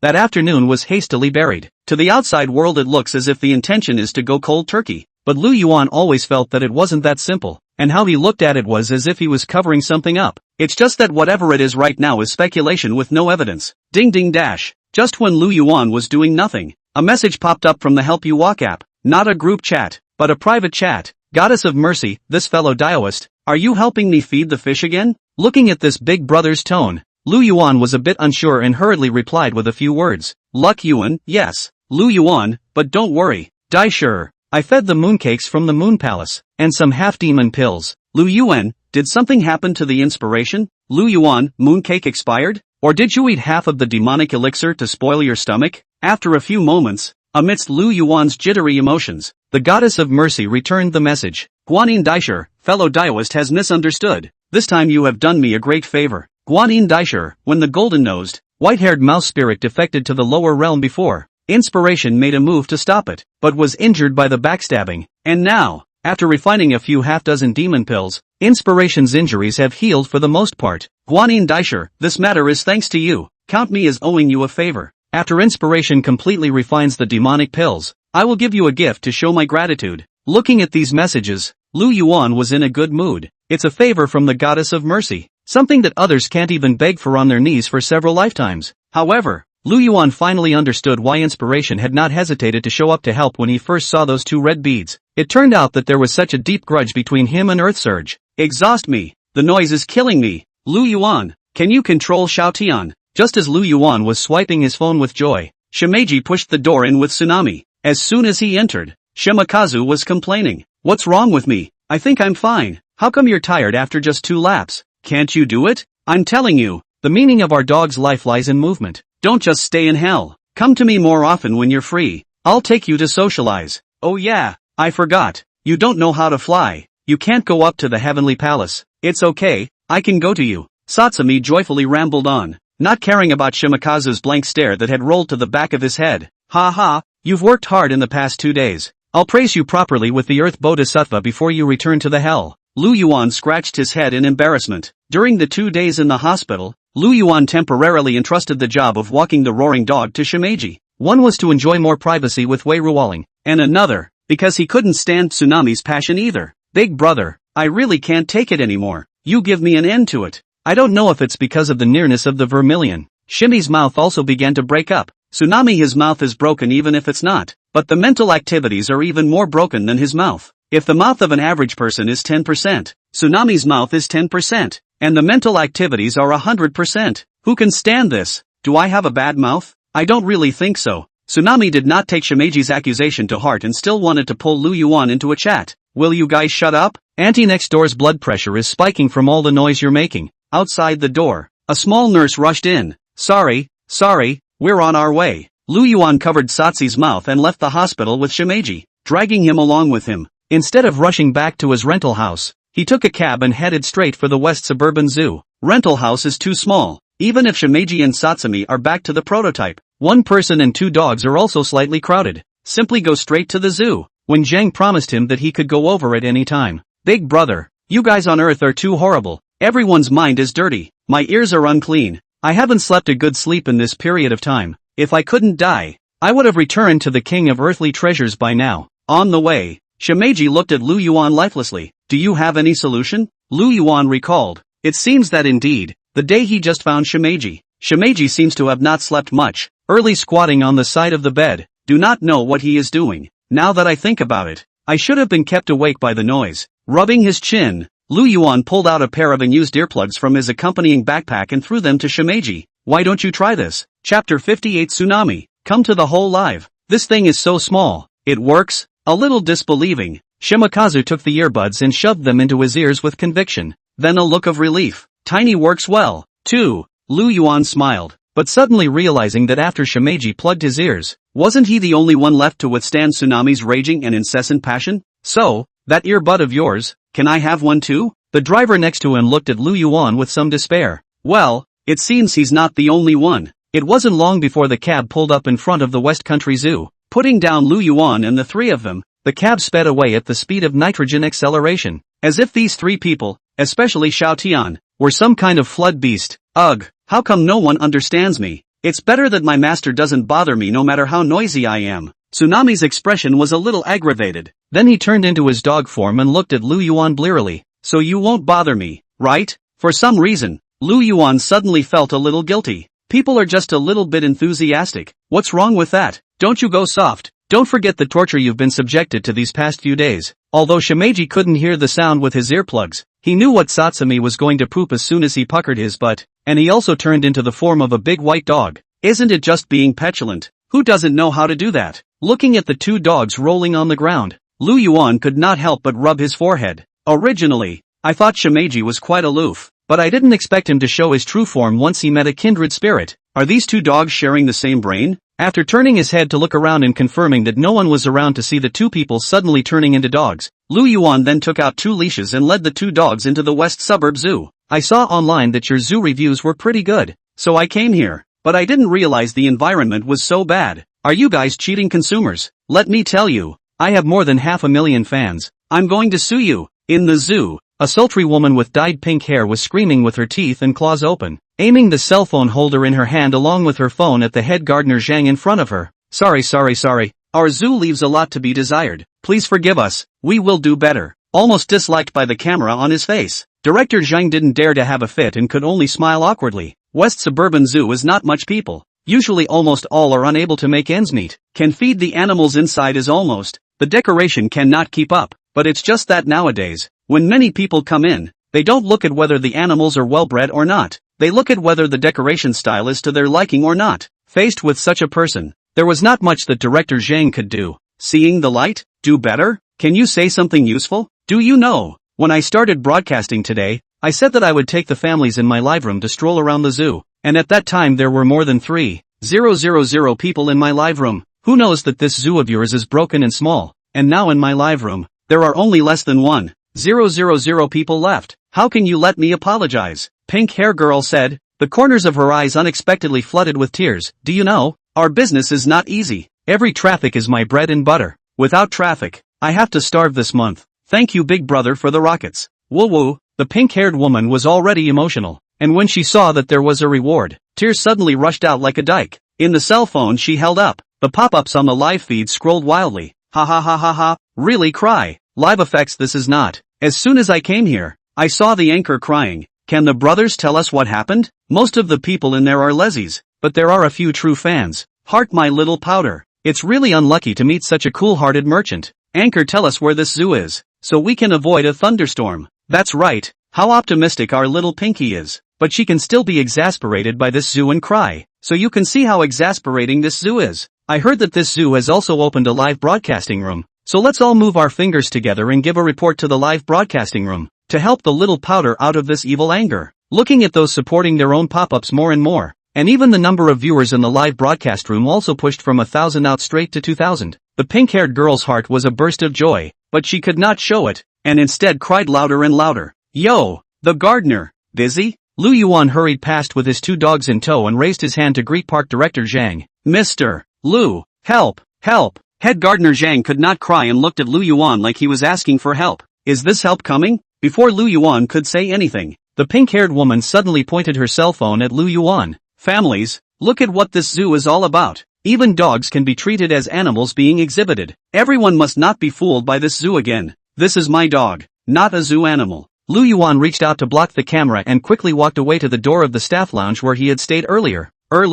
He had discussed with the head gardener Zhang that this room had been reserved for him, and he could come over to stay whenever he wanted to, and accordingly, Lu Yuan would pay the head gardener Zhang a sum of money every month as the room fee. Anyway, the zoo was not doing well. The room was already vacant, and it could be an additional income, so director Zhang agreed. Pushing the door open, Lu Yuan didn't even look at it and threw his accompanying bag onto the bed in a smooth manner, but the backpack had just come off, and what came into view was not an empty bed, but a slim waist, and a plump ass. A well-built woman was making up the bedding on the bed, and on the table beside her, there was a cell phone holder, with the camera of the phone pointed at the busy figure making the bed. The backpack flew straight at the woman's rising ass, and it was too late for Lu Yuan to stop it. Ouch! Being attacked by the backpack behind her in her vital areas, the woman jumped in shock, covering her buttocks and turning her head to look at Lu Yuan with a horrified face.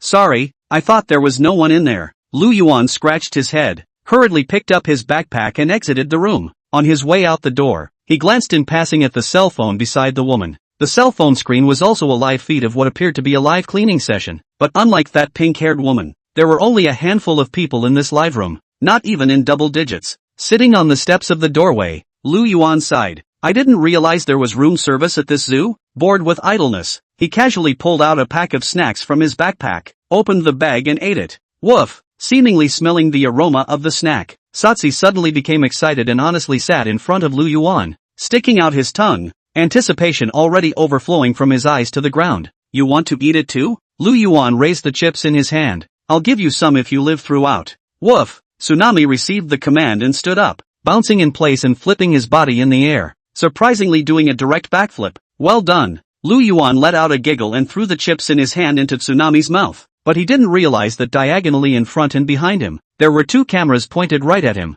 Chapter 59. Have you ever had vinegar pepper flavored chicken thighs? The diagonal front shot is of the pink hair girl's live feed. The pink-haired woman had thought that Director Zhang had lied to cover up the identity of Lu Yuan's zoo employees and had used ordinary dogs as animal exhibits, so she had wanted to follow her over to expose the sickening insiders behind this zoo. But I didn't want to capture this amazing scene just in time. Crap.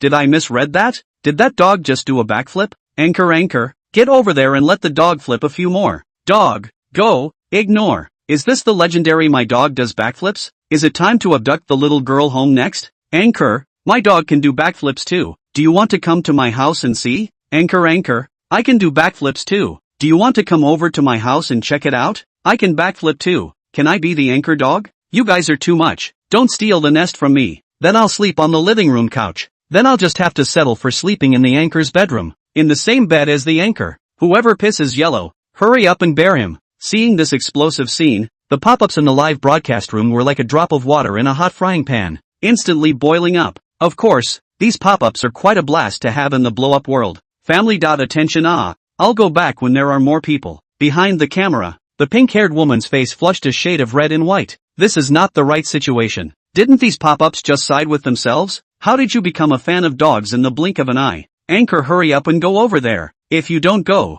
your popularity will drop again. That's right. I want to see a dog that can backflip. It's so easy to get a little more people. The anchor has to take advantage of the opportunity. Seeing the pink-haired woman hesitate, the pop-ups urged. But this persuasion, the pink-haired girl backtracked her temper. I'm just not going to go. If you have the ability, you can go to another live room. I'm telling you, this content is unique to me. You won't see it in any other room. The pink-haired woman rolled her eyes and sat on her ass in a nearby chair for tourists to rest in, even deliberately moving the camera away a bit to reveal a dog's ass just at the edge of the frame. No, is this anchor so capricious? Does the anchor really think he's a dish? I found it. This zoo is streaming the dog live on their own feed, and it's closer and has a better view. Brothers, retreat. The pop-up screen gave a command and rolled slower and slower, and the number of viewers in the pink-haired woman's live room had also dropped rapidly at a speed visible to the naked eye, dropping from nearly 2,000 just now to less than 1,000 in the blink of an eye. No, you guys don't go. Can I show you guys?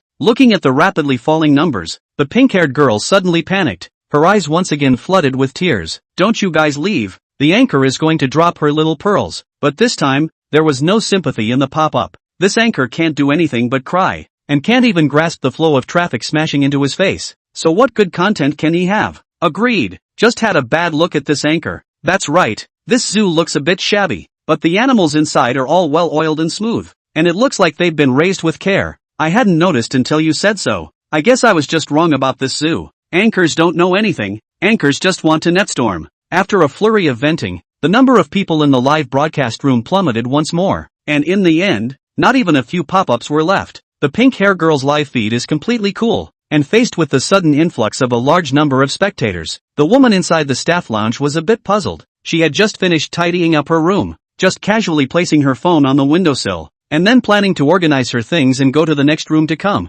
But she didn't expect that in the twinkling of an eye, there was suddenly nearly 1,000 more viewers. Hello everyone, this is the live broadcasting room of Ruyun City's West Suburban Zoo. We have a lot of animals in the zoo. Welcome to visit. The woman was a little overwhelmed by the first time she had seen such a large audience, and even she didn't know what she had said. The zoo is full of animals. Isn't that crap? Even so, the viewers on the air gave her a fair amount of slack. Dog? Backflip? What are you talking about? The woman hadn't seen the scene she had just witnessed, so she was confused as to what the pop-up had said. Only looking at the man teasing the dog in the picture, she seemed to understand something. You guys wait, I'll go over and ask. Even though she had just been spanked by a man with a backpack, the woman touched her red cheeks and stiffly opened the door and walked out. Hearing the door of the room slam behind him, Lu Yuan turned his head and looked apologetically at the woman who walked out with a red face. I'm sorry just now. Director Zhang said I can use this room as I please. Lu Yuan wiped his hands that were covered in snack powder and just glanced at the woman before rushing his eyes away. I didn't mean to hit. Shoo!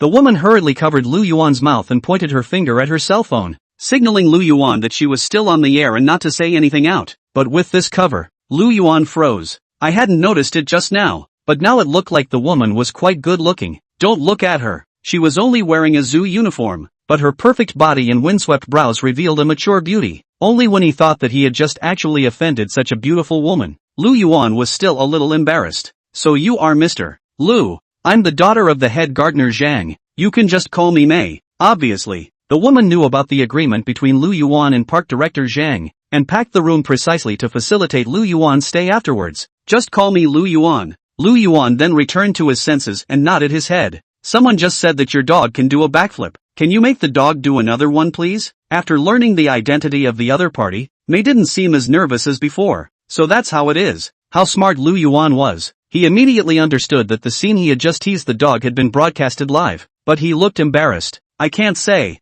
Wait for me to discuss it with it. After saying that, he lowered his head and touched Tsunami's head. Let's flip another one, shall we? After all, this was the legendary roaring dog, and it seemed like a loss of face to make it do somersaults in public. What's more, its owner is Yang Jian, the god of Erlang, and he himself is just a helper walking his pet. Unsurprisingly, what responded to him was Tsunami's blank stare. I'll flip when you tell me to? You think I'm a dog, so obedient? Why don't you flip one and I'll buy you a chicken leg? Lu Yuan scratched his head. I eat chicken thighs every day, still one bite at a time. Roaring Sky transmitted his voice to Lu Yuan. So, have you had the Garcinia Cambodia flavor? Lu Yuan searched for a moment and added. As soon as the words left his mouth, he saw Roaring Sky's eyes light up, and snapped another backflip. Chapter 60, Finding a Class. Yes, ha ha ha, one more. Brothers, brush up your gifts. Is this the zoo trainer? It looks kind of fun. Look everyone, next to the dog that does backflips,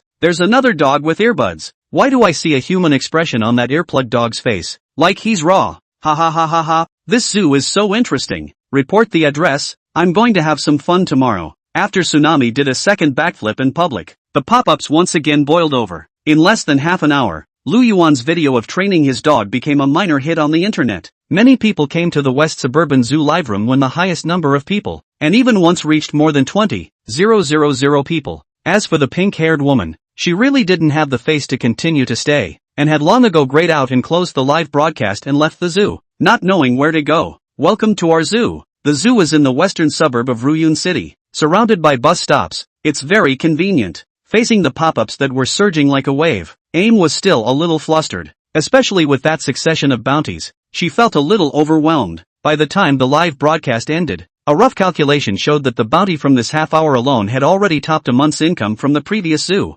Mr. Lu, you are truly a blessing to our zoo. Mei's excitement was overflowing, placing her cell phone casually to the side and tugging on Lu Yuan's hand to shake it vigorously. I'm not that lucky. Lu Yuan smiled perfunctorily and hurriedly pulled his hand out. It was only at this point that Mei was able to snap out of her excitement. When she thought of the unreserved look she just had and the backpack she received on her ass, Mei's face reddened into a monkey's ass. That room I've already packed. Mr. Lu, you can go in and rest. Mei lowered her head, her hands behind her back, and as she spoke, she secretly raised her eyes to glance at Lu Yuan for a moment, then hurriedly lowered her head again. Obviously, she had the look of a mature imperial lady, but her small actions and habits were like that of a little girl. But the two are not incompatible in aim, but have a marvelous beauty. Lu Yuan nodded and led Shimeji and Tsunami into the restroom. He was just about to close the door, but suddenly he heard the shouts of park director Zhang from the side. Mr. Lu, wait, probably having come all the way at a trot. Park director Zhang hadn't even caught his breath yet.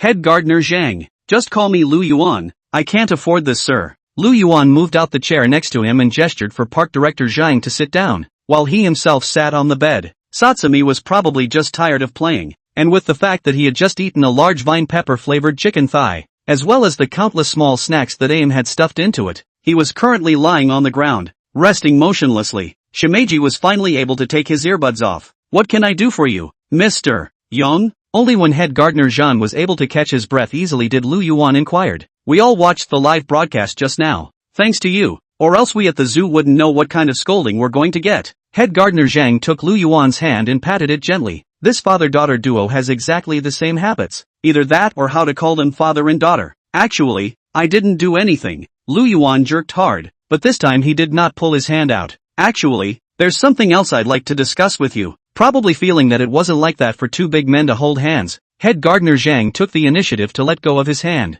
Go ahead. Finally relieved, Lu Yuan secretly breathed a sigh of relief. We've talked to a few of the staff and it's been unanimously decided that we'd like to hire you to be the assistant director of the zoo. Not a lot of work, just enough for you to bring your pets for a day once in a while, and the rest of the time as you like, with paychecks as usual. Director Zhang paused for a moment and then said, "It's just that in these few days, you might be needed to make a few more trips to the zoo. After all, that live broadcast just now was quite effective, and there are a lot of people who came for you, so if you're not there, the visitors might not buy it." With the second half of the sentence explained, Lu Yuan then understood the intentions of park director Zhang. It's no wonder that the zoo has been cold for quite some time, so it's hard to have a chance to recruit tourists. The zoo naturally won't miss it. Good thing too. After searching for a moment, Lu Yuan nodded his head in agreement. The whole thing was no loss to him anyway, and it was the equivalent of having a regular job. What's more, his rental house was about to expire recently, so it would be good to stay here temporarily for a while, so he could have plenty of time to find a new place to live. Why not? As for the salary,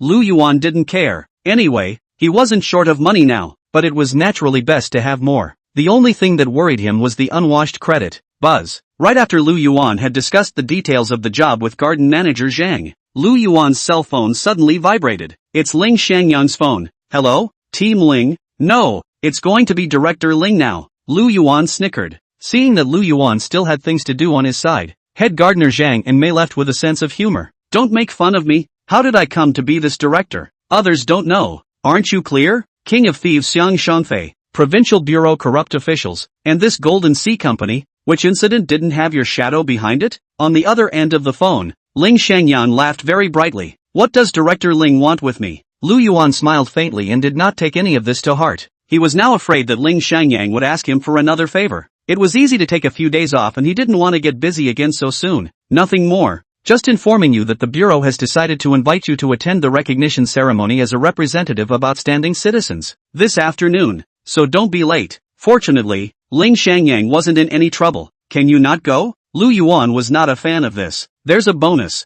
20,000. Ling Shangyang added. "Don't worry, I will definitely be there on time." Upon hearing this, Lu Yuan immediately came into the spirit. "I can say it in advance. I'm not doing this for any prize money, but to reflect the fish and water relationship between the people and the ordinary citizens, so that the social security of our Ruyun city can be taken to the next level." "That's natural." Ling Shangyang laughed loudly. "There's one more thing. After our investigation, the Golden Sea Company had done a lot of bad things before, and the collection of loan sharks affected many people's credit. Now that the Golden Sea Company is gone, the higher-ups have decided to eliminate these effects as soon as possible, and whitewash these blacked-out credits. We found out that you were actually on one of those lists that needed to be cleared, so we were the first to take care of your credit, and now your bank card and everything works fine. Speaking of this matter," Ling Shangyang lowered his voice and his tone was not as casual as before. "Great." Hearing these words, Lu Yuan's spirit was revitalized and hurriedly pushed open the window and greeted loudly while the head gardener Zhang had not gone far.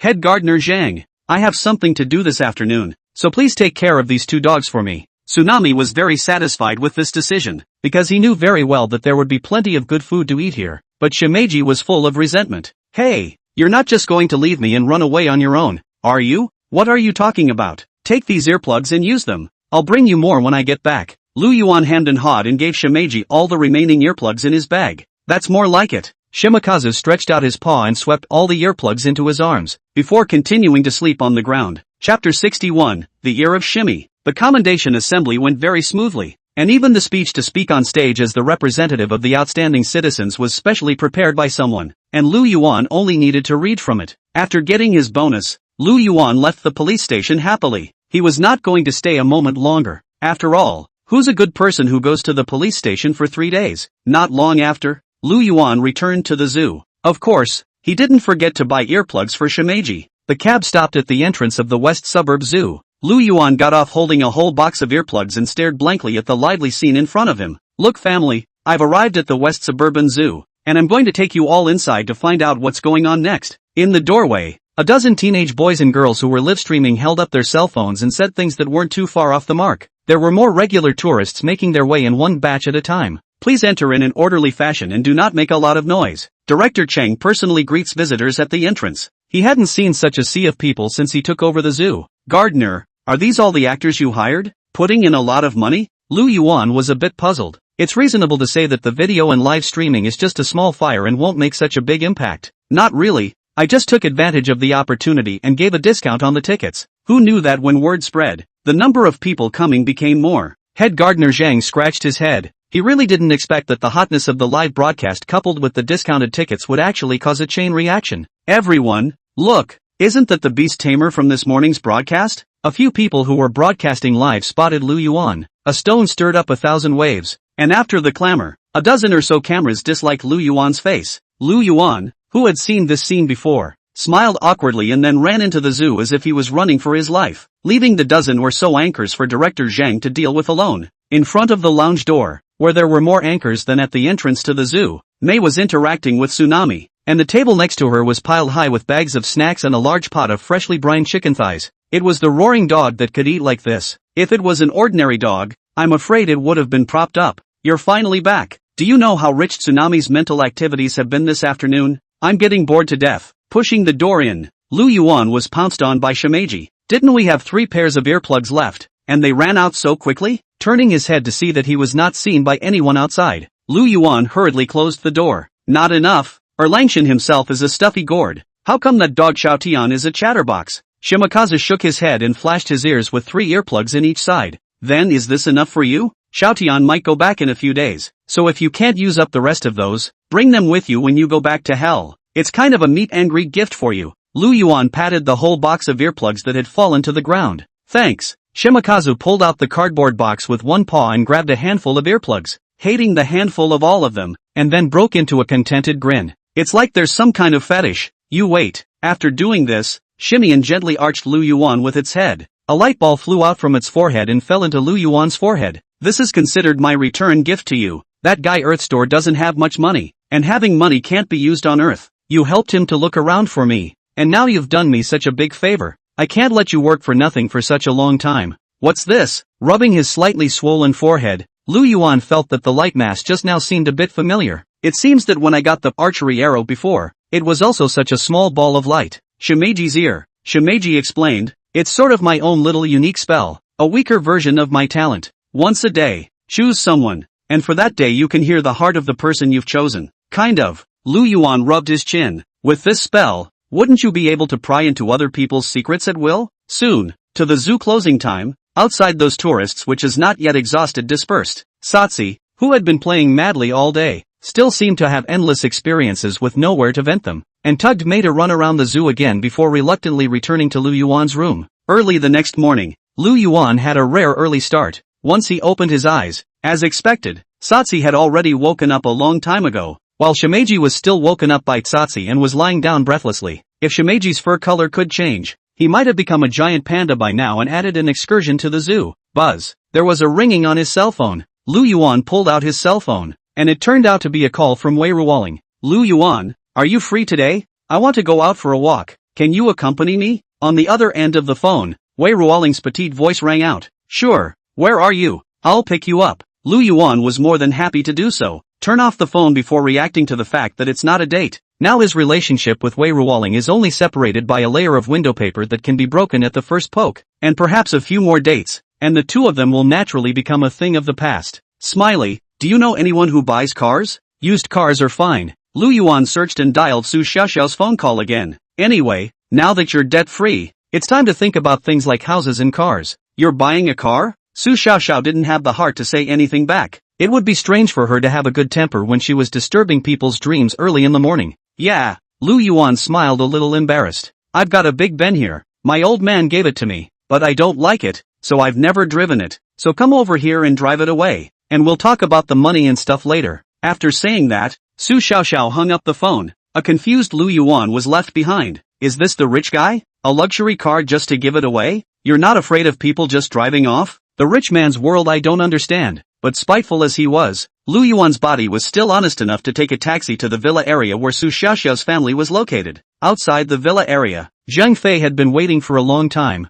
thinking that Su Xiaoxiao had already ordered it. Grabbing the keys, Lu Yuan familiarized himself with the car and sped off in it. I have to say, the new car is much more comfortable to drive than the trainer I was practicing with before. Lu Yuan, I'm here. Outside the small village, Wei Ruoling did not know how long she had waited, but as soon as she saw Lu Yuan, she immediately revealed a smile. Long time no see, pretty girl. Get in the car. Lu Yuan opened the car window and revealed a confident and greasy expression. It is also the two such a relationship. He dared to joke like this. Otherwise I do not know how many tops will be deducted. Greasy man hat. Where are we going today? Wei Ruoling sat obediently in the co-pilot and turned her head to look at Lu Yuan. Ha, weren't you the one who told me to come out? You haven't figured out where you're going yet? Lu Yuan scratched the back of his head. Who said that? I've been thinking about it for a long time. Or, you guess? Wei Ruoling's cheeks blushed. She hadn't really thought about it yet, but the next thing she knew, no matter what Lu Yuan guessed, she would say that she had guessed correctly. Chapter 62, I'm actually the worm in your stomach. Then let me guess. Lu Yuan gave a bad smile. If I guess, is there any reward? This little ninny's mind could be guessed even without the shimeji ear. You guess it first. Upon hearing this, Wei Ruoling hummed petulantly. If you can guess it, do whatever you want. She had changed her mind now. No matter what Lu Yuan said, she would say that she hadn't guessed. Women, they are so fickle. I can guess then. Lu Yuan smiled faintly, just in time to try out the shimeji ear. Eyes narrowed. Shimakazu's ears activated. Trying to take advantage of me. What a badass. Wei Ruoling's heartbeat entered his ears, and all those little thoughts just now were heard clearly by Lu Yuan. Lu Yuan staggered at the fickleness of women while suddenly understanding why shimeji needed earplugs so much. This was still the heartbeat of one person. If he could hear the heartbeat of everyone within a range, Lu Yuan would probably go crazy. But what if he movie theater? There's a movie coming out today that I've been looking forward to for a long time. So if the big bad guy says he's going to take me to see this movie, do I say yes or no? Wei Ruoling thought secretly. Unbeknownst to him, all of this was heard by Lu Yuan. Let me guess. Lu Yuan purposely put on a difficult look, secretly took out his phone and booked 2 movie tickets under the seat with the fastest speed. I guess you want to go to the movies with me, and it's the latest release of that one, right? You. Wei Ruoling's small mouth was slightly open with a surprised expression. Looks like I guessed right. Lu Yuan smiled smugly and flashed the movie tickets on his phone. You say coincidence. I also happen to want to invite you to see this movie. The tickets are all booked. Count on you having some heart. A blush surfaced on Wei Ruoling's face, slightly lowering her head as her hand subconsciously straightened her small skirt. We just agreed that if I guess correctly, I can do whatever I want. Suddenly, Lu Yuan smiled evilly and pressed sideways towards Wei Ruoling. This time, it's your turn to guess what I want to do. I don't know. Facing the figure that suddenly pressed over, Wei Ruoling nervously closed her eyes. Her brain was blank. There was even a hint of excitement and anticipation. Her breathing was involuntarily rapid. Perhaps even she didn't realize that she subconsciously didn't reject Lu Yuan's excessive gesture. Only, unfortunately, what she had imagined didn't happen. Swish click. With 2 crunching sounds, Wei Ruoling felt her body being strangled by something. Open your eyes. It's the seatbelt. Just now Lu Yuan was just fastening her seatbelt. I can't believe I was just wearing my seatbelt. Thinking like this, a hint of despondency suddenly surfaced in Wei Ruoling's heart. Irregular driving. 2 lines of tears for your loved ones. Sit on the passenger side and be safe. The flirting was successful, and Lu Yuan was in a very comfortable mood. Big bad guy. Ignore you. Wei Ruoling beamed and turned her head away in a gambling manner, ignoring Lu Yuan. With a kick of the gas, the car carried Lu Yuan and Wei Ruoling away. Gambling was gambling, but when the car stopped at the parking lot of Haosheng Plaza, Wei Ruoling still obediently followed Lu Yuan out of the car. Come on, don't be mad, the movie's about to start. Lu Yuan took the initiative to hold Wei Ruoling's hand and followed the escalator all the way to the top floor. Taking a look at the archery hall not far away, Lu Yuan felt some emotions in his heart. It had only been less than a month, and his life had actually changed so much already. Do you want something to drink? I'll get it. Seeing that Wei Ruoling was also looking at the archery hall not far away,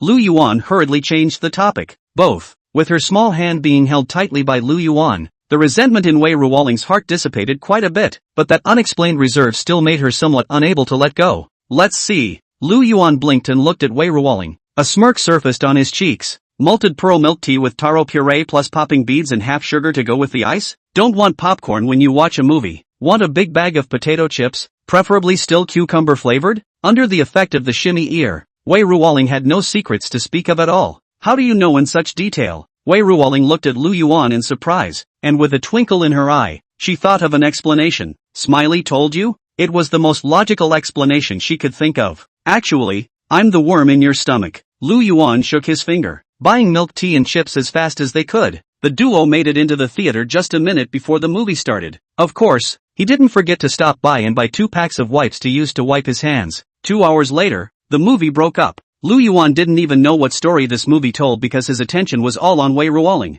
He didn't even realize that this little girl, who looked skinny and thin, was so capable of eating. With half an hour left in the movie, a large bag of potato chips plus a large cup of milk tea were all dazzled in by Wei Ruoling. Still got the stomach for lunch? Lu Yuan buried his surprise in his heart. No, I'm full. Wei Ruoling lowered her head, looking as if she was a bit embarrassed. But Lu Yuan heard very clearly. Her heart is clearly saying, a bag of potato chips, a cup of milk tea, how can eat enough? So want to eat downstairs tofu casserole, and boneless chicken claws. 3 cups of chicken is also good. Yes, last time I came to the Moonday restaurant to eat, the small chops are also very good, but is too expensive. Listening to Wei Ruoling's heartfelt words, Lu Yuan had 2 big heads. It wasn't that he couldn't afford the food, he just didn't realize that this little girl was actually a snacker. After searching for a moment, Lu Yuan took her to find a place to sit down, and then went alone to pack a copy of all the things Wei Ruoling wanted to eat. In order to avoid exposing this secret that he could hear her heart, Lu Yuan packed some additional other food.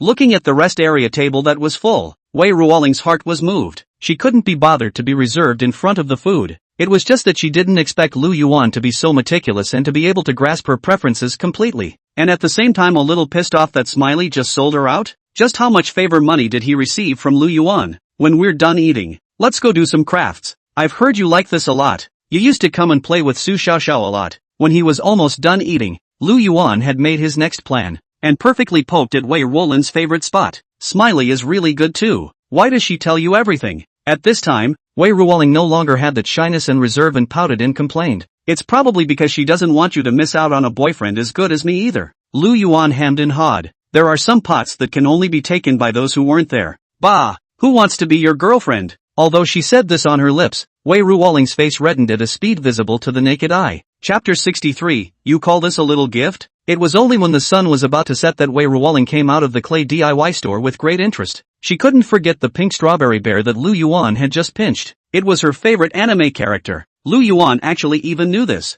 It's just that it's an ugly pinch. Are you still going to come out and play tomorrow? On the way to the parking lot, Lu Yuan inquired. Not. Wei Ruoling's tone was a bit lost. These words stunned Lu Yuan, but Wei Ruoling's next words relieved him. I haven't found a job yet. Of course she wanted to get tired of being with Lu Yuan all day long, but she had no choice but to lose out to reality. I'll feed you. Somehow, Lu Yuan did not come up with a sentence, but I didn't expect Wei Ruoling to suddenly and laugh out loud. You earn big money first. Wei Ruoling still remembered the small, shabby rental house Lu Yuan lived in when they first met. I had a lot of fun today, but isn't it time to return your car? It's no wonder she thinks that way. Before Lu Yuan was a standard poor boy look, now suddenly said that he was rich and could even afford to drive a luxury car. I am afraid that no one would believe it. This matter could not be explained for a while, so Lu Yuan had to stop for now. Look, there's someone singing over there. Seemingly not wanting to hurt Lu Yuan's face, Wei Ruoling hurriedly changed the topic, pointed not far away and bounced over. Lu Yuan shook his head and could only quickly follow. Not far away, in the sunset, a man in a hat was holding a guitar and singing into a microphone in front of him. The man was singing quite well, and around him, a circle of spectators had gathered. Do you want to listen to a song? Suddenly, Wei Ruoling turned her head and asked, I'll sing for you. Then before Lu Yuan could react, he tried to squeeze out of the crowd and came next to the singer. After some negotiation, the singer happily gave up the microphone. After all, who doesn't want to see a beautiful girl sing? Love is your unique flavor, surrounded by my heart. No one else can. You're the only one who knows. Because of you, the world is no longer a monotonous place. My smile is good if you understand. Accompanied by the accompaniment of Fei Air Orchestra's Your Smile, Wei Ruoling sang while gently twisting her body. The setting sun poured over her, all warm and beautiful. It had to be said that although Wei Ruoling's skills were a little bit worse, the clear voice and gentle temperament gave the song a different kind of infectiousness. Everyone was pulled into the upbeat rhythm of the song, and those who could sing couldn't help but follow along, the scene nearly becoming a chorus. Everyone was surrounded by the naked love in the song, and many men in the crowd of onlookers jumped at the chance to get to know the girl who sang so joyfully, but they realized that there was only one person in the girl's eyes. That was Lu Yuan, who was standing next to him smiling and applauding. For a while, these people felt as hard as a lost love. After the song was finished, Wei Ruoling bowed to the audience, then trotted to Lu Yuan's side and took the initiative to hold Lu Yuan's hand. The duo trotted out of the area as the crowd wailed. Unbeknownst to him, someone had already captured the complete picture of Wei Ruoling singing just now and uploaded it to a short video website. The night was full and the vehicle was parked firmly at the entrance of the village. Lu Yuan wanted to send Wei Ruoling directly to the doorstep, but Wei Ruoling said nothing. After all, She knew the old ladies at the entrance of the village well. If they saw it, it might not be long before the rumor of Wei Ruoling being a big spender would spread throughout the village. After seeing Wei Ruoling into the village, Lu Yuan did not rush back to the zoo, but sat in the car and silently swiped his cell phone for a while. I don't know if it was the big data, but he also saw the video of Wei Ruoling singing. It's just a short time, less than an hour. The play volume of the short video is actually pushing 100,000. Quite a burst of fire. This little ninny is pretty good. Lu Yuan muttered a sentence with a smile, having a sense of joy that the treasure he was guarding had finally been noticed. Ding, ding, ding. Just as Lu Yuan was giggling on his cell phone, a message popped up on the Help You Walk app. Guanyin Daisher, fellow Daoist, inspiration has completely refined half of the demonic pills. According to the previous agreement, I will give you a little gift. Please open the locator. Seeing this message, Lu Yuan didn't dare to be slow and hurriedly opened his cell phone positioning. It wasn't long before the phone chimed again. Guanyin Daisher, the things have already been passed on. It's just that I don't have anything good on hand, so I can only give you a little bit of the water in the jade pure bottle, so I hope you don't mind. Lu Yuan, not too much. Not too much. Lu Yuan, I can't wait to be happy. Lu Yuan, thank you, goddess of mercy. Guanyin Daisher, there is no need for you to be polite. This time it is you who have been a great help. I was worried that you wouldn't see this little gift. Guanyin Daisher, if there is any more news of the ground surge afterward, please be sure to contact me. Lu Yuan, sure. Putting down his cell phone, Lu Yuan realized that at some point, a small palm-sized porcelain vase was placed on his passenger seat. The porcelain vase resembled the legendary jade purification vase, and when it was gently shaken, the sound of clattering water came from inside. It looked like there was a lot more space inside than this porcelain vase appeared to be, so I thought it should be a magic weapon or something like that as well. Clutching the porcelain vase, Lu Yuan excitedly twisted carelessly in his sitting chair. You call that a little gift? A bottle of water from the jade purification bottle wasn't enough, but it also came with a spell. Although this magic weapon was not advanced, it was already a rare thing in the mortal world, worthy of the goddess of mercy. It's just generous. If he waited until the future to obtain more information about Lady Earthsurge, he would definitely be able to exchange it for something better, and at that time, he would really be rich. Lu Yuan was thinking about the bright future when two more messages came in on the app. It's Erlang Shun's. Dongjianko Qing Yuan Miao Dao Erlang Xian Shang Jinjuan, fellow Daoist. How is my family Xiao Tian? He hasn't caused any trouble for you, has he? Irrigation Jianko Qing Yuan Miao Dao Erlang Xian Shang Jinjuan, my Xiao Tian is a bit lively, so I've worked hard for you, Taoist friends. Lu Yuan hurriedly replied. Lu Yuan, tsunami is fine. Happy every day. Lu Yuan, is this the end of the fight, immortal? The true monarch of the myriad path Erlang Xin Shang of the Qingyuan myriad path of the irrigation rivermouth, not yet. The intermission, it may take 2 or 3 more days to make a play, so I will have to trouble you, Taoist, for a while longer. Irrigation Jianko Qingyuan Miao Dao Erlang Xian Shang Jinjuan, although you don't want to be paid. I'm not that unkind. Wait, I'll go and gather some monkey hair for you in return. Irrigation Jianko Qingyuan Miao Dao Erlang Xian Shang Jinjuan, after all, I'm not a stingy person like Zhang Guolao. Irrigation Jianko Qingyuan Miao Dao Erlang Xian Shang Jinjuan, no more. The stinking monkeys are coming over again. I'm going to continue to fight. Lu Yuan, don't worry, immortal, no matter how long it takes. Luck Yuan, go immortal. Chapter 64, Castle Peak Farm. By the time Lu Yuan returned to the zoo lounge, it was already close to midnight. The light in the lounge was on,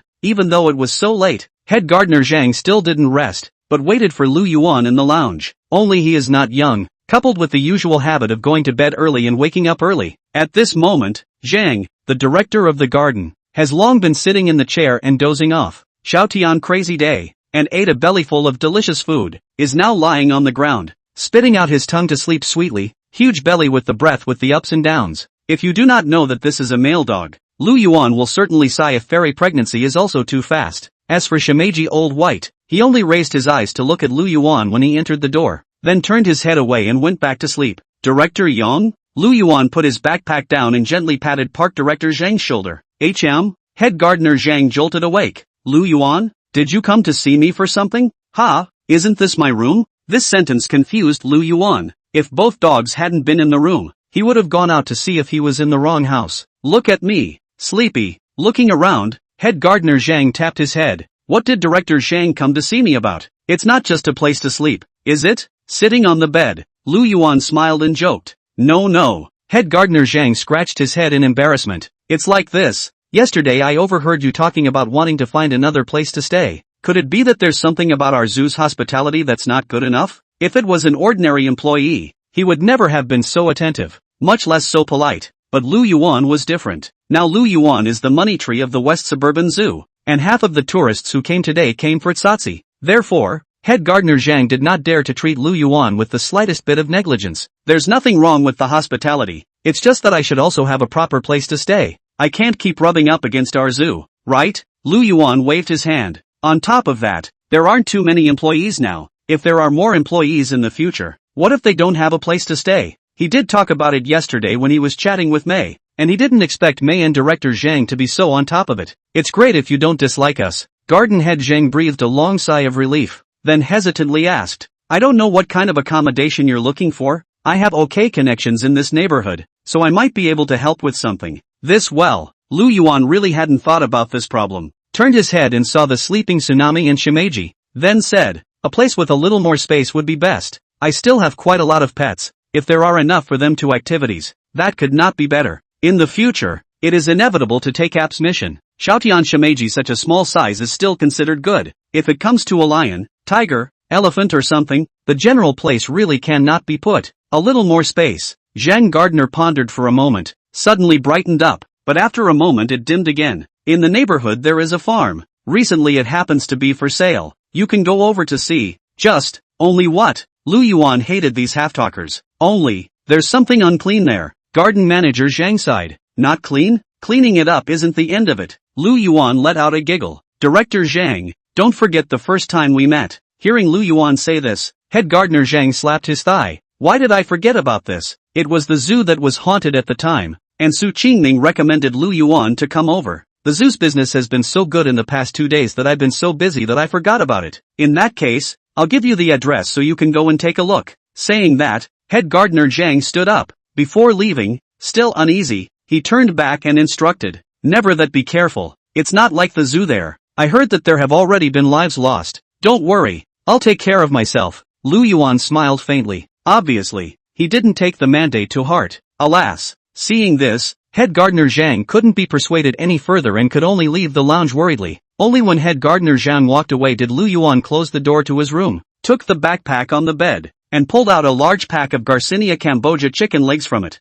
Woof! The moment the bag of chicken thighs was opened, Xiaotian woke up from his sleep and sat up straight with a miso, sticking out his tongue and looking at Lu Yuan with an expectant face, probably because he hadn't been able to talk for the past 2 days. Tsunami let out a bark under his breath. There's no one else here to talk to. Lu Yuan handed Tsunami the chicken leg. But it's suffocating me. Crunching. Do you know? Crunching. The pain of not being able to speak for 2 days. Crunch crunch. That huge chicken leg couldn't block Tsunami's mouth either. Tsunami chewed the bone with a crunch while still having a broken mouth. Want to go out for a spin with me tomorrow? Lu Yuan stroked Tsunami's head. He had already decided that he wanted to visit the farmhouse that director Zhang had mentioned. If you're going, how can you not bring ready help? Yeah.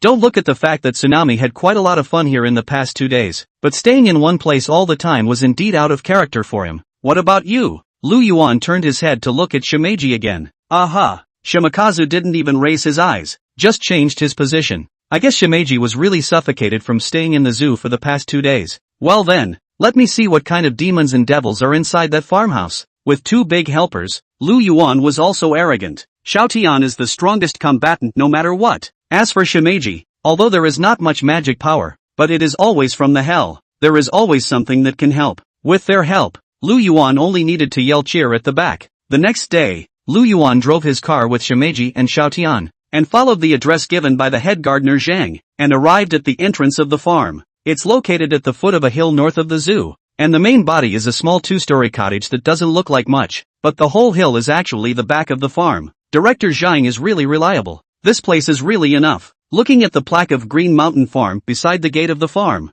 as well as the whole piece of mountain forest enclosed by the fence, Lu Yuan's jaw dropped. To be able to encircle such a large piece of land, I think the owner of this farm is not an ordinary person. The gates to the farmhouse were not locked and anyone could enter, but most people would be turned off by the eerie aura that came from within. Lu Yuan, however, did not care about this and pushed through the iron fence and walked in. The weather turned cool. The farm is full of fallen leaves. The cottage downstairs parked a car and a van, but the car did not fall leaves. Think it should be just a short time. And the competition? Lu Yuan was a little surprised, fearing that this desired place would be plopped down before anyone else. He hurriedly took 3 steps and ran to the entrance of the villa and knocked on the door. Chapter 65, Digging up black information in front of you. It's not good, is it? Knock, knock, knock. The knock on the door echoed inside the quiet villa. Could it be that there's no one there? It shouldn't be. After a long time without a response, Lu Yuan muttered. In order to facilitate communication, Shimeji and Xiaotian had turned into human forms and stood behind Lu Yuan. Who? It wasn't long before finally an aged voice came and the door to the villa room was pushed open, from which an old man's head poked out. The old man had a long beard, and his florid white hair was pulled back in a bun on top of his head, and although he looked like he was on the verge of dying and his eyes were dull, miraculously, his skin was smooth, and even the wrinkles on his face were rarely seen. Looks like this is the owner of the farmhouse. Hello, we heard that this farm of yours is for sale to the public and we came over to take a look. Lu Yuan revealed a very kind smile. The owner of the farmhouse did not immediately pick up on the conversation. Instead, he looked at Lu Yuan, and then looked at the 2 people behind him, a white and a blue one, and his godless eyes seemed to light up, but the luster soon fell. Come in. Just when Lu Yuan thought that the owner of the farmhouse did not welcome him, the owner of the farmhouse then slowly opened the door of the room, making way for a pathway. Thanks. Lu Yuan said thank you and led Shimeji and Satsi into the villa. The villa doesn't look too big, but there's something else inside. The antique decor is very coordinated and quite ancient, and it looks like the handiwork of a big family. Lu Yuan could imagine how much financial resources had been spent on building this villa. It's true that I'm going to sell this place to the public, but there's one thing I have to say in advance, and that is that it's not peaceful here. So if you run into any trouble, don't come to me. The white-haired old man paused. Maybe by that time, I'll be gone. Don't say such things, old man. You will surely live a long life. Lu Yuan didn't know how this old man could say such a thing and could only try to comfort him. Live a long life? I'd like to. The old man let out a long sigh and reached out to touch the nearby column carved with ancient patterns, as if there was infinite yearning in his eyes. Old man, can you tell us what's going on in this farmhouse? Lu Yuan didn't want to make things difficult for the old man and hurriedly changed the topic. But before the old man could open his mouth, suddenly a curly-haired man with a woolen cap rushed out from the side, crashed headlong into Lu Yuan, and then was shocked by the huge recoil and sat on his butt on the ground, scattering things in his hands all over the place. Are you okay? If it wasn't for Lu Yuan's sturdy body, perhaps he would be the one sitting on the ground right now. You don't have eyes. Woolly Hat rubbed his butt that hurt from the fall and growled at Lu Yuan with an impatient face before quickly picking up the things that had fallen on the ground. These words made Lu Yuan roll his eyes. Obviously he was the one who got hit. How come he's the one who didn't have eyes? But on second thought, it seemed that the person in front of him was the one who was hurt by the bump, so he didn't say anything more, but just squatted down and helped the Woolly Hat pick up the things. On the floor were some papers, a few rolls of transparent fishing line, and some small objects made of wood. Lu Yuan did not see the purpose of these things. It was only when he handed the drawing back that Lu Yuan inadvertently glanced at it and realized that it seemed to be a drawing of something. Go go go! Don't look at what you shouldn't! The woolen hat man was thin and small in appearance, but his temper was quite big, and as he snatched the drawing from Lu Yuan's hand, his tone was not half as polite. Who the hell are you people? I still want to ask you. Obviously it was you who walked carelessly. Why are you blaming me instead? Being disliked one after another, Lu Yuan's temper came up, pointing at the woolen cap and turning his head to look at the old man beside him. Is this your son? Alas. The old man sighed and shook his head. Asterisk asterisk asterisk asterisk Q. Who's his son? Woolly Hat pushed Lu Yuan away with one hand, clutched the bits and pieces in his hand, and hurriedly ran out. I've never seen such a rude son. Lu Yuan grunted and gave a finger representing friendship to the back of the woolly hat. Brother Chen, are you done over there? Just as Lu Yuan turned back, intending to continue following the old man inside, another woman walked out from the inner room. This person looked a little younger than Lu Yuan, was very pretty and had a very well-proportioned body. Even without makeup on her face, she was enough to kill a large number of popular stars. You guys are. Seeing Lu Yuan's trio, the woman first stared blankly, then suddenly thought of something and showed an apologetic smile to Lu Yuan's trio. I'm sorry, Chen's man has a bad temper, but he has a good heart. You guys don't mind. Never mind. With a beautiful woman apologizing, Lu Yuan's anger dissipated by a large margin. What exactly are you guys here for? We just wanted to come and have a live stream. The woman smiled slightly, looking distracted. Live again? Lu Yuan's head was now spinning when he heard the word. What's going on lately? The anchors are piling up around themselves. Not a good choice for dancing here, is it? Looking around, Lu Yuan was a bit puzzled. Are viewers' tastes so unique these days? You don't treat our Xiaoyu as the kind of vase that only dances. Behind him, Woolly Hat folded back, tilted his head at Lu Yuan, and exclaimed, Our Xiaoyu is engaged in psychic adventure live broadcasting, And even though he's only been broadcasting for a month, he already has more than 1 million followers now. And he's the most popular adventure anchor on the platform. Psychic adventure? Lu Yuan staggered. No wonder this woman's fan base is rising so fast. The combination of a psychic adventure plus a beautiful girl sounds interesting. I'm sure there were a lot of men on the air, waiting specifically to hear the screams of a beautiful girl when she was scared. I don't suppose you guys are peers? Want to give me a follow? Of course, Xiaoyu knew that Lu Yuan was not a peer, and said this just to break the slightly dull atmosphere. Is this place really unclean? Lu Yuan didn't pick up on this and asked a rhetorical question. I heard yes. Xiaoyu didn't mean to blame, but pulled Lu Yuan to sit on a side chair, pulled out his cell phone and handed it over. This place has been rumored to be haunted for several years, and there have been people who came to explore before, and more or less encountered unnatural phenomena, and the worst one, who was fine when he came in, had already become a delirious lunatic when he went out. Looking at the shocking report on his cell phone, Lu Yuan felt some emotion in his heart. A big grin is nice, but this little girl is overly shallow in the city. The owner of the farm is still around, so it's not good to dig up someone's blackmail to their face like that, is it? So you still rushed and dared to come? You've got a lot of nerve. Lu Yuan handed the cell phone back. It's just a matter of making a living. There are so many people on the team, we can't let them starve with me. Metaphor pointed to the room next to him. Lu Yuan then realized that the room next to him was packed with people, a dozen or so. Everyone was busy with the work in their hands, seemingly building something. It looked like some kind of organ, and the reason why that woolly hat had gone out was precisely to set up the outside part of the organ.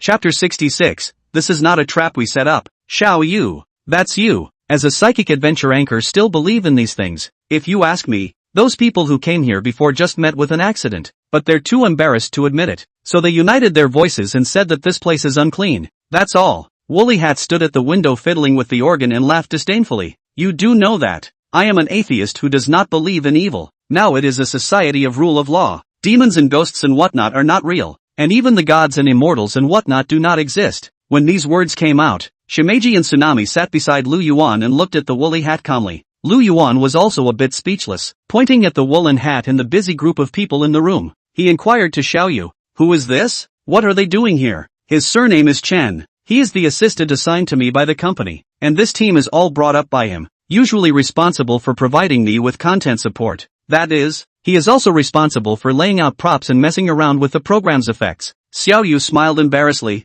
After all, not every live broadcast can encounter paranormal events. So, all your previous live content was fake? Lu Yuan remembered that before his phone did not have the Help You Walk app. Before going to bed at night, his favorite thing is to watch live broadcasts, but also swiped a few times to the spiritual adventure class live content. I thought it was still pretty exciting at the time, but now it seems like the filter just straight up shattered. Hey, I can't help it. It's for the sake of the show. Xiaoyu hemmed and hawed, scratching his head in embarrassment. Speaking of which, although I believe in these things, I've never seen them before, and it's precisely because of this curiosity about the unknown that drove me onto the path of psychic exploration. Then you'd better never see it. Recalling the sight of a dozen ghostly shadows in the river that day, Lu Yuan could not help but shiver. Xiaoyu, this side is ready. You can turn on the live broadcast at any time. Woolly Hat stood outside the window and called out to Metaphor. As the words fell, the dozen or so people in the room quickly evacuated to another hidden place within seconds, leaving only an empty room behind. Hey, you three, and that old man, you guys should be careful to avoid the camera later, so you don't wear it out. When everyone was ready, Woolly Hat shouted again at Lu Yuan's trio as well as the farm owner. There was no choice but for Lu Yuan to help the farm owner and sit down with Shimeji and Tsunami, along with the rest of the team. Dear Posies, today I came to the Green Mountain Farm. It is said that this place has been the scene of a number of paranormal events, and even scared a person crazy, but I'm not afraid, so I brought you here today to find out what's going on, and there is a free gift you can brush up on. Xiaoyu retreated outside the big iron gate of the farmhouse and turned on the live broadcast. The camera was very careful to bypass the vehicles parked outside the villa. Everything looked very calm and skillful. See, that's strength. Woolly Hat clapped his hands in triumph. On the screen in front of him, the screen of Xiaoyu's live room was playing, through which the entire flow of the adventure could be observed, and the staff could trigger the organs in time, as well as provide remote help to Xiaoyu. Lu Yuan and the others, on the other hand, sat behind a group of staff members and witnessed all this. Do you mortals all like to lie like that? Shimeji squinted at Lu Yuan. Of course not. There are plenty of good people who are high-minded and vain and righteous and upright. Like me. Lu Yuan shook his head, saying these words in a loud voice. Gee whiz, didn't see that coming. Shimeji rolled his eyes. Why is Tsunami talking so little today? Did he eat too much good food in the past 2 days and spoil his mouth? Lu Yuan suddenly realized that Satsu's words were pitifully few today, and it seemed that there were not as many words as Shimmy's. No, I'm just feeling a little uncomfortable, and I've felt that way since I entered this farmhouse. Tsunami shook his head, his fluffy blue semi-long hair flicking as his head shook with a lack of interest. Shoo, you guys keep your voices down. Metaphor is about to walk to the first organ. Just as the three of them were chatting, the woolly hat suddenly gave a silent gesture to Lu Yuan. Driven by curiosity, Lu Yuan brought his head closer to the screen, wanting to see exactly what efforts they had made. Posies, this is a villa. Lots of weeds and leaves on the ground. Looks like it's abandoned. On the screen, Metaphor had walked up to the door of the villa.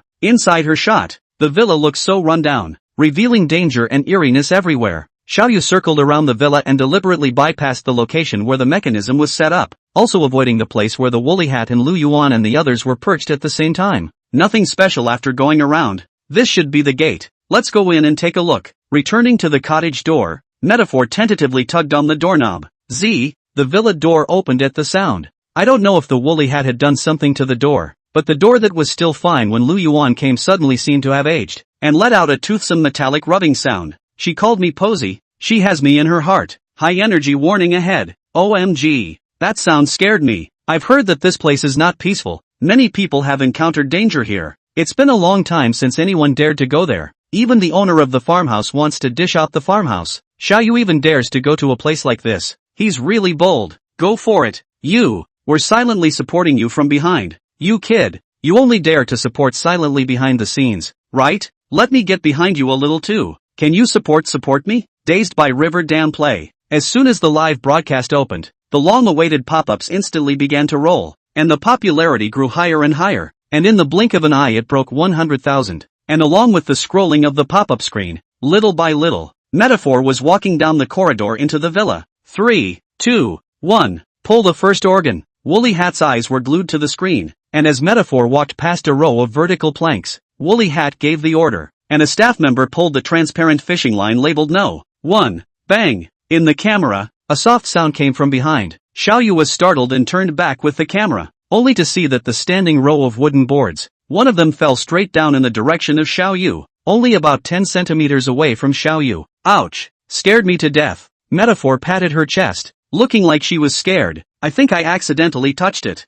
Unsurprisingly, the pop-ups were aghast. What scared me? Xiaoyu is so brave. High energy ahead and other pop-ups flying all over the sky, followed by the almost screen gifts. Thank you for the gifts from your brothers. Minors don't give gifts. Metaphor thanked the gift while walking a little further out and up to the second floor. Along the way, there were likewise several seemingly dangerous scenes, including, but not limited to, walls suddenly peeling away and stairway planks suddenly snapping, which Metaphor always managed to narrowly avoid. Of course, this was all a pre-arranged organ by the woolly hat. This is the second floor. The puppas are going to watch it for me, and if you see anything out of place, remember to send me a pop-up to alert me. Reaching out to open a door, Metaphor took the camera along with him inside the room, and after exploring it and finding nothing, he planned to exit. But before she could open the door to her room, she suddenly heard a few crisp knocks at the door. Knock, knock, knock, knock. Listening to the knock on the door coming from the screen, the woolly hat looked around at the staff suspiciously. This isn't the organ we set up, is it? Which one of you went out? Chapter 67. Something's wrong. No, nobody went out. We're all here. The staff members looked at me and I looked at you, and then looked at the three Lu Yuan, who were sitting obediently on the side, as well as the owner of the farm. After confirming that no one had left the scene, a look of panic immediately surged on everyone's faces before they turned their heads in unison to look at Woolly Hat. It can't be. Who the hell was that knocker? The Woolly Hat was a little freaked out. He already had a slight suspicion in his mind, but his atheist status prevented him from accepting the idea anyway. Knock, knock, knock, knock. On the screen, the knocks on the door continued one after another, like a thread that tugged at the hearts of the crowd. But now that the live broadcast hadn't ended, they couldn't do anything but stay here and wait and see what happened. Who? Metaphor gulped nervously and bravely voiced his inquiry. Holy, that scared me. It can't be the owner of this place coming back, can it? How brave of the anchor to be in someone's house and ask who the person knocking on the door is. Anchor, open the door and look. If you open the door, I'll paint you a big rocket. The anchor wouldn't dare, would he? The pop-up screen is also cleanly painted fear. But among these people, there are also a lot of people who watch the fun. Then I'll open the door and see if you guys keep your word. Metaphor placed his hand on the doorknob, took a few deep, steadying breaths, and yanked the door of the room open with a push. The knocking stopped abruptly as the door to the room opened. The door was empty. Metaphor peeked out, and there wasn't a soul in the hallway. Xiaoyu breathed a long sigh of relief, putting his heart back into his stomach, and started interacting with the audience again. Brothers, you said Xiaoyu did it, and you're going to do what you say you're going to do. 2. The show's effects were top-notch. I've heard that a large portion of these live broadcasts are man-made contraptions. Could this one be a contraption as well? But there was obviously no one outside the door just now, so how could there be a knocking sound? Holy, I don't think we've really met something dirty, have we? For a while, the gifts from the audience once again filled the sky. The pop-up screen's hilarity went to the next level, and even the number of people in the live broadcast room went up by quite a bit. It should just be a coincidence, right? I've heard that aging wood can make that sound. Behind the screen, Lu Yuan and Woolly Hat were also already sweating profusely, and Woolly Hat wiped his sweat as he tried to give a reasonable explanation. Lu Yuan did not speak. Instead, he looked at the owner of the farmhouse who was sitting quietly on the side. The old man hadn't said anything until the knock on the door just now, when he suddenly revealed a look of nervousness. The others didn't notice it, but Lu Yuan and Shimeji and Xiaotian captured it keenly. Wait a minute, what's that? Suddenly, a staff member pointed to the corner of the screen. At this point in the screen, after a few moments of tinkering, Metaphor had retraced her steps on the path of adventure, and her camera, which was facing the darkened passageway in front of her. In the corner of the shot, a corner of the passage in front of him, half a head is revealed. One of the head's eyes was fixed on Metaphor, and a wry smile hung on the half of his face that was exposed. The image zoomed in through the screen, and the half-head stood out in the eyes of the Woolly Hat and the others. Xiaoyu, however, did not seem to see it, still walking step by step towards the front. Anchor, don't go forward. Stop it. Run. Don't look back. Anchor, run. There's something dirty. Someone save the anchor. There's no staff. Help.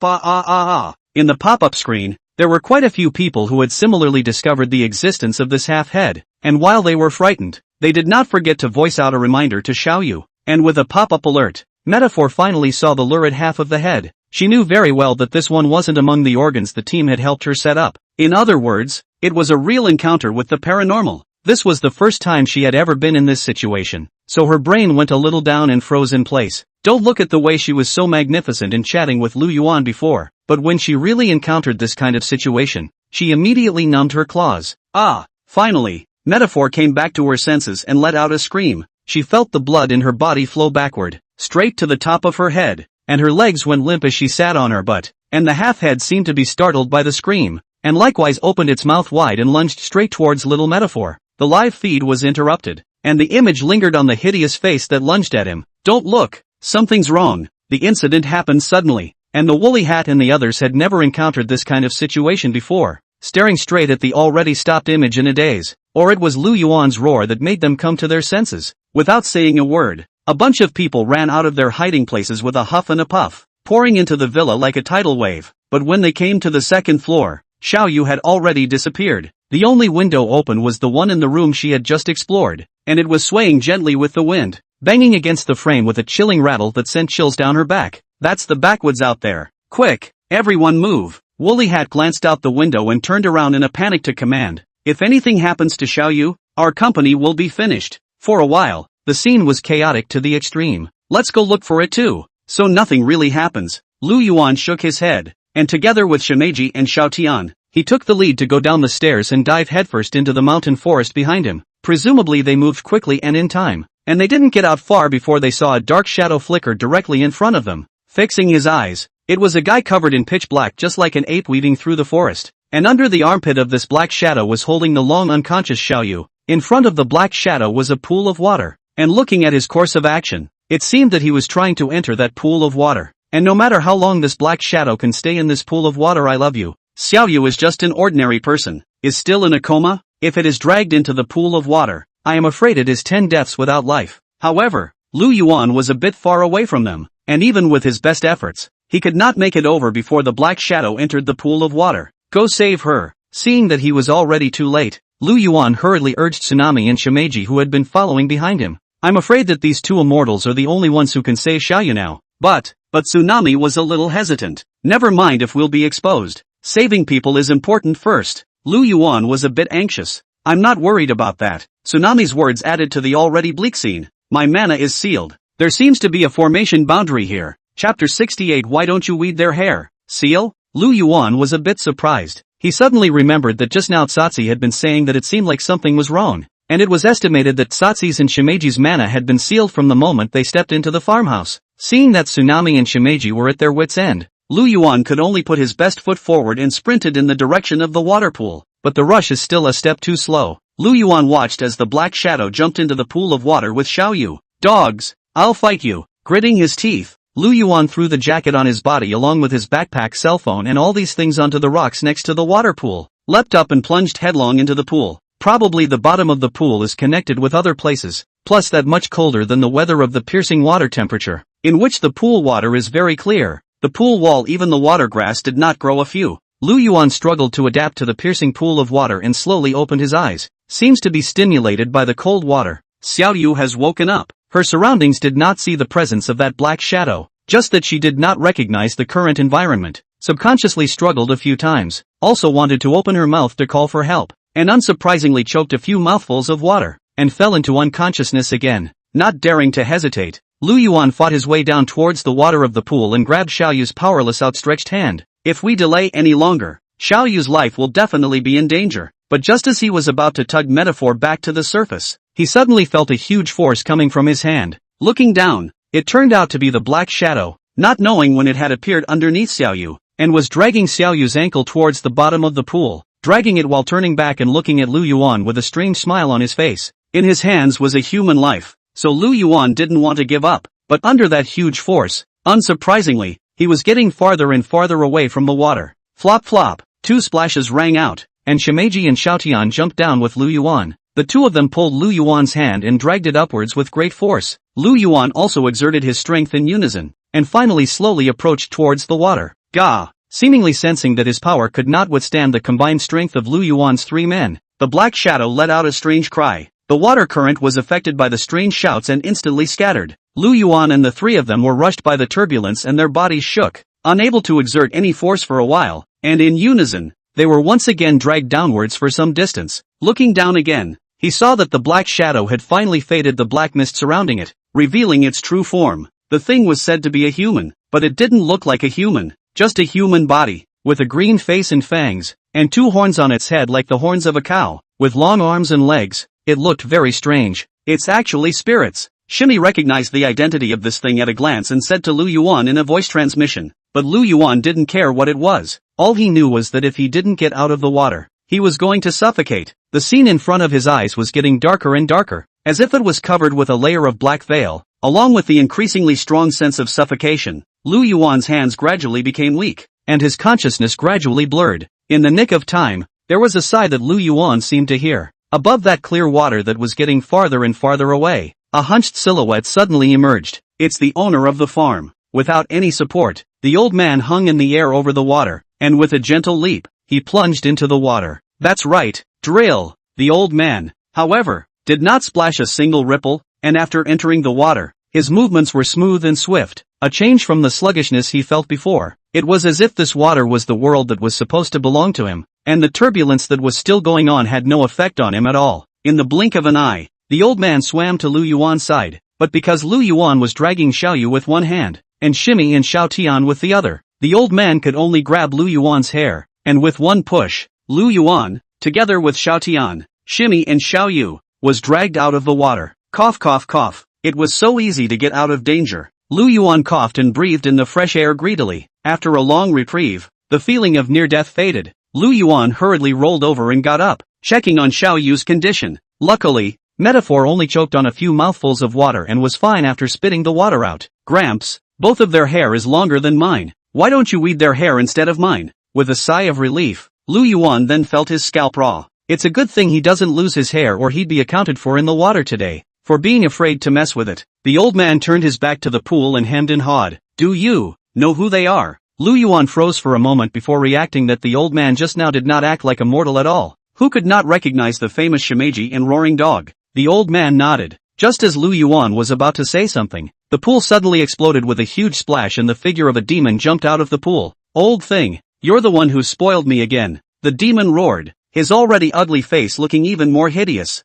I spared your life last time, but I didn't expect that you wouldn't stop harming others, but instead, you've gotten worse. The old man turned around with a cold face, and an air of nonchalance escaped. Go for it, Gramps. Lu Yuan knew that he had set up the spirit's opponents, picked up Xiaoyu and retreated to the side with the magic powerless shimmy and Xiao Tian. Old thing, is that you simply can't make full strength, right? Upon hearing this, Lu Yuan, who had originally given the old man gas, suddenly stiffened. Then I heard the spirits continue. The seal here is meant to suppress you. Other immortals will also be affected here. While this seed is born and raised on the ground, the seal can't do anything to stop me. What's more, after you got in the way last time, this seed has been practicing intensively, and now its strength is even higher. So let's see how you can stop me. This time, not only that little girl, but also that brat, as well as the two great immortals who can't make their magic power, are already in my pocket. I'm going to press you to the ground first, and then in front of you, I'm going to dismantle their bodies section by section, and then finally I'm going to slowly torture you to death. The demon laughed maniacally and clenched his fist hard. I want all of your lives. Bad. Happy for nothing. Lu Yuan's face turned pale. Is it possible that we can't escape death today? You're right. The seal here was indeed set up to trap me, and while I'm in it, although I'm able to move around freely, I really don't have any semblance of mana. The old man sighed. Only, there's one thing you don't know. If I burn my origin, I can briefly escape from the seal's suppression. It's only a few minutes, but it's enough time to use against you. Saying that, the old man's figure suddenly straightened up, and his hair with white eyebrows gradually became black and thick. At this time, the old man looked as if he was in his 20s. Chapter 69, Carry It Away. As the old man's appearance changed, Lu Yuan felt in a trance that countless ropes condensed from light and shadow suddenly emerged from the surrounding mountains and forests, wrapping around the old man's limbs. Old thing, I see you only talk big. The demon roared and lunged towards the old man, but the old man didn't care. He just raised his hand, and as if alive, the light and shadow ropes wrapped all over his body along the old man's limbs, wrapping the old man's entire body like a cocoon, and the demon's ferocious strike hit that light cocoon squarely. The light cocoon looked soft, but it was actually very tough. This ferocious blow did not cause any damage to the light cocoon. Instead, the spirit's long hand was shocked by the force of the recoil and raised high, and his body could not help but take 2 steps back. Eyeing this scene, Lu Yuan suddenly let out a giggle. Invincible frames. The old man actually gets stuck on invincibility frames. Brat, what are you laughing at? The demon, having suffered a defeat and attracted by Lu Yuan's laughter, turned his head as if he wanted to vent his anger completely on Lu Yuan. With a casual snap of his fingers, an invisible gas mixed with whistling wind sounds came straight at Lu Yuan. Look out! Lu Yuan couldn't dodge no matter what. Shimmy and Xiaotian also knew that Lu Yuan couldn't dodge no matter what. They wanted to drag Lu Yuan and Xiaoyu out of here, but they were helpless without the support of mana. Even their movements were much slower. Seeing that the invisible chi was about to land on Lu Yuan, a roar rang out and sound waves rippled through the air, smashing the invisible chi to smithereens. The light cocoon shattered, and the old man's form was gone, leaving only a divine beast glowing with green light, with a head like a dragon but slightly flattened, a body like a lion but clad in scales, a tiger's claw and a fish's tail that can protect against the waters of the world. It's a centipede pit viper, one of the 9 sons of the dragon. Shimeji had seen a lot and recognized the identity of that divine beast with just one glance. Lu Yuan's eyes widened and he looked down again to make sure that Xiaoyu was not awake. It turned out that the unassuming old man from before actually had such a great origin. It's no fun. If you can't afford to play, don't play. The demon bristled with disdain. But the words are full of the flavor of external strength. With a twist of his head, the demon drew his legs and ran, leaping up into the treetops and swinging like an ape towards the distance. That speed was simply more than twice as fast as when Lu Yuan was chasing him, which showed that he was jealous of the centipede from the bottom of his heart. After the centipede pit viper appeared in its original form, its strength far exceeded that of the previous one. With a lift of its claws, the water in the pool flew up in the air and was divided into 2 streams, one of which was transformed into a thin, cicada-like barrier blocking the demon's route of escape, and the other stream was transformed into a huge cone, stabbing straight towards the demon from top to bottom. The demon that was arrogant and incomparable just now didn't even have the power to fight back at this moment, and was pierced through from head to tail by that water cone. The gentle mountain wind blew by, and the spirits' forms turned into flying dust and dispersed with the wind. Just die? Lu Yuan gulped. From the time the centipede pit viper showed its original form to the demon turning into flying dust, it was only 2 breaths of time. It's simply crushing. It's not dead. It's a natural born and bred spirit after all, but without a couple 100 years to recuperate, it won't be able to take form and wreak havoc on the earth again. The centipede spits out human words. Thanks for coming to the rescue. Lu Yuan stood up and bowed to Centipede. Behind them, Tsunami and Shimeji also bowed respectfully. Ha ha ha ha ha, being trapped here for the rest of my life, and at the end of the day, it is not regrettable in this life to have two immortals saluting me. Centipede leaned up to the sky. In the next moment, a thunderbolt struck down in the cloudless sky, hitting the centipede viper's body squarely. The heavenly calamity of forcibly breaking the seal came faster than I thought. The centipede viper seemed unable to resist, panting heavily, and the dragon-like face showed a smile to Lu Yuan. But Laozi is trying to save people, so I don't regret it. Then, breathlessly, he slumped to the ground and slowly closed his eyes. Countless points of light danced out from the centipede vipers, like elves in the mountains, flying in all directions in the mountains and forests, and disappearing in the blink of an eye. The seal is gone. Along with the dissipation of the centipede's form, Shimeji and Xiaotian felt the mana in their bodies gradually recover. But they couldn't be happier. There's still a breath left. Is there any way to save him? Don't look at Tsunami's usual big grin and look like he would do anything for food. But his heart is kinder than anyone else's. He couldn't bear to watch the soul of his benefactor who had just saved his life. Alas, this is not hell. There is nothing I can do. Shimeji shook his head helplessly. Perhaps, I have an idea? Just as the two of them were shaking their heads and sighing, Lu Yuan suddenly opened his mouth. Taking the backpack that had been thrown on the rocks aside and rummaging around for a moment, Lu Yuan pulled out a small porcelain bottle with a snow-white body from it, opened the cork and, with the big head facing downwards, poured the water in the bottle into the centipede pit viper's large mouth that had not yet dissipated. Mana water. Tsunami Dog's nose was quite smart, and he knew what it was as soon as he smelled it, and he was instantly delighted. This should work. This was exactly the water from the jade pure bottle that Guanyin had gifted earlier. But Lu Yuan wasn't too sure if he could succeed. But legend has it that a few drops of mana water can bring back to life the ginseng fruit tree that was pouted by the Monkey King. And with this big bottle, it shouldn't be a big deal to save a godly beast. As expected, after a whole bottle of mana water was completely poured down, the gradually dissipating body of the centipede viper solidified a few points, and there were no longer any points of light flying out from it. Only, at this time, the centipede pit viper had shrunk in size several times from its original size, and was only the size of a cat. Awake? Lu Yuan suddenly felt the centipede move and reached out his hand to poke the little centipede's body. Come on, stop pouring. You'll drown if you do. The little centipede reached out its claws and slapped Lu Yuan's hand away. A divine beast that could control water was drowned on land. Saying it out would be laughed off by his own brothers, right? At this time, although the centipede pit viper woke up, but after all, injured the origin. The body is very weak, but the good thing is that the seal has been dissipated. No matter whether it is the action or the use of mana will not be limited. Looking down at her body, the little centipede pit viper skimmed her lips in a bit of disgust, but still solemnly nodded to Lu Yuan. Thanks. Hey, they're over there. Before Lu Yuan could say anything, he suddenly heard someone shouting in the distance.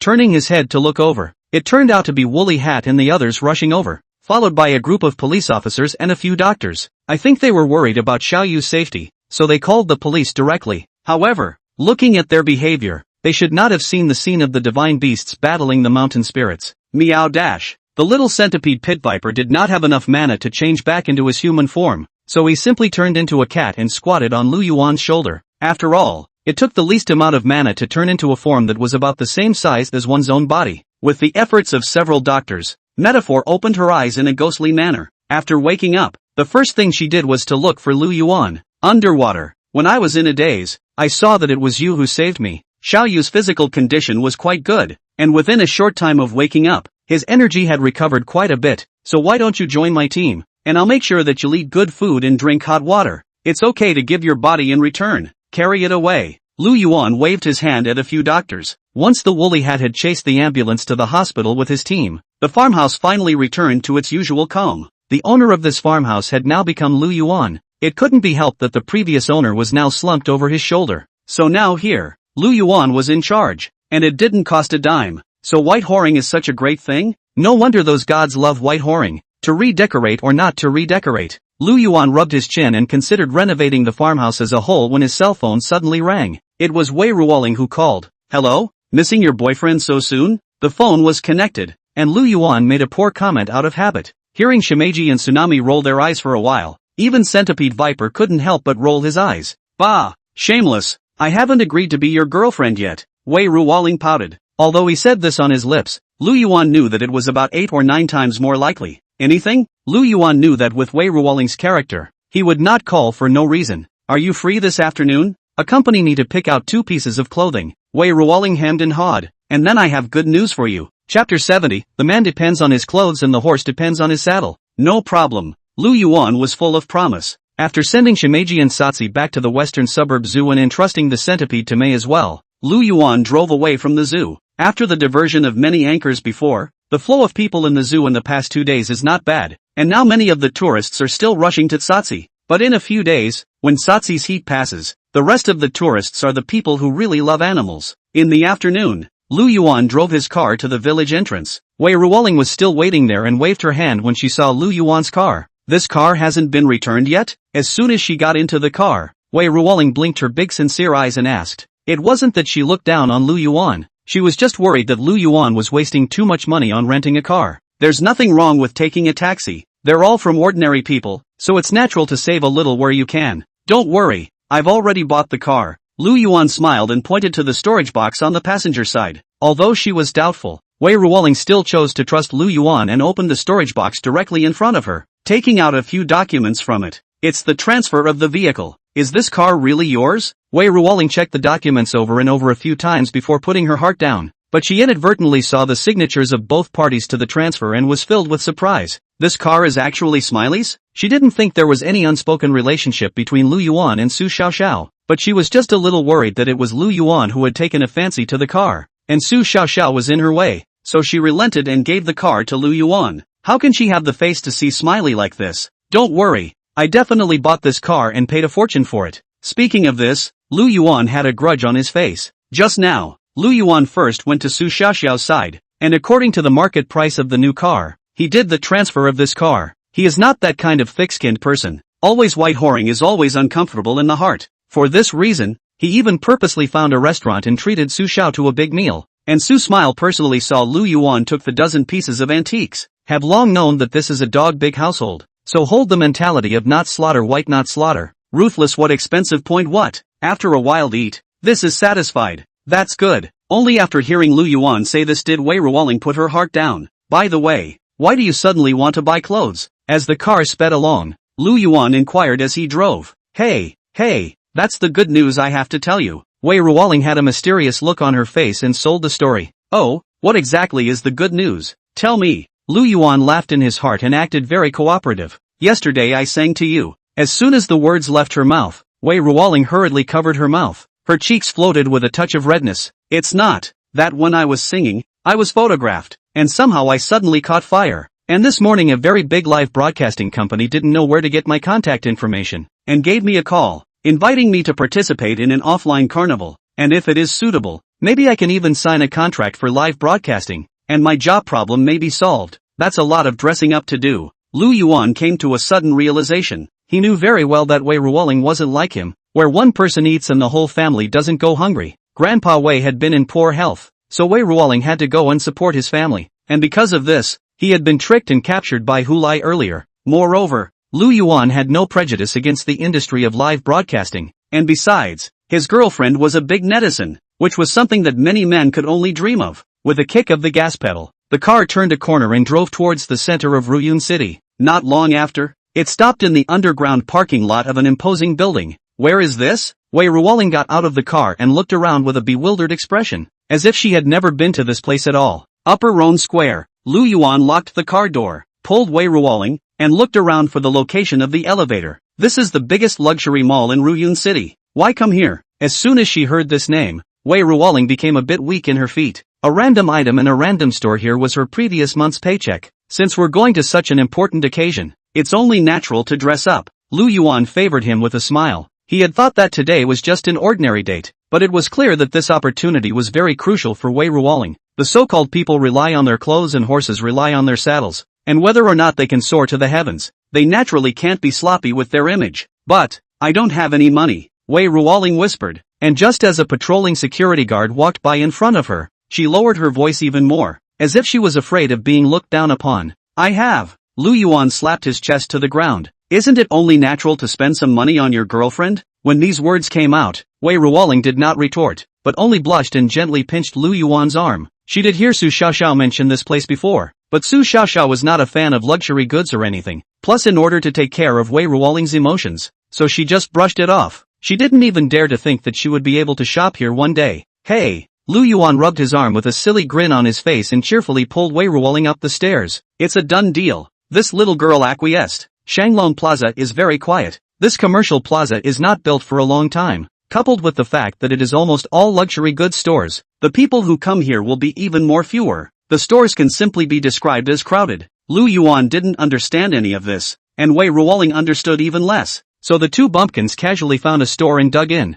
strolling around, looking at that one luxury that she normally wouldn't even dare to think about in front of her. Wei Ruoling's eyes were glazed over. What girl doesn't like a pretty dress? Looking around, Wei Ruoling wanted to reach out and touch the bag in front of her, but she was afraid of touching it and shrunk her hand back. Unexpectedly, this scene was the sight of the shopping guide sister in the eyes. Luxury stores are already low on customers, and from time to time there are days without customers. But suddenly came two customers. This guide is naturally very happy, after all, and have a commission can take. The shopper originally wanted to welcome with a smile and go forward to sell, but who knew that a glance will see the cheap clothes on these two people. The face immediately cooled down. Looks like today's commission is going down the drain. Coupled with the fact that it was almost time for the end of the day, the older guide sister became even more impatient. Hey, don't touch. I can't even afford to sell you if you break it. With a rough voice, Big Sister stood a long way away, holding her bladder as she looked at Lu Yuan and Wei Ruoling. The contempt and impatience between her words almost condensed into substance and flowed out. Chapter 71, All are ordinary people.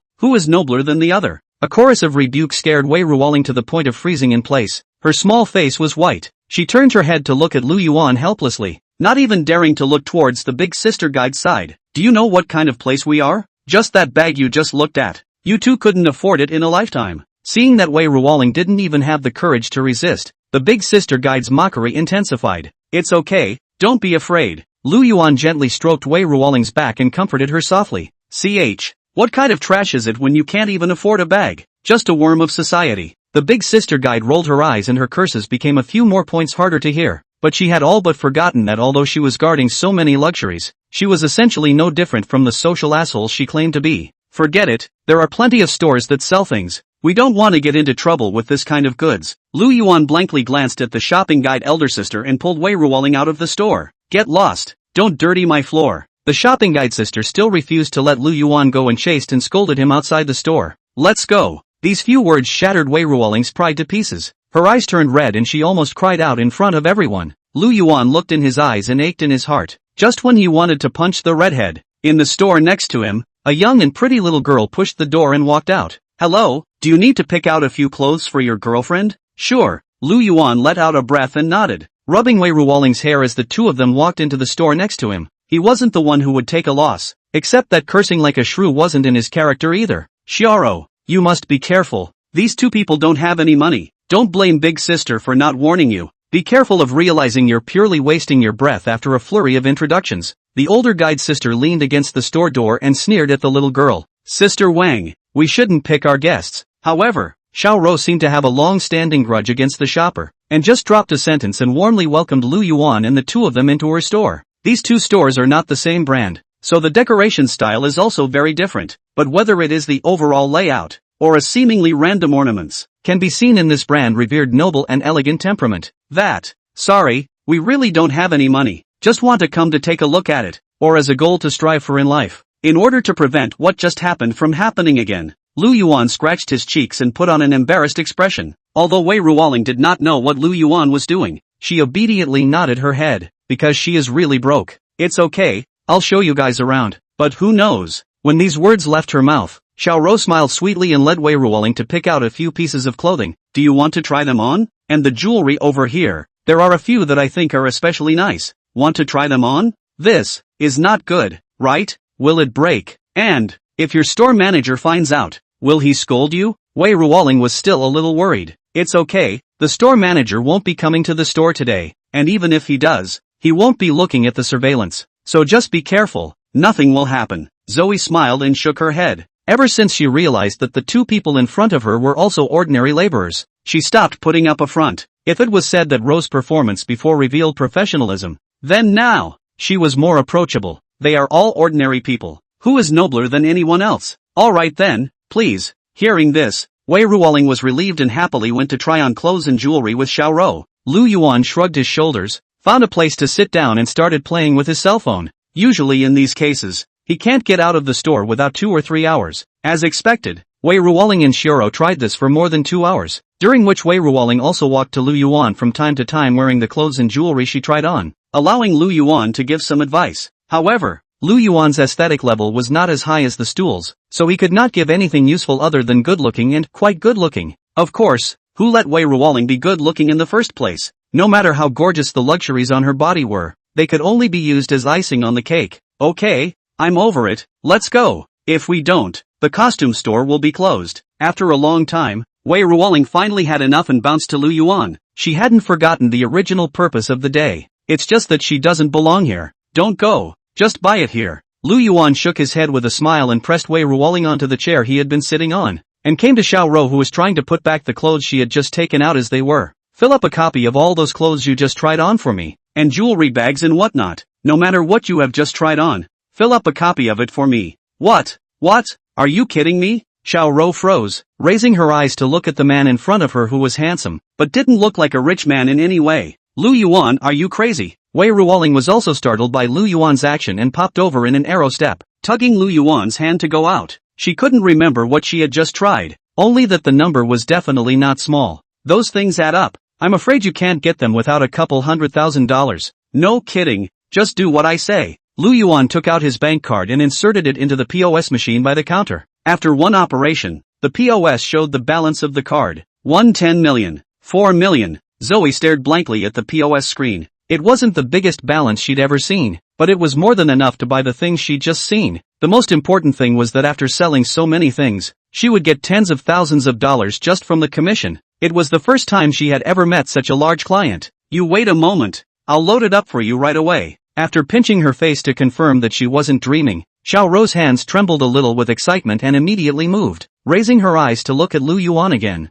She still saw a bit of clues. Lu Yuan's outfit was cheap feeling, but on closer inspection, no matter whether it was the fabric or the sewing technique, it was one of the best. Maybe it's from someone high up in private ordering. How can someone who can wear such clothes be an ordinary person? You are actually so rich. Wei Ruoling also stared blankly at Lu Yuan. She had thought that being able to buy that car was already Lu Yuan's limit, but she didn't expect that Lu Yuan would just make a slight move. Hello, in our family store, we also have a lot of good-looking clothes. If there is anything you need, you can come over to take a look. Outside the door, the next-door shopping guide Wang's sister has been watching the fun. See, Xiao Rou can get so much commission. Immediately red eyes. For the sake of that high commission, she still chose to put down her face to please these two young men whom she had just scolded as worthless. Chapter 72, Monkey Hair. Wei Ruoling just tried simply too many things. Xiao Rou's hands were busy packing alone. Wei Ruoling couldn't bear it, so she went over to help along. Taking a look at the two girls who were busy,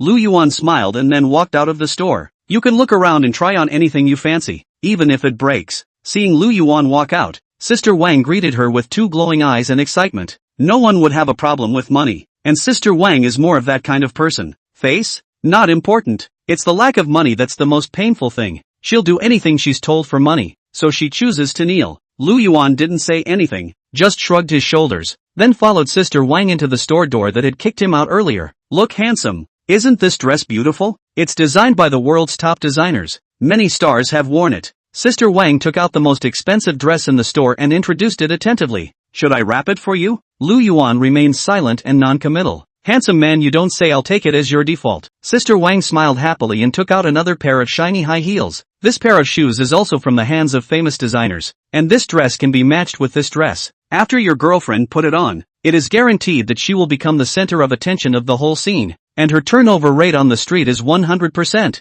Lu Yuan scrutinized the high heels in Sister Wang's hand, and he had to say that the shoes did look good. Then I'll put it on for you as well? Sister Wang's wealth-crazed mood was simply going to drown Lu Yuan. Handsome guy is really generous. And look, the stuff in our store is quite good. It's not many times better than the next door. In the future, when you come, just look for me. I'll give you a discount. However, in half an hour's time, Sister Wang was carrying a big bag in her hand, with dozens of pieces, and she was still unable to stop introducing Lu Yuan. Looking at this stance, he couldn't wait to sell this store directly to Lu Yuan as a package. Alright, finally, Lu Yuan estimated that it was almost time to pack over there, and opened his mouth to call out to Sister Wang, who still wanted to continue the introduction. Don't you want to see more? Handsome? We still have a lot of good-looking jewelry here. Sister Wang stopped her steps, looked very regretful. quickly stepped to the counter, pulled out a calculator, fingers flying, not long to calculate the results. Hello handsome, a total of 437,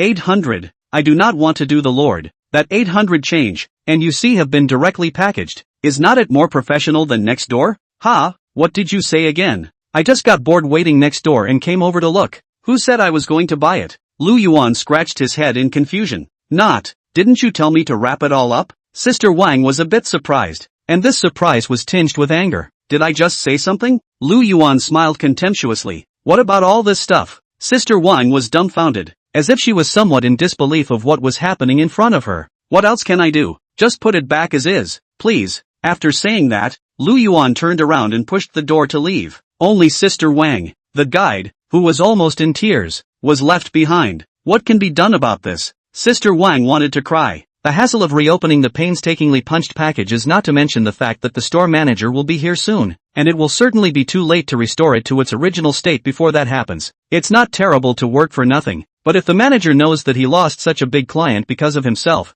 he won't be able to do this job. Work is still secondary. The most important thing is, without this job, there will be no way to use the position. Secretly wear those high-end clothes and jewelry that she can never afford to buy in her life, and send a circle of friends to pretend to be a high-end person's life. In the store next door, Wei Ruoling and Xiao Rou were tired and sweaty. During the packing period, in order to save some money for Lu Yuan, Wei Ruoling also secretly returned a lot. If not, Lu Yuan came back and saw it, and forcefully added some more. It is estimated that in the end there may only be 4 or 5 pieces, and even a whole set cannot be put together. At the end of the day, Lu Yuan carried a dozen or so bags in both hands and happily paid the money before leaving with Wei Ruoling satisfied, and then went to the supermarket on the way to buy some vegetables and daily necessities. Little Lu is here. Stay for dinner. Carrying a large bag and Wei Ruoling into the house, Lu Yuan was warmly received by Grandpa Wei. It was fine, so Lu Yuan did not excuse himself. Carnival is tomorrow afternoon. I'll be over to pick you up at noon and we'll leave after lunch. After eating,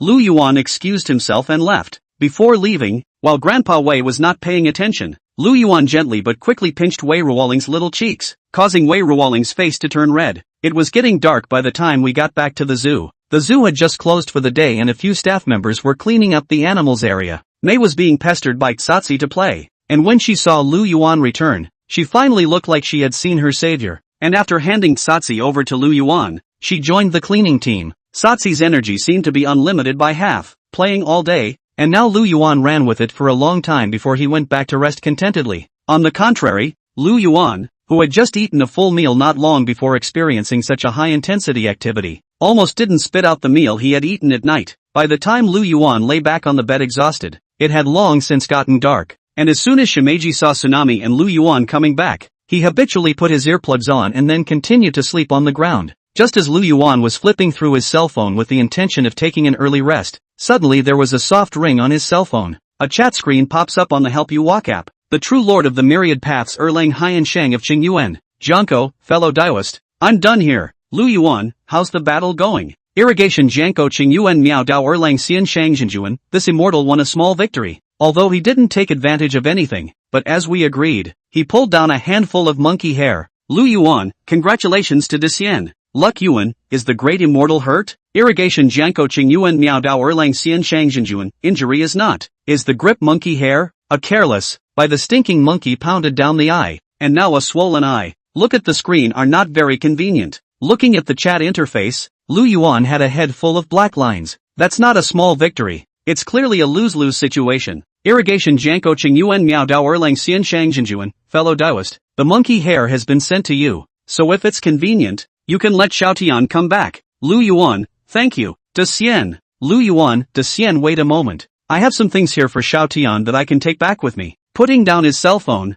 Lu Yuan stroked Tsatsi's head, then moved a large cardboard box from under the bed and stuffed it into Tsatsi's arms. So much food. All for me? Tsunami spat out his tongue. He could already smell the full flavor of the Garcinia Cambodia chicken legs. Slow down when you get back and let me know if you don't have enough and I'll be working on a way to get you some over there. After saying that, Lu Yuan waved his hand. In the next instant, Satsumi slowly disappeared into thin air with the carton in his arms. The true lord of Qingyuan Myoto Erlang Xin Shang at the mouth of the irrigation river. Fellow Daoist, what's going on? How did Tsunami put on so much weight? Where's my Xiaotian's tiny waist? Lu Yuan, huh? Did I do something wrong? Guanjiankoqing yuan miao dao erlang xian shangjianjuan, no. Letting Xiaotian grow some meat is also the thing I want to do the most. Since you, Taoist friend, have accomplished it for me, I'll give you some more monkey hairs. Irrigation Jiankoqing yuan miao dao erlang xian shangjianjuan, dao you cannot underestimate these monkey hair, but it is attached to a little bit of that stinking monkey's magic power.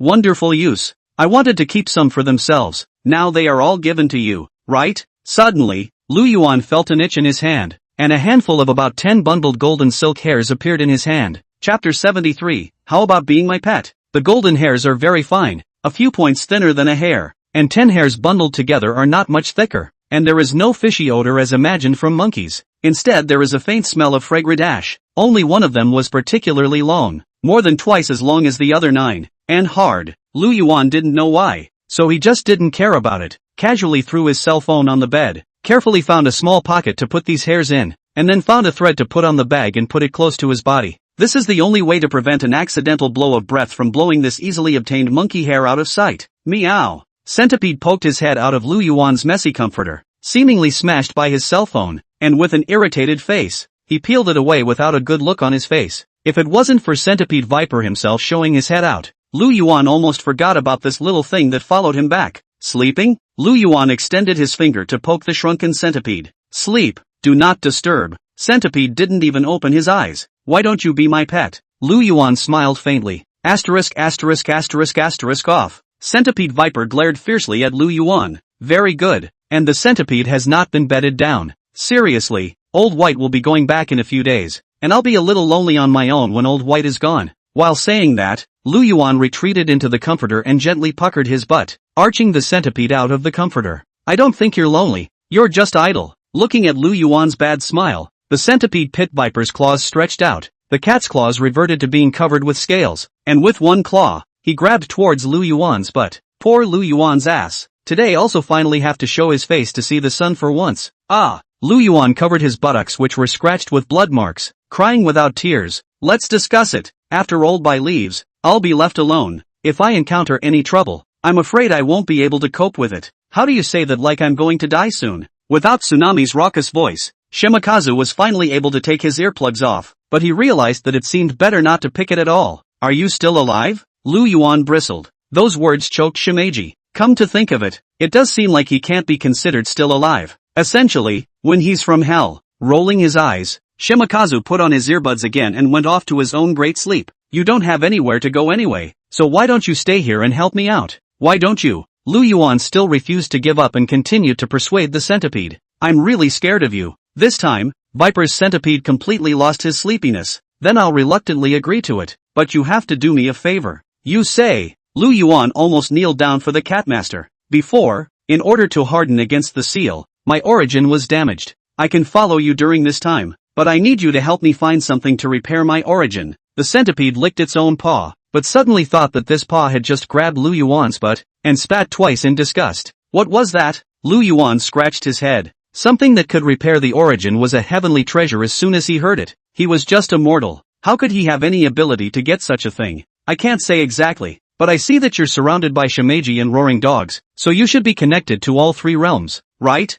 After the centipede finished, he jumped off the bed and plopped down next to Shimeji. A cat and a dog at this point looked incredibly harmonious. Makes sense. With the clear path pointed out by Centipede Viper, Lu Yuan slapped his head, took out his cell phone, and tapped on the chat interface with Zhang Guolao. This was the most complete grocer he knew in terms of stuff, so maybe he could actually ask for something too. Lu Yuan, Immortal Leader. Is the Immortal Master here? It was only after a long time that Zhang Guolao returned a message. Zhang Guolao, 500 merits. Looking at this message, Lu Yuan almost threw his cell phone out. What the is this? He cheated himself out of 500 merits only a short while ago, and now he's asking for another 500 merits before he's even asked for it. You're addicted to the pit, aren't you? After calming his mood, Lu Yuan then picked up his cell phone and started typing. Lu Yuan, stop it. Immortal Master. I just want to ask if Immortal Master has any heavenly materials for mending the origin there? Zhang Guolao, it's a coincidence that this isn't. It's not a coincidence that this isn't a coincidence that this isn't a coincidence. Zhang Guolao, Ganoderma lucidum herb, the stuff that the white lady used to save Su Xian, according to earthly legend. Zhang Guolao, do you want it? Lu Yuan, how did you sell it? Zhang Guolao, it's not expensive. Only 20,000 merits. Lu Yuan almost gritted his teeth together. You call that inexpensive? And what do you mean by expensive? Another inflation in the fairy world? Lu Yuan, can it be cheaper? With his understanding of Zhang Guolao, this price goes to a zero and then cut in half. Maybe Zhang Guolao still have a profit. Zhang Guolao, there is no way this thing can be cheaper. Before pit you is my fault. But this Lingji grass is indeed very rare. And the effect is very strong. The origin of the depleted dying people eat one. A breath from the south heavenly gate popped up to the palace of the heavens. No effort. Zhang Guolao, this kind of price is already fine. It would be impolite to bargain further. Lu Yuan, I can't afford to buy it. I can't afford to buy it. Goodbye. Zhang Guolao, wait. Zhang Guolao, buy and sell is not benevolent. For the sake of the last Taoist friend is supportive of the work. I can tell to another can repair the origin of the heavenly material news. But the effect can be far less than the Ganoderma lucidum grass. And cannot be obtained. Depends on the Taoist friend's luck. Luck Yuan, speak up. Immortal. Zhang Guolao, you can ask Lord Taishan, whose immortal pills can also repair the origin. Zhang Guolao, but to remind you a Taoist friend, Taishan Laojun cannot be very good to find. 300 days a year are in seclusion refining pills. Cannot wait until he replies all depends on luck? If you are really in a hurry, you may wish to consider my Ganoderma lucidum grass? Zhang Guolao, I can give you a 20% discount. Lu Yuan, politely declined Closing the private chat interface with Zhang Guolao, Lu Yuan searched through the Help You Walk app. Not long after, at the bottom of the list, I found a name called Supreme Lord. Lu Yuan, Immortal, Great Immortal, Supreme Immortal, request a salted egg. Lu Yuan, no, Immortal Elixir. After the message was sent, there was no reply for a long time. Waiting and waiting, Lu Yuan even fell asleep directly. When he woke up the next day, looking at the cell phone that he had forgotten to charge, and the chat interface that still hadn't changed in any way, Lu Yuan felt a pang of emotion in the bottom of his heart. I guess this big brother is indulging in alchemy and hasn't come out yet. At that exact moment, Wei Ruoling sent a message. It's 2 selfies. You see which set I look good in. The girl in the photo was youthful and beautiful, and the corners of Lu Yuan's mouth couldn't help but float up into a smile. The weather was clear on the windowsill, and at the foot of the bed, Shimeji and centipede vipers, a dog and a cat, were nestled together, sleeping soundly. The best moments in life, I suppose, would be right now, if the phone is fully charged. You look good in either set, but I think that the first one isn't as bright as the second one, so why don't you wear the second one? Lu Yuan quickly replied with a message. Chapter 74, Pure Goddess. But I was invited to that company carnival, so if I dress too flamboyantly, will I steal someone's thunder? Not long after, Wei Ruoling sent another message. Even though it wasn't voice, Lu Yuan could feel the kink that overflowed the screen.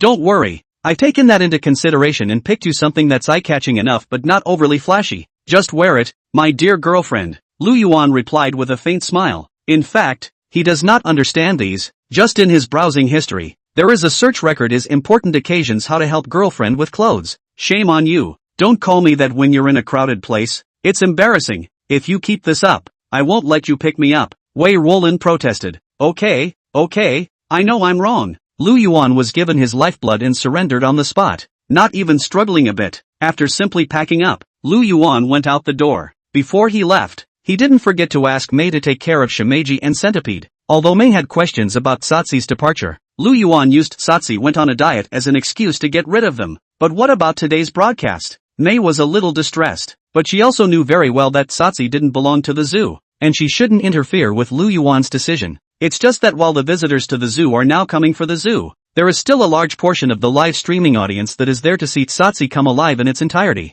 Without Tsunami, she didn't know what content to broadcast. We can't just go back to the same boring live broadcast of cleaning the room that we had before, can we? How about showing them kittens diving for fish? Lu Yuan pointed at the centipede viper. The centipede pit viper raised its head and gave Lu Yuan a claw in an unkind manner. I'm one of the 9 sons of the dragon, and you're asking me to perform diving and catching fish for mere mortals? But centipede pit vipers have not thought about it. Snarling Dog is still a positive god with immortal registration. Not still for the sake of vinegar pepper chicken legs. A day to flip more than 100 backflips. You're so funny. Aim rubbed the mane on the neck of the small lion cat in front of her. Somehow, she always felt that these few pets of Lu Yuan were very spiritual and even somewhat humane. Having something like a cat catching fish live on air wasn't possible by any stretch of the imagination, so she'd better think again about the live streaming thing. The car drove into the small village and parked brightly in front of Wei Ruoling's house. The two are now officially in a relationship, so they no longer fear the village people moving in. The noon meal was still eaten at Wei Ruoling's house, still with Wei Ruoling cooking. Lu Yuan helping out on the side,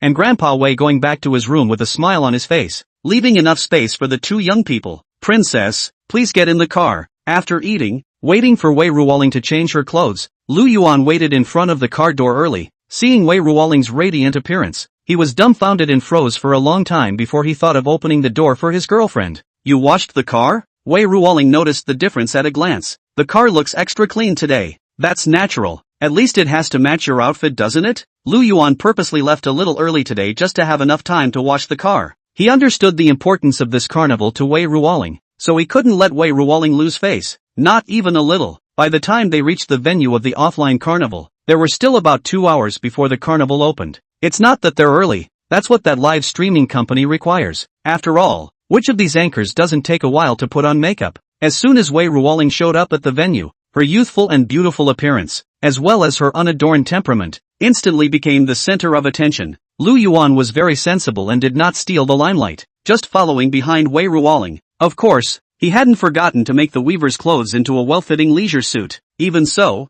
he felt his face light up when he saw his girlfriend being this good. It was just that Wei Ruoling wasn't used to this feeling of being noticed, and her cheeks quickly reddened in the face of the crowd. Hello, is this Ms. Wei Ruoling? Just as Wei Ruoling wanted to pull Lu Yuan to find a corner to stay, a staff member came in front of the duo. Hello, it's me. Wei Ruoling nodded with a rather educated smile. Please follow me. The company has a dressing room for you on this side. The staff leads the way. Hard work. Wei Ruoling said thank you, and together with Lu Yuan, followed the staff. This staff member heard Wei Ruoling's thanks and subconsciously looked back. After being in the company for so long, she could count on one hand the number of such educated anchors, and the one following behind her should be the assistant. Right, looks also good looking. If the anchor, based on face value alone, is also enough to sit in the top stream position. Wow, who is this? I've never seen it. I don't think it's from our company. It's too good looking too. Guess what? Did she ever fine-tune it? Doesn't look like it to me. Want to make a bet?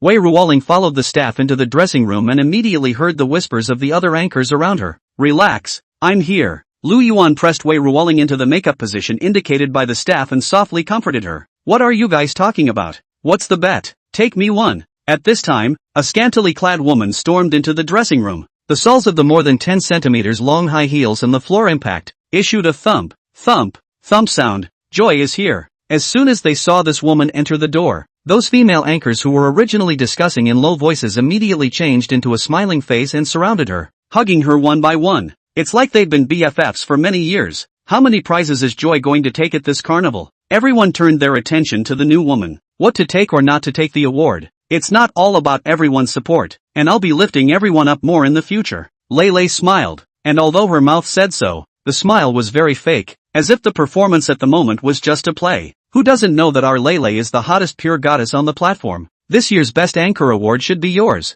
Lei's last sentence was undoubtedly placing herself in a very high position, and no one would feel comfortable listening to it, but the others continued to compliment her as if they hadn't heard her. Harm. That's not certain, although last year and the year before it was me, but this year there's a newcomer named Metaphor. I think it's very likely that she'll be this year's Best Anchor. When she said this, Lei tried hard to make herself appear unconcerned, but that face full of resentment had care written all over it. This mouthful of hypocrisy made Lu Yuan look sick. Yo, who's this? Our company has recruited another newbie? Looking at you, you should be a vase too, right? Lei's makeup seat happened to be next to Wei Ruoling, and as soon as she sat down, she looked up and down at the gorgeous woman beside her with a critical eye squinting. This look is not at all the shadow of the pure goddess. Chapter 75 Wei Ruoling's Black Materials. Sister Lu, this is invited by our company to attend the carnival. It's not our company's anchor yet. If it's suitable, you'll become colleagues in the future. The makeup artist behind her compensated with a smile and introduced Wei Ruoling to Lei. Oh,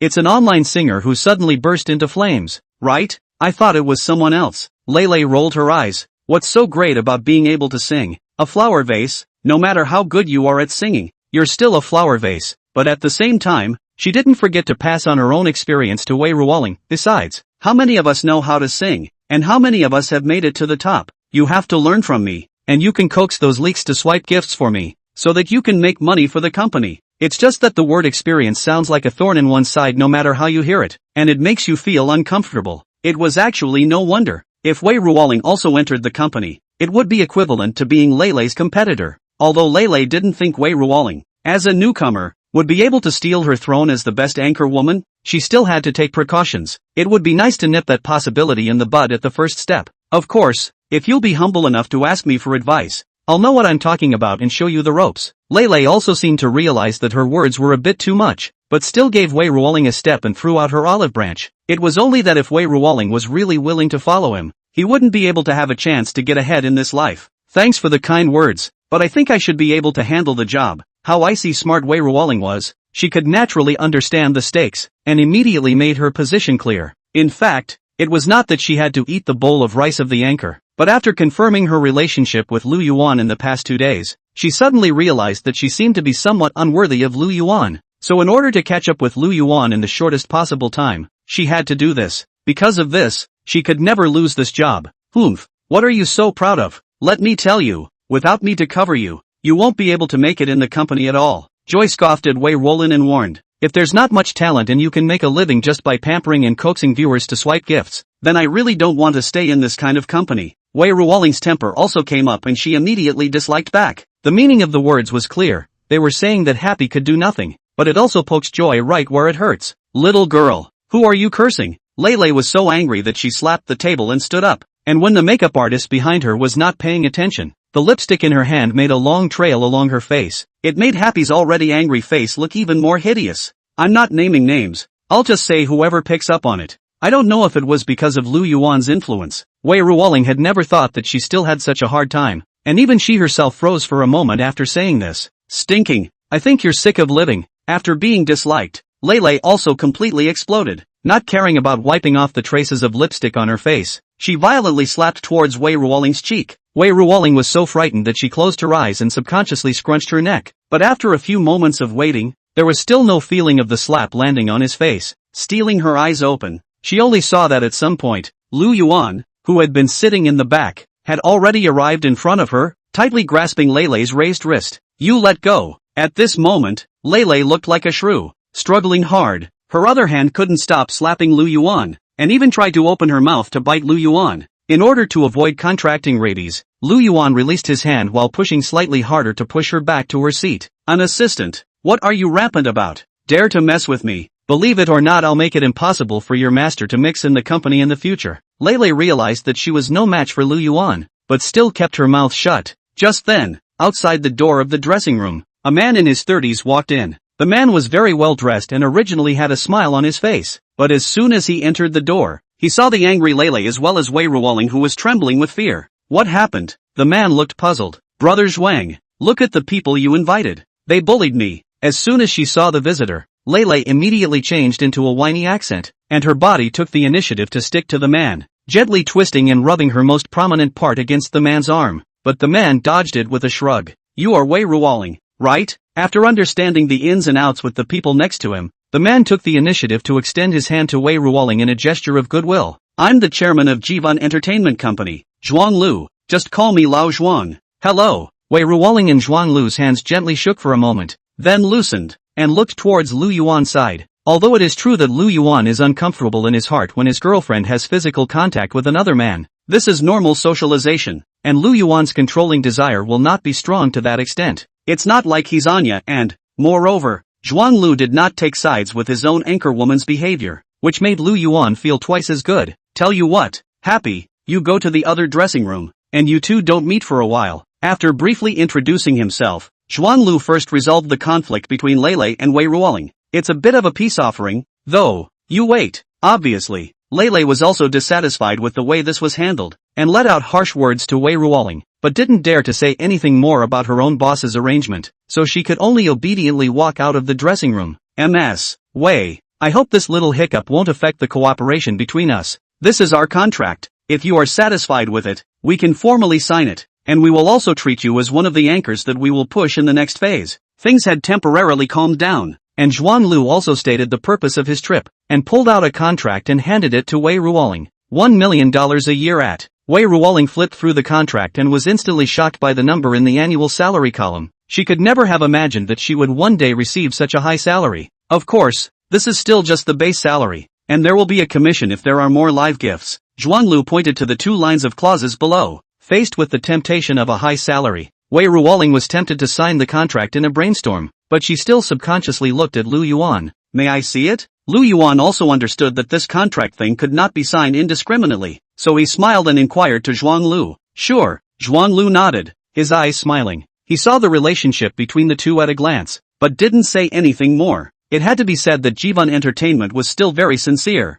Lu Yuan was relieved after checking the contract. There were hardly any unequal clauses within the contract, so he nodded to Wei Ruoling. After signing with a trembling hand, until Zhuang Lu stood up with the intention of leaving, Wei Ruoling still felt a little unreal. As one of the anchors were pushing for the next phase, we'll be announcing this in public at the upcoming carnival, which will kind of pave the way for your future. Standing in the doorway of the dressing room, Zhuang Lu said with a smile, this can be those other anchors envious to death. Did not wait for Zhuang Lu to leave, they have gathered around to congratulate. You know, besides Lei, only this year's best newcomer, Xiao Yu, gets this kind of treatment. But suddenly, a man burst through the door, clutching the tablet in his hand with a panicked look on his face. Boss, something's happened. I don't know who bought the hot search, exposing the dark information that Wei Ruoling was once kidnapped by the Golden Sea Company and smearing her, saying that her singing video wasn't filmed by accident, but was planned, just to make herself explode in popularity. Chapter 76, A Reversal of Public Opinion. Wow, really? It looks quite innocent, but I didn't expect the heart to be so deep. You really can't look at people just by their appearance. I heard that the women who were kidnapped by the Golden Sea Company didn't have a good ending. It's hard to believe that this little girl is also. I have video. Send me a copy. Snatching the tablet and looking at it again and again, Zhuang Lu's face gradually became grave. Under the hot search, all kinds of cowboys and ghosts ran out in a stream. Not only those who discussed the truth or falsehood of this, but even the serial brother appeared. Is this true? After a long time, Zhuang Lu looked at Wei Ruoling. Although he was very reluctant to believe that this innocent and kind-looking girl in front of him would have such a heart. But now that the contract and everything had been signed, if something happened to Wei Ruoling at this time, the company would also suffer a big blow. At that point, the company will also have to do something to stop losses in time. It's not. Wei Ruoling also understood Zhuang Lu's thoughts, shaking her head in aggravation and subconsciously pulling Lu Yuan's hand. This is what I sang when I was dating Lu Yuan. How could it have been planned in advance?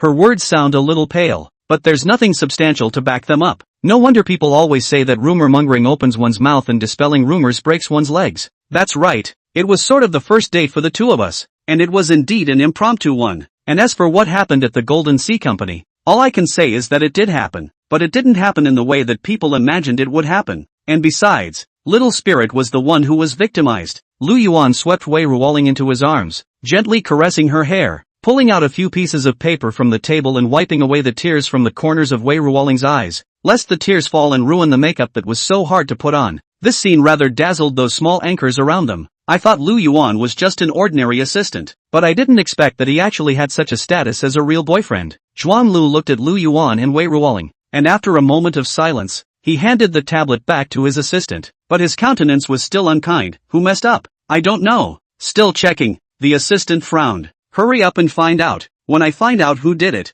see if I don't want him to look good. Zhuang Lu grunted angrily, his majesty showing. Don't look at his age is not that big, but at least he is also the chairman of a company. Some of the curves and turns he still know well, coupled with the ability to detect words and colors, so he chose to believe Wei Ruoling. But he didn't see that Lu Yuan, who was on the side, skimmed his lips. Why go to all that trouble? Actually think about it with your ass. Before that girl Lei went out, she had just let slip her harsh words. However, in order to avoid any accidental injuries, Lu Yuan still quietly pinched his fingers and did some calculations. It didn't take long to come to a conclusion. There is no injustice. He could have just used his Shimeji ear to listen to Lei's heart, but the ability would have lasted for a day. And the whole day he could hear Lei's disgusting and dark heart was disgusting to think about. It was just that Lu Yuan had to lament a word. This girl did strike fast and hard, because you're afraid of one more competitor in the future. Do you want to stigmatize Wei Ruoling's reputation in advance and completely block her future path? In that case, don't blame Lu Yuan for not speaking of martial virtues.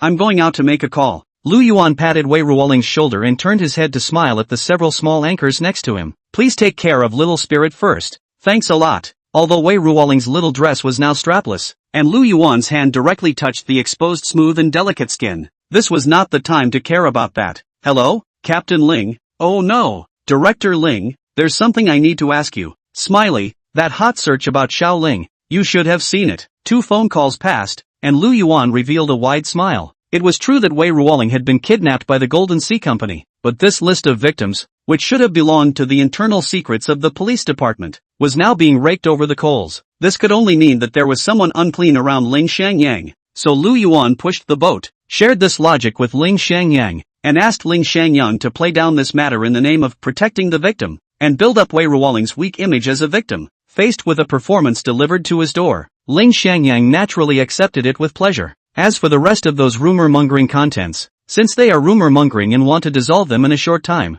naturally they cannot use the usual means. It just so happened that Su Xiaoxiao saw the news of Wei Ruoling being falsely accused the first time. As a good best friend, it was absolutely impossible for her to sit back and do nothing, and after Lu Yuan made the phone call, she immediately mobilized the public relations team of the Su family's Maplewood Group. A tiny anchor was no match for the behemoth that was the Maplewood Group. Do you need us to do anything? Zhuan Lu waited not far away, followed by his assistant and a female secretary, and when he saw Lu Yuan put away his cell phone, he immediately followed him. No, just wait for the good stuff. Lu Yuan shook his head and revealed a cold smile. The smile sent chills all over Zhuan Lu's body. Boss, the carnival is about to start. The assistant glanced at his watch and warned. Got it. Zhuan Lu nodded and was just about to leave, but still hesitated and extended an invitation to Lu Yuan. Want to come along? He always felt that the young man in front of him, who didn't seem to be as old as him, wasn't as simple as he looked. Good thing too. Lu Yuan promised and returned to the dressing room,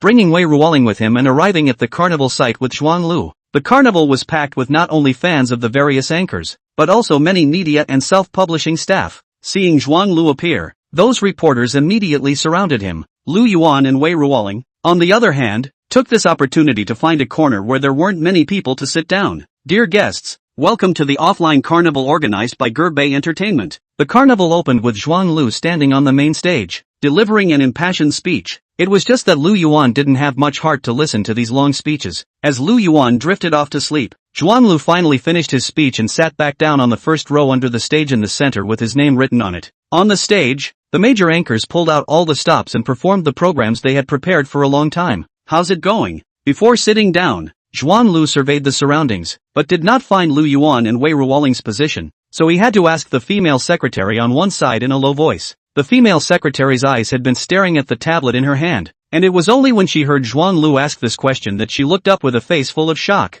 Boss, it's unbelievable. The female secretary's big eyes flickered and blinked. It's only been less than half an hour. Wei Ruoling's popularity has reversed. What? What's going on? Zhuan Lu was also shocked. Not long after that hot search appeared, the Ruyun City Public Security Bureau suddenly issued a statement confirming that Wei Ruoling was indeed a victim in the Jinhai Company incident, but that nothing happened as rumored, and with a thunderbolt, arrested a few serial brothers who had taken advantage of the opportunity to peddle obscene videos. That's not all. Not even 2 minutes later, many more people popped up on the internet to help clarify Wei Ruoling's case, including but not limited to the movie theater staff on that day, the owner of the clay DIY store, and the male singer who was selling on the street. And the expressions of these people could be fully assembled into Wei Ruoling's timeline on that day, proving that Wei Ruoling didn't have the time to plan the video thing. Immediately after that, in the comments section of the hot search, I don't know who started the rhythm. Everyone started to feel sorry for Wei Ruoling, obviously a victim, but still want to be rumored and vilified. Now that hot search is still there, but the comments section looks like it's changed the sky. Wei Ruoling's popularity has been reversed. If we announce our cooperation with her now, and operate it a little bit, maybe we can use the victim identity to harvest this wave of traffic. The female secretary was a little incoherent with excitement. Chapter 77, I've got a surprise for my mom. This, so fast? The speed of this win review reversal was practically unheard of for Zhuan Lu, turning his head to look behind him, but there was still no sign of Lu Yuan. He knew very well that the reason for the reversal of all this was simply because Lu Yuan had made 2 phone calls. For 2 phone calls to have such a big impact, Lu Yuan was simply terrifying. But he didn't realize that Lu Yuan's revenge was just the beginning. Boss, the program will be finished soon, so it's time to present the awards and then announce our company's next plans. After reporting all this, the female secretary glanced at the planning table and reminded Zhuan Lu. Aha! Zhuan Lu retrieved his heart full of shock and waited for the anchors on the stage to finish their performance, then walked onto the stage once again. Since this carnival was organized by a live streaming company, it was natural that the entire broadcast was essential.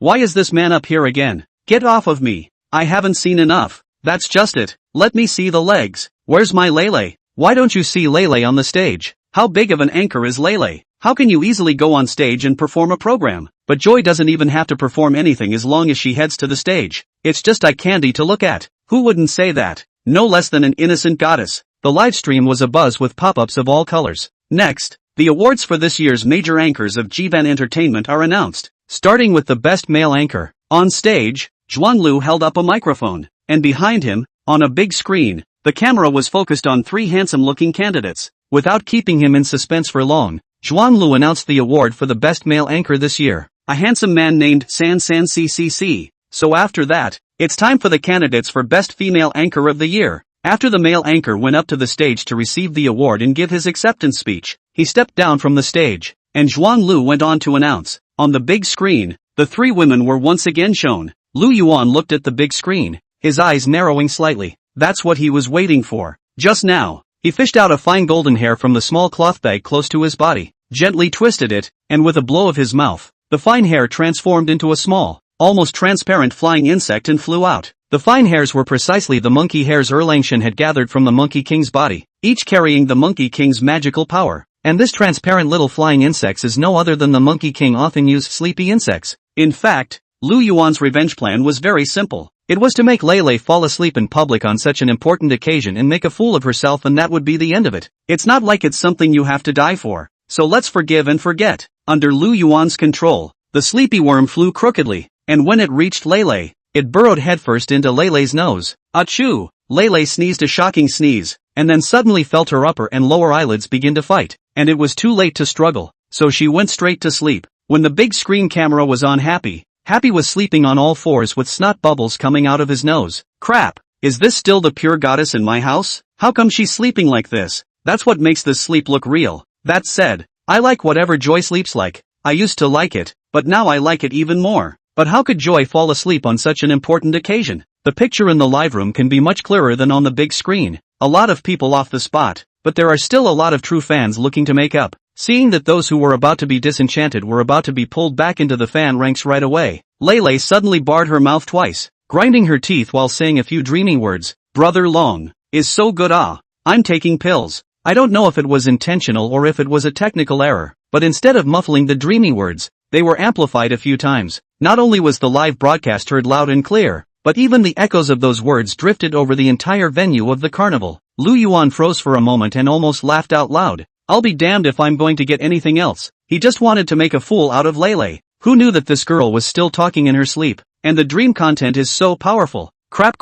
I hear something. In just 3 sentences, it made me brainstorm a grueling, unbelievable battle. Brother Dragon? Is that Joy's top 1 big brother? The one named I Love a Dragon? Is this still my innocent goddess? Guys, I'm going to back out of the livestream and go to the browser for a bit. I'll be back in 2 minutes. Take me one. Good brother. I'm your good half-brother. Website share. As soon as these words came out, there was an immediate silence in the middle of the venue, and the pop-ups in the live broadcast room paused for a moment before scrolling frantically at a speed tens of times that of the previous one. The pop-ups were completely boiling over. Everyone understood the meaning of Lei's dream words. The few people who were defending Lei in the pop-ups before now didn't have the face to continue to come out and speak, so they simply turned into dead people. This time, Lei's pure goddess image is gone. There is no room for salvation. How did I fall asleep? Has the best anchor woman been announced yet? Wasn't it me? With a gentle push from the person next to him, Lei finally woke up and wiped the drool from her face while standing up,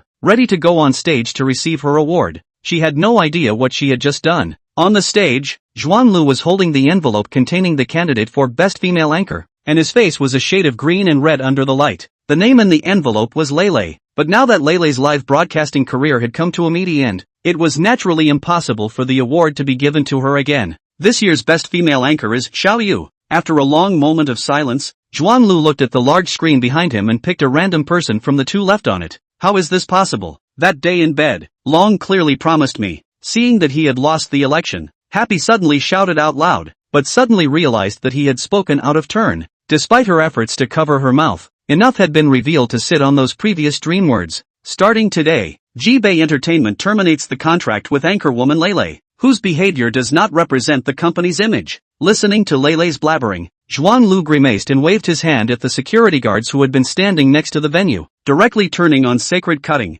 What are you doing? With a look of disbelief on her face, Lei was held up by the security guards and driven out of the venue. once the goddess of innocence, the pillar of Jivan entertainment, collapsed just like that. I'd like to invite Metaphor to come up to the stage and share his acceptance speech with you. There were too many things happening in a short period of time, and even Zhuang Lu, who was the chairman of the board, felt a bit dazed for a while. Chapter 78, Sinning. Joy's sudden downfall sent the atmosphere and heat of the carnival straight to the sky. Even before the carnival had ended, some netizens had picked up on the fact that she was the one behind the false accusations of smearing Wei Ruoling. With all the blackmail added to the mix, Joy could never roll over again. But for the public, it's just one less anchor that can be watched, and it won't cause any impact, especially those who have been suppressed and bullied by Lele all year round. Just take this opportunity to spit hard, and there's a trend of the wall falling down, and even the true fans who used to be a big part of the world have long disappeared. This cannot be blamed on Lu Yuan, who let Lele want to destroy Wei Ruoling's future to come.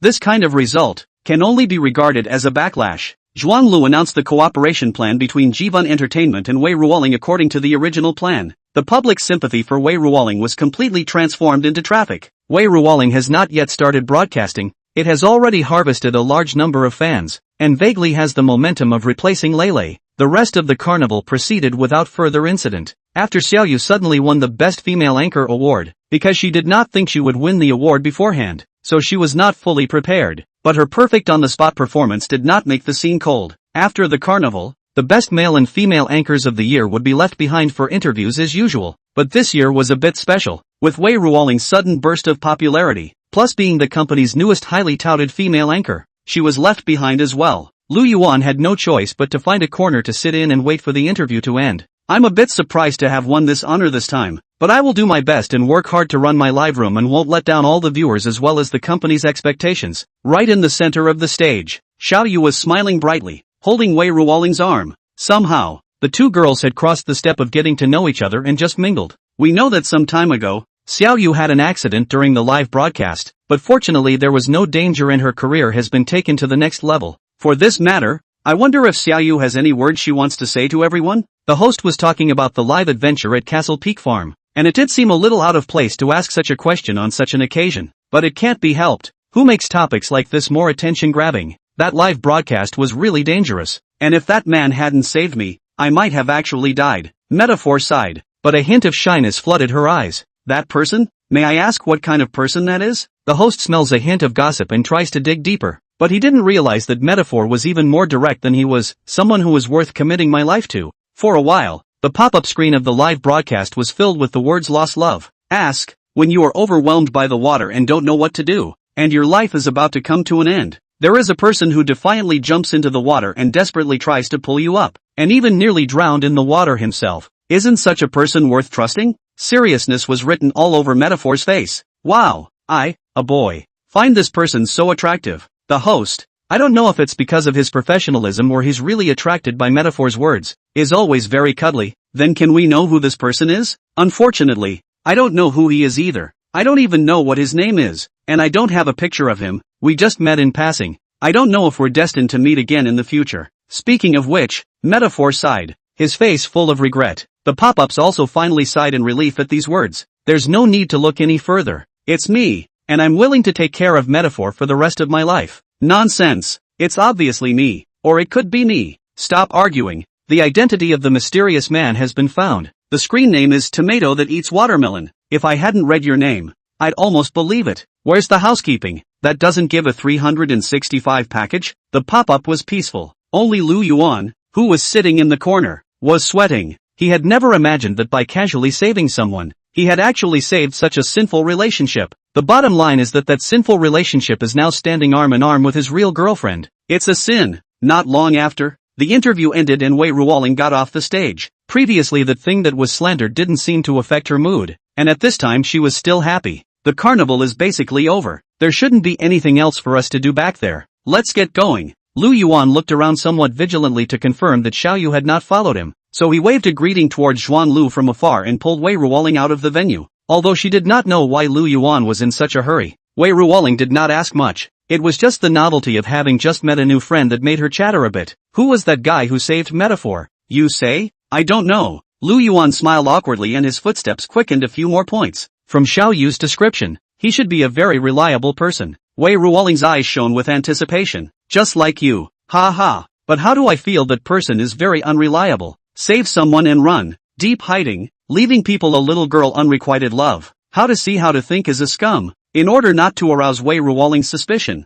Lu Yuan had to depreciate himself hard, but Wei Ruoling seemed like she didn't listen at all, saying to herself, if there's a chance in the future, let's also help find this person. I'd like to meet this person. If it's suitable, it's not impossible to set them up. Lu Yuan's shirt inside was soaked. Big sister, that man is right in front of you, still holding your hand. By the time Lu Yuan sent Wei Ruoling back home, it was already 8 o'clock in the evening. In order to celebrate Wei Ruoling's successful entry, on the way back, Lu Yuan found a restaurant, packed a lot of meals, and returned home to have a big meal with Wei Ruoling and Grandpa Wei. By the time we got back to the zoo, it was midnight. Shimeji and Centipede were still sleeping as if they hadn't moved their nests all day. Should we find some time to clean up Green Mountain Farms? Lu Yuan casually washed his face and muttered as he got under the covers. After a while, Wei Ruoling's live streaming debut will begin, and if the farm side can be packed up, it's just enough to make a place for Wei Ruoling to broadcast. When the time comes, the two of them can live together in name only. What else would happen behind him?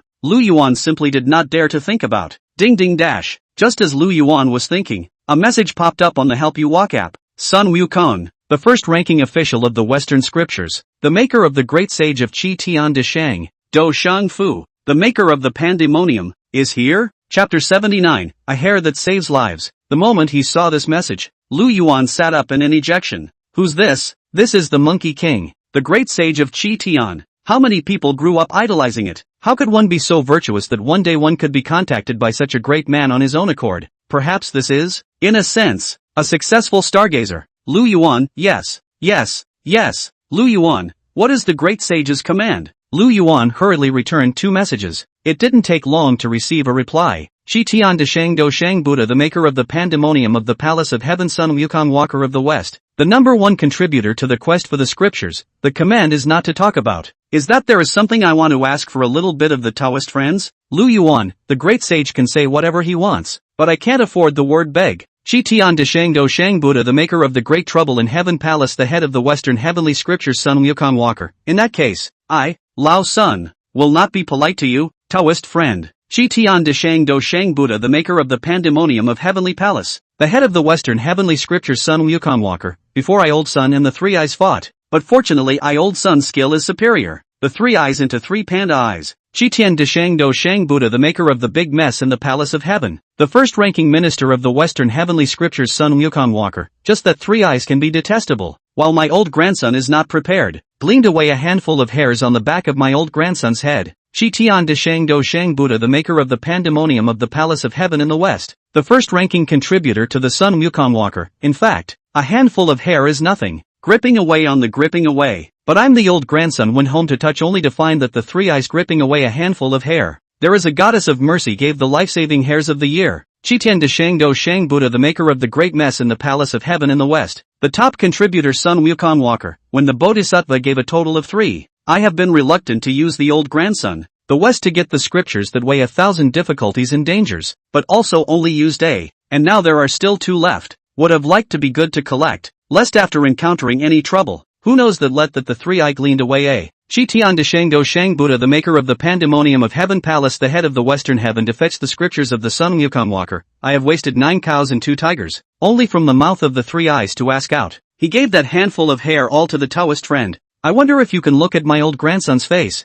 Will that handful of hair back to my old grandchildren? If you are willing to return, it is also considered that my old grandson owes you a favor. It had to be said that not only did Sun Wukong come with the chatterbox attribute, his typing speed was also fast, and a series of messages, along with the long nickname, made Lu Yuan dizzy, but he also roughly understood what Sun Wukong meant. Simply put, it wants to get back the handful of monkey hair that was gripped away by Erlangchen. But Lu Yuan also suddenly realized, no wonder at first I felt that the handful of hairs had a different one. It turned out to be the legendary life-saving hairs. Lu Yuan, return of course no problem. Those hairs also really in my place. Only just had a little accident. Used up A. Qi Tian De Shang Do Shang Buddha, the maker of the Great Trouble in the Palace of Heaven, Sun Wukong, Walker, the first-ranking official of the Western Heavenly Scriptures. Which one did the Taoist friend use up? And which one is thin and long and hard in texture? Lu Yuan took out the pinch of hair from his personal cloth bag and looked at it. Fortunately, the distinctive monkey hair was still there. Lu Yuan, no, it's a regular hair that turns into a sleepyhead. Shi Tian de Shang Do Shang Buddha, the maker of the Great Trouble in the Palace of Heaven, Sun Wukong Walker of the West, the number one contributor to fetch the scriptures in heaven. That's good, that's good. The other hair's Taoist friends can all stay. Want to use how you want to use. As long as that life-saving hair back to me old son is good. Shi Tian de Shang Do Shang Buddha, the maker of the Pandemonium of Heavenly Palace, the head of the Western Heavenly Scriptures, Sun Wukong Walker, or Taoist friends want something in exchange. Just say, I old son will try to meet. Lu Yuan, exchange cannot be talked about. This belongs to the great sage and should be returned. Lu Yuan, just, how should I pass things over now that I don't have magic power? The great sage of Shi Tian de Shang, the maker of the Big Trouble in the Palace of Heaven, Sun Wukong, the top contributor to fetch scriptures in the Western Paradise. It's okay. You take a picture of me. I have a spell called handling among my 72 changes, and it's no big deal to fetch things in the air. Without saying a word, Lu Yuan took a picture of the life-saving millipede. It was sent to the Monkey King. In just a flash, the monkey hair in Lu Yuan's hand disappeared. If he hadn't known ahead of time, he would have thought the wind had blown him away. Shi Tian de Shang Do Shang Buddha, the maker of the Great Trouble in Heaven Palace, the head of the Western Heaven to fetch the scriptures, Sun Wukong Walker, you are too righteous. You can keep the remaining 9 sticks, each of which carries the ability of my old son to change into a sleepy worm in 72 ways. Shi Tian de Shang Do Shang Buddha, the maker of the Pandemonium of Heavenly Palace in the Western Paradise to fetch the scriptures of the first-class merit, Sun Wukong Walker. Not only that,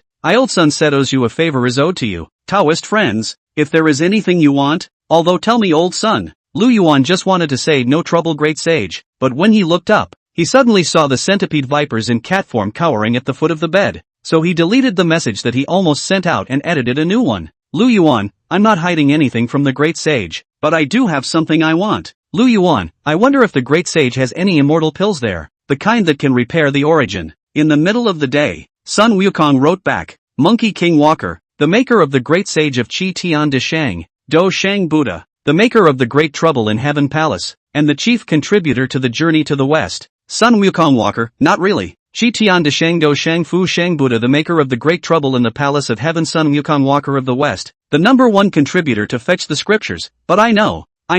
Tai Shan Lao Jun, there is plenty of it. Shi Tian de Shang Do Shang Buddha, the maker of the Great Trouble in the Palace of Heaven, Sun Wukong Walker of the West, the number one contributor to fetch the scriptures. You wait. I'm going to steal it, this old son. Lu Yuan, no. Great sage, I don't mean that. I just want to ask the great sage if he has a way to contact the Supreme Lord. Lu Yuan, I could have traded something for it. Lu Yuan, did you see my message? Great sage? Luck Yuan, the great sage? Looking at the chat interface that never replied again, Lu Yuan was a bit helpless. This great saint is exactly like the legend. Harry. Lu Yuan couldn't wait for a reply and, bored with idleness, clicked on the group chat in passing and flipped through it. There was nothing new inside the group chat, except that it was looking like it was going to be the 14th day of the lunar calendar again, and the great immortals, especially a few of the earthly ones, were discussing having someone else bring something down. King Qin Guangwang at Wide-Eyed Heavenly King. Old show. I remember that the peach banquet was just held a while ago, right? Do you have any jade jelly in your stash? Why don't you get me 2 jars of it? Wide-Eyed Heavenly King, no. King Qin Guangwang,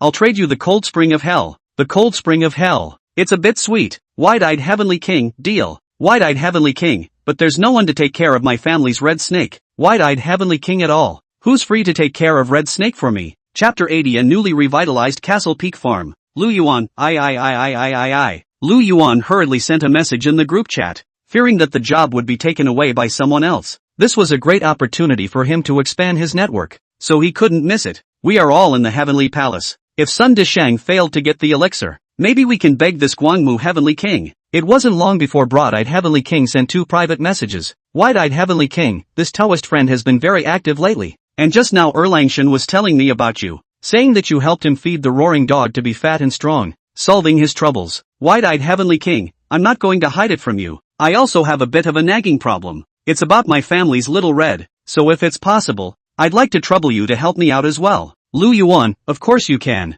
In fact, I am not that powerful. I am just doing my best. Wide-Eyed Heavenly King, fellow Daoist, is very modest, which makes me even more relieved. Wide-Eyed Heavenly King, since last month, for some reason, Xiaohong has suddenly become sullen, but to find out why, no matter how much I ask, Xiaohong won't say. Wide-Eyed Heavenly King, is there any way, fellow Daoist, that I can find out what's wrong with Xiaohong? Looking at the messages, Lu Yuan scratched the back of his head in difficulty. The Wide-Eyed Heavenly King was a serious immortal, and what could Lu Yuan do about something that he couldn't do? Lu Yuan, do you want me to ask Shimeji for you and see if he can help you hear what's going on? Wide-eyed Heavenly King, Shimeji is with you too. Fellow Daoist has a wide range of business. Wide-eyed Heavenly King, but Xiaohong is not only a pet. It's more like my original magic weapon, so it has a shielding effect on some probing spells, and Shimmy shouldn't be able to do it either. Broad-eyed Heavenly King, there is no need for you to be in a hurry. There are still a few days left before the 14th day of the lunar calendar. You can think of a way first, and when the 14th day of the lunar calendar comes,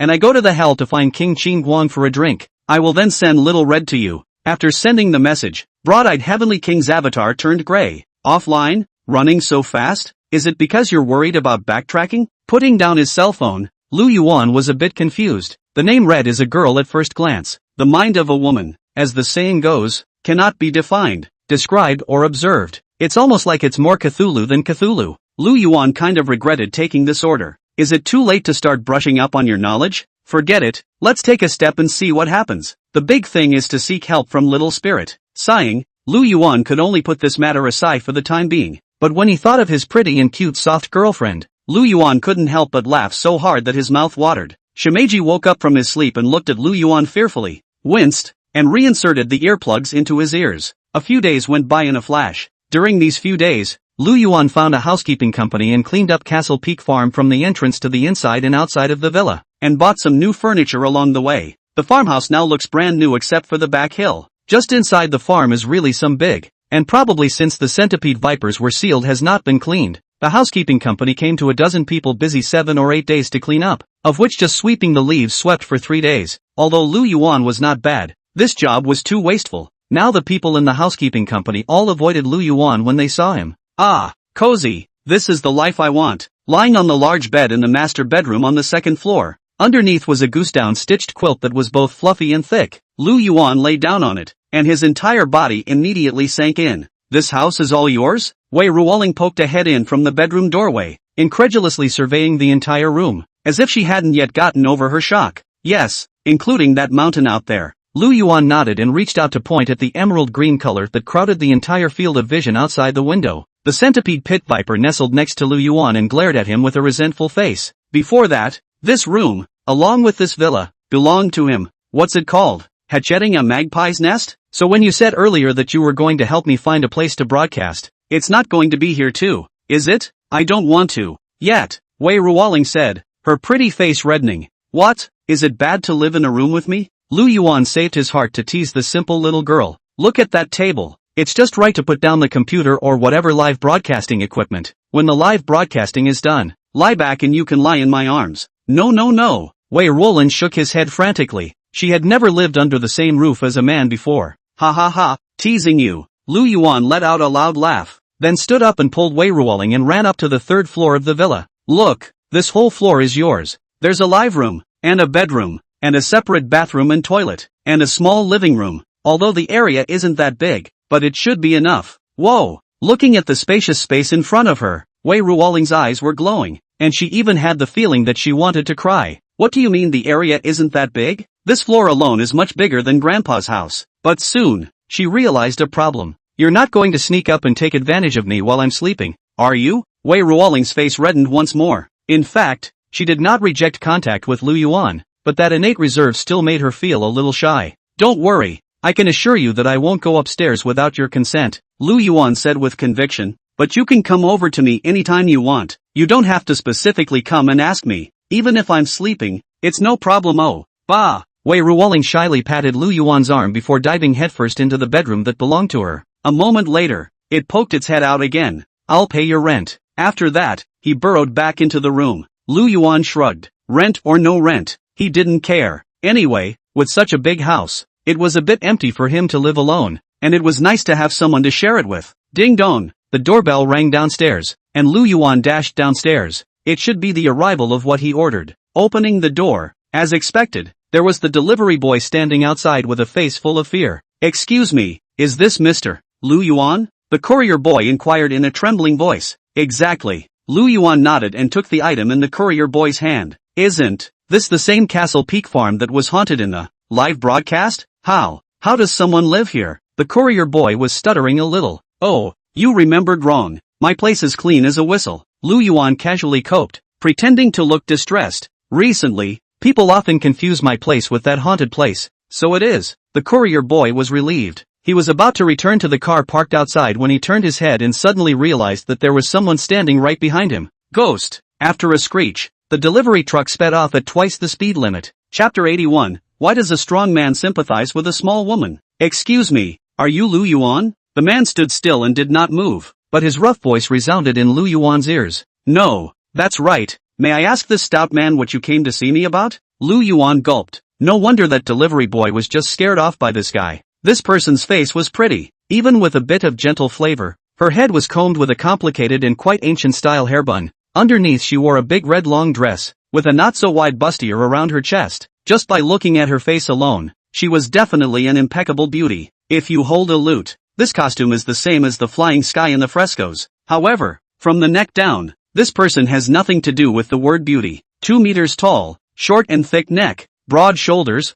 broad back, tiger back, gnarled muscles, 8-pack abs angular. The overall body is comparable to professional bodybuilders. This body that could kill a man with one punch, paired with that red skirt and bustier, made Lu Yuan not want to look at it for a second time. But right after that, the stalwart man said something that made Lu Yuan's brain go down. I'm Little Red. While saying that, she struck a very flirtatious pose. It's a very flattering position to put on a woman. Lu Yuan hated to gouge out his big eyes. Why do you have to apologize for being a little girl? But on second thought, he realized that something was wrong. Red? I don't know anyone named Red, do I? And why does that name sound like a mechanic in a foot wash? But upon careful consideration, Lu Yuan suddenly tapped his head. You are the red snake of the wide-eyed heavenly king? Lu Yuan's face was astonished. It's me. The burly man nodded, and that rough voice almost created Lu Yuan to fly. Aren't you a girl? Lu Yuan looked at the person in front of him with a bit of a tangle. When he first heard the Guangmu heavenly king say that his red snake's name was Little Red, Lu Yuan thought that anyone who could use such a name should be a beautiful woman anyways. But this person in front of me, apart from her face, what part of her body looks like a beautiful woman? I'm a girl. Little Red nodded and suddenly sighed, her face a bit melancholy. Looking at the face alone, the expression was truly endearing, but once paired with the figure, it did make it a bit difficult to accept. Never mind, come in first. Lu Yuan hurriedly moved his body that was blocking the door out of the way and waited for Xiao Hong to bow her head and enter the door before he hugged the box on the floor and closed the door of the room. I heard from the heavenly king of wide eyes that you've been in a bad mood lately? Placing the box in a random corner, Lu Yuan sat down on the sofa. Boing boing. But unexpectedly, once she heard Lu Yuan say this, Xiao Hong actually covered her face and cried. Only the way she was crying was a bit indecent. The voice that was like a torrential bell, paired with the flawless face and the constantly throbbing hard muscles, the sense of incongruity went straight to the heavens. No, don't cry yet. Lu Yuan had the heart to go up and comfort him, but he did not dare. For one thing, he didn't know how to face the incongruous Little Red, and for another, he did worry that if Wei Ruoling bumped into him comforting a girl, he was afraid that he should be jealous. Why don't you start by telling me what kind of trouble you're in? After hesitating for a while, Lu Yuan still drew a few sheets of paper and handed them over. No matter what, this is a little girl, and you can't always break people's hearts. Though this little girl was probably thousands of years older than him, but it was such an action that made Xiao Hong instantly stop crying, took the tissue Lu Yuan handed her and blew her nose, and turned to sit on the sofa with great bravado. Thank you. You're the only person in the last couple of years who has treated me like a girl and comforted me. The corners of Lu Yuan's mouth twitched. It doesn't seem to be anyone else's problem. Is that why you've been unhappy all this time? Suddenly, Lu Yuan came to a realization. Exactly. Red nodded. But why didn't you tell the heavenly king of white eyes? If you had said it, he would have understood you, right? Lu Yuan scratched his head in some confusion. Do you know what the one thing he always tells me is? Red asked rhetorically. Seeing Lu Yuan shaking his head, Xiao Hong let out a long sigh. Don't act like a pussy. Hearing this, Lu Yuan almost laughed out loud. Feel the source of this heart disease here. It turns out that Red has only been treated like a man for so long because of her looks, but in her heart, she still has a pink teenage heart. No wonder Red struck a flirty pose as soon as they met. People just want to be treated like girls. It's that simple. But this kind of thing has to be dissolved slowly. There's no rush. Lu Yuan, heavenly king, I know why. After slightly comforting Little Red, Lu Yuan took out his cell phone and sent a message to the wide-eyed heavenly king. But half the time I don't see a reply. My master has already gone to drink with King Qin Guang, and he won't wake up until he's drunk for 3 days and 3 nights every time he drinks. Seeing Lu Yuan finish sending the message, Xiao Hong then explained. Ahem, told you so. Lu Yuan rolled his eyes and put his cell phone away. Feelings are a drunken monstrosity. Lu Yuan, who is this? Just as Lu Yuan was spitting in his mind, Wei Ruoling suddenly poked her head out from the stairs. She seemed to have been attracted by the loud cries from 2 floors away, so she intended to come down to take a look, but who knew she would see such a scene that impressed her, but it also startled Lu Yuan. Let me explain. Don't get me wrong. Lu Yuan was so nervous that he was incoherent. It's like going on a secret date with someone else only to have your real girlfriend bump into you. What a white school name scene. Although this girl didn't look like a girl in any way, she was also a real daughter's body, and it was a bit troublesome to explain. Moreover, if you are misunderstood as liking this one, then you can't even jump into the yellow river to wash it away. He didn't want his soft and cute girlfriend to turn into such a figure. Oh, I see. This is your friend. Right. Looking at the 2 people sitting on the sofa, Wei Ruoling came to a realization. You guys talk first, I'll leave you alone for now. You're not jealous? Lu Yuan was a bit surprised. Seeing your boyfriend alone in a room with another woman and not being jealous at all? What a great mind that would be. Thinking like this, Lu Yuan's gaze subconsciously flicked to Wei Ruoling's chest. Sure enough, this is the kind of body a girl should have. Rascal! Wei Ruoling pouted and wrapped her jacket tightly. I'm not so jealous of a man. It's just that your friend's dress is quite personalized. Hesitating for half a day, Wei Ruoling used a word that she thought would hurt her face the least. Boing boing. But who knows? Red cried once again, and crying even louder. Chapter 82 In your mortal language. This is a passive. At night, Lu Yuan lay in bed, flipping through his cell phone. After spending the afternoon together, Lu Yuan had gotten used to little Red's presence. To put it mildly, Red wasn't really ugly. At best, she was rather unusual looking. That's all. Ding ding dash. Just when Lu Yuan was planning to go to bed, the Help You Walk app rang twice and several messages popped up. Earth Store Bodhisattva, fellow Taoist. Today is the 14th day of the lunar calendar. The ghost gate is open, so we can let Shimeji back in. Kitagarbha Bodhisattva, thanks to you, Taoist friends, who took care of Shimeji in this month. Yama's side didn't notice Shimeji's disappearance, so this hurdle is considered to be muddled through. Looking at these 2 messages, Lu Yuan almost threw his cell phone out. It turns out that this Earth Store King Bodhisattva must wait until the ghost gate opens to take Shimeji back, because the news of Shimeji's escape has reached the side of Yama, and there is no way for him to deliver the goods. Lu Yuan, you're welcome, Bodhisattva. It's all I should do. Kitagarbha Bodhisattva, a great favor is not to be thanked. This time I am considered to owe a favor to you. Please feel free to ask when you need it in the future. Luck Yuan, there really is one thing that needs the Bodhisattva's help. Kitagarbha Bodhisattva, speak quickly, fellow Taoist, so that I can return this favor. Lu Yuan, can the pay go up a bit? Kitagarbha, what did you say? I can't hear you because of the bad signal in hell. Kitagarbha Bodhisattva, the rest of that 500 merit has already been credited to the Taoist. Shimeji, I'll take it first. Kitagarbha Bodhisattva, fellow Taoist, we'll meet again. After a few quick messages in a row, Jizo King's avatar turned gray, and he didn't know if he was offline or invisible. Why doesn't this Earth Hidden King change his story? The excuse of bad signal in hell has already been used. Looking at his cell phone, Lu Yuan had a deep sense of powerlessness. Oh, man, so no thanks means you can't even hear the thanks? But at least there's 500 merits. This time, you can't get ripped off like last time. I'm going back. Shimeji opened his mouth directly in a rare moment. Thank you for taking care of me during this time. Go go go. Looking at Shimeji, Lu Yuan felt doubly pleased. A bodhisattva who doesn't know as much as his own pet. Don't you have anything you plan to give me? Shimeji manifested his person and looked at Lu Yuan with a smile on his face. He had heard Lu Yuan's mind a long time ago. Really? Nothing gets past you. Lu Yuan shook his head helplessly. Then a large box was moved from under the bed. It was the same box that the courier boy had sent during the day, and now it was handed over to Shimeji by Lu Yuan in its original packaging. Earplugs? Shimakazu upended the box in his hand. Such a large box of earplugs would last him a long time. Tell me if it's not enough. I'll find a way to get you some more. Suddenly, Lu Yuan patted Shimeji's shoulder in a serious tone. Say, if I burn it directly to you, will you be able to receive it? Asterisk asterisk asterisk asterisk off. Shimeji rolled his eyes before disappearing into the vastness of the night. Early the next morning, Lu Yuan rushed to the morning market, bought some vegetables and meat. Still Wei Ruoling cooked. The two of them ushered in the first breakfast of moving into the Green Mountain Farm. Compared to the last few days, Castle Peak Farm is also finally getting a little more smoke and mirrors. Of course, there's still a bit of disharmony in the fireworks. Centipede stood on the couch, glaring round-eyed and all fried at Red, who was sitting on the couch with her legs crossed on a pillow, watching TV. This is no wonder, although the small Red quietly sitting, but the body of the powerful aura, almost about to condense into substance. Anyone who looks at it will have to boast like the heavenly descending devil lord. Really on earth too old god. This small Red. Last night, Red slept in the guest room on the first floor. Lu Yuan had wanted Xiao Hong to live with Wei Ruoling. They were both girls, so they could also take care of each other. But looking at Wei Ruoling's expression that wanted to refuse but didn't know how to speak, he still gave up, and since Xiao Hong couldn't live with herself, she simply placed her directly in the guest room on the first floor. There's not much else in the villa, just a lot of room. What are you looking at? Red turned her head and glanced at the centipede. She could tell the centipede viper's true form at a glance, so she wasn't polite. But in the face of this, no matter from the identity or strength or looks, let him fear of the mighty centipede pit VIP did not even dare to put a fart. Trembling,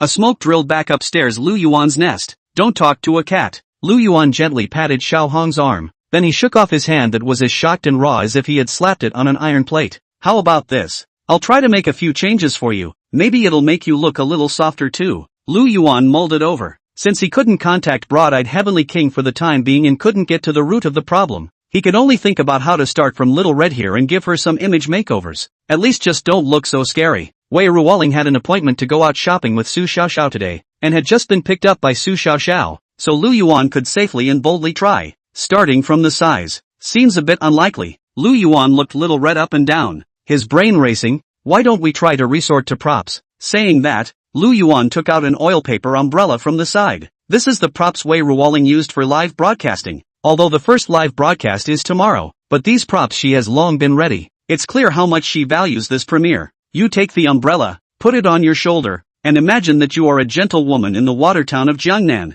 who is sitting on the bridge, waiting for her beloved to return, and the look should be, not for you to carry it like a gun. Lu Yuan described the scene he had envisioned in his mind, but the truth hit him in the head. Red now carried the entire umbrella over his shoulder, his muscles tense. If you replace the umbrella in your hand with a lance, you will look like a great general returning from victory. Where's the promised gentleness? Why don't you try opening the umbrella? It might be better. Rubbing his forehead, Lu Yuan once again made a suggestion. Not so good. Red was a little hesitant. It's okay to be bold. Lu Yuan just thought that she was embarrassed. Well, Red sighed, then opened her umbrella. Suddenly, Lu Yuan felt that the heaven and earth were in a state of chaos, as if he had entered a space of nothingness, and there was nothing else around him except for the endless pitch blackness. But in the next moment, he felt a flash of light before his eyes, and everything went back to the way it was before. The scene around him hadn't changed. Red was still sitting in front of him, and Centipede Viper was still poking his head up the stairs. What happened? Lu Yuan suspected that he was mentally ill. It's the watchword of the Heavenly King of many wonders. Loading Qiankuan. Several of our magic treasures stay together all day long, and our abilities have been immersed in each other. And now when I casually open an umbrella, I can collect the person in front of me into the umbrella, which is passive. To use the words of your mortal world, Red said quietly. Chapter 83. Is this how you rich people shop? What else do you know? Lu Yuan rubbed his forehead. The dizziness that erupted from the depths of his mind as he traveled back and forth between the two dimensions within a short period of time just now made him feel very uncomfortable. To elaborate, it's like motion sickness. What should I call this? Umbrella sickness? I also play the lute and I can sword dance. Red answered truthfully. These two skills sound pretty good at first glance, and would definitely be considered a plus if placed on an average woman. But this is Red, the pet of Guangmu Heavenly King, a great power who had participated in the Battle of Sealing the Gods, a legendary existence with a body that was hard for the world to defeat. Letting such a person play the pipa and play the sword dance, Lu Yuan did not dare to imagine what kind of scene it would be like. These two aren't passive skills anymore, are they? Lu Yuan was a little frightened in the bottom of his heart. No. Red shook her head. Well then, let's try it first. Taking a deep breath, Lu Yuan decided to sacrifice himself. He couldn't believe that there wasn't even a single flash of light in Red. Okay. Xiao Hong sighed deeply again, and with a stretch of her hand, a lute appeared in her hand. Lu Yuan suddenly had a feeling that something big was wrong. Dang dang. Setting up her stance, Xiao Hong fixed her breath and concentrated. Her fingers swung violently, and the lute emitted a deafening ringing sound. Lu Yuan recognized it as Ambush on 10 Faces. But this Ambush on 10 Faces, the killing intent in it had almost condensed into substance, and just by listening to it alone, Lu Yuan felt his liver and gallbladder tremble. Run fast, otherwise something terrible will happen. This was the only thought Lu Yuan had within his heart, but he realized that he couldn't move at all. He couldn't even move a finger. Strongly enduring the fear in his heart, Lu Yuan finally made it to the end of the song. Ha! Ha! Finally regaining control of his body, Lu Yuan gasped for air. By now his clothes were soaked in cold sweat. Didn't we all agree it wasn't a passive skill? After calming down for a moment, Lu Yuan almost shouted these words with a roar. Yeah, it's an active skill. Red put away the loot. Your grandma's mouth. Lu Yuan almost kicked over the solid wood coffee table in front of him. Playing word games with me here. And what about that sword dance? It can't be an active skill too, can it? The corners of Lu Yuan's mouth twitched. Pretty much. Saying that, Little Red drew a 3-foot green peak from somewhere. Then the body began to spin. The more you turn, the faster you go. Ugh no. You. Me. Lu Yuan kind of regretted that he shouldn't have said this more. But this Little Red, 8 feet body is like a dragon in the sea. The sword in his hand is like flying flowers through the forest. This sword dance is a dance of 1,000 miles a day. A dance of a tiger. A dance of a world apart. Flying swords are as easy as picking up a bag. And attacking a city is no big deal. It's just the only thing that doesn't look like a sword dance. Ka-ching! The 3-foot green blade was like lightning from the sky. And only after splitting the solid wood coffee table into 2 pieces with a single sword did Xiao Hong close her stance. Good good good. Lu Yuan applauded with a dull gaze. He's numb. Shouldn't have been kind enough to think about helping Red get a little recognition. Where's the slightest bit of girlishness in that? Why don't you just replace your head with a Zhang Fei? There's no sense of incongruity at all. Okay? Forget it. Destroy it. Hurry up. Meow. Centipede seemed to have heard the commotion downstairs as well and poked his head out of the stairs. After a shriek, flung to the broken in two in the M shape on the ground next to the coffee table. Looks almost crying out. What did he say? Red scratched his head. He said elderly elm tabletops for the forehead dropping ashtray table. Lu Yuan sighed quietly. Am I saved? Red was self-conscious, but at the same time held out a glimmer of hope. Yes. Lu Yuan gritted his teeth and nodded. Then pulling out a pair of earplugs and putting them on, he turned on his cell phone again. You do another loot. I'll record it. What's the point? Red was a little confused. I used it to ward off evil spirits, and with this recording, I don't have to be afraid when I meet bad people. This was the only bit of usefulness Lu Yuan could think of. Asterisk asterisk asterisk asterisk Q. Little Red beamed and lightly slapped Lu Yuan's shoulder. Lu Yuan then directly panned from this end of the couch to the other end of the couch. Although her mouth was reluctant, Xiao Hong still helped Lu Yuan record a sound. And Lu Yuan wasn't kidding. Since the path of starting with image doesn't work, we have to start with competence. However, what Lu Yuan did not expect was that the Pipa song, which was originally capable of immobilizing people, had actually changed even its function after being transcribed into a recording. It can't immobilize people, but it can briefly manipulate those who hear the lute song. This discovery was made by Lu Yuan in exchange for 9 bags on his forehead. Centipede Pit Viper did not dare to retaliate against Xiao Hong, so he took advantage of Lu Yuan being controlled by the recording and said, make amends to my table. Then Lu Yuan performed a 3 kneeling and 9 kowtowing salute to the table that was already irredeemable, and practically kowtowed 9 times. I'm back. In the evening, Wei Ruoling pushed open the gate of the villa, followed by Su Xiaoxiao, but what came into his eyes was Lu Yuan with a resentful face, and the centipede viper who had been hung up and had his ass whipped. Little Red was Lu Yuan hurt his heart, changed back to its original form and drilled into the mountains behind the house. With the constraints of the Help You Walk app, Lu Yuan is not afraid of her directly slipped away. Let her a snake to calm down and calm down. Oops. What are you doing? Wei Ruoling was heartbroken as she hugged the little lion cat whose butt was swollen high up and pouted as she complained about Lu Yuan. But he was oblivious to Lu Yuan's brain that was comparable to Buddha's. I told you, don't be fooled by a man's appearances. Su Xiaoxiao bristled and joked about Lu Yuan as well. Go go go. Tired of fighting anyway. Lu Yuan waved his hand in a good-natured manner. Say, didn't you guys go out shopping? Where's the stuff you bought? From the moment they entered the door, Lu Yuan felt that something was wrong. Wei Ruoling was empty-handed. Su Xiaoxiao also had her hands in her pockets, and the bodyguard Zhang Fei was not seen behind her. Did you forget your purchase at the store? Here it is. Su Xiaoxiao pulled out a document from the compact shoulder bag behind her and handed it to Lu Yuan.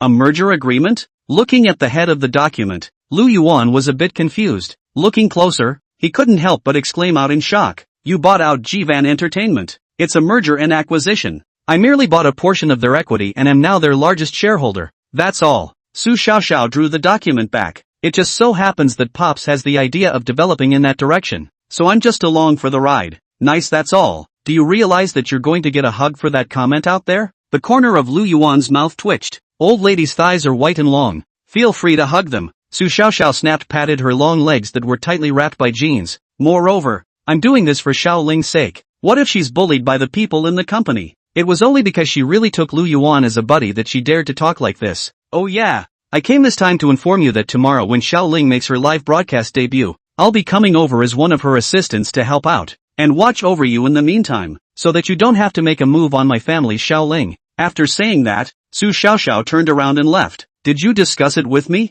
Lu Yuan was helpless. It's not a discussion, it's a notice. Su Xiaoxiao turned back around and stretched out a slender finger to shake it. Lu Yuan rolled his eyes. This Missy is really capricious. Buying a company directly in order to be an assistant. Is this how you rich people shop? Chapter 84 Live Broadcast Debut. Early the next morning, Lu Yuan got up early and personally prepared a breakfast for Wei Ruoling. It's just a bowl of noodles though. Today was Wei Ruoling's most important day, and there was no room for error. As for Red, she hadn't returned all night, but Lu Yuan knew that little Red was just staying quietly in the back of the mountain. This place was still Centipede's territory after all, so nothing here could escape his senses. So attentive that you even prepared breakfast for my little spirit? Su Xiaoxiao came earlier than Lu Yuan woke up, came to help Wei Ruoling to prepare the things used for live broadcasting, saw Lu Yuan carrying the tray in, and unceremoniously grabbed a bowl from above. That's true, I'm still quite qualified as a boyfriend. Lu Yuan handed Wei Ruoling the bowl of noodles with 2 poached eggs nestled on top,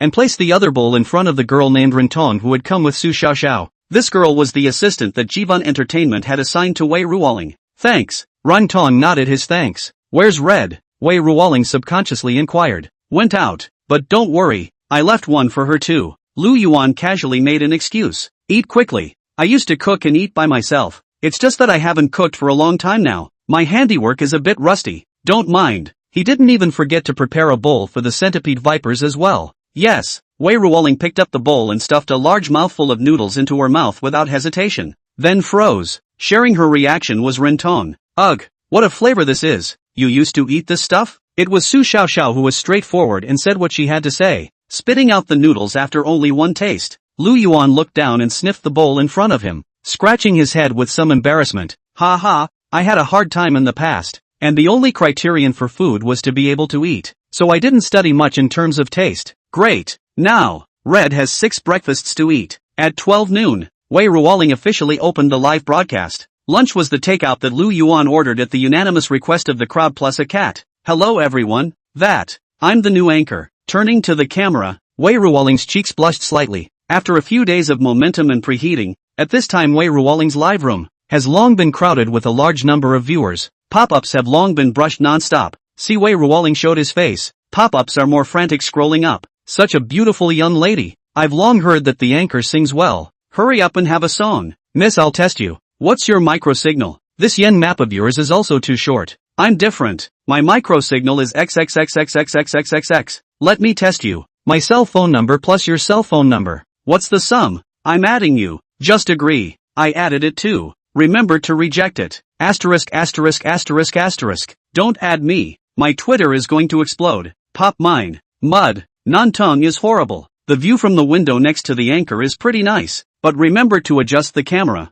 It seems like you can see that big iron gate of your house. Lu Yuan, together with Su Xiaoxiao and Rintong, sat in front of another computer not far away, watching the number of people soaring in the live broadcast room, and almost bursting into laughter. But they also noticed that last pop-up. What? Move the camera now? Lu Yuan asked Rintong with some confusion. He knew very well that asking Su Xiaoxiao this question would not yield any answers. Well, how did I miss that? But it's too late to adjust now, so if you don't mind, let's do this for today, and when the broadcast is over, let's change the whole table. Rintong pushed up his glasses and looked embarrassed. She knew that this villa belonged to Lu Yuan, and if this place was found by people with ulterior motives in the live broadcast, it might disturb Lu Yuan's life. Good thing too, Lu Yuan wasn't afraid of that. Seeing that Lu Yuan did not mind, Rintong was relieved. Hey, there's someone coming in at the door. Just as Lu Yuan was concentrating on watching his girlfriend's live broadcast, Centipede Viper's voice suddenly rang in his ears. Lu Yuan was startled and turned his head to look, only to see the Centipede Vipers becoming little lion cats licking their paws leisurely, while the others did not react to the sound. It was thought to have used a sound transmission type of spell. Why don't you guys sit down and I'll go outside? With a casual command, Lu Yuan left the room. At the entrance of Green Mountain Farm, there were a few figures sneaking around looking left and right. I say, Sister Joy, are you sure we're not here to do something illegal? A thin monkey-like yellow-haired man at the head of the group looked at the woman beside him with a worried face. This woman was none other than Lele, the former leading lady of Jivan Entertainment who had blown herself up in public at the carnival. Since she was kicked out of the company, her life has been a mess. Many of her previous endorsements have been dropped, and she is now in debt. However, looking at the publicity for Wei Ruoling that was spread all over the internet, Lei was very uncomfortable in her heart. This heat was supposed to belong to her. That's why she wants to get back at Wei Ruoling. It's just that now she doesn't have much money and can't find any help, so she can only look for a few punks that she made friends with before. Don't worry, can't you trust me? Joy spat. Nowadays, her image is very different from the previous pure goddess, and is exactly the same as the average little girl. Say, Sister Joy, this place is so remote. Where did you get the address? Little Yellow Hair surveyed the surroundings. That's out of your hands.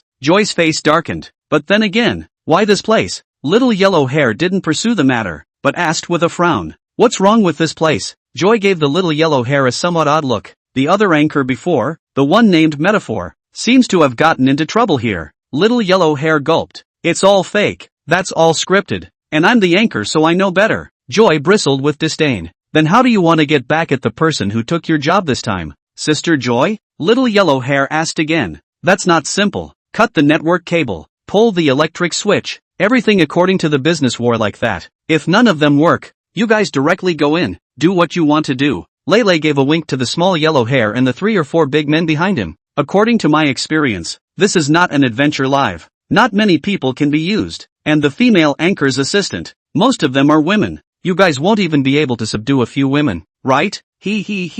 That won't. A few big men revealed a lewd smile. How about we don't mess with those fancy things, and just follow the situation that none of them work? Chapter 85, you guys, go slap her. I'm still not clear about what's in the hearts of you few brats. Little Yellow Hair snorted. Follow Sister Lei's plan, and in the end, there's a chance for you guys to have a good time. Hey, that's good. A man with a scar across his face hemmed and hawed, a hint of excitement flashing under his eyes. It seems to have been full of anticipation for the next scene. Dang. Just as a few people were crouching in the doorway and discussing in whispers, suddenly, an explosive lute sound rang out. The silver bottle is broken and the water bursts out. The iron horsemen protrude and the swords and spears sound. Lei, who had mixed up the entire junior college, as the most educated person among several people, although she was also the kind of goods that slept in class. For some reason, this verse suddenly popped up in her mind. Only, the sound of the lute didn't sound like someone was playing it live, but rather like a recording-like sound quality. You guys, go slap her. Just as several people were stiffening up and did not dare to make the slightest movement, Lu Yuan walked out from behind the gate, holding up the cell phone that was playing the recording in his hand, with earplugs in his ears. The recording, the very same lute song that Little Red ripped yesterday. What he had suffered yesterday, he would let these guys taste today as well. You're the one who followed Wei Ruoling that day. Lei recognized Lu Yuan at once, yet she wasn't half as afraid, because Lu Yuan was only one person, but she had 4 or 5 big men on her side. Whether it was in terms of numbers or size, she had the absolute advantage. But as soon as she spoke, she suddenly felt a flash of light next to her. Pop! The scar-faced burly man walked over to Lei in an extremely incongruous position, raised his large hand, and slapped Lei violently across the face. With just one slap, half of Joy's face went red. Are you crazy? Lei was angry and anxious, and wanted to raise her hand to hit back, but that's when she realized that she actually couldn't move in the slightest, and a few others, including the little yellow-haired one, slowly walked up to her. Sister Joy, what's wrong with me? I can't control myself.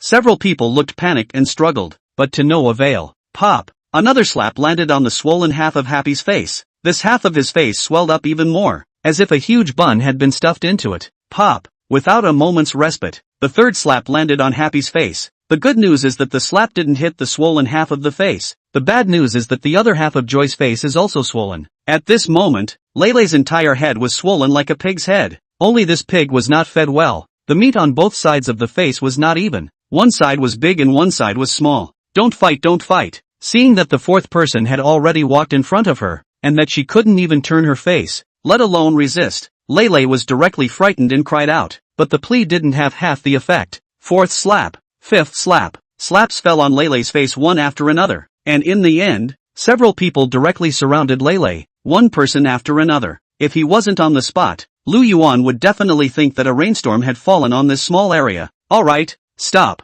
Seeing that Lei had been beaten to the point that her teeth were flying about, blood seeping from the corners of her mouth, and she fainted, Lu Yuan then called out to stop a few people. You 2x2, kneel in the doorway, and smack each other with a big mouth. No one is allowed to stop until I call out to stop. The men had long since been scared out of their wits by the strange encounter, and now without even a hint of resistance, they knelt in the doorway, pair by pair, and slapped each other under the control of the lute song. In the succession of intensive slaps, the little yellow hare stood straight alone, although he could not control his body. The fear that welled up from the bottom of his heart made his legs unable to stop trembling, and he even became incontinent on the spot. And he didn't know that he had been constipated for a few days, and the whole pair of pants was stinking. How do you? Oh, you're single, so smoke yourself. Lu Yuan was puzzled, and was thinking that the Peepa song had failed. When he scanned the circle, he realized that the remaining few people were singular, and the little yellow hare happened to be the one who was singled out. With Lu Yuan's command, little yellow hare mechanically knelt down on the ground and opened his arms left and right, pumping harder than once. It wasn't long before he was lying on the ground with his face swollen into a pig's head,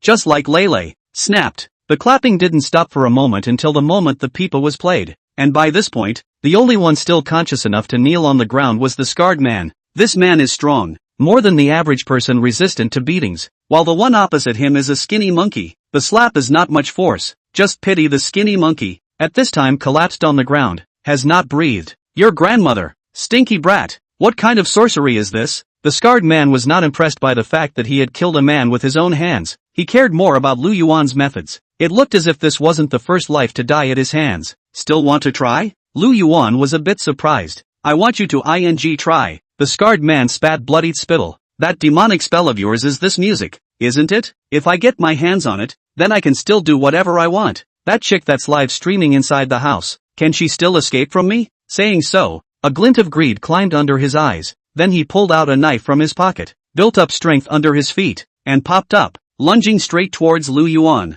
The man in front of him looks skinny, while he is full of muscles. Want to take this man is not a handful? It's just a shame that his idea is good, but it's only a good idea. When the scarred man said the last sentence, Lu Yuan's face immediately went cold. As he watched the scarred man lunge over, he didn't move. He just waited for the scarred man to get close, and only then did he take a slight step out of the way, letting go of the scarred man's lunge, and then lifted his foot and kicked the scarred man's back with great force. The scarred man was already full of energy, couldn't break the car. Plus this kick, the whole person suddenly lost balance, rolled on the ground a few times, and fell headlong into the dense forest in the back of the mountain. You kid, if you have the ability to come and fight me hard, if I don't put a few holes in you, I won't be called the Cross River Dragon. Struggling to get up, the scarred man roughly swung the dagger in his hand a few times, hacking off the creepers wrapped around his body and shouting, "A dragon that crosses the river? Never heard of it." Lu Yuan shrugged his shoulders and stood still, not stepping forward. Then I'll let you have a good listen. The scarred man danced his dagger a bit and shouted arrogantly. He was just about to rush towards Lu Yuan again, but he heard a rustling sound coming from the woods behind him. Chapter 86. Please continue to pay your kindness. Who's there? Startled, the scarred man would turn his head and aim the knife behind himself. Don't look at how arrogantly he had just screamed, but the successive setbacks had already made him a scared bird, but he didn't realize that a bigger scare was yet to come, only to see a tall woman dressed in red standing in the middle of the mountain forest whose branches were so dense that it blocked out the sunlight. The woman had a long skirt underneath and a bustier around her chest, and her mold was still, like a flyer walking out of a mural. It's just that the 2-meter plus height, coupled with the incredibly burly body, doesn't look like a human being in any way. Who the are you? Don't play dumb there. After the scarred man confirmed that Lu Yuan was still standing still and had not come over, he then shouted at the red figure with a trembling voice. Can't blame him for being timid. In broad daylight, in the airtight woods, suddenly there was something staring straight at you. Not to mention the scarred man, even Lu Yuan, unknowingly, would also be hairy in his heart. Old demon, say a ing word. Seeing that red-clothed figure not move, the voice of the scarred man shouting was a little shaky. However, he did not see that Lu Yuan's face behind him changed for a moment as soon as the words old demoness were uttered. What did you call me? The old demon. Woman? Finally, the red figure moved. After a blink of an eye, he arrived in front of the scarred man, with a large hand. The scarred man, who was a few points stronger than a normal person, was lifted up like a chicken cub by Xiao Hong's grip. Say that again. Red shook the scarab in her hand excitedly. Scarred man was shaken by her eyes. Did not hold back, directly vomited out, straight to the bile overflow. Old hag, you put me down. The scarred man tried to struggle, but if the lute song from before was just a simple fixation, then Little Red was confinement plus stun. He couldn't do anything, and being able to talk was already the limit. Ha ha ha, finally someone recognizes me as a woman. Hearing Scarab's words, Red excitedly threw Scarab up. Then, taking advantage of the fact that Scarab's body was hanging in the air with nowhere to borrow strength, he leapt forward and gave Scarab a bear hug. Ka-ching! Probably this bear hug was too powerful. Only to hear a few crunching sounds in succession, the scarred man's hands and feet went limp, tilting his head back, spitting out his tongue and rolling his eyes, hanging on for dear life as his eyes didn't pop out of their sockets. I guess his arm was connected to a couple of ribs and was broken. In a martial arts novel, this would be called a hamstring break, but that's not all. After the little red bear hug, he fell backwards, big head first, down from mid-air. Little Red throws the earth throw. The effect is overwhelming. Bang! With a muffled sound, Scarab and Red landed on the ground together. The body of the Little Red immortal, immune to landing damage. The scarred man's flesh and mortal body. This fall of 7, but the feeling of pain all over his body made him how to not faint. You heard him. He recognized me as a woman. Getting up from the ground, Xiao Hong excitedly shouted towards Lu Yuan. I hear you. Lu Yuan nodded his head obediently, fearing that Little Red would also do a floating triple strike on him. Am I not a little excessive? Looking at the scarred man on the ground beside him, who was worse than dead, Xiao Hong was a bit ashamed. No matter what, this is also considered my benefactor. No, you're doing a great job. Please continue to repay the favor. Lu Yuan shook his head righteously, his gaze firm. At this moment, looking at Lu Yuan's beating gaze, Little Red nodded solemnly. No, no, the despair in the scarred man's eyes had turned into tears and flowed down to Lu Yuan's feet. Oh a dash. I don't know how long it took, but with the sound of sirens ringing through the air, several police cars came speeding in. Hearing this voice, Xiao Hongfang stopped, dodged into the woods, and disappeared. Lu Yuan, so it's you. On top of the police car in the lead, Ling Shangyang opened the door and walked down. If it isn't Director Ling, come to my places. Lu Yuan had a little bit of a heart attack. After all, there were so many people lying in front of their house, and one of them was even not breathing. If he said that all these people were outside his door, he could still barely say that it had nothing to do with him, but there was still a guy lying inside the woods in the back of the mountain who was as good as dead, and he couldn't rely on this guy no matter what. We received a report that there was a trace of Over River Dragon inside a live broadcast. This person, Over River Dragon, is carrying 3 lives on his back. We've been looking for him for a long time, and when we heard this news, we followed the live broadcast screen, and that's how we found this place. We just didn't think that this place actually belongs to you. Ling Xianyang waved his hand. A few police officers behind him swarmed up and took the few people who lost their ability to resist at the entrance to the police car, and a few others put the scarred man under dead control, and then put on the large rose gold one-piece bracelet. As for the skinny monkey who was no longer breathing, he could only wait for the coroner to come and collect the body. Live feed? Lu Yuan froze, then turned his head to look at the 3rd floor of the villa. In a small window on the 3rd floor of the villa, Wei Ruoling's back could be seen, as well as the 2 faces of Su Xiaoxiao and Ring Tong watching the action from another window nearby. How could I forget that? Lu Yuan was a bit chagrined. Just now, when he heard these people say that they were going to break into the villa to plot against the 3 women inside,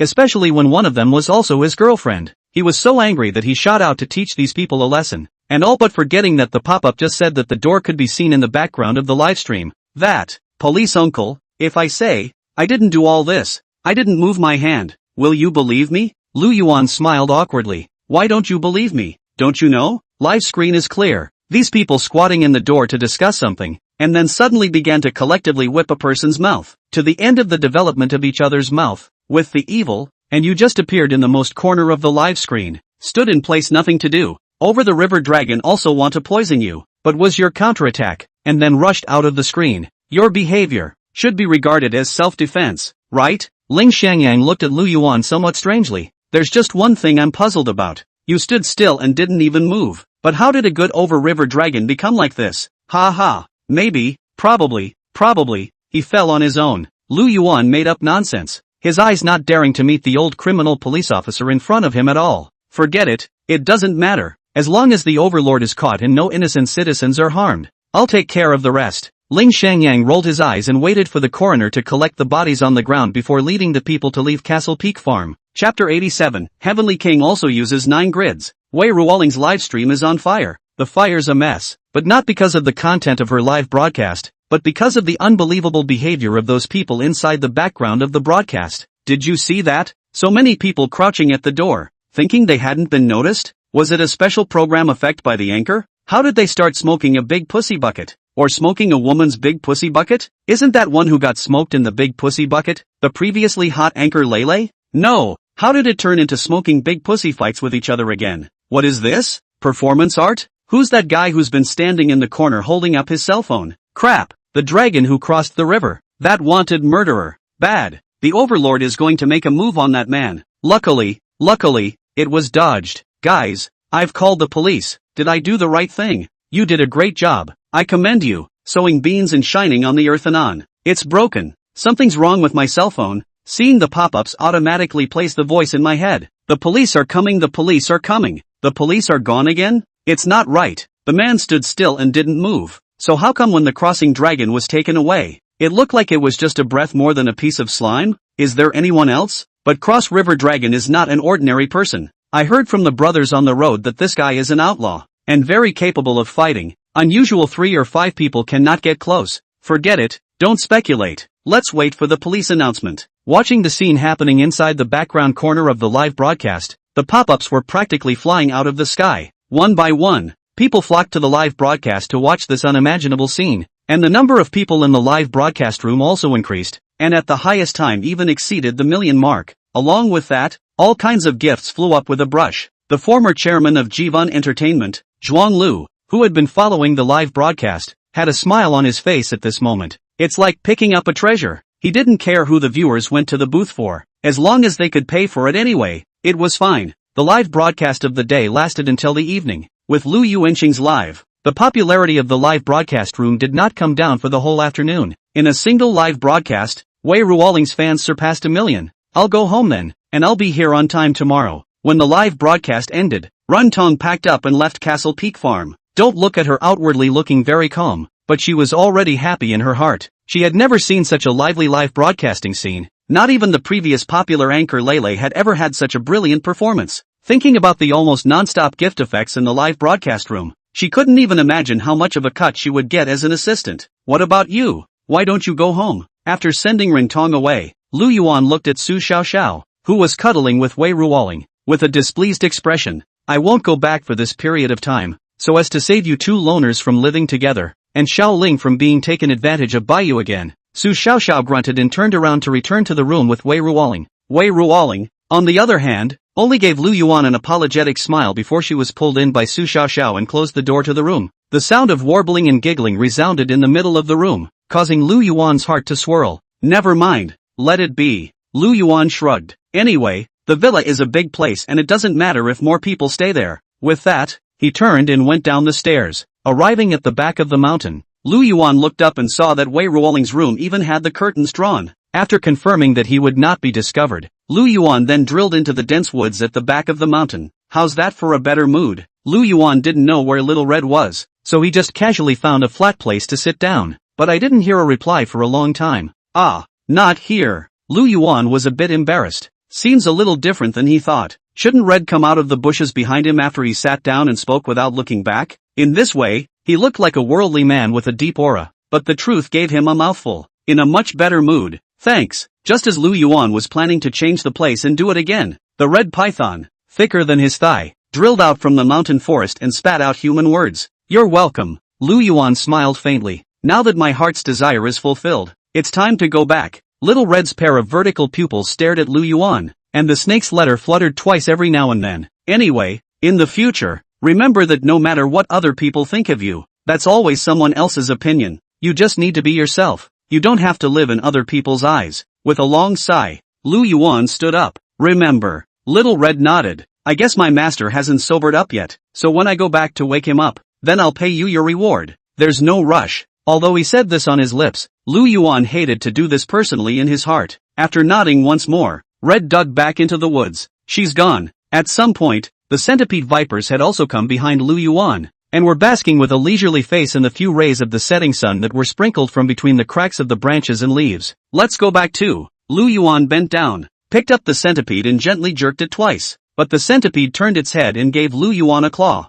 Don't play literary with me. When is dinner? Go get me dinner. Centipede broke away from Lu Yuan's hand and looked at him with a displeased expression. If you're hungry, just say so. Touching the scratches on his face, Lu Yuan could not cry. What kind of world is this? How dare a mere pet turn the tables? But nowadays, there really wasn't much he could do about the centipede viper. The few spells he had learned were almost all supportive spells, with little real-world combat ability except for his physical body, which had been strengthened twice by the Heavenly Palace mooncake and monkey's wine. He was now looking forward to the upcoming payment from the Heavenly King of White Eyes, and it would be great if it was an attack spell. At least he'll be able to defend himself a little. Ding ding dash. As he was thinking, Lu Yuan's cell phone suddenly rang twice. Lu Yuan was very familiar with this sound, and without looking at it, he knew that it must be the message alert sound of the Help You Walk app. When he opened his cell phone, as expected, it was a message from Guangmu Tianwang. Wide-eyed Heavenly King, worried. Wide-eyed Heavenly King, no. Fellow Taoist.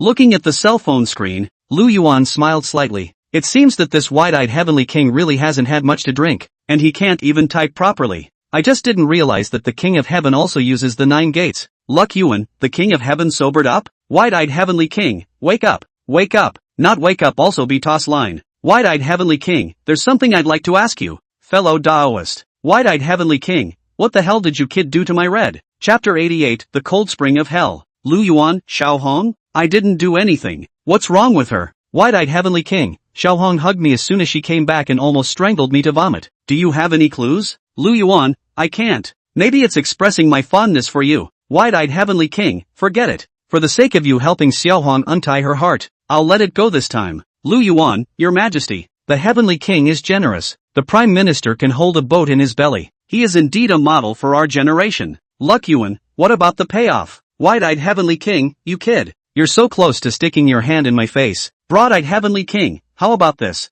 I traded a jar of jade liquid agar with King Qingguang for 3 large vats of Earth's cold spring, so I'll share a pod with you. A cold spring in hell? Is it wine? Lu Yuan scratched his head. Then after waiting for a long time, no more messages were sent. That's it? No. Why are the 4 Heavenly Kings so stingy? You've done you a big favor, and a pot of wine is all it takes, or a jug inside 3 large vats. Lu Yuan, that's a bit unorthodox of the Heavenly King, isn't it? Sure enough, shortly after this message was sent, Lu Yuan received a reply. Wide-eyed Heavenly King, don't misunderstand. Fellow Taoist, I was just thinking about what I should give fellow Taoist as payment. Luck Yuan, has the King of Heaven figured it out yet? Wide-eyed Heavenly King, figured it out. Guangmu Tianwang, my elder brother has a Qingyun sword with 4 talismanic seals on it, each of which is so powerful that even ordinary immortals, not to mention mortals, will be broken into pieces if they are unlucky enough to get hit by it, which is extremely powerful. Lu Yuan, the Heavenly King is trying to give me this sword? Wide-eyed Heavenly King, fellow Taoist is overthinking it.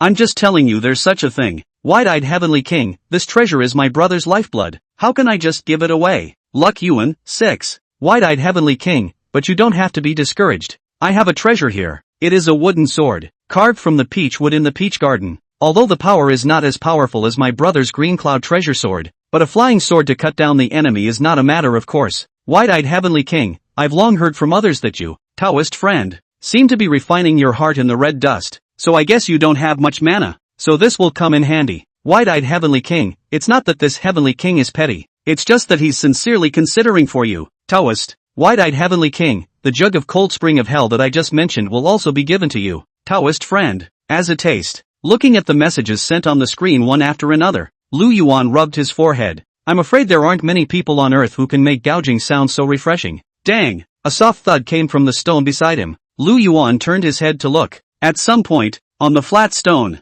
there was a white porcelain wine pot and a palm-sized wooden sword placed squarely on the end. This is the peach tree sword made of peach wood from the peach garden? It's not much different from the one sold in the scenic area, just a little smaller. Is it real? Picking up the mahogany sword, Lu Yuan went back and forth and scrutinized it for a while and came to a very disgusting conclusion. Then he picked up the jug of wine and opened the lid. At that moment, a cold fragrance of wine spread out among the mountains and forests. Peachwood sword, carved from the peach tree branches of the peach garden, hard and invulnerable to all ghosts. After blood recognition, it can automatically tour, and after injecting mana, it can perform the art of flying swords, within 100 miles, 100 shots, but each time you use it, you need to have a recovery period of 10 days. Cold spring in hell, there is a cold spring under the yellow spring, in which the spring water has a strong aroma of wine, and tastes like fine wine, but it is not wine, and no matter how bad one's drinking ability is, one cannot get drunk from 1,000 cups. As if sensing Lu Yuan's doubts, on the app,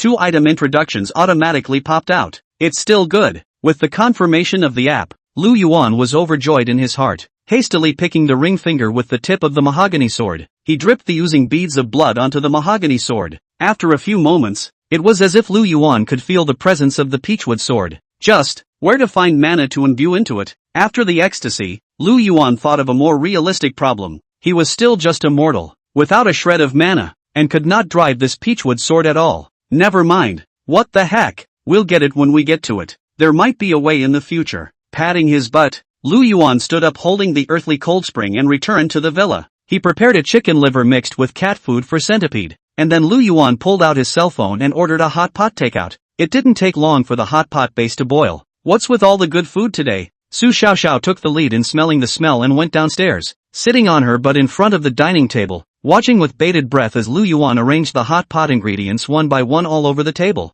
Today, Little Spirit's first live broadcast ended successfully. Nothing went wrong. Isn't it worth celebrating? Lu Yuan smiled and made a random excuse. Besides, I didn't eat in the morning, and I didn't eat well at noon, so let's eat something good at night. Don't look at Lu Yuan talking in such a grandiose manner. But in fact, it was just that he had a craving. Not bad. Count on your kid's conscience. As soon as she thought of the unpalatable noodles in the morning, Su Xiaoxiao couldn't help but shiver. It was as if it was some ineffable ancient god's creation. Here's another bottle of wine. Drink it all together. Lu Yuan moved a few plates, leaving a small area to set up the hell cold spring, then greeted Wei Ruoling, who had just come downstairs, and hurriedly sat down. Did you want to take advantage of finishing your drink to get drunk and act crazy, and then do something? Su Xiaoxiao narrowed her eyes, a skeptical look on her face. Or did you do something directly in the wine? She even opened the lid of the pot and sniffed it, but all she could smell was the rich aroma of the wine. Am I that kind of person? Lu Yuan rolled his eyes.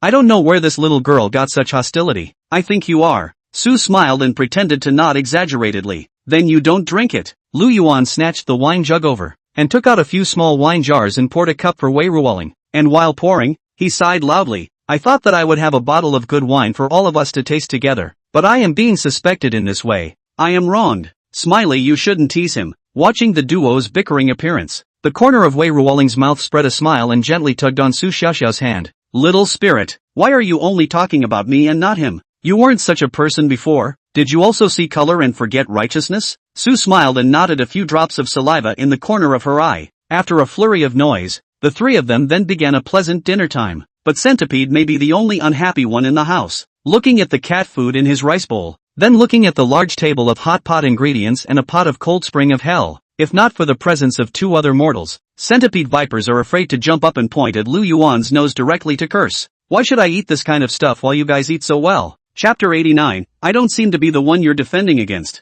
After the wine and food were full, Wei Ruoling and Su Xiaoxiao joined together and helped Lu Yuan to clean up the table and dishes before they each went back to their rooms to rest. Early the next morning, Rantong arrived on time and prepared for today's live broadcast with Wei Ruoling and Su Xiaoxiao. Seeing the joy on her face, she thought that the dividends from yesterday's live broadcast must have been quite a lot. Lu Yuan, on the other hand, came to the western suburbs zoo. Lu Yuan hadn't gone to work since Tsunami and Shimeji went back, but after all, take the zoo's salary it. Although the zoo is not high on his requirements, or to go to work from time to time, cannot always eat empty pay. The good thing is that during this time, the zoo has gradually stepped into the right track. There is nothing that needs to be done by Lu Yuan, but Lu Yuan is not so thick-skinned. Since he came to the zoo, he will not stay without doing anything, so he also started to learn to clean the zoo area as well as feeding and other work. These things weren't as easy as one might think, but with Mei teaching him by hand, Lu Yuan learned quickly. After a busy day, Lu Yuan returned to Castle Peak Farm.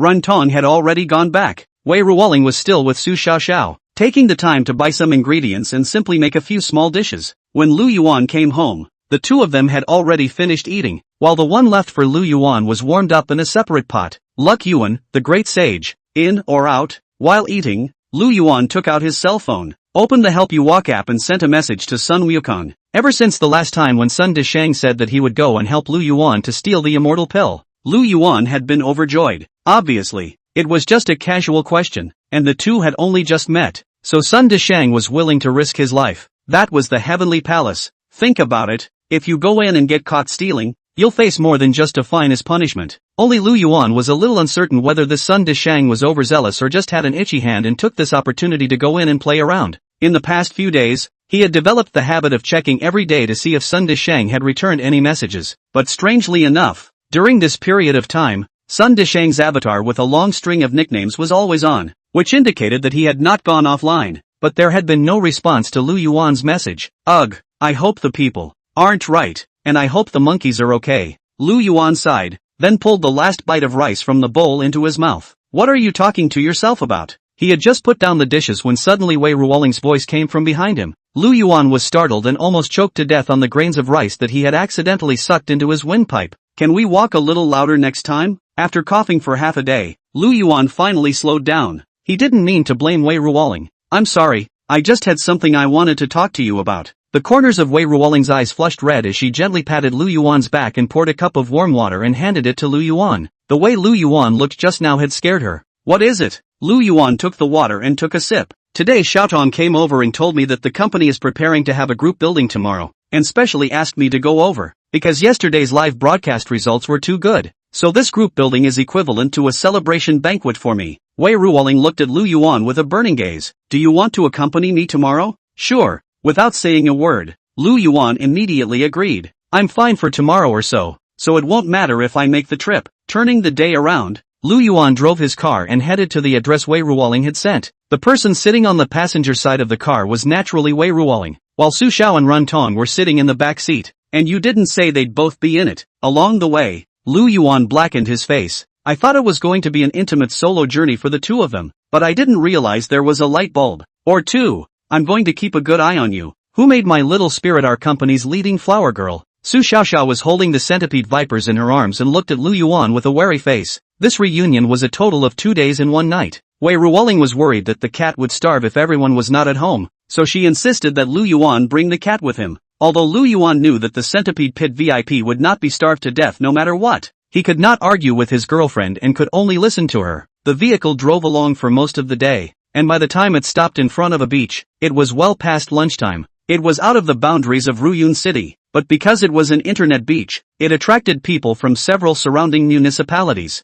Little Spirit is here. Everyone welcome. As soon as Lu Yuan and Wei Ruoling's group plus a cat got off the bus, Zhuang Lu, who was dressed in beachwear, greeted them, and greeted the others loudly while walking. Although nowadays the actual controller of Jivan Entertainment Company is no longer him, Su Xiaoxiao did not engage in any forced parachute drama, but delegated authority to Zhuang Lu. All configurations are still carried out in accordance with the original, and this kind of reunion is already a tradition for the company. Said to be a group building, but Jivan Entertainment Company's group building is not the same as other companies. There is no so-called enhance the cohesion of the embarrassing game. There is no mandatory to participate in, just to find a place to get together to play just. Add to that the fact that those attending are anchors, and it amounts to a bit of live content in disguise for everyone. As expected, apart from Zhuang Lu, most everyone was holding their cell phones up, interacting with their own fans, and as soon as they heard Zhuang Lu's words, they also came together, framing themselves and Wei Ruoling together in their own live streaming screen. The atmosphere of the scene was joyful, and no one was resentful because Wei Ruoling's heat and popularity was higher than their own. On the contrary,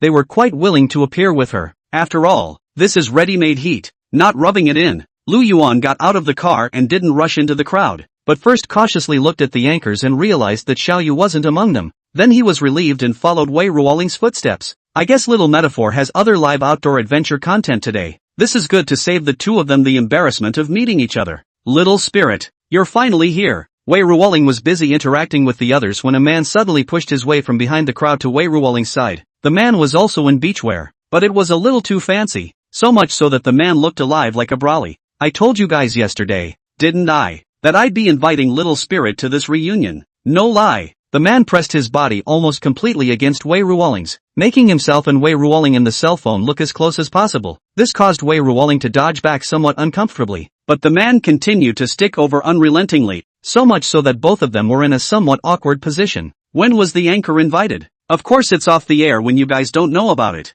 What's the relationship between the anchor and Xiaoling? It's just friends for now. The man answered the pop-up questions, but the responses were ambiguous. By the looks of it, there seems to be more to it than just rubbing it in. Seeing the corner of his eye jumping at this behavior, Lu Yuan turned his head to look at Su Xiaoxiao on the side. It seems like it's not me you should be defending yourself against now, right? The two looked at each other. Then together they dug into the pile of people, yanking Wei Ruoling out and protecting her behind. Wei Ruoling, who was free from the sea of suffering, tightly tugged on Lu Yuan's hand, and at the same time, she finally let out a sigh of relief. What are you guys doing? The man's atmosphere in the live room had just begun to bustle when he was disturbed. His heart was definitely uncomfortable. Frowning at Lu Yuan and Su Xiaoxiao, you two are assistants, right? Don't come and disturb our live broadcast. Chapter 90. That's an assistant. Lu Yuan didn't say anything and just casually glanced at the cell phone in the man's hand. On the screen of the cell phone, there is a live broadcast room named Handsome Ken. I think Ken is the name of the man. Ken kept saying he knew Xiaoling before. I thought he was just bragging, but I didn't realize he really knew her. Is there anything we can't watch when you guys actually connect after you're off the air? Just friends for now? And in the future? That said, Kin and Ling look quite good together. I think so too. Why don't we just let them get together? Kin is still single anyway. No way. Ken is mine. No one can take him away. But why do I remember hearing from someone that it seems like Spirit has a boyfriend? It wouldn't be Ken, would it? Ah, no wonder they still chat privately after the broadcast. It all explains itself. Ken's livestream was bustling with pop-ups in the flesh. Lu Yuan's eyelids jumped as he watched. The feeling was that this person wanted to speculate CP with Wei Ruoling. No wonder the demeanor is so excessive. Hey, do you guys know who I am? I was nominated for Best Male Anchor. Now that you guys are affecting my live broadcast, why don't you get out of the way? Ken reached out and pushed Lu Yuan, but it didn't push, so he could only continue to yell. It was only that if Lu Yuan remembered correctly, when the Best Male Anchor was nominated at that previous carnival, there wasn't this person called Ken. I guess I don't know what happened a few years ago, and it's only a nomination, so I don't know what kind of face this big anchor has to say. Can't you see? Spirit doesn't really want to interact with you. Su Xiaoxiao coldly lowered her face, that kind of high and cold temperament that comes out from the bones of a big family, so that Jian didn't even dare to meet her eyes. A mere assistant. Where did you get such a big temper? As assistants, you should have a clear perception of yourselves. Not being able to affect the live broadcast is your most basic professional norm. Believe it or not, I'll have Brother Zhuang fire you. Jian knew that he was at a disadvantage, but he still had a hard mouth, and with his neck sticking out, he took 2 steps forward against Su Xiaoxiao's forceful aura. Lu Yuan almost laughed out loud when these words came out. According to the shares, Su Xiao was now Zhuang Lu's superior. Let Shouji open Su's smile? I'm afraid this was the biggest joke Lu Yuan had heard in recent times. That's right. It's just an assistant. What's the madness? Could it be that this booster also has his eye on Qin? But Qin is jealous because he has his heart set on Xiaoling, and that male assistant. It couldn't be that he's taken a liking to Xiaoling, so the two of them are ganging up to break up this pair of lovebirds. That kind of assistant should be fired. My Qin is so good. How could he possibly look at such a tiny assistant? Little Spirit too. How could she be with a small assistant in the district? If this male assistant makes it, I'll just eat my cell phone. I seem to remember that the boss is right here. I'd like to see what the boss will do with this kind of goods that are below the law. What else can be done? Let's scold and then fire a dragon. That's right. This is kind of a live accident today. If we don't get fired, I think it's going to be hard to end this. What a heartache for Xiaoling. How did she meet such an assistant? Then again, if they're both fired, doesn't that mean that Spirit's assistant position is vacant? Don't even think about it. I already have a reservation. The other one is mine. Pick me, pick me. I can provide close protection day and night. You're thinking fart food. Then I'll just have to crouch at the door to keep Shuling and Qin safe. Damn. How come there are boiling goats everywhere on the internet? Under Qin's guidance, the pop-ups in the live stream swept in once again.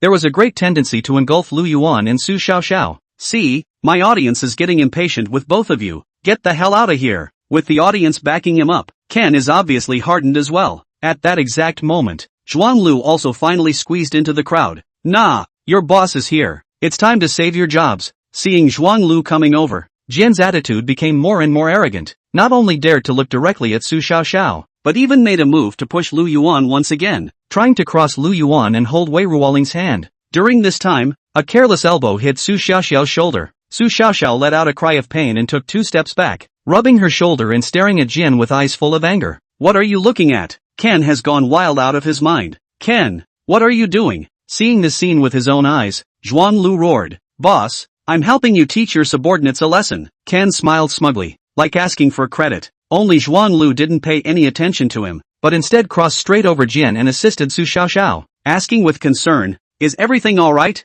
Mr. Su? Mr. Su? Upon hearing this address, Ken performed the smile disappearing trick. You, do you know who you hit with your elbow? Looking at Jian's bewildered face, Zhuang Lu really hated it. This is the biggest shareholder of our company. Counting, she is my superior. No, that can't be right. Ken couldn't believe his ears. He'd rather be hallucinating now. Only, reality slapped him hard in the face. Su Xiaoxiao looked resentfully at Jian for a moment before turning her gaze to Zhuang Lu. I just took over the company no less. I don't know enough about the company to actually not know that there's such an anchor in our company. Mr. Su, don't misunderstand. This is just an example. Zhuanglu was a little embarrassed. Don't look at the previous Jivan Entertainment Company seems to be prosperous, but in reality, it has encountered a bottleneck in development. Coupled with Leilei's things stormed, many investors withdrew their capital, resulting in the company's capital side is also a bit overstretched. And Su Xiaoxiao brought a large sum of money to merge the company on behalf of Maplewood Group, which just solved the company's urgent needs.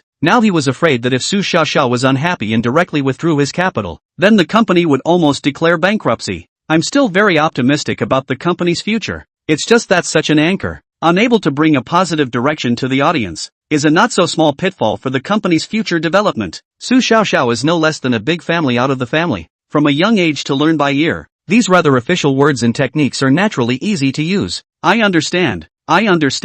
Shoji smiled sarcastically. Ken's heart went cold. As I recall, the contract between you and the company is about to expire. Right, and your live broadcast isn't doing much good, so why don't you just terminate it? Chapter 91, if you don't hug your thigh now, when will you wait? Boss, are you kidding me? Looking at Zhuang Lu's expressionless face, Jian's heart went cold, but he was still going to struggle. But Zhuang Lu didn't give him any room to struggle. Do you think I'm usually a joker? With a cold snort, Zhuang Lu bypassed Jian and stopped talking, helping Su Xiaoxiao to sit on the chair next to him. What did I just hear? Disliking your own boss's boss. This is something only a brainless person like Ken could do, taking the achievements of 3 years ago and bragging about them all the time. And it's still just a Best Male Anchor nomination, so I don't know what's to brag about. You're not allowed to talk about Ken. Ken, don't worry about flying. We'll always be there for you. Still licking? Without the resources given by the company, it's still a toss-up whether you'll be able to see Ken in the future. I guess so. Maybe today is his last day on the air.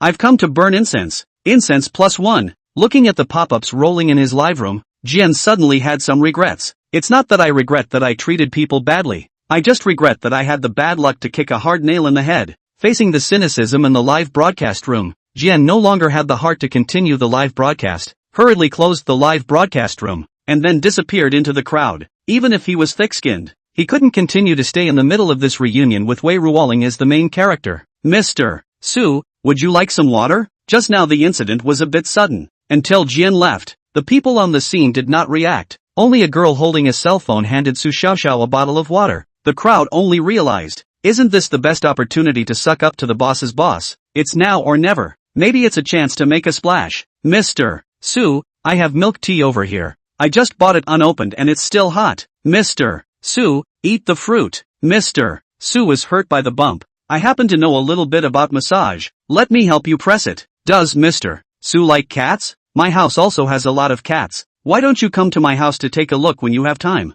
Several anchors abandoned Wei Ruoling and turned to surround Su Xiao. On the other hand, Wei Ruoling, who was out of favor, joined Lu Yuan and found a place to sit down. Lu Yuan couldn't wait for the two of them to have a few moments alone, and while he was making love to his girlfriend, he gloated and sneaked a look at Su Xiaoxiao, who was surrounded in the middle with an embarrassed face, as well as the confused centipede vipers in Su Xiaoxiao's arms. As for Rin Tong, she was not the protagonist and squeezed out of the crowd early on, but looking at Lu Yuan and Wei Ruoling's solitary space from afar, she was too embarrassed to interrupt, so she could only go and find her little sister. Only after a long time did Su Xiaoxiao find an excuse to get away. In my life, I will not do the anchor business even if I die. Sitting next to Wei Ruoling, Su Xiaoxiao's face was particularly clear with the words palpitations. But don't say that. In case there's a chance for you to fire out of the sky in the future as well, you have to take advantage of the opportunity to earn money. Lu Yuan, on the other hand, snickered. No way. I won't do it even if it kills me.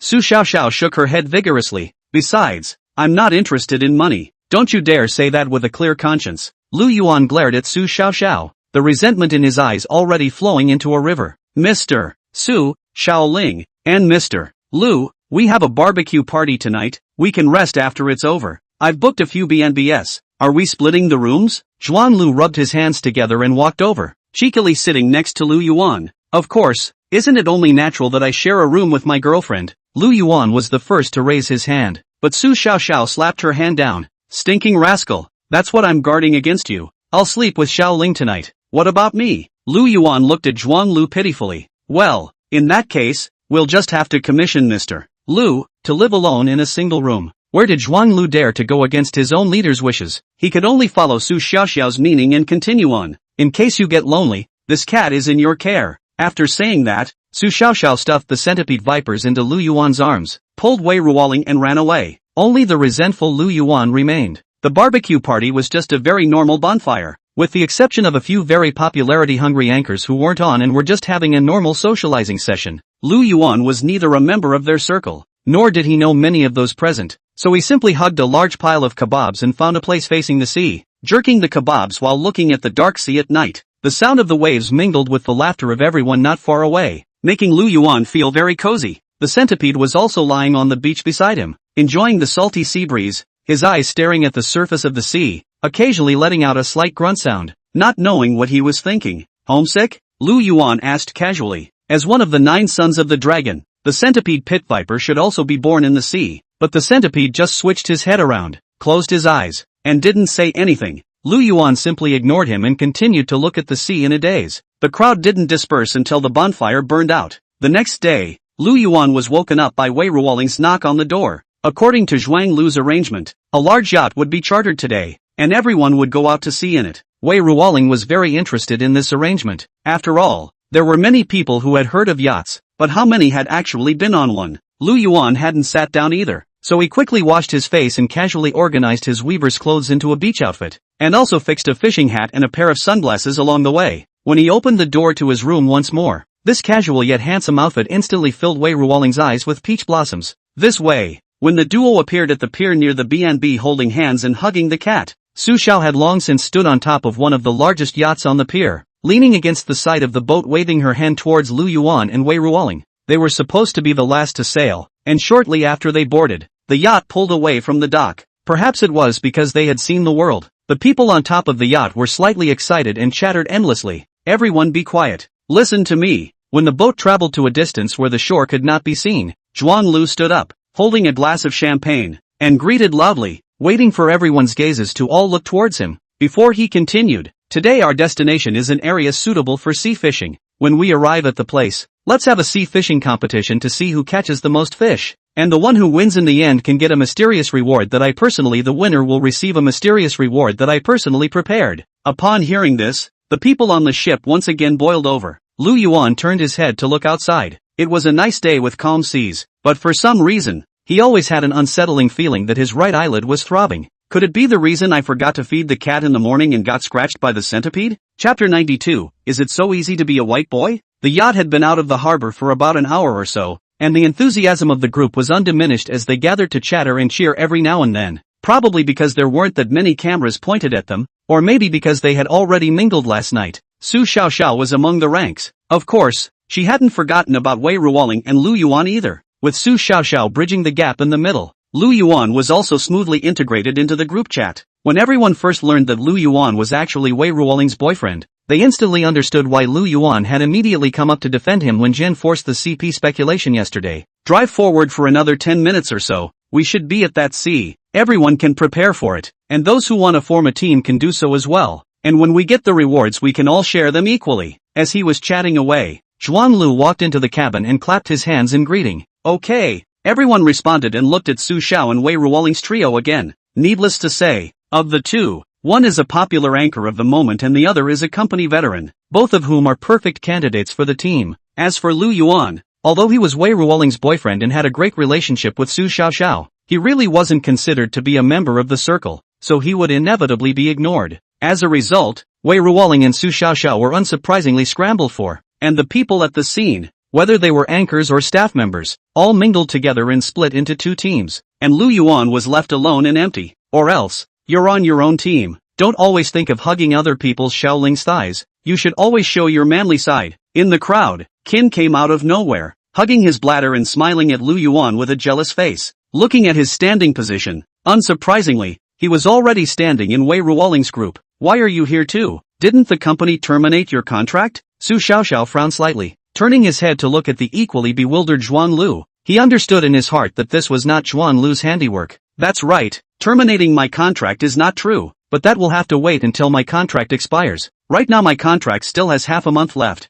I'm still considered a person from our Jivan Entertainment Company, so I should be qualified to appear here. Ken held his chest out, and even a boatload of disdainful stares couldn't penetrate his face that rivaled a city wall. After he left yesterday, his heart has not been feeling good, so he found a place to deal with the night. and this morning took advantage of the yacht when it was crowded to mix up on the yacht, in order to find an opportunity to take revenge on Su Xiaoxiao and Lu Yuan. Especially Lu Yuan. He has been in love with Wei Ruoling for a long time, and has repeatedly shown in the live broadcast that he will definitely chase Wei Ruoling to his hand, and has even thought of frying the CP with Wei Ruoling first, and then taking advantage of the thin skin of the girls to half push and half assist to make the rice ripe. But I didn't expect that the plan fell on the first step. Wei Ruoling already had a boyfriend, so he was unbalanced. It was good that God had given him a chance to take advantage of this fishing tournament to make a serious appearance in front of Wei Ruoling, and to hit Lu Yuan hard in the face. He wasn't afraid of offending anyone since he wouldn't be in this company in the future anyway. A team of my own?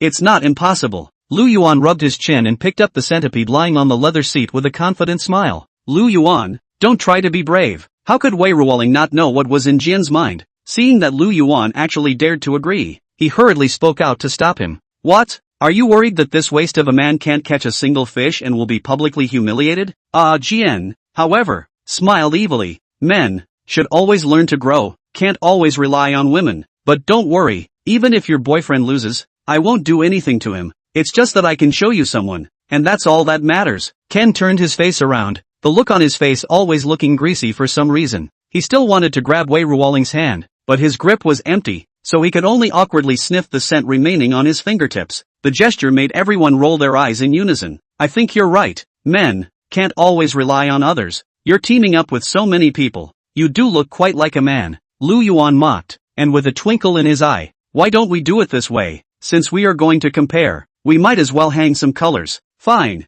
I still have $1 million in this card. It's the last of my savings. If you win, all this money is yours. Ken pulled a card out of his pocket. But can you get that much money? In his opinion, Lu Yuan is nothing but a little white boy who relies on women to eat. Although he doesn't know what means he used to hug the two thighs of Wei Ruoling and Su Xiaoxiao at one time. But as a little white boy, there is a 3 to 500,000 will be quite a lot. How can he not have $1 million of savings, right? He just wanted Lu Yuan to make a fool of himself in public. But who knows? Lu Yuan shrugged his shoulders and also took out a bank card and threw it on the table. I don't have much left here. There's still 4 million out there. Since you've pressed on all of them, then I'll also accompany you. $4 million? How can that be? Ken was startled. Didn't we agree that it's a little white boy? How did you get so much money? Are all gigolos this good nowadays? No, you said you had $4 million.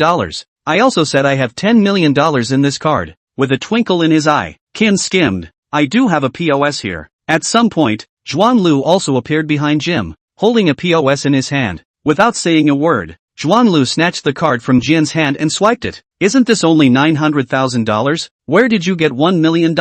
Looking at the numbers displayed on the machine, Zhuan Lu looked disgusted and backhandedly swiped Lu Yuan's bank card that he threw on the table. There's still more than 4,100,000. No problem. I still have the remaining 100,000 in another card. I don't care. That's all the money I have. You just said you would bet with me. So many people are watching. You can't back out. Seeing that his trick was broken up, Ken started to play the rascal again. It doesn't matter. A mosquito is still a piece of meat. And unlike a certain Missy, I don't mind my own money. Lu Yuan shrugged his shoulders and sneaked a look at Su Xiaoxiao as he spoke. Then he was viciously plucked out by Su Xiaoxiao. Ha ha, everyone could hear that. He promised to make a bet with me. Suddenly, Ken laughed like he was crazy. Just when Lu Yuan thought that the man in front of him was mentally deranged because he couldn't stand the excitement one after another, he heard Jian continue. I didn't say that I'm going to race with you alone, but you promised before that you'd be on your own team, and on my side. There are still so many people. You alone can win against so many of us. Not only will I give you the money,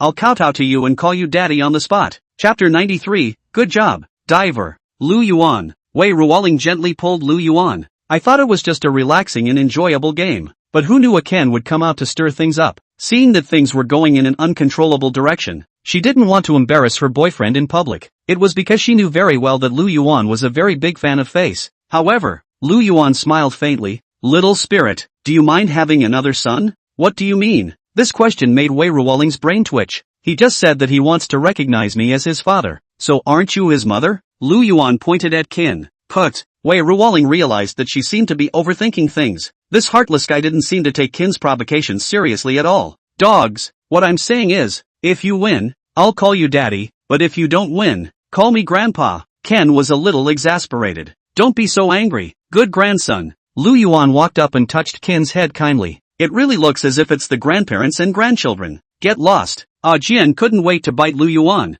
You're just a smart ass. Let's see if you're good enough. After saying that, Jian gave Lu Yuan a blank look, picked up a fishing rod and took the lead to walk out of the cabin of the yacht. Only a room full of people who didn't know how to react to the scene was left behind. Everyone looked at each other in disbelief, and there were also people sneaking glances at Lu Yuan from time to time. What are you looking at me for? Since Boss Shuang has arranged such a game, we can't let Boss Shuang down. Lu Yuan shrugged his shoulders and first picked up his cat, rubbing his face on the cat's head, then put the cat down, picked up the other fishing rod and went to the other side of the boat. No one noticed that as he rubbed up against the cat, he instructed something in a very low voice in the cat's ear, and everyone just assumed that he had a special fondness for cats. Even Wei Ruoling and Su Xiaoxiao thought so. I say, Boss Shuang, can we get started? Bolting the hook and line, Lu Yuan turned back to ask Shuang Lu. On the other hand, Ken had long ago thrown the hook into the sea. Start it. With Ken stirring things up, Shuang Lu didn't know how to end it, so he could only go along with Lu Yuan's wishes.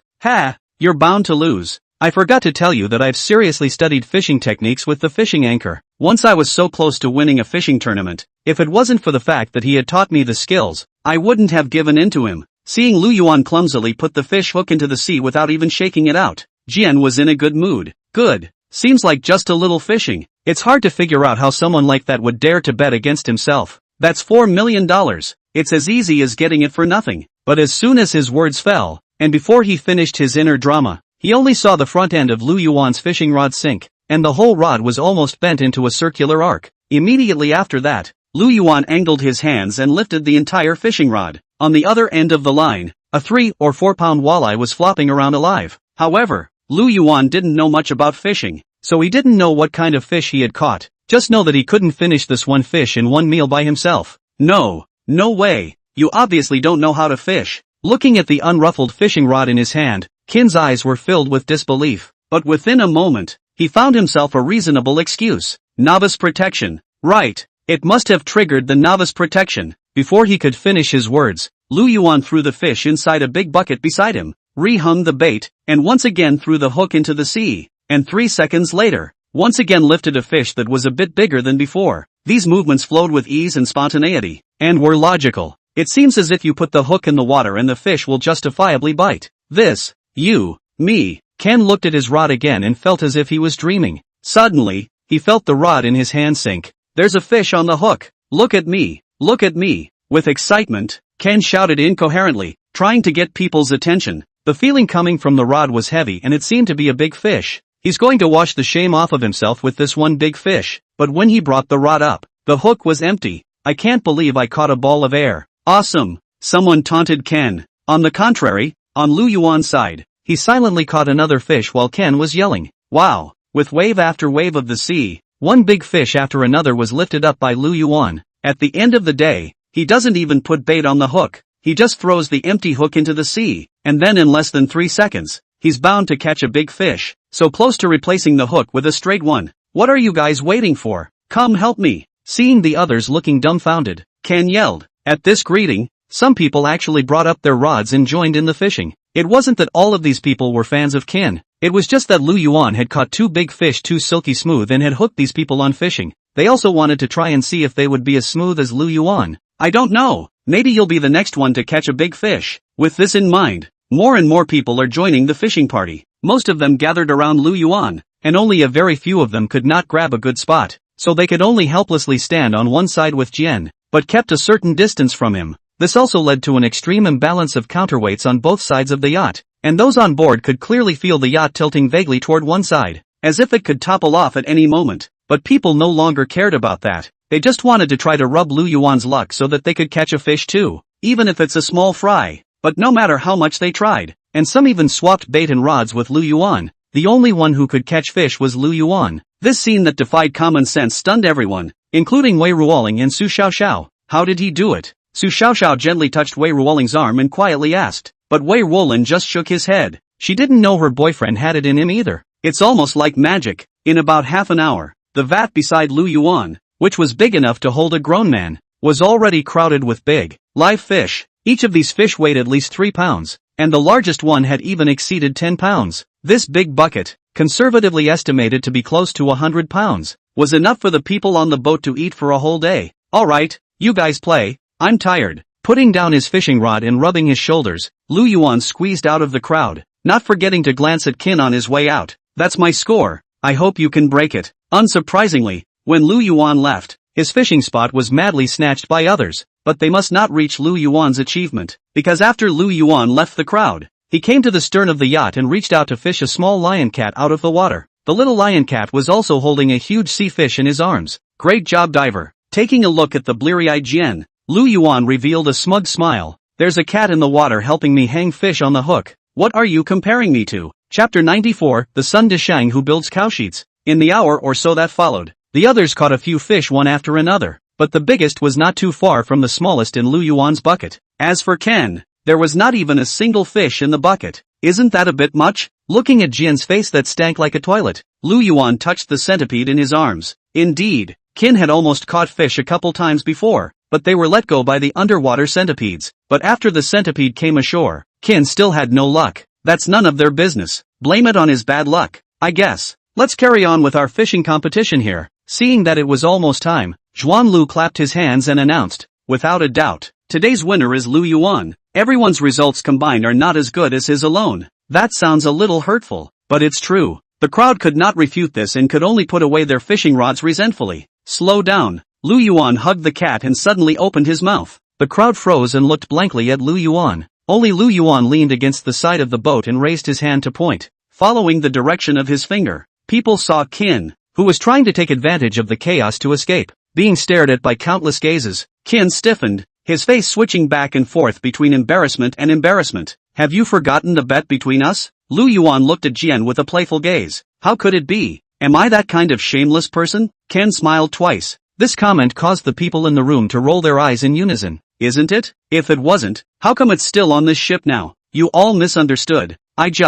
Facing everyone's obviously unhappy gaze, Jian's eyes rolled, drilled into the cabin, picked up the 2 bank cards from the table, and then bumbled his way to Lu Yuan's face. I just want to take the bank cards this time it is my loss. I admit it. The money inside is my entire savings. It all belongs to you. The password is my birthday. Don't look at Qin's sprightly speech, but his grimace of gritted teeth was clearly seen by everyone present. They even heard Ken crunching his teeth together, really afraid that if he used any more force, he would break the mouth of porcelain teeth that were already a bit yellowed. Lu Yuan nonchalantly drew the bank card over, and borrowed Zhuan Lu's POS machine to check it, fearing that Jian would do something. Only after everything was checked for correctness did Lu Yuan put the card away. Ken was sort of relieved to see that. As he was about to leave, he was stopped by Lu Yuan once again. Wait, isn't there something missing? I've even given you my entire fortune. Just let me go. Obviously, Jian understood what Lu Yuan was referring to. He now regretted. Very much regretted. Regretted why just said you can win I kneel down and call you father the sentence. Isn't that digging a hole for yourself?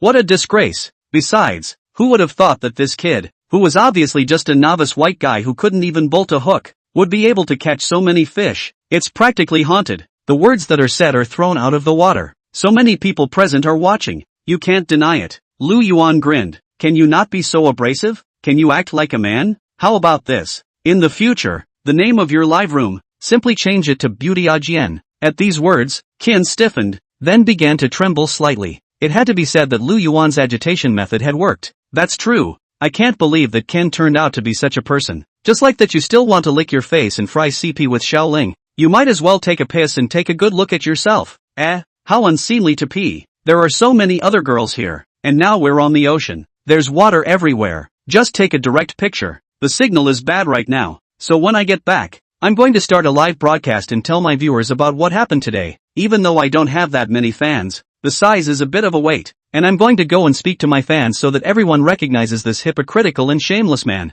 Now, the people on the yacht completely sided with Lu Yuan. They were also very disgusted with the man who had spoiled a rare yacht party. Faced with the cynicism of the others, Qin couldn't say a word, but could only close his eyes and half tilt his head, a clear tear sliding down from the corner of his eye to his cheek. He was still thinking of making a final struggle, selling out, and maybe escaping this humiliating punishment. But Lu Yuan was holding his cat and watching Ken's performance with interest. After a long time, Ken knew that he couldn't escape this punishment no matter what, so he took a deep breath, knelt down as fast as he could, and yelled as hard as he could, "Dad, I was wrong." Then he popped up like a spring and stared viciously at Lu Yuan. The cry, tinged with indignation, resounded throughout the yacht. But people had no pity for Ken. Good son. Lu Yuan smiled like a villain and dragged Wei Ruoling over again. There's still your mom here. Call out as well. Don't you go too far. Ken's eyes were full of red blood. After catching a few ragged breaths, he pushed his way through the crowd and dove into a small, very inconspicuous room at the stern of the ship to hide. The room appeared to be a utility room, and it was thought that he had hid here when he came on board without being discovered, until the ship left the harbor and he could no longer be disembarked, and then he jumped out to make trouble. But all of that is no longer relevant. A small storm was not enough to dampen everyone's spirits. This luxury yacht had a specially equipped chef who took Lu Yuan's bucket full of fish and made it into a delicious delicacy, filling the entire boat with food. Without the spoiler, the people clamored once more. It wasn't until the sun was in the west that the yacht slowly made its way back to the harbor. The first to get off the boat is naturally long ago no face Agn. The boat is not yet quite stable. An arrow step jumped to the dock, and then all the way to trot away from the line of sight. He also performed a left-footed right-footed flat floor drop to help the crowd. Let's go back too. Only when the crowd dispersed with their greetings did Lu Yuan take Wei Ruoling and Su Xiaoxiao with him and went back to Castle Peak Farm together. Ran Tong didn't need Lu Yuan to send her, and rubbed her friend's car to go back by herself. Gee, the sun at sea is pretty poisonous. I'm getting a tan. As soon as he returned to the villa, Su Xiaoxiao acted like a burglar, pulling Wei Ruoling and running upstairs. Lu Yuan shrugged his shoulders and went back to his bedroom, collapsing headfirst onto the big bed. Instantly surrounded by the fluffy and soft bedding,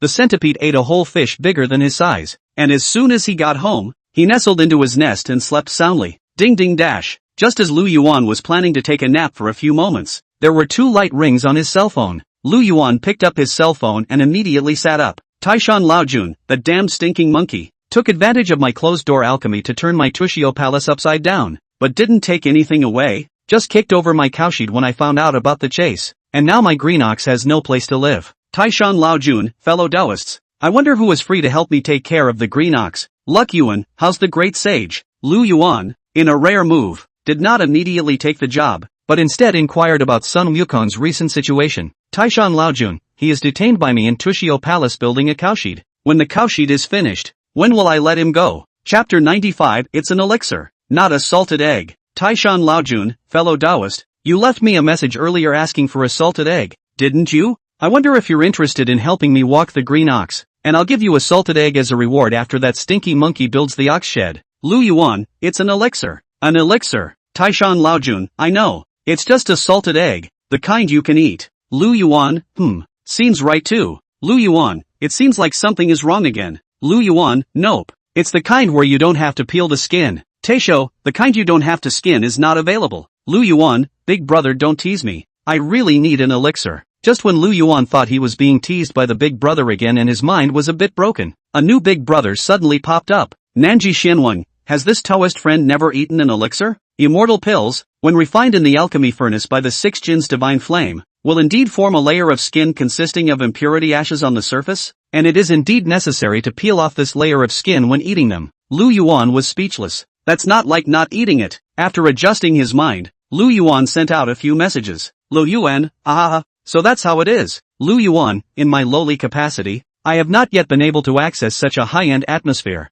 Lu Yuan, it's just that my pet heard its origin to save me, so I had to shamelessly ask for help from all of you bigwigs, so I'm sorry if you're laughing. After the message went out, no one responded for half a day. Lu Yuan was a bit embarrassed. What's the holdup? Is it disliked? Just as Lu Yuan was considering whether or not to explain further, a message popped up on the group chat interface. Taishan Laojun, so that's how it is. That stinking monkey was sent by you to find the elixir, right? Looking at this message, Lu Yuan almost spat out a mouthful of blood. Lu Yuan, what virtue and ability do I have? How could I possibly instruct a being like the great sage of Qi Tian? Lu Yuan, it's just that the great sage is too warm-hearted, and after I told the great sage about my troubles, the great sage took the initiative to offer to help me to get the immortal elixir. Lu Yuan, in that case, it does seem to be my fault. Lu Yuan, I hope that the old lord will not be harsh on the great sage, and that if there is any punishment, I am willing to bear it all. After solemnly typing these words, Lu Yuan's palms were sweating nervously. He didn't want Sun Wukong to be chastised because of himself, but if the elder Lord Taishang really blamed him,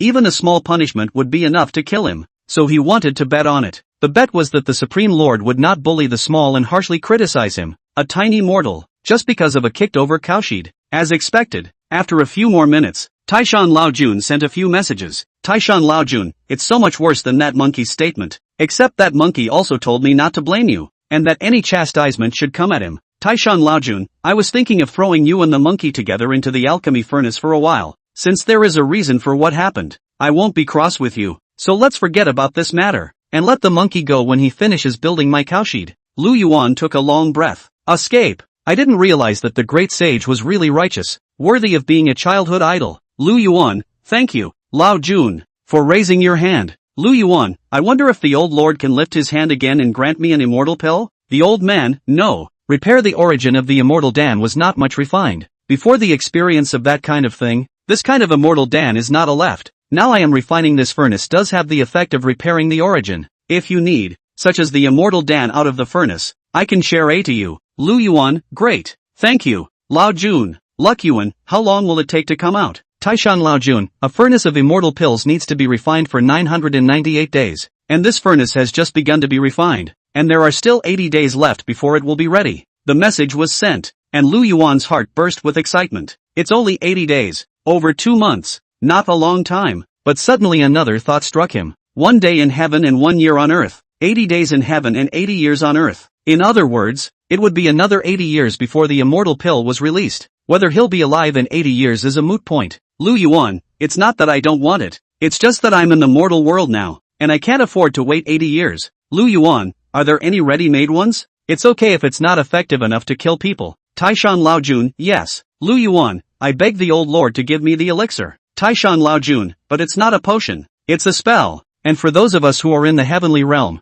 the effect of the spell is minimal, but if you, Taoist, are in the mortal realm, you might be able to give it a try. Taishan Laojun, but I need a favor from you, Taoist. Lu Yuan, please speak. Immortal. Taishan Laojun, I need you, Taoist friends, to take care of the green ox for me. Taishan Laojun, I keep this green ox in the barn on weekdays, and it hasn't been active for a long time, so I hope that you, Taoist, can help me give it a good walk. Lu Yuan, no problem, leave it to me. Lu Yuan agreed in one bite, but suddenly, his phone shook and he received another private message. When I clicked on it, it was the Nanji immortal Wang who had spoken before. NJW, fellow Daoist agreed too quickly. I couldn't even stop it in time. Lu Yuan, what's wrong? NJW, it's okay. Wish the Taoist good luck. After saying a couple of words, Nanji immortal Wang went offline, leaving Lu Yuan bewildered. Is this a pit? Have you inadvertently stepped in the hole again? But before he could think about it, he suddenly heard a rush of footsteps from outside,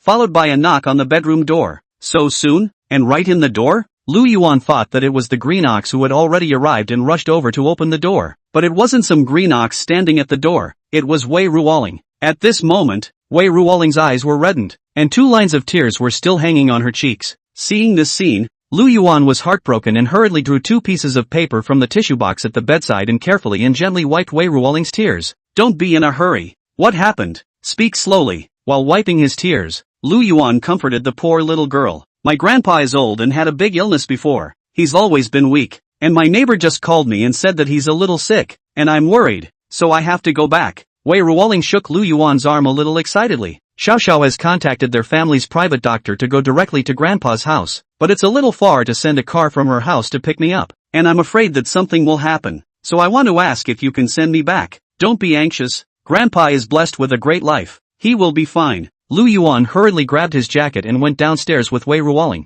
I'll send you home now. Chapter 96, Both are cows. Why is there such a big difference? Even though it was late and he had not even eaten dinner yet, how could Lu Yuan have the heart to eat right now? With a kick of the gas, Lu Yuan took Wei Ruoling and Su Xiaoxiao back to that small village. Before the car stopped, Wei Ruoling opened the door and jumped out. Fortunately, the speed of the car is not too fast. She just stumbled and did not fall. But also Lu Yuan and Su Xiaoxiao, scared enough, hurriedly parked the car, then opened the door to catch up. Su Xiaoyi's family doctor had already arrived, and was doing the most basic examination at the moment. After a while, the check was complete. Well, nothing serious, just old age and a little low blood pressure. The result was a relief to everyone. Guh, relaxing. Wei Ruoling's stomach rumbled. That's when she remembered that she hadn't eaten. It just so happened that Grandpa Wei didn't eat either. So Lu Yuan went to the small restaurant at the head of the village and packed a few dishes and rice, and based on the family doctor's advice, packed stir-fry dishes that were light in flavor. After eating, Lu Yuan planned to go back, but at that moment, Wei Ruoling suddenly pulled Lu Yuan's hand. Seeing this, the family doctor cleared his throat and was the first to step out of the room to avoid the situation. Lu Yuan, I won't go back. Wei Ruoling was a bit hesitant and secretly raised her eyes to look at Lu Yuan for a moment, then quickly retracted her gaze again. I've been very happy these past few days at your place, but just now I thought about it. Grandpa is too old to leave someone around. So, she spoke in a smaller and smaller voice, in the end not even much louder than a mosquito's cry. She was worried that Lu Yuan might be imagining things, but Lu Yuan just smiled faintly and stroked Wei Ruoling's hair dotingly. Little fool, Grandpa is getting old, so he really should spend more time with the old man. I won't think too much about it, but I think, isn't it possible to bring Grandpa back to my place together? That way there will still be one more person to take care of. Forget it, can you be there at all times 24 hours a day? Suddenly, Su Xiaoxiao interjected, I think it would be better to go up to my place. I have more people there, and a specialized doctor, and I'm also a girl, so it's much more convenient for little spirit to stay at my place than yours. Lu Yuan wanted to retort, but on second thought, Su Xiaoxiao had a point, so he agreed. It's not like we won't see each other again anyway, and it's even nice to dine at Su's house once in a while. After agreeing, Wei Ruoling joined Grandpa Wei and rode in the Su family's car, while Lu Yuan went back to Castle Peak Farm by himself. But when he returned to the entrance of Castle Peak Farm,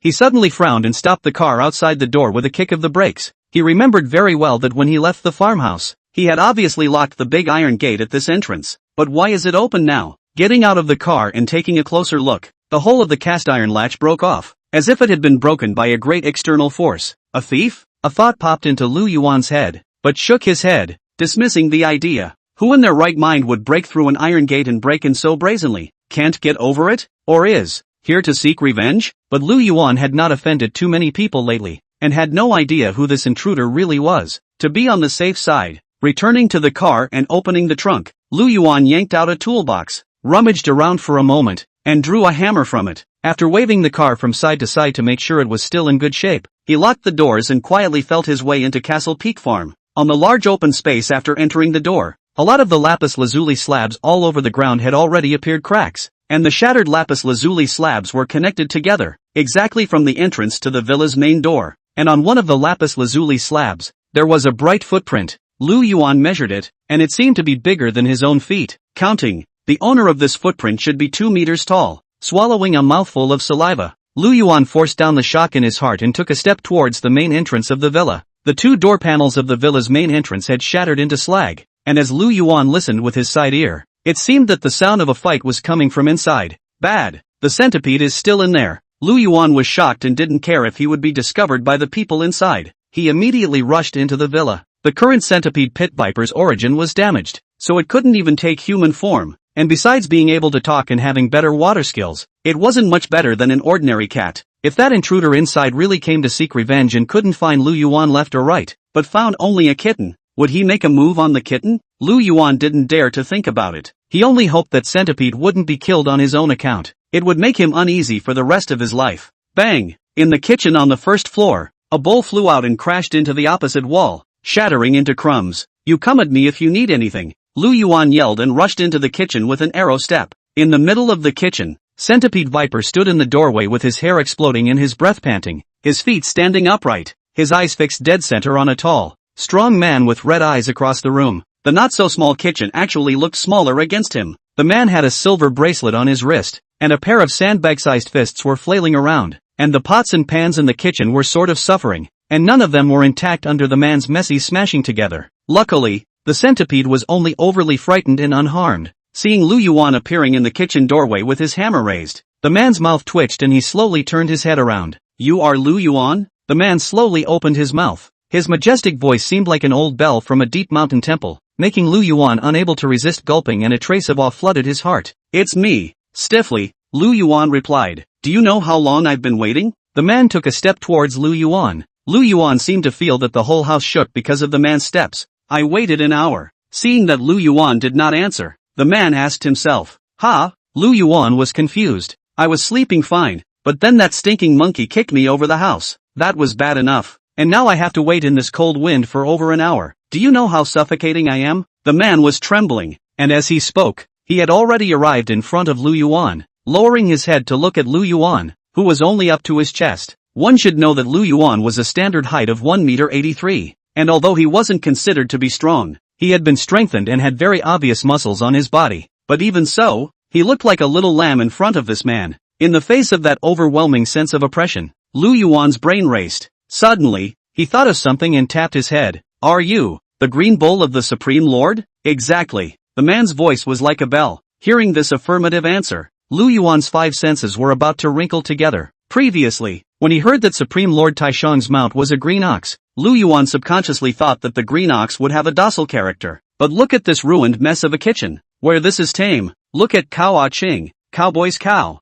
How nice she is, a whole boy's mom. And look at this one, a god of destruction. They're both cows. Why is there such a big difference? Lu Yuan finally knew why the South Pole Immortal Wang had wished himself good luck. Chapter 97, The Grumpy Iron Bean Eater. Before, he always thought that the green bull was the mount of the Supreme Lord, but Lu Yuan had forgotten that this one was the one-horned rhinoceros king from the journey to the west, an existence that had caused great trouble to the Monkey King. In that case, it seems normal to be grumpy. What should I call you? Lu Yuan inquired tentatively, fearing that a carelessness would once again touch this one's mold. Da Wang? Call it what you want, just king. Big king is too hard to hear. The man grunted, looking like he was still in a state of residual anger. Okay, great king. Lu Yuan laughed a little. Look at the kitchen you have also smashed and your anger has subsided. Shouldn't we have a good talk? Hearing this, the hostility in the great king's eyes faded. Looking around the room that he had smashed into a mess with only the load-bearing walls still intact, a trace of guilt actually surfaced in his eyes.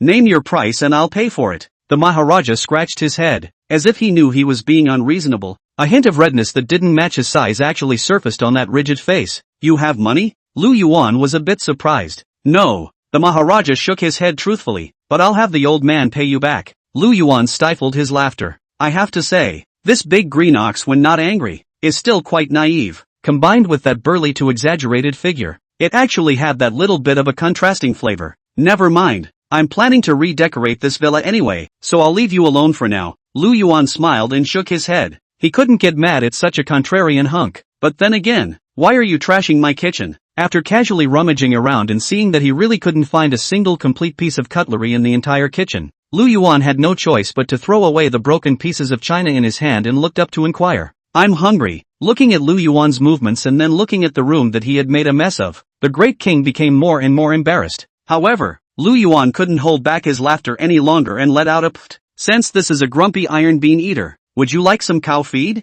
Lu Yuan couldn't help but joke. I want to whack you. The great king's face went cold once again. I'm sorry. Lu Yuan put away his joking attitude. He didn't want to tussle with bulls, eating fodder every day in heaven. It's so easy to come to earth and want a change of flavor. The Maharaja's face eased up a lot. Suddenly, a question popped up in Lu Yuan's mind. Say, what are some good things inside the cattle feed in the immortal world? Good stuff? Not much good stuff, I guess. The great king recalled. I remember there were laurel leaves, peach juice, blossom petals, lotus seeds of the heavenly river, and occasionally fresh immortal bamboo leaves. And by the way, the most unusual ones in there would be Ganoderma powder and ginseng whiskers. And, can a mortal eat this fodder? Lu Yuan suddenly asked. If there was really such a tub of something in front of him, not to mention cow feed, Lu Yuan would not hesitate to take a bite of it even if he was told that it was pig feed. It wasn't that he had a brain fart. It was just that most of the things inside this feed were immortal items that were rare to see in the mortal world, and it was simply too extravagant to use these things to make feed. Actually,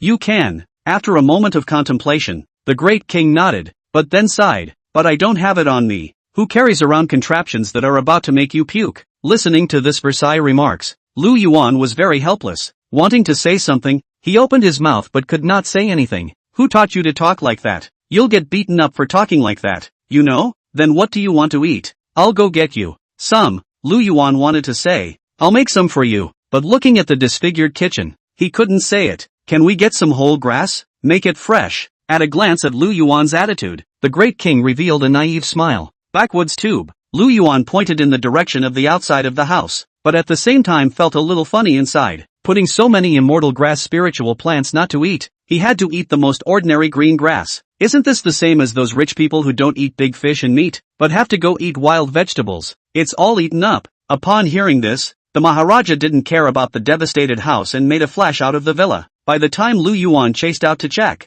the great king had already disappeared. It was just that on the hillside in the back of the mountain, there was a large-sized plate-horned green bull eating grass leisurely. Seeing the great king eating so happily, Lu Yuan stroked his chin and laughed softly, so he didn't bother with him and turned around to go back to the villa. There shouldn't be anything wrong with having a cow at Green Mountain Farms, right? Besides, even though it was now fall and the tips of the grass on the hills were beginning to yellow, there was still quite a bit of grass on this one hill. Even if that big green cow let loose, how much could it eat? You can't just chew a whole mountain bald, can you? Thinking like this, Lu Yuan calmed down the frightened and fried centipede and returned to his own room on the second floor. It's a good thing the Maharaja only damaged the first floor and didn't reach the second floor. When the next day came, Lu Yuan slept until sunrise. After washing up, he subconsciously tried to fix himself a breakfast. But when he got to the first floor, it was only then that he remembered that his kitchen utensils had soulfully returned to the dump last night. There was no choice but to go out and look around first. The slate-horned green cow was lying on its back in the doorway, chewing the grass that had come up from the regurgitation in its mouth. Was the food satisfactory?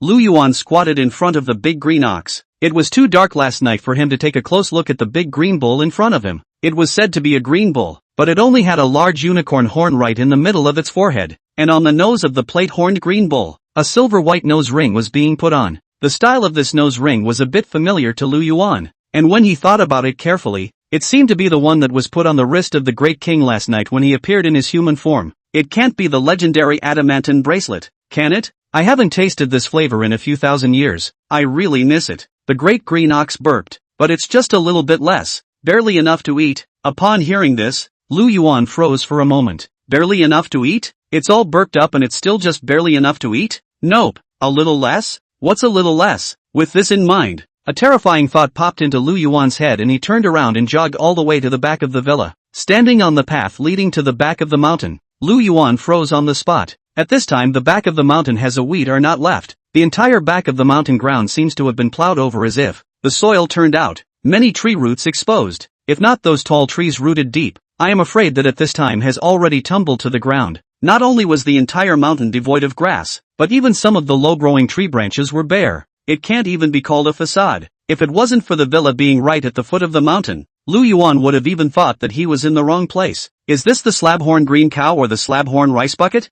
Lu Yuan could visualize that under the moonlight, that plate-horned green ox stood upright and tried to reach the leaves after eating clean grass. And a little funny, I must say. It's dawn. Time to go out for a walk. While Lu Yuan was dumbfounded, the plate-horned green ox walked behind Lu Yuan, and with a single tip of its one horn, which was even thicker than Lu Yuan's waist, lifted Lu Yuan up and placed him firmly on his back, and then walked out of the Castle Peak farm in a slow and easy manner. Chapter 98 Young Master Chi. It wasn't until Lu Yuan came back to his senses this time when he held the huge unicorn horn and came to the road in a lurch. The good thing is that it's a little distance from the city, and one man and one cow isn't going to cause a stir. It was just that Lu Yuan was still a bit depressed. Imagine half a month ago, he is still everyone to be respected as a Mr. Lu people, how are now on the cattle herding children. However, on second thought, it seemed that it wasn't unacceptable that this was put on the mount of the Supreme Lord. One man and one cow just slipped into the sunrise for about 2 hours or so. Seeing that he was about to reach the edge of the city and the probability of encountering people was about to increase, Lu Yuan turned the bull's head, intending to go back to Castle Peak Farm, but just as he turned around,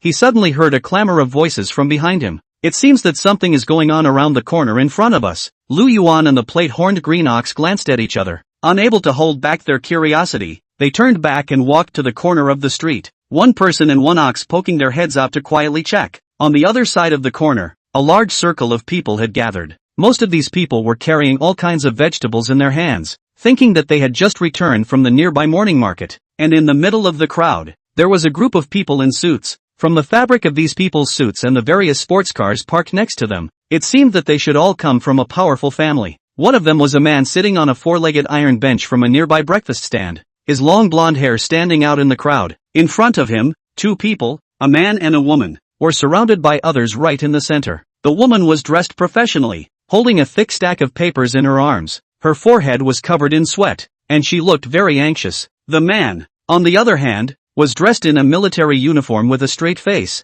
standing between the woman and the man with long hair. I'm sorry, I just accidentally touched you. I apologize. The woman kept bowing to the long-haired man, eager to get out of here as soon as possible, but it was not what he had hoped for. Those people around him not only did not allow the way, but also let out a cackle in unison. Apologize? Our young Master Chi needs you to apologize to him? A lean man walked up behind the long-haired man and teased, "Do you know that the bump you just made cost our young Master Chi a dime? Resulting in not enough money to pay for breakfast now. I'm sorry, I can pay for you, but please let me go. I have an emergency." The woman was on the verge of tears, her voice taking on a sobbing tone. "Do you know who our young Master Chi is? The young master of the Immortal Island Group." Immortal Island Group. That's a big group on par with whose group and Maplewood Group. Does young Master Chi need you to pay for him? Are you looking down on our young Master Chi? The lean man grinned. No. I just. The more the woman talked, the more anxious she became, and in the end she just couldn't say a word. "There's no need for you guys to make things difficult for a little girl. What exactly do you guys want?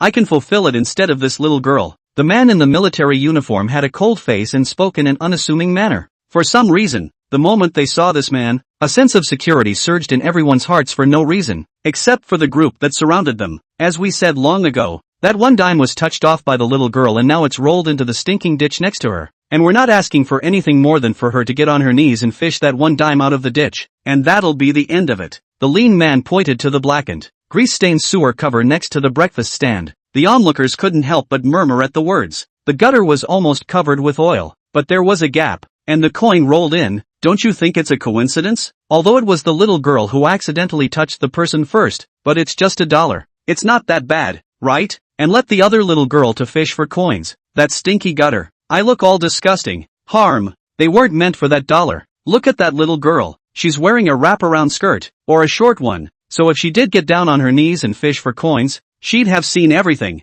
So that's what they're after. What a thing. If it hadn't been for that soldier boy stepping up to the plate, I don't know how the little girl would have been tossed around. Hearing the murmurs, the woman blushed, clutching the papers in one hand and freeing one to tug down the hem of her skirt, which was just above the base of her thighs. Who the hell has such a dirty mouth? Daring to scold our young Master Chi. I think you're tired of living. The lean man's triangular eyes glared as he looked around. The crowd didn't dare to get tough with him, and they avoided the sight of the lean man. Since you're going to stand up for her, then you'll do it for her. Seeing that people chose to retreat, the lean man smiled smugly before raising his eyes to the soldiers in front of him. But remember, make sure you kneel on the ground and fish out the coins with your hands. As he said this, the thin man emphasized the tones of the words kneel and hand. No, the uniform represents the dignity of the soldier and the entire army. Since I'm wearing the uniform, it's impossible to kneel. The soldier gritted his teeth. Other than that, no matter what method, even if I jump down to fish, I have no complaints. He had the people behind him, and even if he was caught in the crossfire, he wouldn't back down for half a step. However, it was helpless. The other party was a bit too many people, and he was only one person. Even though he had received rigorous training, it was impossible to be an opponent on his own. What's more, his fists were for use against his enemies, not against his own people. What are you? Aren't you just a stinking soldier? Hair has not yet grown all the way up, so you learn from others to show off. Do you have the strength? The lean man spat. If the soldier hadn't reacted quickly enough, the mouthful of spit mixed with phlegm would have landed on his pants leg. The soldier's face turned blue and he couldn't say a word. You guys are going a little overboard. That's it. Soldiers protect their families and their country. When there is danger coming, they are the first ones to rush up. And now you are still insulting him like this. Isn't it too bullying? What's wrong with being rich? Is being rich a big deal? Can you forget your roots just because you're rich? The onlookers were a little bit unable to look at it, and they couldn't care less about whether or not they would be retaliated against. So they shouted out their accusations, facing the raging public discontent like a wave. The lean man obviously couldn't top it, and looked at the long-haired man, who hadn't said anything, with a panicked expression. Finally, the long-haired man stood up. That said, we're good law-abiding citizens, not heartless jerks, and we're not going to let you do something as disgusting as letting you jump. And besides, it would stain your uniform, wouldn't it? The long-haired man revealed a kind smile. How about this? You take off these clothes, and then kneel down to help me fish up the coins, so that you won't insult this uniform of yours, and I can get back the property that belongs to me, just to aggravate you a bit and make you lose some face. Chapter 99, Good Citizenship Through Courage and Courage. At these words, the soldier's face flushed red and white. It's more than a bit of a disgrace. It's too much, making people take off their clothes and kneel down. What's the difference between that and making them in public? It is. It's so insulting. Being a soldier, you can't kneel. The crowd couldn't look away either and yelled. Seems a bit indecent. Listening to the shouts of the crowd, the long-haired man waved his hand. Then you'll just have to step aside and enjoy with us how this chick fished that one coin out of the stinking gutter.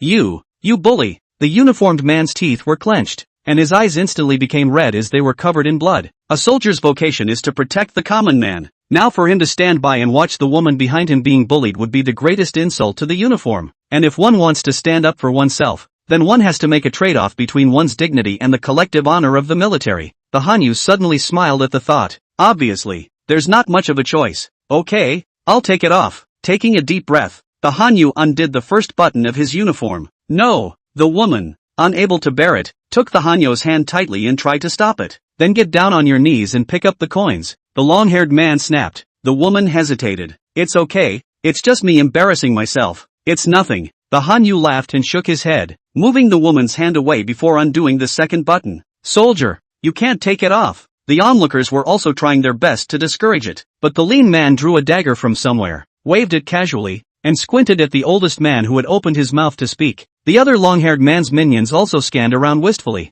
as if they were waiting for whoever was next to speak up so they could take that person out. Faced with such a situation, the old man and other onlookers were also silent. Han had already undone the third button. Things seemed to have gotten to the point where they can't be stopped, but just then, around the corner in front of them, there was a loud and clear sound of a cow bellowing. Moo dash. Accompanying this bull's bellow, a white and handsome-looking man riding a one-horned bull with red eyes rushed out from the corner, straddling between the soldier and the long-haired man. Needless to say, this person was none other than Lu Yuan. Rolling over and getting off the cow, Lu Yuan came to the front of the Hanyu, raised his hand and tied back the three buttons that had been undone, one by one. The plate-horned green ox was already short-tempered, and seeing that this man was about to lose face, he could no longer hold back and rushed out with Lu Yuan on his back. This was just what Lu Yuan wanted. Don't take it off. You were protecting the people before. This time, it's the people's turn to protect you. Lu Yuan stretched the shoulders and collar of the Han's uniform, smoothing out the messy folds. Don't look at his words and kind words, but underneath this calm emotion was a rage that was churning to the point where it was about to spill out. Who the hell are you? A stinking cattle herder. How dare you come to meddle in our young Master Chi's affairs? Do you know who our young Master Chi is? The lean man waved his dagger and took 2 steps forward. Before the third step had even landed, he suddenly felt a flash of black light in front of his eyes, and the scene in his field of vision spun around. It wasn't the scene around him that was spinning. It was him. With just a casual topple, the plate-horned green ox lifted this lean man out of the air, spinning and flying over a dozen meters away at a speed of more than 30 laps in a backward somersault. When the lean man's body hit the ground hard, the first thing he did was not to cry out in pain, but to vomit with a wow sound. Even yesterday's breakfast was vomited out. The dagger in his hand, too, came out of his hand the moment he took off in the air, and was flung aside on the ground. Hey, cow hood, is your cow crazy? The long-haired man didn't bother about his little brother who was thrown out, but instead slightly lowered his head, his eyes staring at Lu Yuan from a diagonal angle. Or do you want to come and kneel for this chick? Said. His line of sight crossed over the soldiers and Lu Yuan, shot at the woman. Tell me about you. Where do you get such a big charm? Actually have a man one after another stand up for you. I see you directly quit your current job. Find a place to pick up customers. Earn must be more than now. Pop. Before young Master Chi could finish, he was suddenly slapped on the face by Lu Yuan. This slap is really heavy enough. Directly hit him in place, rotated 360 degrees. Originally cleaned up very sharp hair is also messy in front of the face. Poo, a mouthful of blood spit out, along with spitting out 2 back teeth. Your grandma. The 2 teeth I just had installed were custom made with the finest craftsmanship, each one worth over $100,000. Can you afford it? Young Master Chi was blindsided by the slap and froze for half a day until he saw the 2 screwed teeth in his hand. Then he growled back, compensation? Why should I compensate? Lu Yuan scratched the back of his head and bent down to pick up the dagger that the lean man on the ground had exploded and stuffed it into young Master Chi's hand. Why should I pay for it when you committed murder on the street with a knife? And I'm nothing but a good citizen who acted righteously? Saying that, he slapped another slap on the high swollen half of young Master Chi's face. This time, that half of young Master Chi's face swelled even more. Lu Yuan shrugged it off. When one face gets swollen, you switch to the other? It doesn't make sense. Young Master. It wasn't until the second slap nearly smashed young Master Chi's face that the few remaining people who were traveling with young Master Chi reacted and rushed up. Although they are not bodyguards, but also the young masters of various small families, which is the material for fighting, usually the power to bully the habitual. At this moment the real fight, not even close to Lu Yuan's body. It was the plate-horned green ox, one person atop a 7 meat and 8 piglets, but they didn't regret what they had done, and were even a little glad that they had been injured as well. Their clans all had one thing in common, and that was the need to attach themselves to the Chi family's Immortal Island group, and now that their backer had been brutally beaten in the street, if they only watched the show from the sidelines, with the Chi family's narrow-mindedness, they would definitely not want to cooperate with the Chi family again in the future. So even if the injuries sustained were more severe, it was still from having fought alongside young Master Chi, and the Chi family would at least not blame them. On this side, the plate-horned green bull was having fun with one person at a time, and on the other side, Lu Yuan was also attracted by this interesting scene, and didn't notice that young Master Chi, who had collapsed on the ground before, had slowed down at this time, and slowly climbed up. Dogs, die for me! Young Master Chi gripped the dagger in his hand and roared as he rushed towards Lu Yuan. By the time Lu Yuan came back to his senses, the dagger was almost about to pierce into his body. Be bad. Feeling the coolness coming from the dagger, Lu Yuan's heart sank to the bottom. This dagger was still stuffed into young Master Chi's hand by him personally. Is this considered a death wish? Chapter 100. This higher power is too young. You die for me. A cruel light flashed in young Master Chi's eyes, seeing that the dagger was about to stab into Lu Yuan's body. All of a sudden, the dagger flashed strangely and came out of his hand without any warning, leaving only the two hands that were in the posture of holding the dagger. Disliking Lu Yuan's waist. Where's my knife? Young Master Chi stared blankly at his hands, but no one would respond to him. Those people had already been disliked by the plate-horned green bull. Lu Yuan, who was breathing heavily after the calamity, looked up at the direction of the plate-horned green bull. At some point, the dagger in young Master Chi's hand was already being held in the mouth of the plate-horned green ox.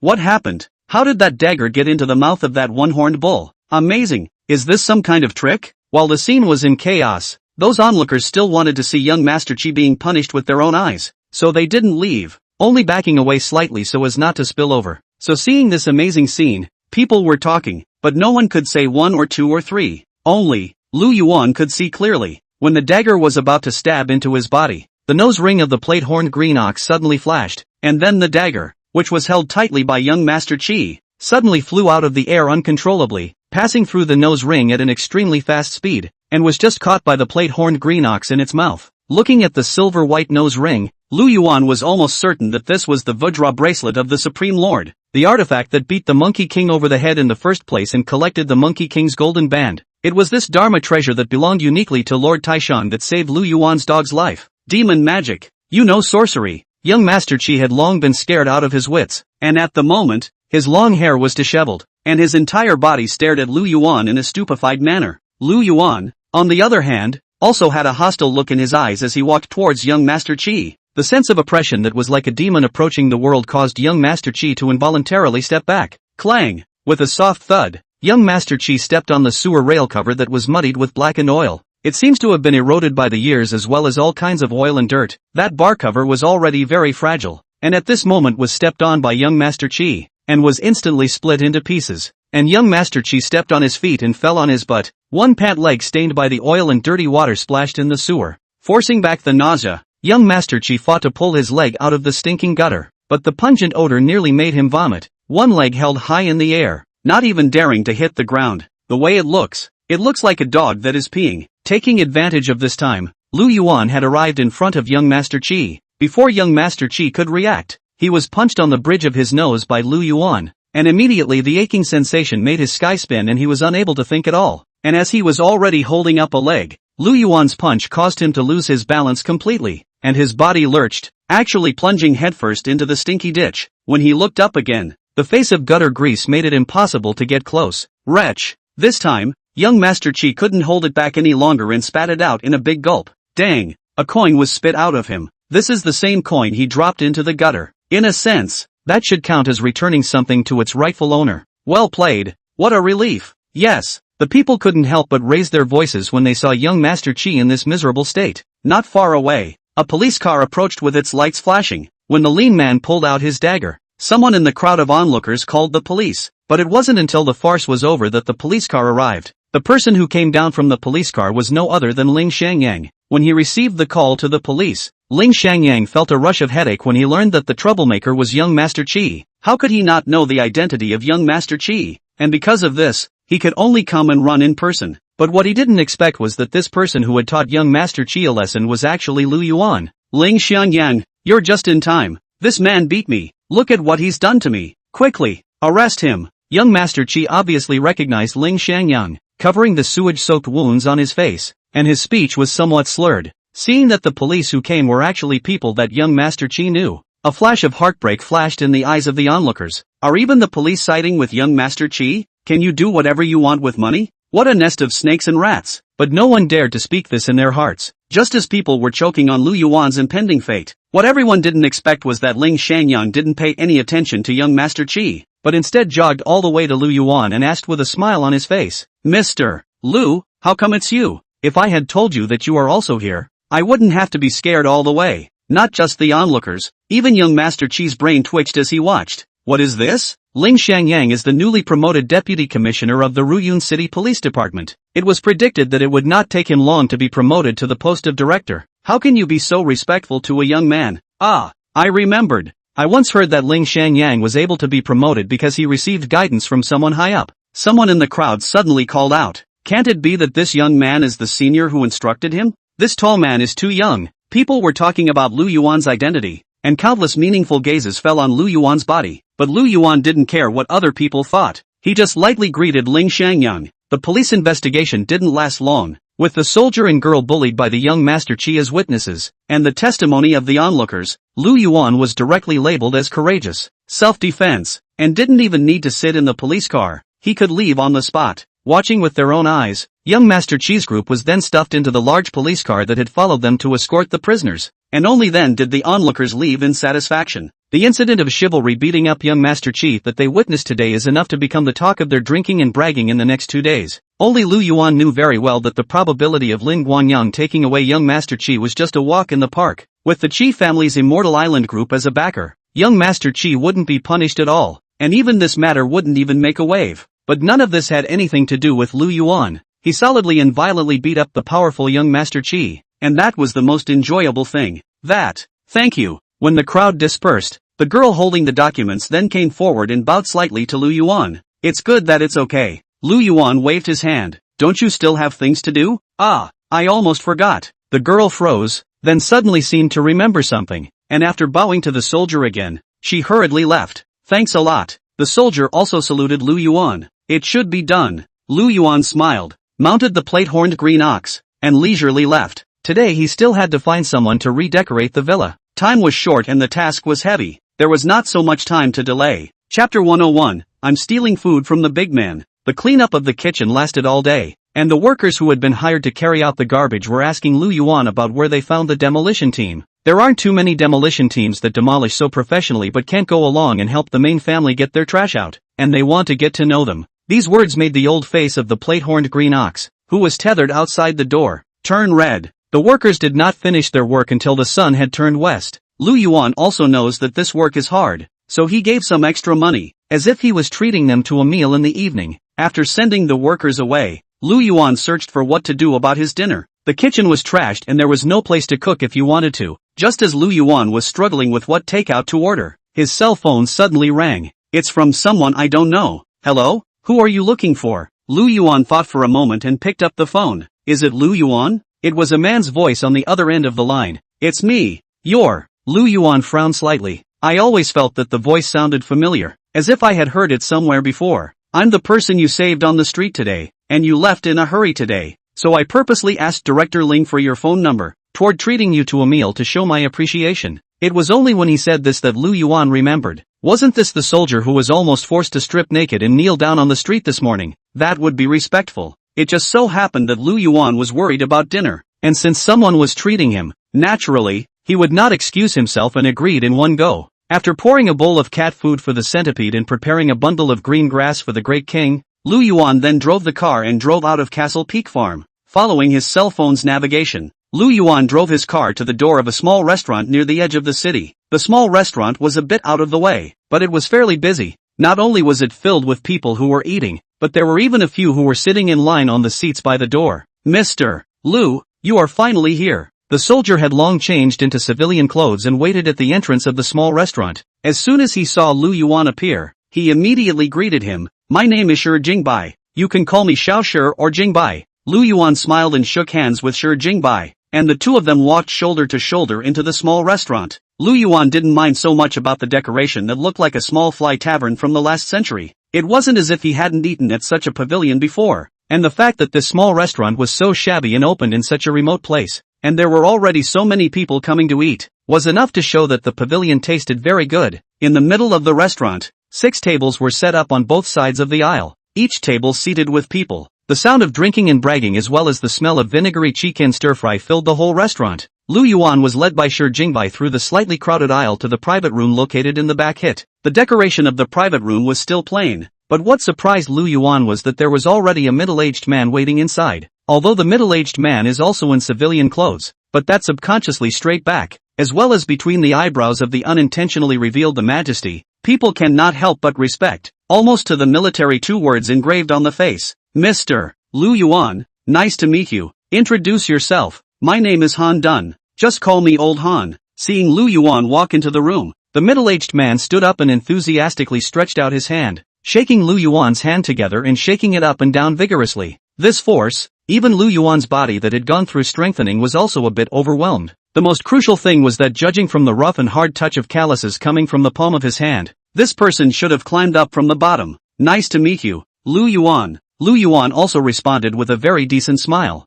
Jingbai is my deputy. You should already know each other. Han Dun introduced, incidentally gouging out the Han with a stern look. Thanks to Mr. Lu's righteousness today, we didn't lose our army's face, just going along for the ride and not putting in much effort. Upon hearing this, Lu Yuan would smile. It could be imagined that the middle-aged man in front of him should have an unusual position in the military, while Shi Jingbai said he was a deputy, most likely a guard or some other role. Let's eat and talk? Saying that, Han Dun gave Shi Jingbai a wink. Shi Jingbai understood and walked out of the private room, leaving only Han Dun as well as Lu Yuan in the room. In a short time, a lean young man with several plates of food was placed on the table, and immediately afterward he retired. Although these dishes do not look exquisite, but the aroma, just smelled, Lu Yuan's stomach cannot help but let out a grumble sound. Ha ha ha. Mr. Lu, don't have to be polite. Feel free to order some dishes. If it's not enough, you can order a few more. Han Dun waved his hand, signaling Lu Yuan to sit down. Then I'm welcome. Lu Yuan did not eat at night, is starving, and now by this table of food hooked up the cravings in the stomach, which still cares about what the 3, 7 and 21, but sitting on the stool, then began to feast, and Han Dun didn't have much of a stance. At first he was smilingly looking at Lu Yuan who was eating without any appearance of food, until Lu Yuan's few chopsticks caught a plate of beef with sauce cleanly. Then he got anxious and hurriedly picked up his chopsticks and started the food fight with Lu Yuan. The two of them went back and forth, so close to a straight-up fight. As he ate, Han Dun saw that he really couldn't compete with Lu Yuan, and only then opened his mouth with a face full of resentment. In fact, I've long heard my brothers and sisters mention Mr. Lu's name. Hearing Han Dun say this, Lu Yuan was stunned. When did you become so famous? Your Sifu is. Licking the oil on his hands, Lu Yuan asked the doubt in his mind. Guan Yulong is my senior brother, and Su Qingming is my senior brother, Han Dun said with a smile. Cough cough cough. Lu Yuan almost choked to death on the chicken leg in his hand. He could never have imagined that he would be able to hear these two names from the mouth of this middle-aged man in front of him. In other words, Han Dun is also a disciple of that mysterious Shi Qingji? I had heard long ago that Shi Qingji had a disciple who was a hand in the Ruyun City Army and governed the entire Ruyun City Army. Previously, I guessed that this middle-aged man in front of me had a high status in the military, but I didn't expect it to be this high, and he, himself, is actually stealing a meal from such a big shot. Mr. Lu's heroic deeds, I've long heard my senior brother and junior brother talk about them badly. I didn't expect that I would be able to meet my honored father today. It seems that the fate between us three senior brothers and Mr. Lu has not yet been fulfilled. Seeing that his words had finally stopped the wolfing Lu Yuan, Han Dun proudly picked up the plate of food in front of him and poured as much of the soup inside as he could on the rice in his bowl. I don't suppose you're looking for me today just for dinner? After learning this news, Lu Yuan completely lost his mind to eat. That's right, I'm looking for Mr. Lu today, and I do have something I want to ask for your help. Being asked by Lu Yuan like this, Han Dun let out a long sigh, pushed the rice bowl in front of him that had already been mixed with soup, and lost his appetite. Hesitating for a moment, Han Dun continued, in fact, recently, the army under my jurisdiction has been plagued by a strange disease. Chapter 102, is your excellency a bit too pitiful? Strange disease? Lu Yuan frowned and just wanted to scratch his head, but remembered that his hands were full of grease, so he could only stop. That's right. Speaking of this matter, Han Dun had sighed. Since last month, in the team under me, there have been people with weak hands and feet, and some people have even been injured in training because of it. At first everyone didn't care about it, but after a week, those who had experienced symptoms of weak hands and feet would fall unconscious. Did you have it checked? Lu Yuan inquired. Of course, but no matter whether it is the military doctors in the army or the city's hospitals, they do not know why these people are in a coma, and cannot even find the cause of the disease. Not only that, I also asked my senior brother to check, but also nothing, and suffering from a strange disease of the people more and more. According to this way, it will not be long, such as the clouds of the city's garrison, will be infected with all of them, and by that time, may also spread to the ordinary citizens. At that time, it might even spread to the ordinary citizens. Han Dan shook his head, a hint of helplessness flashing in his eyes. Can't even Guan Yulong find the cause of the disease? Lu Yuan drew a piece of paper and wiped his hands, without a hint of relief in his frown. But just 2 days ago, someone sent me an anonymous text message saying that I should go to a cave in the mountains to the east and look for something called the pulse interceptor bead, claiming that it could cure strange diseases. Han Dan lowered his head and drank a mouthful of water, then said, but the strange thing about this is that, for one thing, the matter of the strange disease in the army, I made everyone keep their mouths shut, so it's impossible for any outsiders to know about it. And secondly, I've found someone to check it out. And it seems that this number that sent the text message came out of the blue, and no one can find out where the number came from, or even trace it. You went looking for this pulse interceptor bead? Lu Yuan rubbed his chin and inquired. That's right, Han Dan nodded. In fact, today Jingbai went to carry out this mission, but he didn't expect to meet that kind of thing on the way, so he was delayed a little, and when he got to that cave, he didn't find the whereabouts of the vein interceptor bead at all, and it seems that it has been taken away. So, you came to me for...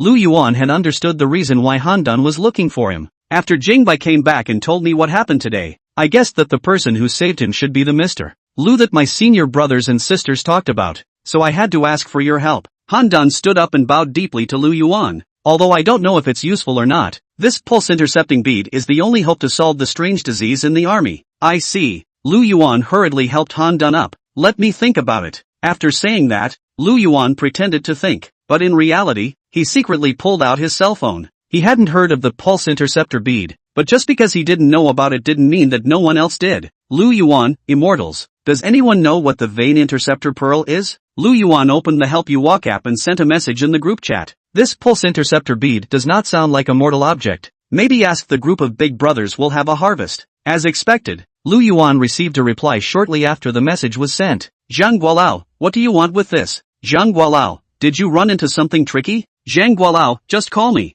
Everything at a good price. Looking at the message sent by Zhang Guolao, the corner of Lu Yuan's eyes jumped straight up. This old man, is he planning to take advantage of the fire again? Lu Yuan, Immortal, I don't want to buy anything. I just want to ask about the whereabouts of this vein interceptor pearl. Zhang Guolao, I know. Lu Yuan, then why are you asking? Lu Yuan, old thing, don't try to trick me this time. Zhang Guolao, I mean, I know where this thing is. Lu Yuan, you know, Immortal, I'm a jokester. I was just joking, don't take it seriously. This kind of speed of face change, even Lu Yuan himself was stupefied when he looked at it. After a few moments, Zhang Guolao returned the message. Only a few short words. Zhang Guolao, 500 merit value. Lu Yuan's head almost exploded. Did the old boy put some kind of surveillance software in his cell phone? How does he know he has and only has 500 merit points? And last time, I spent 500 merit values, and even though I only got an Immortal World rag, it was good to actually get something. But what about this one? Is your excellency a bit too pitiful when you have to sell 500 merits for a single message? Luck Yuan, do Immortal Masters love jokes too? Lu Yuan, wouldn't it be a bit expensive?